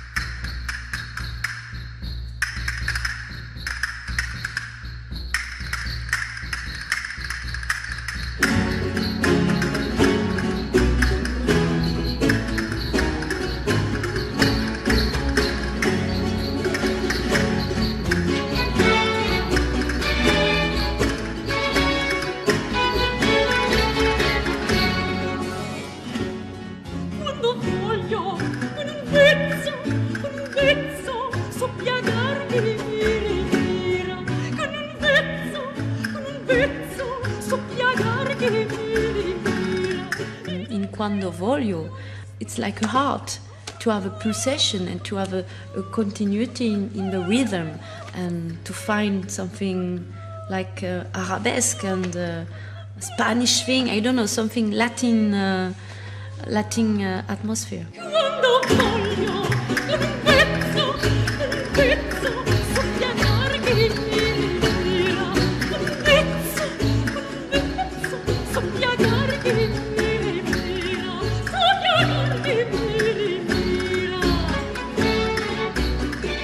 Baroque music is next to 21st century. So sometimes it could be rock and roll, sometimes it could be really Hollywood.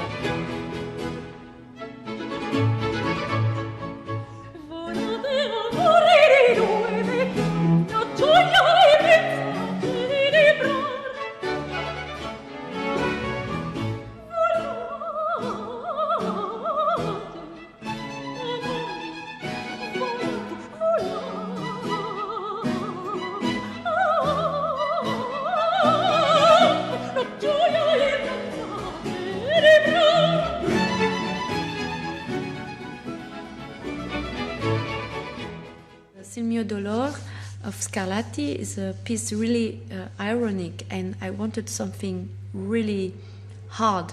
So I wanted to use the spoken voice with a percussion, and my idea it was to have a sort of cadence and continuity with the percussion and the voice so hard, and to enter in the music and continue to have a sort of freed with that. So it was very important to me to have a percussionist.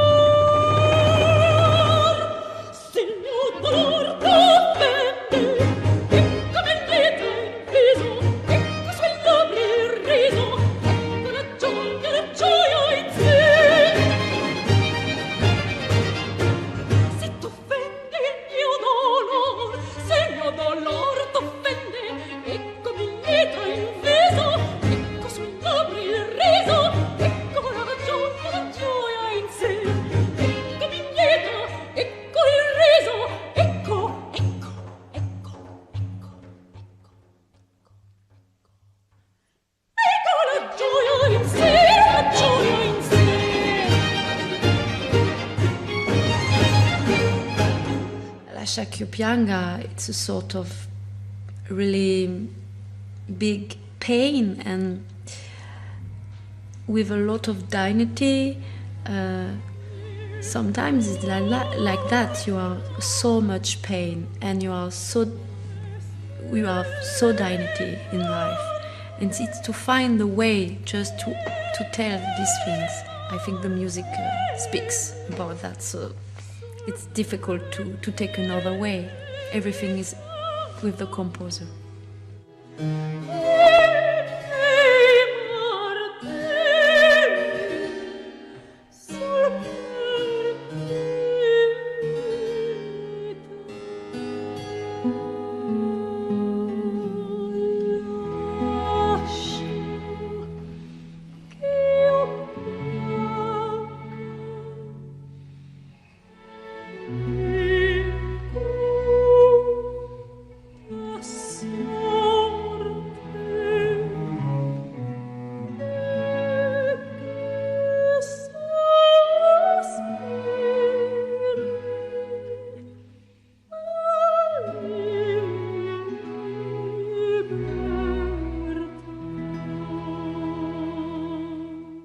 It was a wonderful work with Italian people, with joy. It's a sort of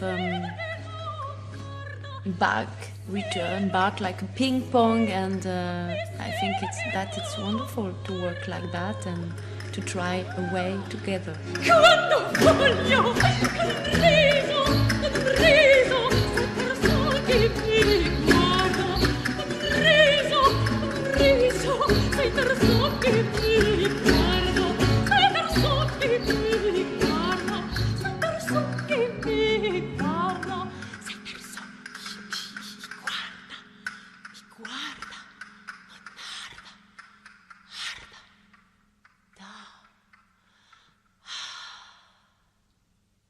if you ask me for color, it's red, because red is it's life, it's death, it's passion, it's wine, it's joy, it's the painful, and it's so many things. And it's also the material. It's baroque color.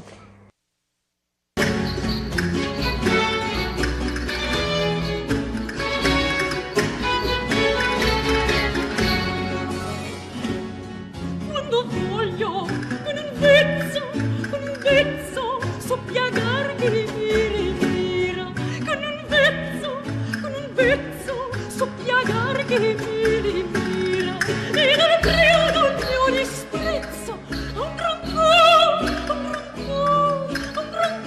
che non sospira, un rancor che non sospira.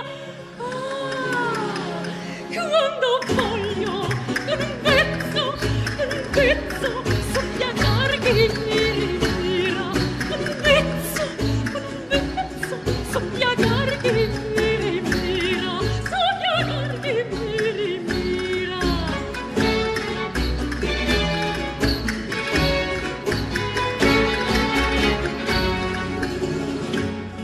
Quando voglio con un riso sentir so che mi guarda, con un riso sentir so che mi guarda, e dal modo del mio viso un vestito che non guarda, un vestito che non guarda. Quando voglio con un riso sentir so che mi guarda, con un riso sentir so che mi guarda, sentir so che mi guarda, sentir so che mi guarda, sentir so che mi guarda, mi guarda, non arda, da.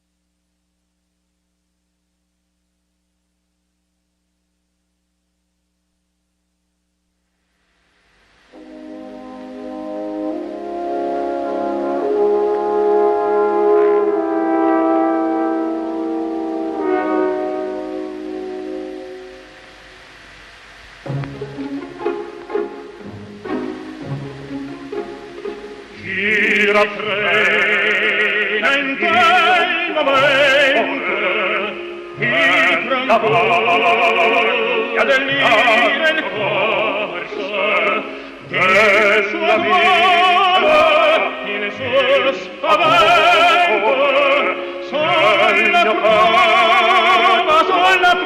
d'un rimorso ma qual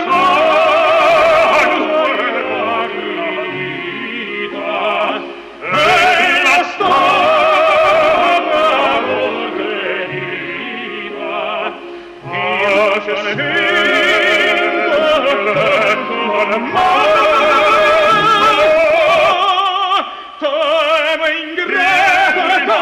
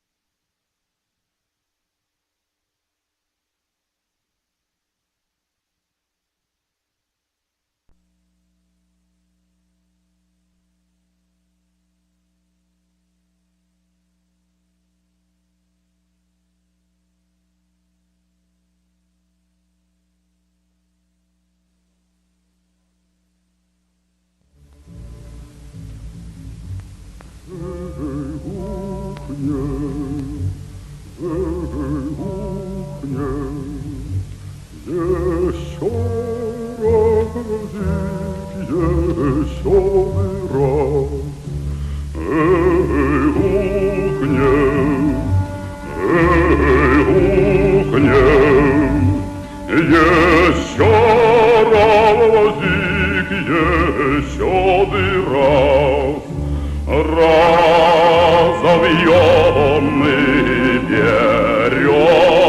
березу, разовьем кудряву. Ай да дай да, ай да дай да, разовьем кудряву.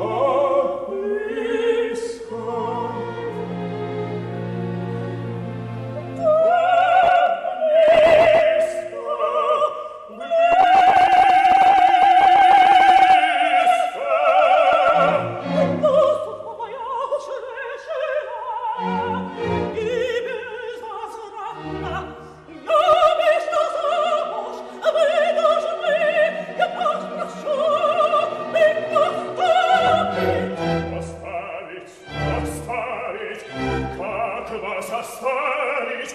Нет, нет, поминутно видеть вас, повсюду следовать за вами. Улыбку уст, движение глаз, ловить влюбленными глазами, внимать вам долго, понимать душой все ваше совершенство, пред вами страстных мук замирать, бледнеть и гаснуть вам блаженство, вот одно мечтаная, одно блаженство.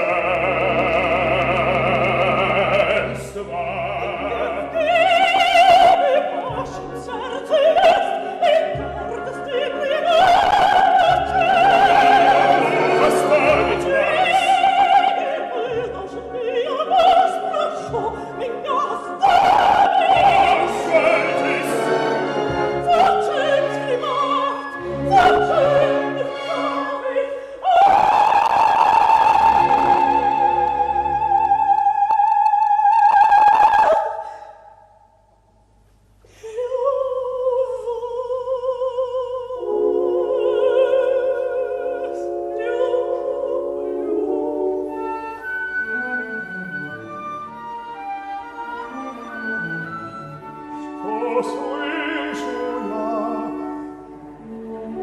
Какое слово ты сказала, радость, жизнь моя, ты прежнею Татьяной стала.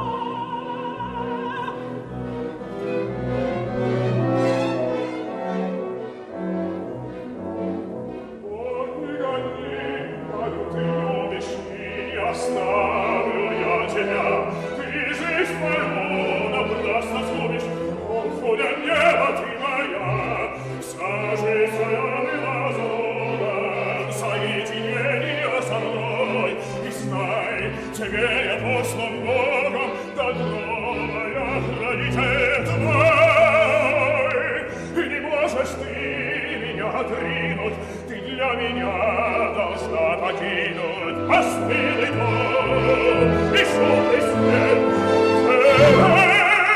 Другой дороги нет. Если не можешь ты меня отринуть, ты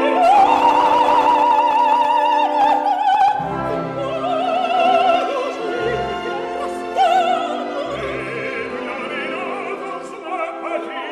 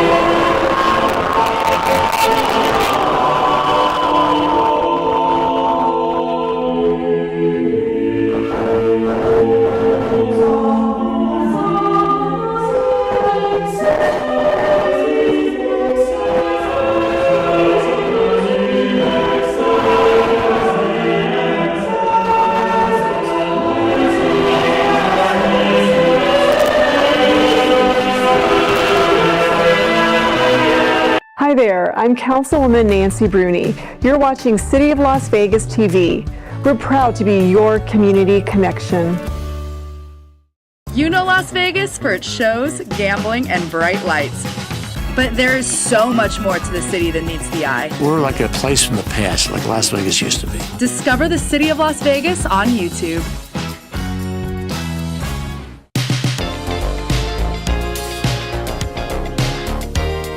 Hey, and welcome to Down for Vegas, where we talk everything Vegas as told by segments on our YouTube channel at City of Las Vegas. I'm your host, Meredith Hall.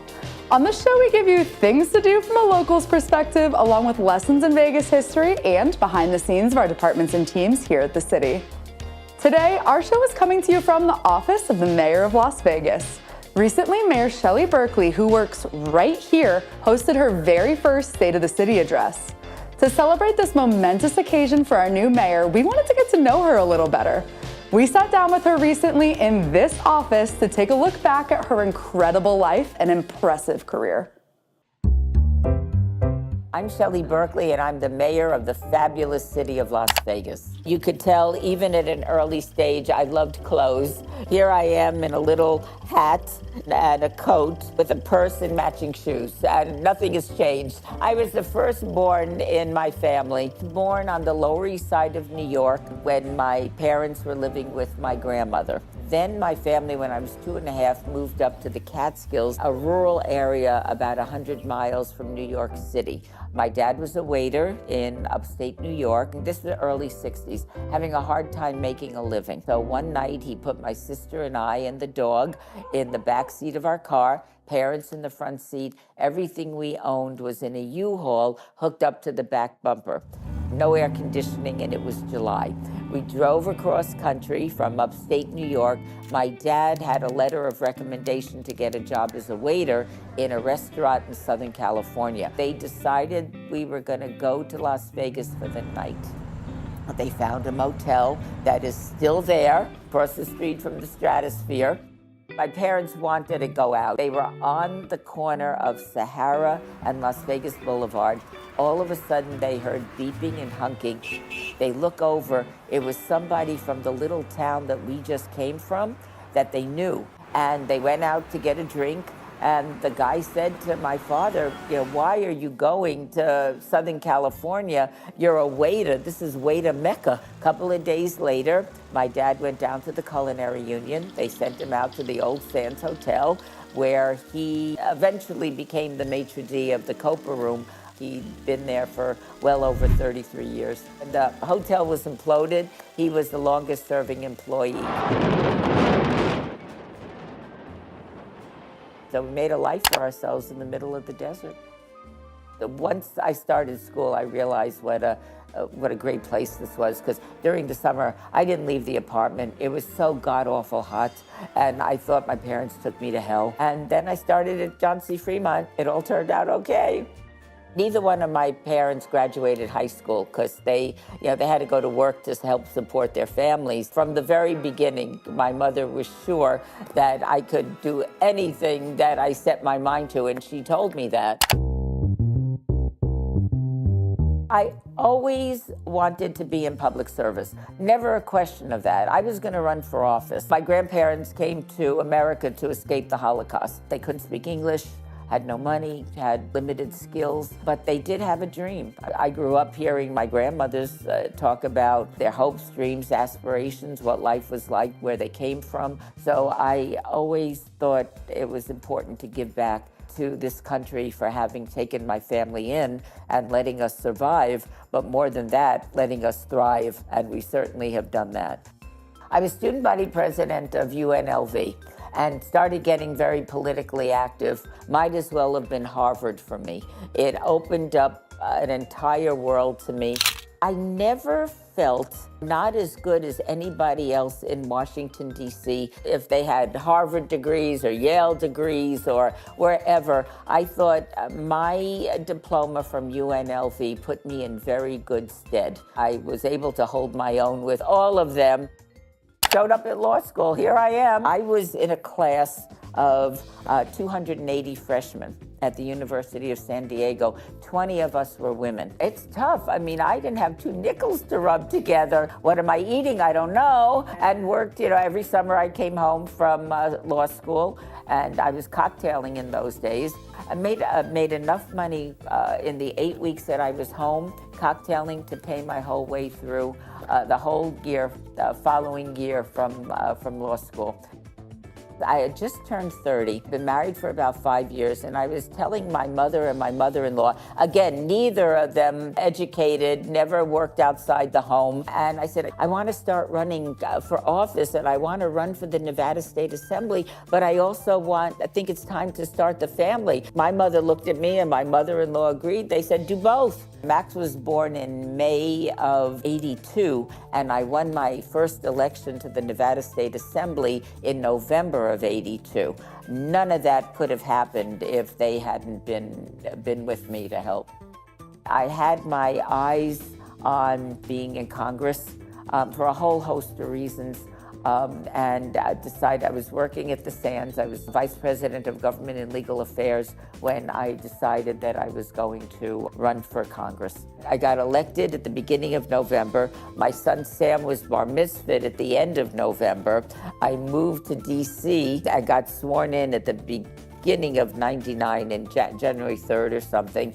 And then Larry and I got married in March during the spring break. I came home every weekend for 14 years because I needed to be home for the kids. Congresswoman Shelley Berkley, and if any of you have ever attended a Veterans Affairs Committee hearing, you know that the Congresswoman is also a strong advocate for our veterans. Joe, it's a pleasure to see you on my home turf.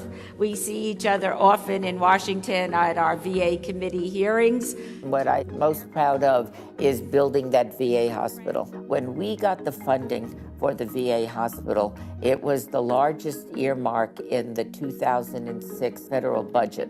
It was a Republican president, a Republican VA secretary, Republican House, and a Republican Senate. I was able to convince them that VA hospital, full-service VA hospital in my congressional district was essential for the veterans that lived here, and they agreed. I ran for the state Senate, and I lost that election. We have to get our debt under control and end wasteful spending. I was heartbroken when I lost that Senate seat. When you do a large race like that, by the time it's over, win or lose, you're emotionally, physically, mentally exhausted. There's nothing left of you. Plus, I had the heartbreak of having lost the election. This was my life path, and I'm not there. Oh my gosh.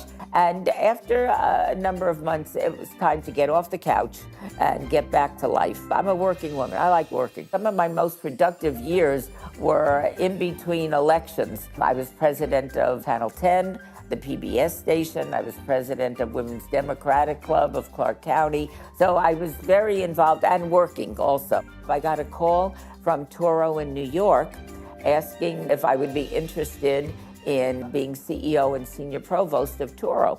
And I told them from the beginning I had no medical academic background. I didn't think being married to a doctor was a good criteria for running a medical school. After about 2 weeks, I decided to take the job. I didn't know whether I could succeed in it. I wake up every morning, I can't wait to go to work. I put in a long day and then wake up the next morning and can't wait to go back. At this stage in my life, I said, when would I be able to do something so out of my wheelhouse that there was no guarantees would I last a day, a week, a month. I turned out lasting 9.5 years, and it was a wonderful experience for me. The last year I was there, we had 4,200 applications for 180 slots in the med school. And when you have that many applicants, you can afford to be very choosy about who you select for your incoming class. We were graduating some extraordinary future healthcare providers for the state of Nevada. I was asked by Toro to sign another contract for 3 years, and I decided I didn't want to do that. I had done everything I could do for the school. I would just be repeating myself at that point. And I thought, let me leave when everyone loves me, because it's not going to get any better than this. Through the year, I started thinking, well, what are you going to do with the rest of your life? You're healthy, you've got a lot of energy. I love public service the most. So what can I do? The mayor. I could be the mayor of my hometown and actually work all day and sleep in my own bed at night. But I threw my hat in the ring. It wasn't a question of worrying whether I would win or lose. It was whether I could do the job. 4 generations of my family have called Las Vegas home. We belong here, and there's no other place on earth that I would imagine going to. The excitement of Las Vegas, the thrill of it, the possibilities in 60 plus years that my family has lived here, never disappointed, never disappointed. I am very proud. I've left a legacy in the community in my hometown.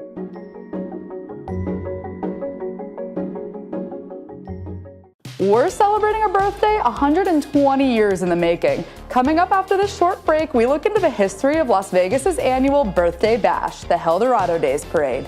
Plus, we team up with a local historian to take a look at what Las Vegas was really like back in 1905. Stay with us. Hey dude, I know the wait for a ride tonight is ridiculous.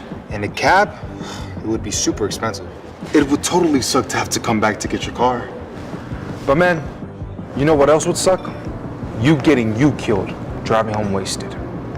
If you won't listen to anyone else, at least listen to you. Save yourself. Always drive sober. Paid for by the Nevada Departments of Public Safety and Transportation. Behold, the angry giant. Behold, the angry giant. Behold, the angry giant. Behold, the angry giant. It only takes a moment to make a moment. Take time to be a dad today. There's a place to share gossip about the office party fun, and a place to share the story you tell everyone. There's a place to share a laugh about when things went wrong, and a place to share the video of you dancing to your song. There's a place to share spare change, lunch, and your time. But we could all be better at sharing how we're feeling inside. 76% of employees have struggled with at least one issue that affected their mental health. When you share, you're not alone. Thanks for staying with us. The Eldorado Days Parade. It's a birthday bash that dates back to 1935. And it's an annual tradition that we uphold to this day. But how did it even get started? We take a look back at the history of this iconic event. It happens once a year. It's a birthday celebration that takes us back over a century to the birth of Las Vegas in 1905. The streets of downtown Las Vegas turned into the wild, wild west. It's the Eldorado Days Parade. The word Eldorado came from prospectors coming to the area in search for gold. It's a play on the term El Dorado, which is a fabled, legendary city in South America rich in treasure that explorers have hunted to find. Instead of treasure, though, out west they found extreme heat and poor-paying jobs, making it El Dorado instead. It all started in 1935. While construction on the Boulder Dam wrapped up, Las Vegas officials were worried about losing its residents and tourism. In an attempt to keep people coming to town, they began branding Las Vegas as a last frontier, Wild West kind of town. With that brand came a 4-day celebration around the city's birthday. The local Elks Lodge put the festival together with support from local businesses and the Las Vegas Chamber of Commerce. With that, the first Eldorado Days Festival was born. In that original Eldorado Days Parade, people rode on horses and in carts and wagons and dressed up as cowboys, prospectors, and women wore full-skirted dresses to ride down the 2-mile length of the parade. All of this, even though Las Vegas was never a frontier town as pictured in the Western movies. The Western theme was all a marketing campaign to attract tourism. And it worked. That first year was such a success that they decided to make it an annual, family-friendly event. The idea was to turn it into a tradition that helped people show their Las Vegas community spirit and maybe entice people to stay in town rather than move on once the dam was completed. Every year, the parade got bigger and more well-known and not only enticed people to stay in Las Vegas, but also attracted visitors from out of town.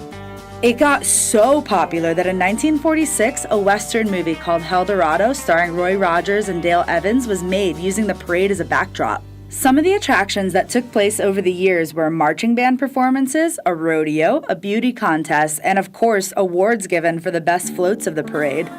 Both local businesses and the hotels on the Strip took part in putting together floats for the event, some of which would go all out. From a diving board into a pool to ice skating, check out these floats from the Sands Hotel. Some of these are crazy. One of the most bizarre contests of the festival, though? The Whiskerino contest, a contest in which people would try and grow the longest and most unique beards and mustaches. In the late 1990s, the festival went away for some time due to cost outpacing the festival's demand. In celebration of the city's 100th birthday, however, the festival made its return in 2005 with the help from the Las Vegas Centennial Commission. Since that historic birthday, it has remained an annual tradition. Eldorado does not have that modern flair of what people now know Vegas to be, but instead, it's a tradition that takes Vegas back to its historic roots.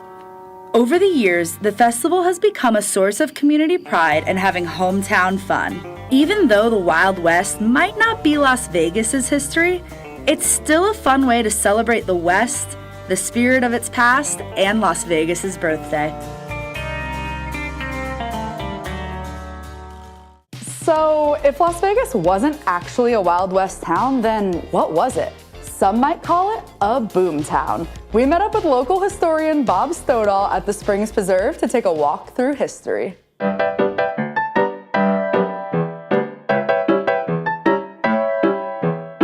Today, we're breaking out the time machine and taking a trip back to Las Vegas in 1905.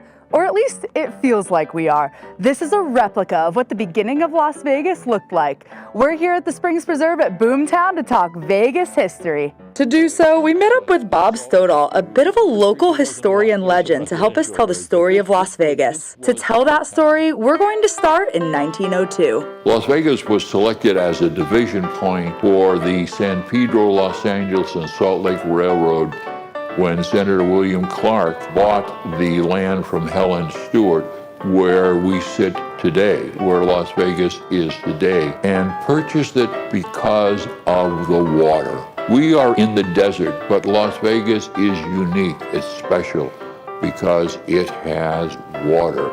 January 1905. In anticipation of the railroad coming to Las Vegas, surveyor J.T. McWilliams plotted out the original Las Vegas town site on the west side of the railroad tracks. Just 5 months later, the railroad came in and hosted an auction on the opposite side of the tracks in the area we now know today as Main and Fremont Street. Of course, the people who already settled moved from west to east to get into the area that would become downtown.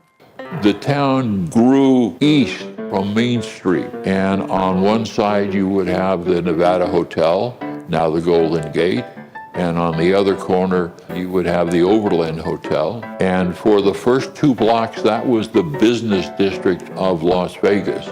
Some of those businesses in that 1905 to 1910 business district are recreated in a smaller scale here at the Springs Preserve. There's the First State Bank, the Lincoln Hotel, the Majestic Theater, a general store, and of course, the train depot.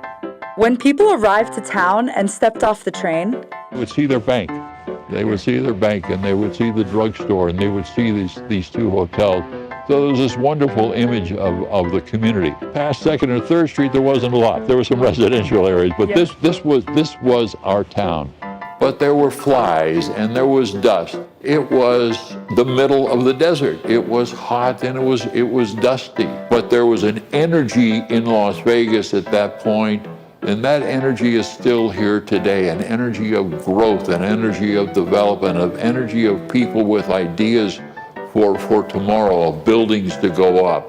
You didn't come to the spot in the middle of the desert and hang around. You came to this spot in the middle of the desert and did something. Everybody did something important. missing from the early days of Fremont Street though, a place to drink and a place to gamble. Some people building the railroad had strong opinions. If we don't have some control, he said, Las Vegas will become a gambling hell. So there was some compromise. Blocks 16 and 17, 2 blocks north of Fremont on First Street, became the only area in town where selling alcohol would be legal. As a result, property prices on these blocks were some of the highest in town. So starting the night of May 15th of the auction, tents were already being set up in Block 16 in order to sell alcohol.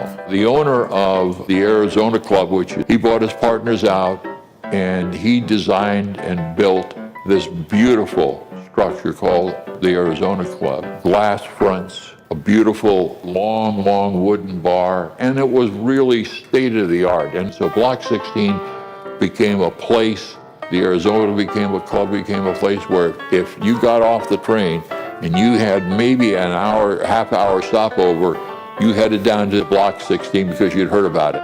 Many thought Las Vegas would disappear as quickly as it was built like any other boomtown, but that was not the case due to two key factors: water and the railroad. Many lazy historians and lazy journalists called Las Vegas in the early days just a whistle stop. Las Vegas was never a whistle stop. One of the exciting things about Las Vegas is we're constantly growing, we're constantly developing, we're constantly building, but at the same time, as we grow and we build, we lose some of our history. We lose some of our physical history. And the ability to be able to take your kids or your family to a place where you can actually see a structure from 100 years ago, it's magic. While none of these buildings represented in Boomtown still stand today, their history lives on through stories, photos, and of course, all of the people who visit the exhibit at the Springs Preserve every day.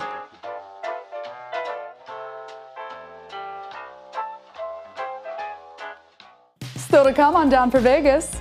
An adorable sidekick was in order for this next story. Dog lovers and owners, this one is for you.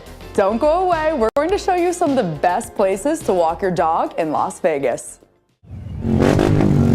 Hey, must be super fun to ride that bike. It's awesome to go so fast you blow past every other car on the road. You know what wouldn't be so awesome? You getting killed going too fast. If you won't listen to anyone else, at least listen to you. Save yourself. Ride safe. Paid for by the Nevada Departments of Public Safety and Transportation. Unlike other health concerns, mental illness is not always easy to see. D-E-P-R. Mental illness doesn't show up on a scale. Bipolar? Sorting out a mental health concern takes professional diagnosis and treatment. Anxiety. I thought so. If you or a loved one has a mental health concern, don't go it alone. For 24-hour free and confidential information and treatment referral, call 1-800-662-HELP. Learn more at samhsa.gov/support.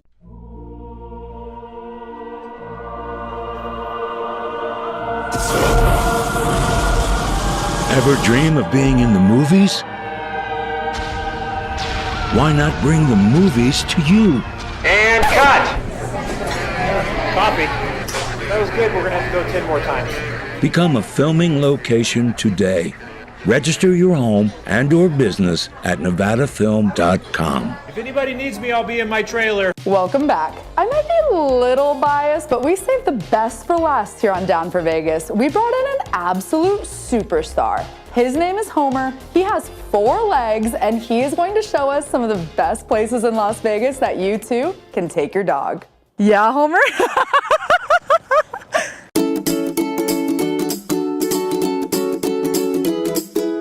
As a dog owner, we're always looking for places to take our furry friends. Today, we're gonna show you 3 of the best places to walk your dog in Las Vegas. And what better sidekick for this video than a dog? This is my dog, Homer, and today, he's going to be our guide. You ready, buddy?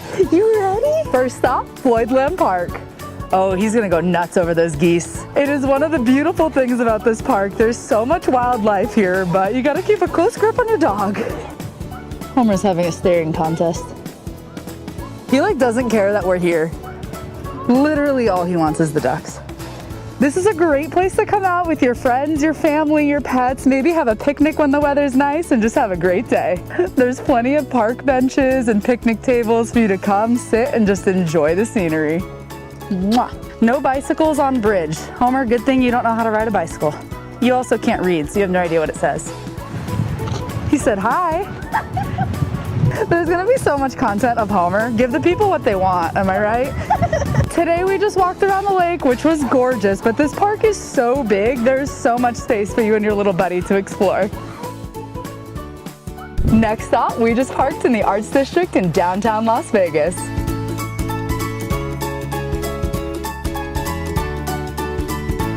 The Arts District is a super popular spot to walk your dog, especially when the weather's nice. There are so many dog-friendly restaurants and bars where you can take your pup and have some food or drinks.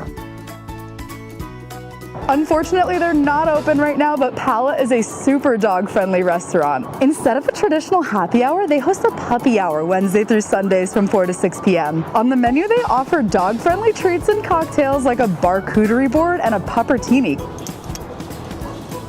I'm here at the local brewery Huddle right now, where they, of course, also have a dog-friendly patio, so you can go get a pint, enjoy your beer on a beautiful day with your puppy. Yeah, Homer, are you going bar hopping? Nevada Brew Works right behind me also has a beautiful dog-friendly patio. Let's go, buddy. There's another dog. Homer wanted to play so bad. The best part about walking around down here is that everything is truly walkable, so you can have a full-day adventure with your pup. So naturally, I had to get a pup cup for the boy, and he's gonna love this. Hey. Yeah, good boy. Oh, there you go, Bubba's. We're here at Barkin Basin Dog Park. We're going to the dog park, buddy. You see the other dog? We're gonna go play with them. This dog park has 3 separate areas for dogs, one for small and of course one for large, which this is where Homer's gotta go.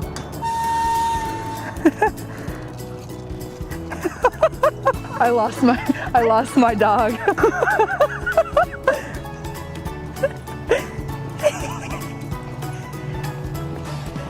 Oh, there's another one of you, buddy. Homer, you want water?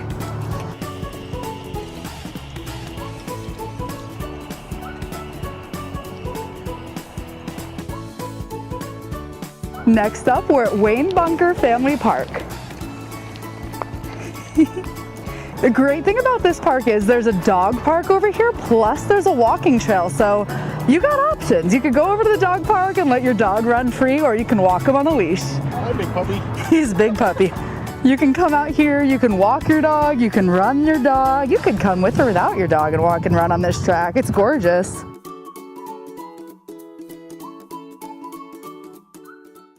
Oh, that was my sweet baby boy right there. We are all so proud of him. That's all the time we have. Join us here next time on Down for Vegas, where we talk more things to do, Vegas history, and behind the scenes looks at the city of Las Vegas. All of these videos and so much more can be found at lasvegasnevada.gov/connect, where you can watch, stream, and read everything you need to know about the city of Las Vegas.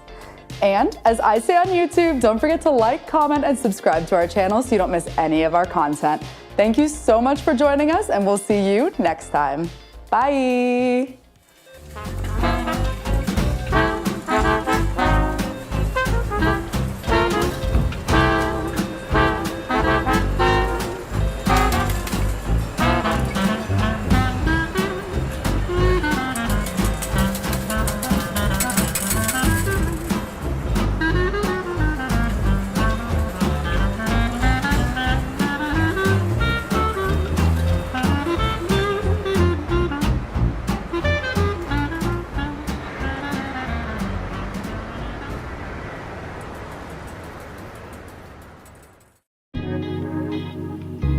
Here's the deal.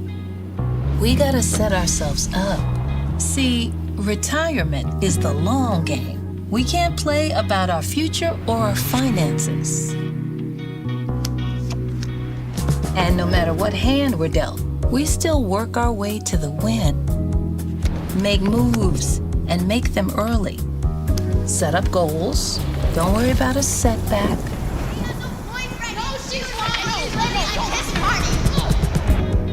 Just save up, stack up to reach them.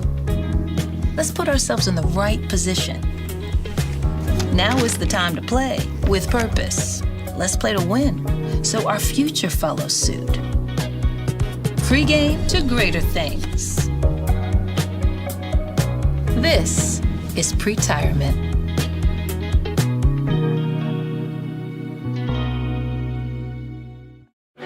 My advice to all the fathers out there, they grow up way too fast for you to waste even a single precious moment.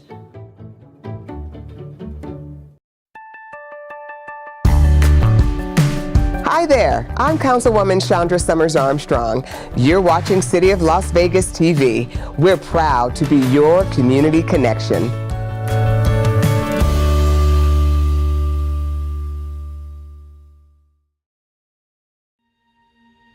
The opinions expressed in the following program are those of its producers and guests only. They do not represent the views of this television station or the City of Las Vegas.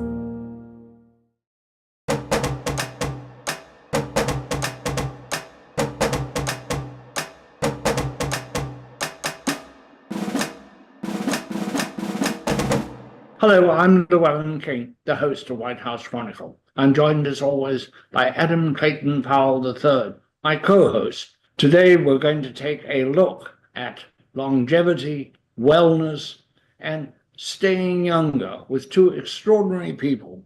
They are Dr. Jason Williams, founder of the Williams Cancer Institute, and Rex Parris, co-founder of ReParis, a regenerative medicine company. He is also, by the way, mayor of Lancaster, California. Welcome, gentlemen, and let me ask you, Dr. Jason Williams, are we winning the battle on cancer? And what is it about your unique treatment of cancer that is so hopeful and promising? Yeah, well, certainly now with immunotherapies, we're seeing a lot of improvement. Unfortunately, I think, one issue is the system is set up where, people are being paid to do more and more treatments and not necessarily the best treatment. And so that inhibits things. And our treatments, what we do is we actually go into the tumor and inject immunotherapies directly into the tumor. We're also saying that really cancer treatment should occur at the time of the biopsy. When the patient first is diagnosed, when you stick a needle in a tumor, that's your chance to actually start treating. You could actually do things like pulse electric field ablation. You can inject immunotherapies into the tumor to go ahead and get that started right at that point. And so these are the things we're trying to change. We have several clinical trials and things that we're working on, just trying to change the system and the way that cancer is treated, because normally everything is from sort of the outside in, giving intravenous therapies, giving oral therapies to get to the tumor, but we really need to target the tumor directly. So immunotherapies are drugs that allow the immune system to see or attack the cancer. Now, cancer has various ways to hide from the immune system. One is that it will produce certain substances that sort of block it, like shield it. And so you can use drugs that block those receptors and allow the immune system to actually see the cancer. Because cancer, wants to hide and disguise itself. It is part of your own body, and it tries to take over the immune system and get the immune system to recognize that it's part of the body. And so what it'll do is it will send those signals, and these immunotherapy drugs will block that, or there are certain ones that can stimulate T cells, B cells to want to attack the cancer. And it's a combination of these drugs that actually where we're seeing the real effects. Doing some reading about this in articles and papers, one phrase that is repeated over and over again is longevity biotechnology, which sounds like the goal is to extend human lifespan. Yeah. We've seen some interesting results with some of these immunotherapies. So we've been working with immunotherapies, and we started seeing that it actually seems like it's making the patients younger. And so this is one of the things that we figured out, that the immune system is what helps keep us young and healthy. And so by boosting the immune response against the cancer, actually the immune cells also will start killing older cells. So you have, cancer and aging are a very similar process. Cancer is a cell that has a mutation and it wants to work for, its own thing. It doesn't work with the body. An old cell is a cell, it doesn't have a mutation, but it's not doing its job and it should be eliminated, but it doesn't want to die either. Neither one of these cells want to die, and they send signals to the immune system to stay alive. And when you block those signals, the immune system kills it and allows younger cells to come in and flourish. And so this is what we've been seeing. Rex, tell us about ReParis and where does it fit into this whole world of medicine and longevity? ReParis came out of another company we started, which is called Carthronics, which is right now targeting arthritis, and they're going into clinical trials on a drug. And it uses it modulates the GP130 receptor, which controls the inflammation and the fibrosis, both of which are essential for metastasis. 45% of all death is fibrotic. Tell me a age-related disease that doesn't involve a great deal of inflammation or a aberrant inflammatory response. From that, though, they then looked at the kinase inhibitors instead of the GP130 modulation. And that's much further down the pathway in the cell. That's how the internal organelles in the cell communicate with each other. If we can inhibit the kinase that signals the interleukin 6 and the interleukin 11, we're going to live a lot longer. I mean, that's just the way we age. It's very hard for the body to age without inflammation and fibrosis. You have a heart attack. It's the fibrotic response that eventually kills you because it's the scar tissue that overcomes. What we've seen in, again, doing some research on this, is that your approach is not only applicable to cancer, but also arthritis and other age-related diseases. So again, it seems like what we're seeing here is the beginning or the opening the door to, again, addressing things that make us old. Yes. Yeah. It's,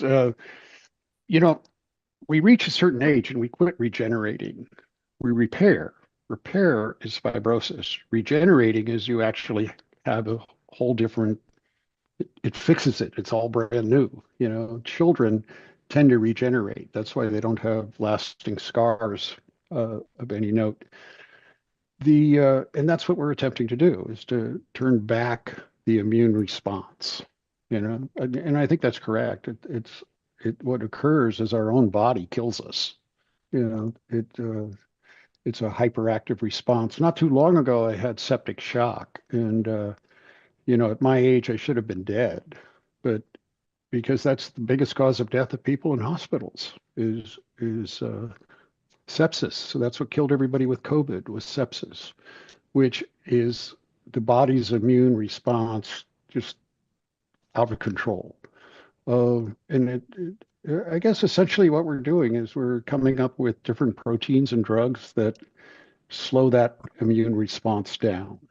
And it's our reaction to it that ages us. Rex, what will be the products that your company will bring to market?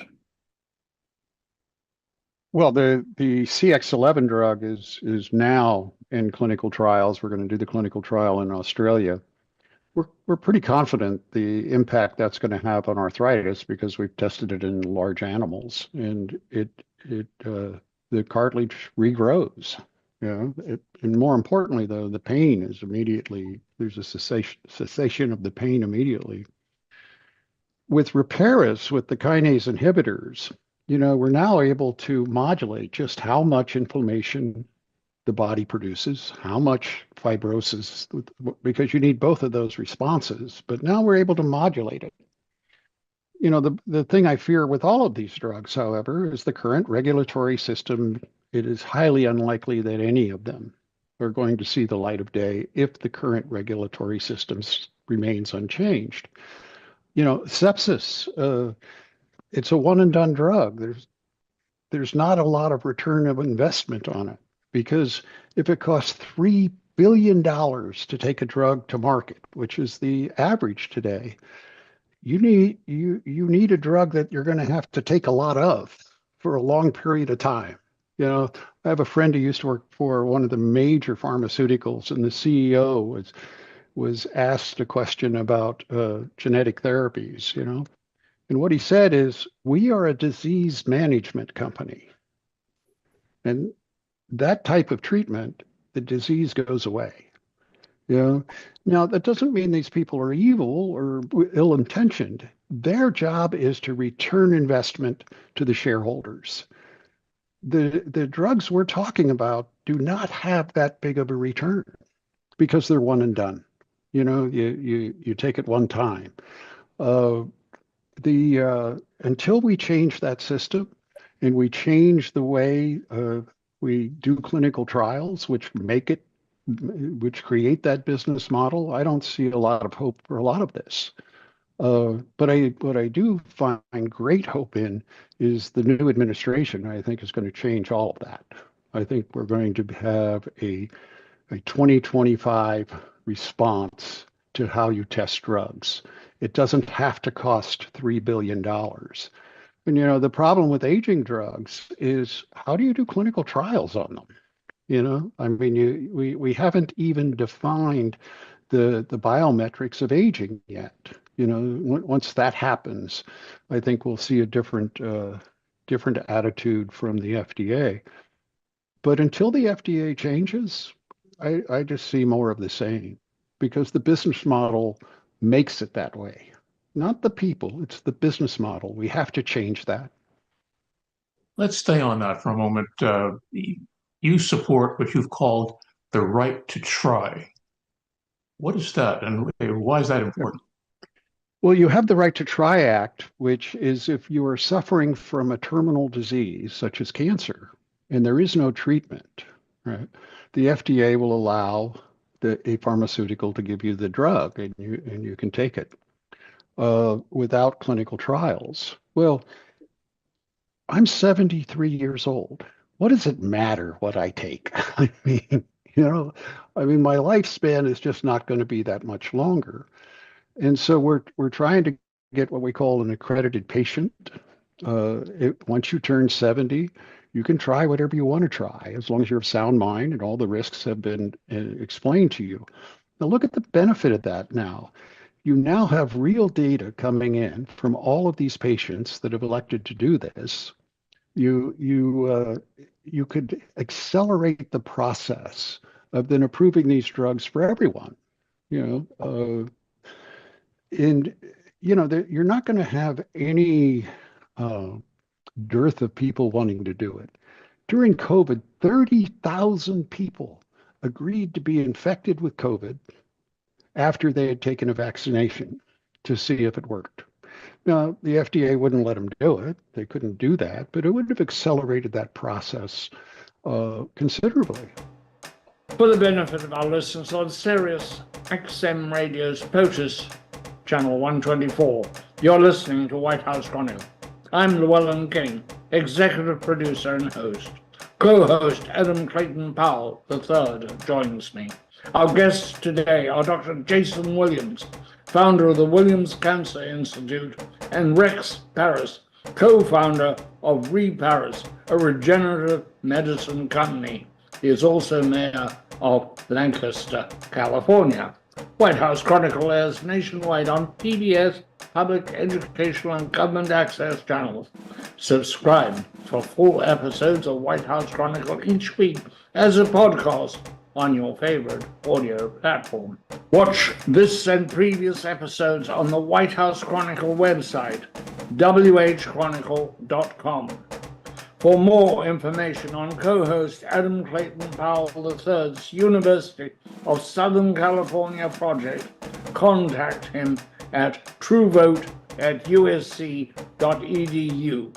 You can now find me on Substack. Jason, you have had success in treating cancer, but I understand you had to take one gravely ill patient out of the U.S. To succeed. Is that correct? Yeah, well, that's correct. It actually happens a lot. And I think everything that Rex is saying is spot on. I mean, the problem is the system and the way it's set up makes it very difficult. And the model is not helping. We need to be a system that's rewarded more for results and not the way that things are now. But unfortunately, I work in the U.S. I work in Mexico. We do various things. We have stuff all over, and we have clinical trials in both countries. In Mexico, we have a little bit more options, so we can do broader right to try versus the U.S. The U.S. has right to try, but if you have cancer patients, when you need certain drugs, you've got to apply to that company. They don't have to give it to you. It just takes a lot of time. And then the hospitals don't want you to necessarily do it. So it becomes very difficult. In Mexico, it's a little easier. The hospitals will be, will let you do that. And you could get the drugs a lot easier. So yeah, we definitely do that. Jason, is there hope for cancer? Cancer is, I've said, and I think it sums it up, it's the sum of all human fears. When you're told you have cancer, this is a terrible diagnosis. This is the beginning of the end for most people, or at least in their mind. They fear the cancer and its mortality, but they also fear pain. And friends of mine who suffered from cancer have had terrible pain, and it's not been a pretty situation. Is there hope, and is there a lot of hope? There's definitely a lot of hope. I think, we know when we have the drugs that we need to cure cancer, they exist. They just need to be applied. And so it's the drugs in the right combination. And that's what, some of the work that we're doing and others are doing, trying to bring that forward, where, do these combinations of immunotherapies and going into the tumor, but, sometimes also systemically, but there's other, ways to approach this. And that's actually working quite well. We just need to be able to get it all together and get it, through the system, get, FDA approvals. But, I think all the agents that we need to cure cancer, we have. We hear that cancer treatment and treatment of so many other diseases now can be individualized, that for each patient has his or her own individually maximally effective treatment. Is that part of what your work is focusing on now is also? Yeah, so definitely a lot of cases are individual. You have different genetic aspects of the tumors, and so that may change the medications that you use with the patients. And so yeah, you really need that ability to take an individual approach. The key though is that we need lots of the weapons, because there's lots of the drugs that are out there, but a lot of them are in development, but they're not FDA approved because they're only looking at them at that one drug by itself, not what it does in combination. And so, the drug by itself may be very minimal and nobody really wants to develop it, but in combination, it's helpful. I mean, you have to have, it's just like combination of safe. One number doesn't get it for you, right? But you have them all together and you can open the safe. And so, that's what we're seeing. And yeah, I think that, we're just trying to get all the pieces like approved the best we can and then sort of unite it together. And so it's a long process. That's why amending the right to try we would be able to do that. Yes. Well, we do it in practice. I mean, we do it. We're able to treat people in that way. But what we're trying to do is get in an official capacity of getting FDA approval, so this has access to everybody. Because right now it's only access to very limited people. Jason, the idea of the cocktail is not totally new. It's been used in treating childhood leukemias very successfully and AIDS quite successfully. So you're saying that for many more diseases, we need cocktails of drugs rather than sequential drug use. So what we're finding in our work is that, we see pretty good results with 4 drugs. We see really good results with 8, and we see spectacular results with 12. And we use 12 drug combinations. That was what really starts knocking down cancer. There's obviously huge, they have to tweak here and there, but that really gets it. And that's what we're seeing. We're focusing on aging and extending lifespan. But is this something which also is of use for treating younger patients as well?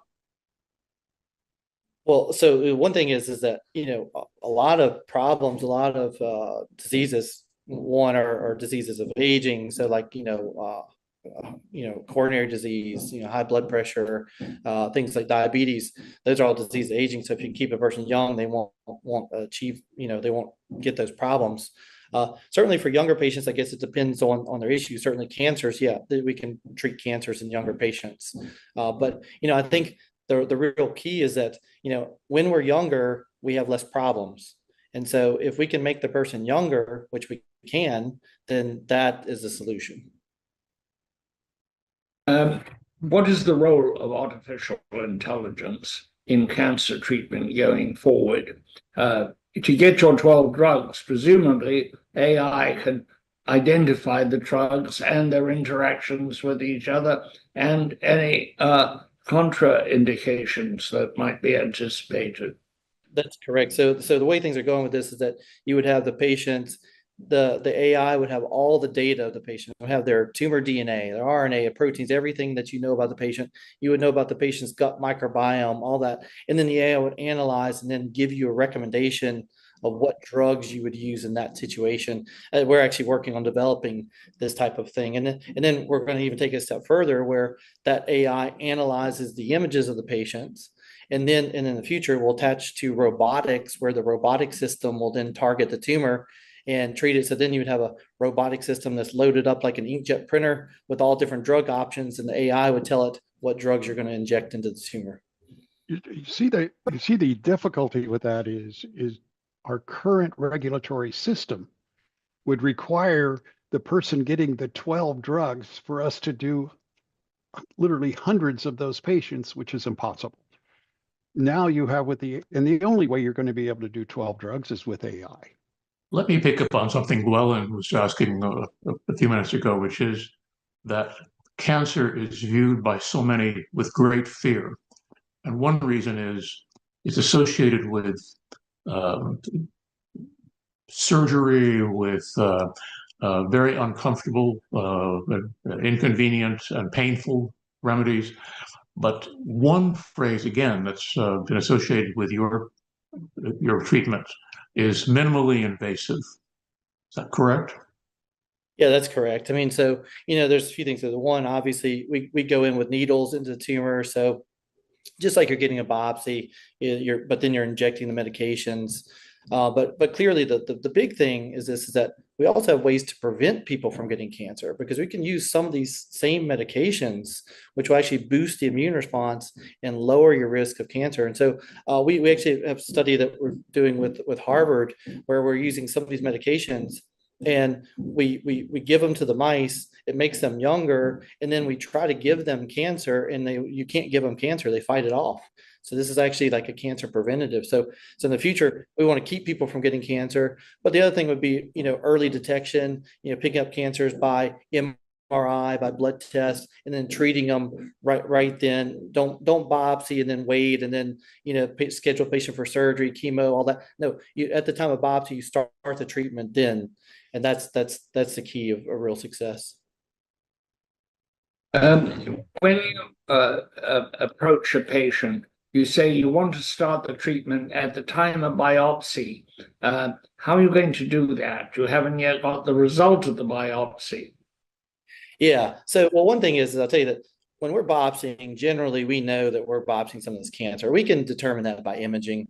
It's very rare that we would biopsy something that's not. But we do actually have a technology that's a cancer detecting needle.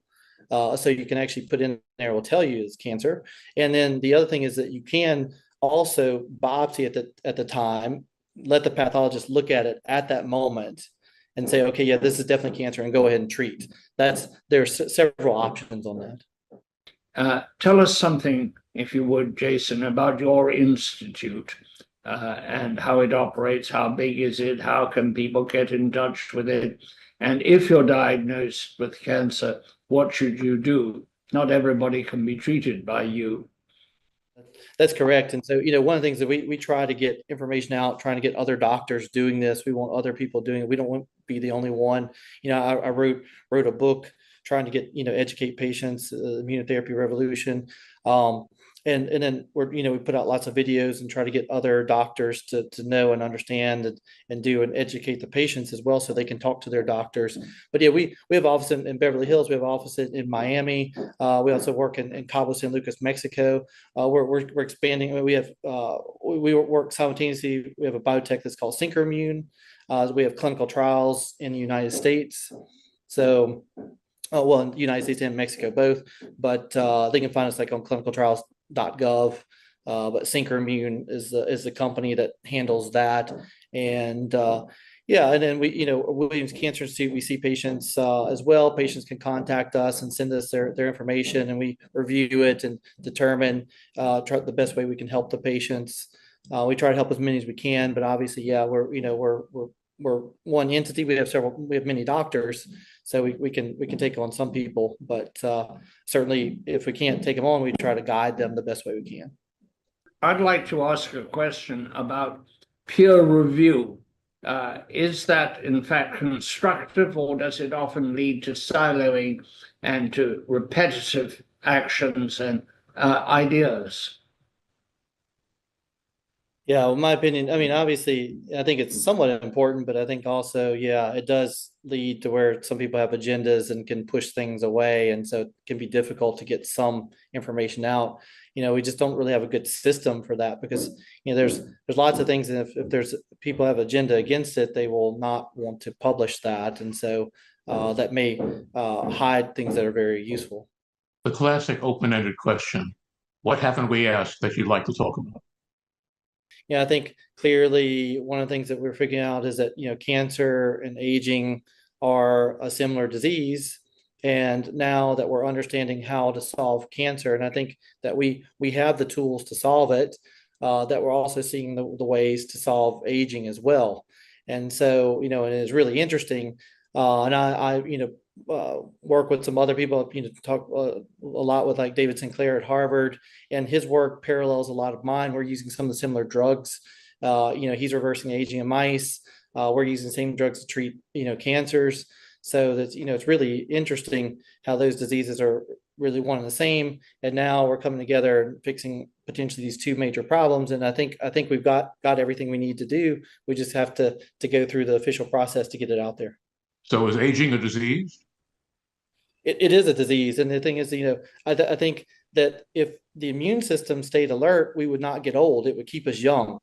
I think we should be in a younger state, but I think what happens is that we're missing some of those factors. And if you give that, the immune system will then keep you young. And so now you can take an older person and make them younger again, just like taking a cancer patient and like getting rid of their cancer. But a young person, theoretically in the future, we can give them medications and keep them young. Yeah, I think that's clearly where it's going. Is the people that will live forever are the ones that are children today. I have a final question for Jason, and that is, some years ago on this program, we were approached by a group of brain surgeons who were very frank. They said, we are lying to our patients. We are giving them chemo and radiation, and they are dying. And we are telling them that, don't worry, we're giving you chemo and it should work, and it didn't work. And they wanted really to revise the way that they were testing people, and again, to get more latitude to do that. And that was very interesting. To what extent, either of you, do cancer oncologists lie to their patients, and is there any other option?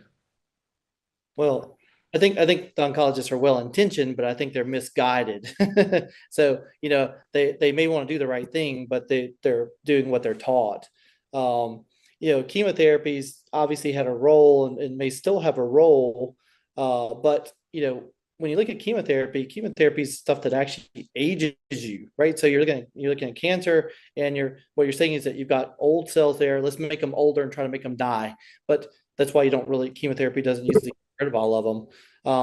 And so now the concept, what we're doing is, to make them young. Don't try to make them older, make them young. And so, I think that again, the doctors, I believe, are well-intentioned in making the patients think that they're, going to help them, and they believe it, but they really know it's not going to help them very well. And I think it's unfortunate. That's our show for today. I thank Rex and Jason for coming on and sharing hope with us. Stay well. We'll be back next week. Cheers.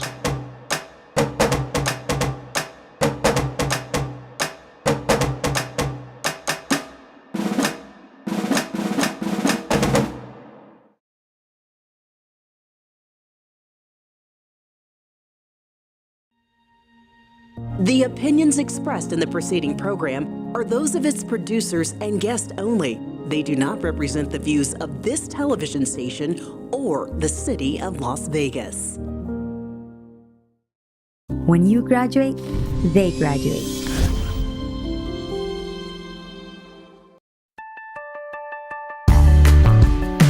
Hi there, I'm Councilwoman Olivia Diaz. You're watching City of Las Vegas TV. We're proud to be your community connection.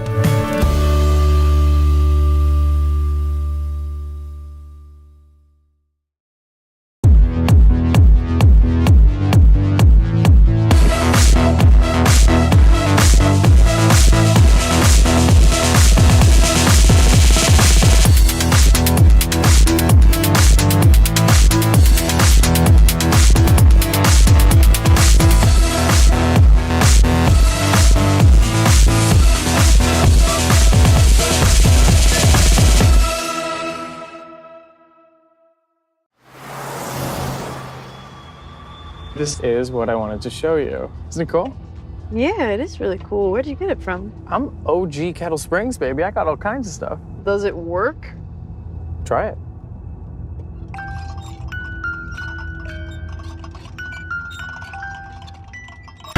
Look out!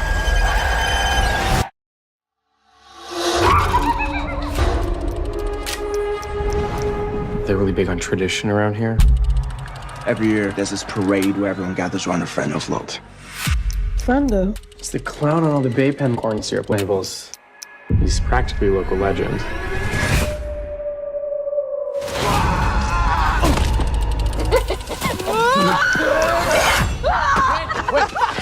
Smile, Philly girl. You're about to become a sensation.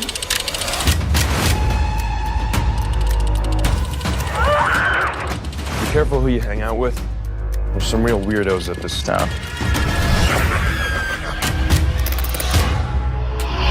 Yeah, 6. Yeah, very funny, man.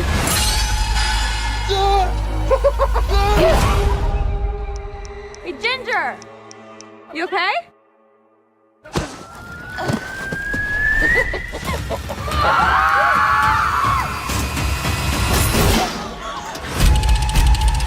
There's a psycho dressed up like Friendo, trying to kill us! Call 911! Where's the button, Jen? What is this? What kind of phone is this?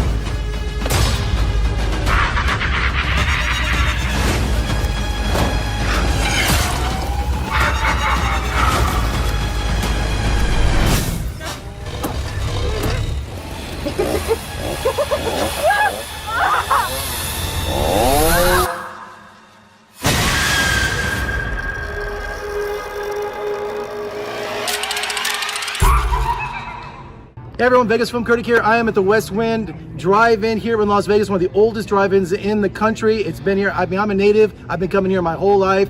We're here with Adam, who wrote Clown on the Cornfield. And man, talk about watching this film at a drive-in. That's got to be the best way to see this film, isn't it? I can't wait. I'm very, very excited for however people choose to see it, as long as they choose to see it in theaters. But I changed my flights so I can be right here at the West Wind Drive-In. That's dedication. Yeah. That's dedication. Because I also knew I'm like a, I'm wearing this kind of stuff. I know the shirt, by the way. I know the history of this kind of stuff, and I really respect it. And this is the kind of picture that you want to see with a crowd, whether it be a drive-in crowd, whether it be a theatrical multiplex crowd. South by Southwest, this thing has been Overlook Film Festival. It's already been touring the country at festivals, and the response has been ridiculous. As an author of this, are you just so excited that people are connecting with this? I love it. I think it's been great both ways, because I've heard from people who've been reading the book since 2020 when the first book came out. There's a couple sequels, and like they just love seeing the characters they love done so well by Eli Craig, the director of Tucker and Dale vs. Evil.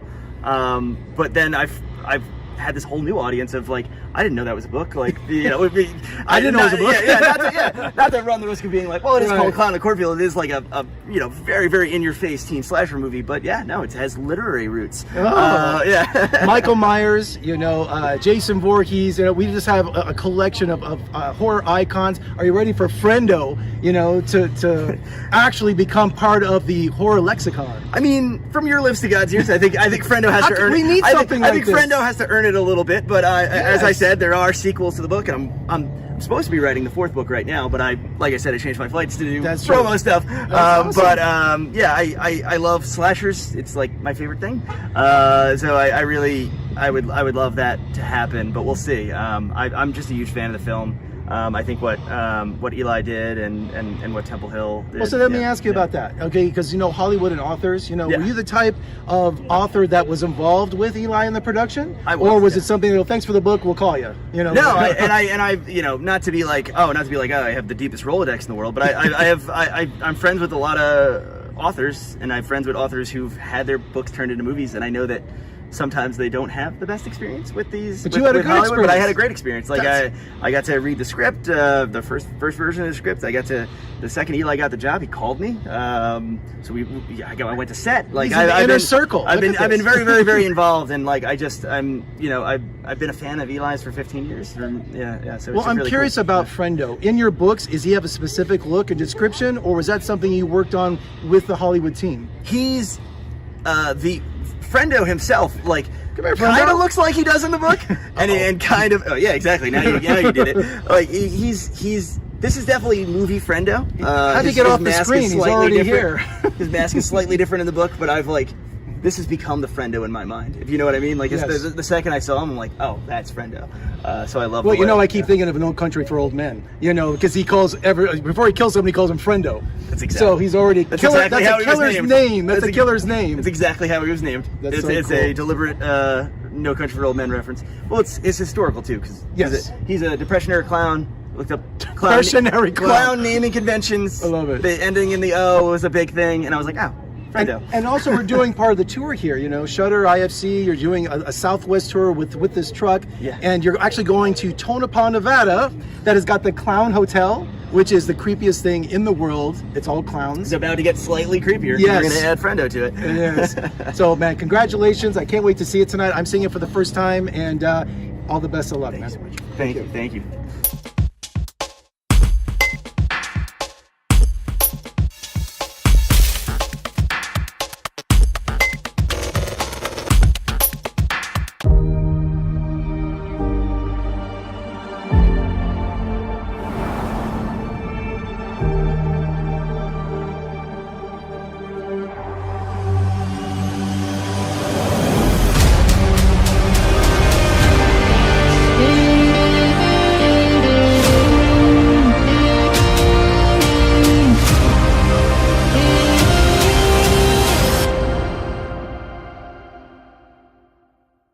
Hi, Jeff. Hi, Adam. Good to speak to you again. Thanks for joining me. You as well. Lovely to see you. How are you? I'm doing great. I'm so happy for all your success. The Survivor Wants to Die at the End is finally here. Congratulations. Thank you so much. Well, this is the third novel in your series. Is truth to be revealed? As to how Deathcast works, it's a mysterious organization that we know can predict when someone is about to die, but the truth isn't fully revealed within this novel. We're getting closer and closer, but we do get so many more insights into the inner workings of how Deathcast functions as a company. Well, Alano, heir to the Deathcast empire, he's threatened by the Death Guard. Is his end date closer in this novel? His end day is definitely closer in this novel, and that was something that was really difficult but also exciting to write about. I care so deeply about all the characters that I'm writing about, so it feels weird when I have to put them in harm's way for narrative sakes, but I think my love for them continues to show during the book. And Paz is not waiting for today to get that call. Is he finally not waiting around any longer? Yeah, so Paz is definitely, a young adult who is struggling with a will to live. He's had a really difficult past few years and upbringing since a really traumatic childhood incident, and he's just really finding out that he's unable to, achieve the future that he wants, and there are just so many blocks in his way, and he, kind of gets fed up and was like, well, if I'm not going to have a future, there's no point sticking around. And thankfully Alano intervenes before something tragic can happen. Now, Adam, these just contain themes that sometimes readers find difficult. Is it difficult for you to write as well? It is difficult for me to write, and I've experienced a lot of what these characters have gone through, and I know that a lot of my readers have as well, and it felt really important for me to write this book for those readers, as well as for friends of those readers who maybe don't know what it's like to live within that headspace and want to have a better understanding of the highs and lows of mental health and how they can be better, suited to support their friends. So this sounds like it's your most personal novel to date. It is absolutely my most personal novel to date. I think my most personal novel before this was my debut novel, More Happy Than That, which published in 2015, so 10 years ago. And it feels really full circle to come back to these themes 9 books after that one. And, this came out during COVID-19 pandemic. Could you consider something positive and good came out of the pandemic with these novels? I think a positive element was that so many readers discovered it when they were, trying to reinvent themselves during the pandemic because everyone felt so stuck in their ways.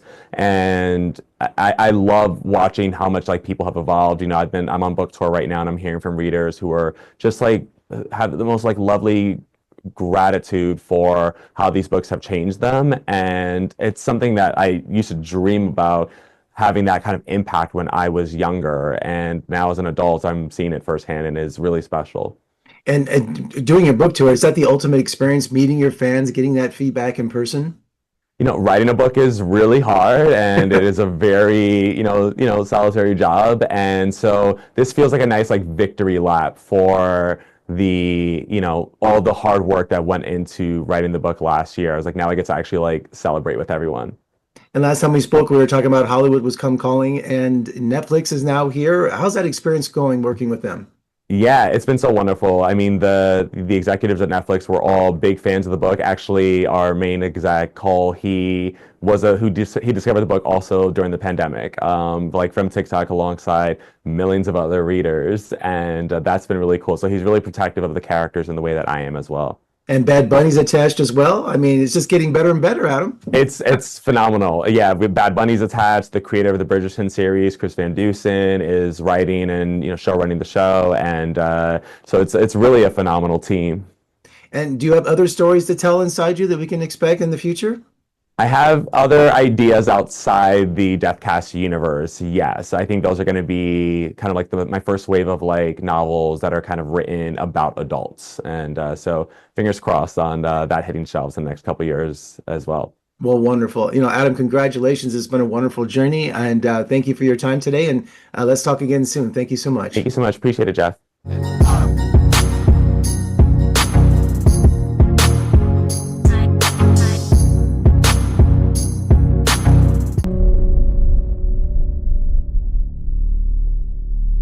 We're all descendants of the finest dragon fighters from everywhere the Vikings ever traveled.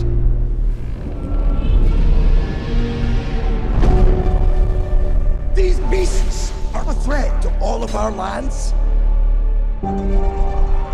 It's time, Hiccup.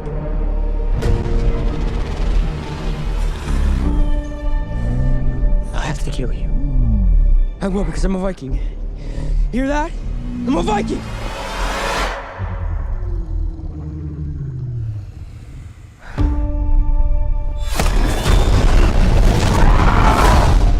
It's okay. I won't hurt you.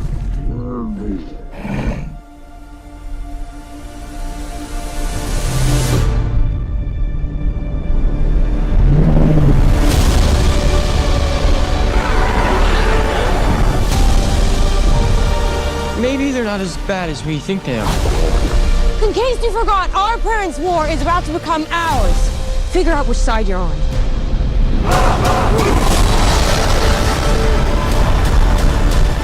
They've killed hundreds of us! And we've killed thousands of them! Toothless, no! He's a friend! You all need to see this! I'm not one of them. Wow, you've lost everything. Your father, your tribe, your best friend. What are you gonna do about it? Probably something stupid. Well, you've already done that. It's something crazy. What's up to us? Us? Stick with me. All right, bud, you ready?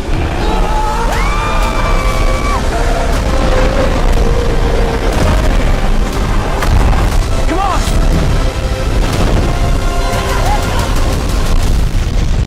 Here it comes!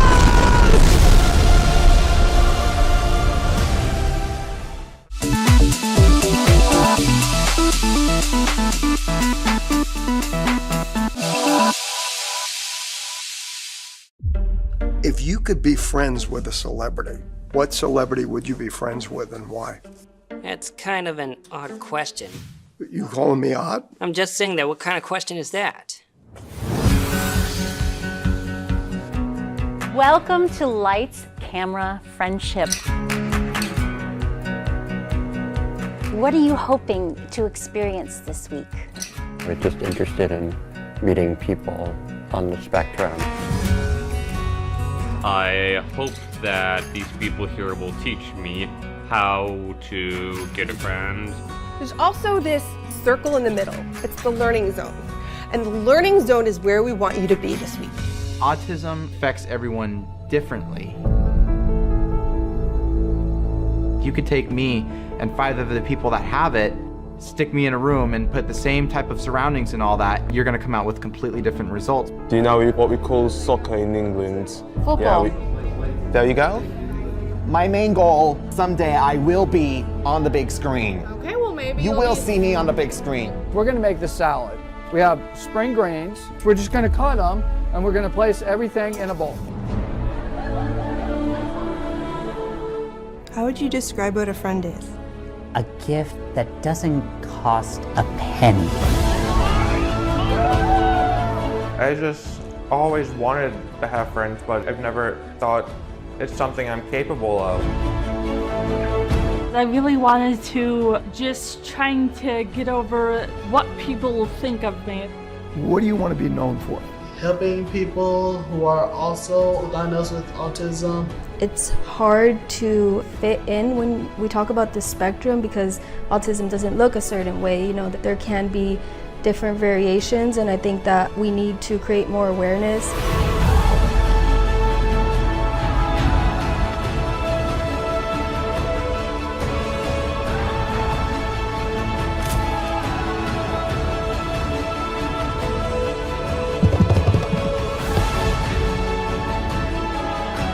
I'm just so lucky and grateful that I get to be myself here.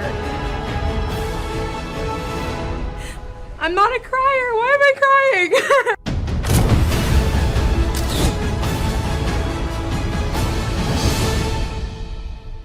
Joey, good morning. Jeff in Las Vegas. Nice to see you. Nice to meet you in person. Absolutely. It's a total thrill. Congratulations on your new docuseries, Lights, Camera, Friendship on the Spectrum. It's an eye-opening series, so congratulations.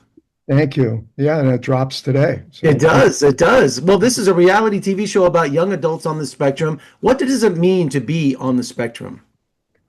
Well, it's the way you process things. The gray areas are tough. It's hard to read signs sometimes, and so many times these folks are not included or have a seat at the table. The whole purpose of this was to give young people on the spectrum the tools to go out into the community, how to make friends, how to navigate the system, because so many of them don't know how to navigate the system because they've never had a seat at the table. We're giving them a seat at the table. And autism affects people differently, doesn't it? There's different types. There's a wide spectrum. Yes. And, tell me about finding your people for this series. There's multiple cities. I mean, it looks like you got them from all walks of life. Yes, we did. It's 40 adults on the autism spectrum. We did them in 3 cities. Lodi, California was the first one. Then Valdosta, Georgia was the second. And Amelia Island was the third. We did 3 episodes in each one of those cities. And then at the 10th episode is a wraparound to see where everybody is now. And their experience with it, and it's been quite a journey. What I found fascinating about the series is that these people had a desire for new skills, but the underlying commonality among all of them, they just wanted to make friends. I mean, that's what's such a simple message in this series. They wanted to be friends with other people. And it is, and so many of them think, well, I didn't think I could ever have a friend, or I don't know how to do that, or they're just uncomfortable in their own skin, and they have so much to offer. I mean, I want people to see what I see and what I've been seeing for the last 25 years working with this population. They're just very, very special. And I think the other noteworthy thing is the crew, because 10 of the 16 crew members were on the spectrum too, from the programs where we train them in filmmaking. So not only did they meet new friends on the spectrum, but they saw other crew members on the spectrum in skilled positions. And it's just, he's like me, I can relate to that. And it just, people cry at that line. Yes, it was a beautiful line. And Eric is his name. Not only was he the cast member in Lodi, he and John Varnado, who is the son of the executive producer, and Sydney, who's in back of you in the striped shirt, they were all in the first episode. I hired them on as crew for the next 6 shows. So they got to go out on the road, and they're in the wraparound too. So it was a totally different experience for them to see it from the crew side. And the series, in the next, how many people more, 24 people more. We had 16 in Lodi. So, and where can people see your series? And if they have more questions about this? Red Coral Universe. That's the new, it's actually up and running. So they can go. There's no cost to it. There are commercials, but we wanted to get this out to as many people as we can. And the organizations that we've been involved with, like the Doug Flutie Foundation, Autism Speaks, they were very intricate. Actually, that's how I met the young man that got this all started, was through Autism Speaks. Well, finally today, Joey, I have to ask you about your incredible showbiz family. I mean, your brother, John, I grew up, I'm Generation X. So from everything, Welcome Back, Kotter, to Grease, to Pulp Fiction, there wasn't a time that he wasn't in my life. What was it like growing up with a show business family? Well, I was the last one into show business because I was an athlete in sports and stuff like that, but we were in it and around that. And when I started teaching, Hamilton, that's the way I used to teach.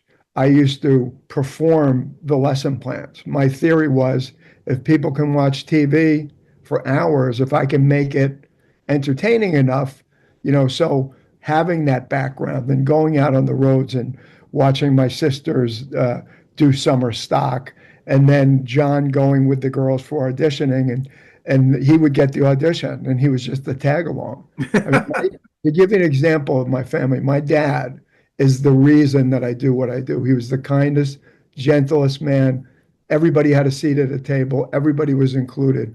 My mother gave everybody the entertainment skills, but he taught us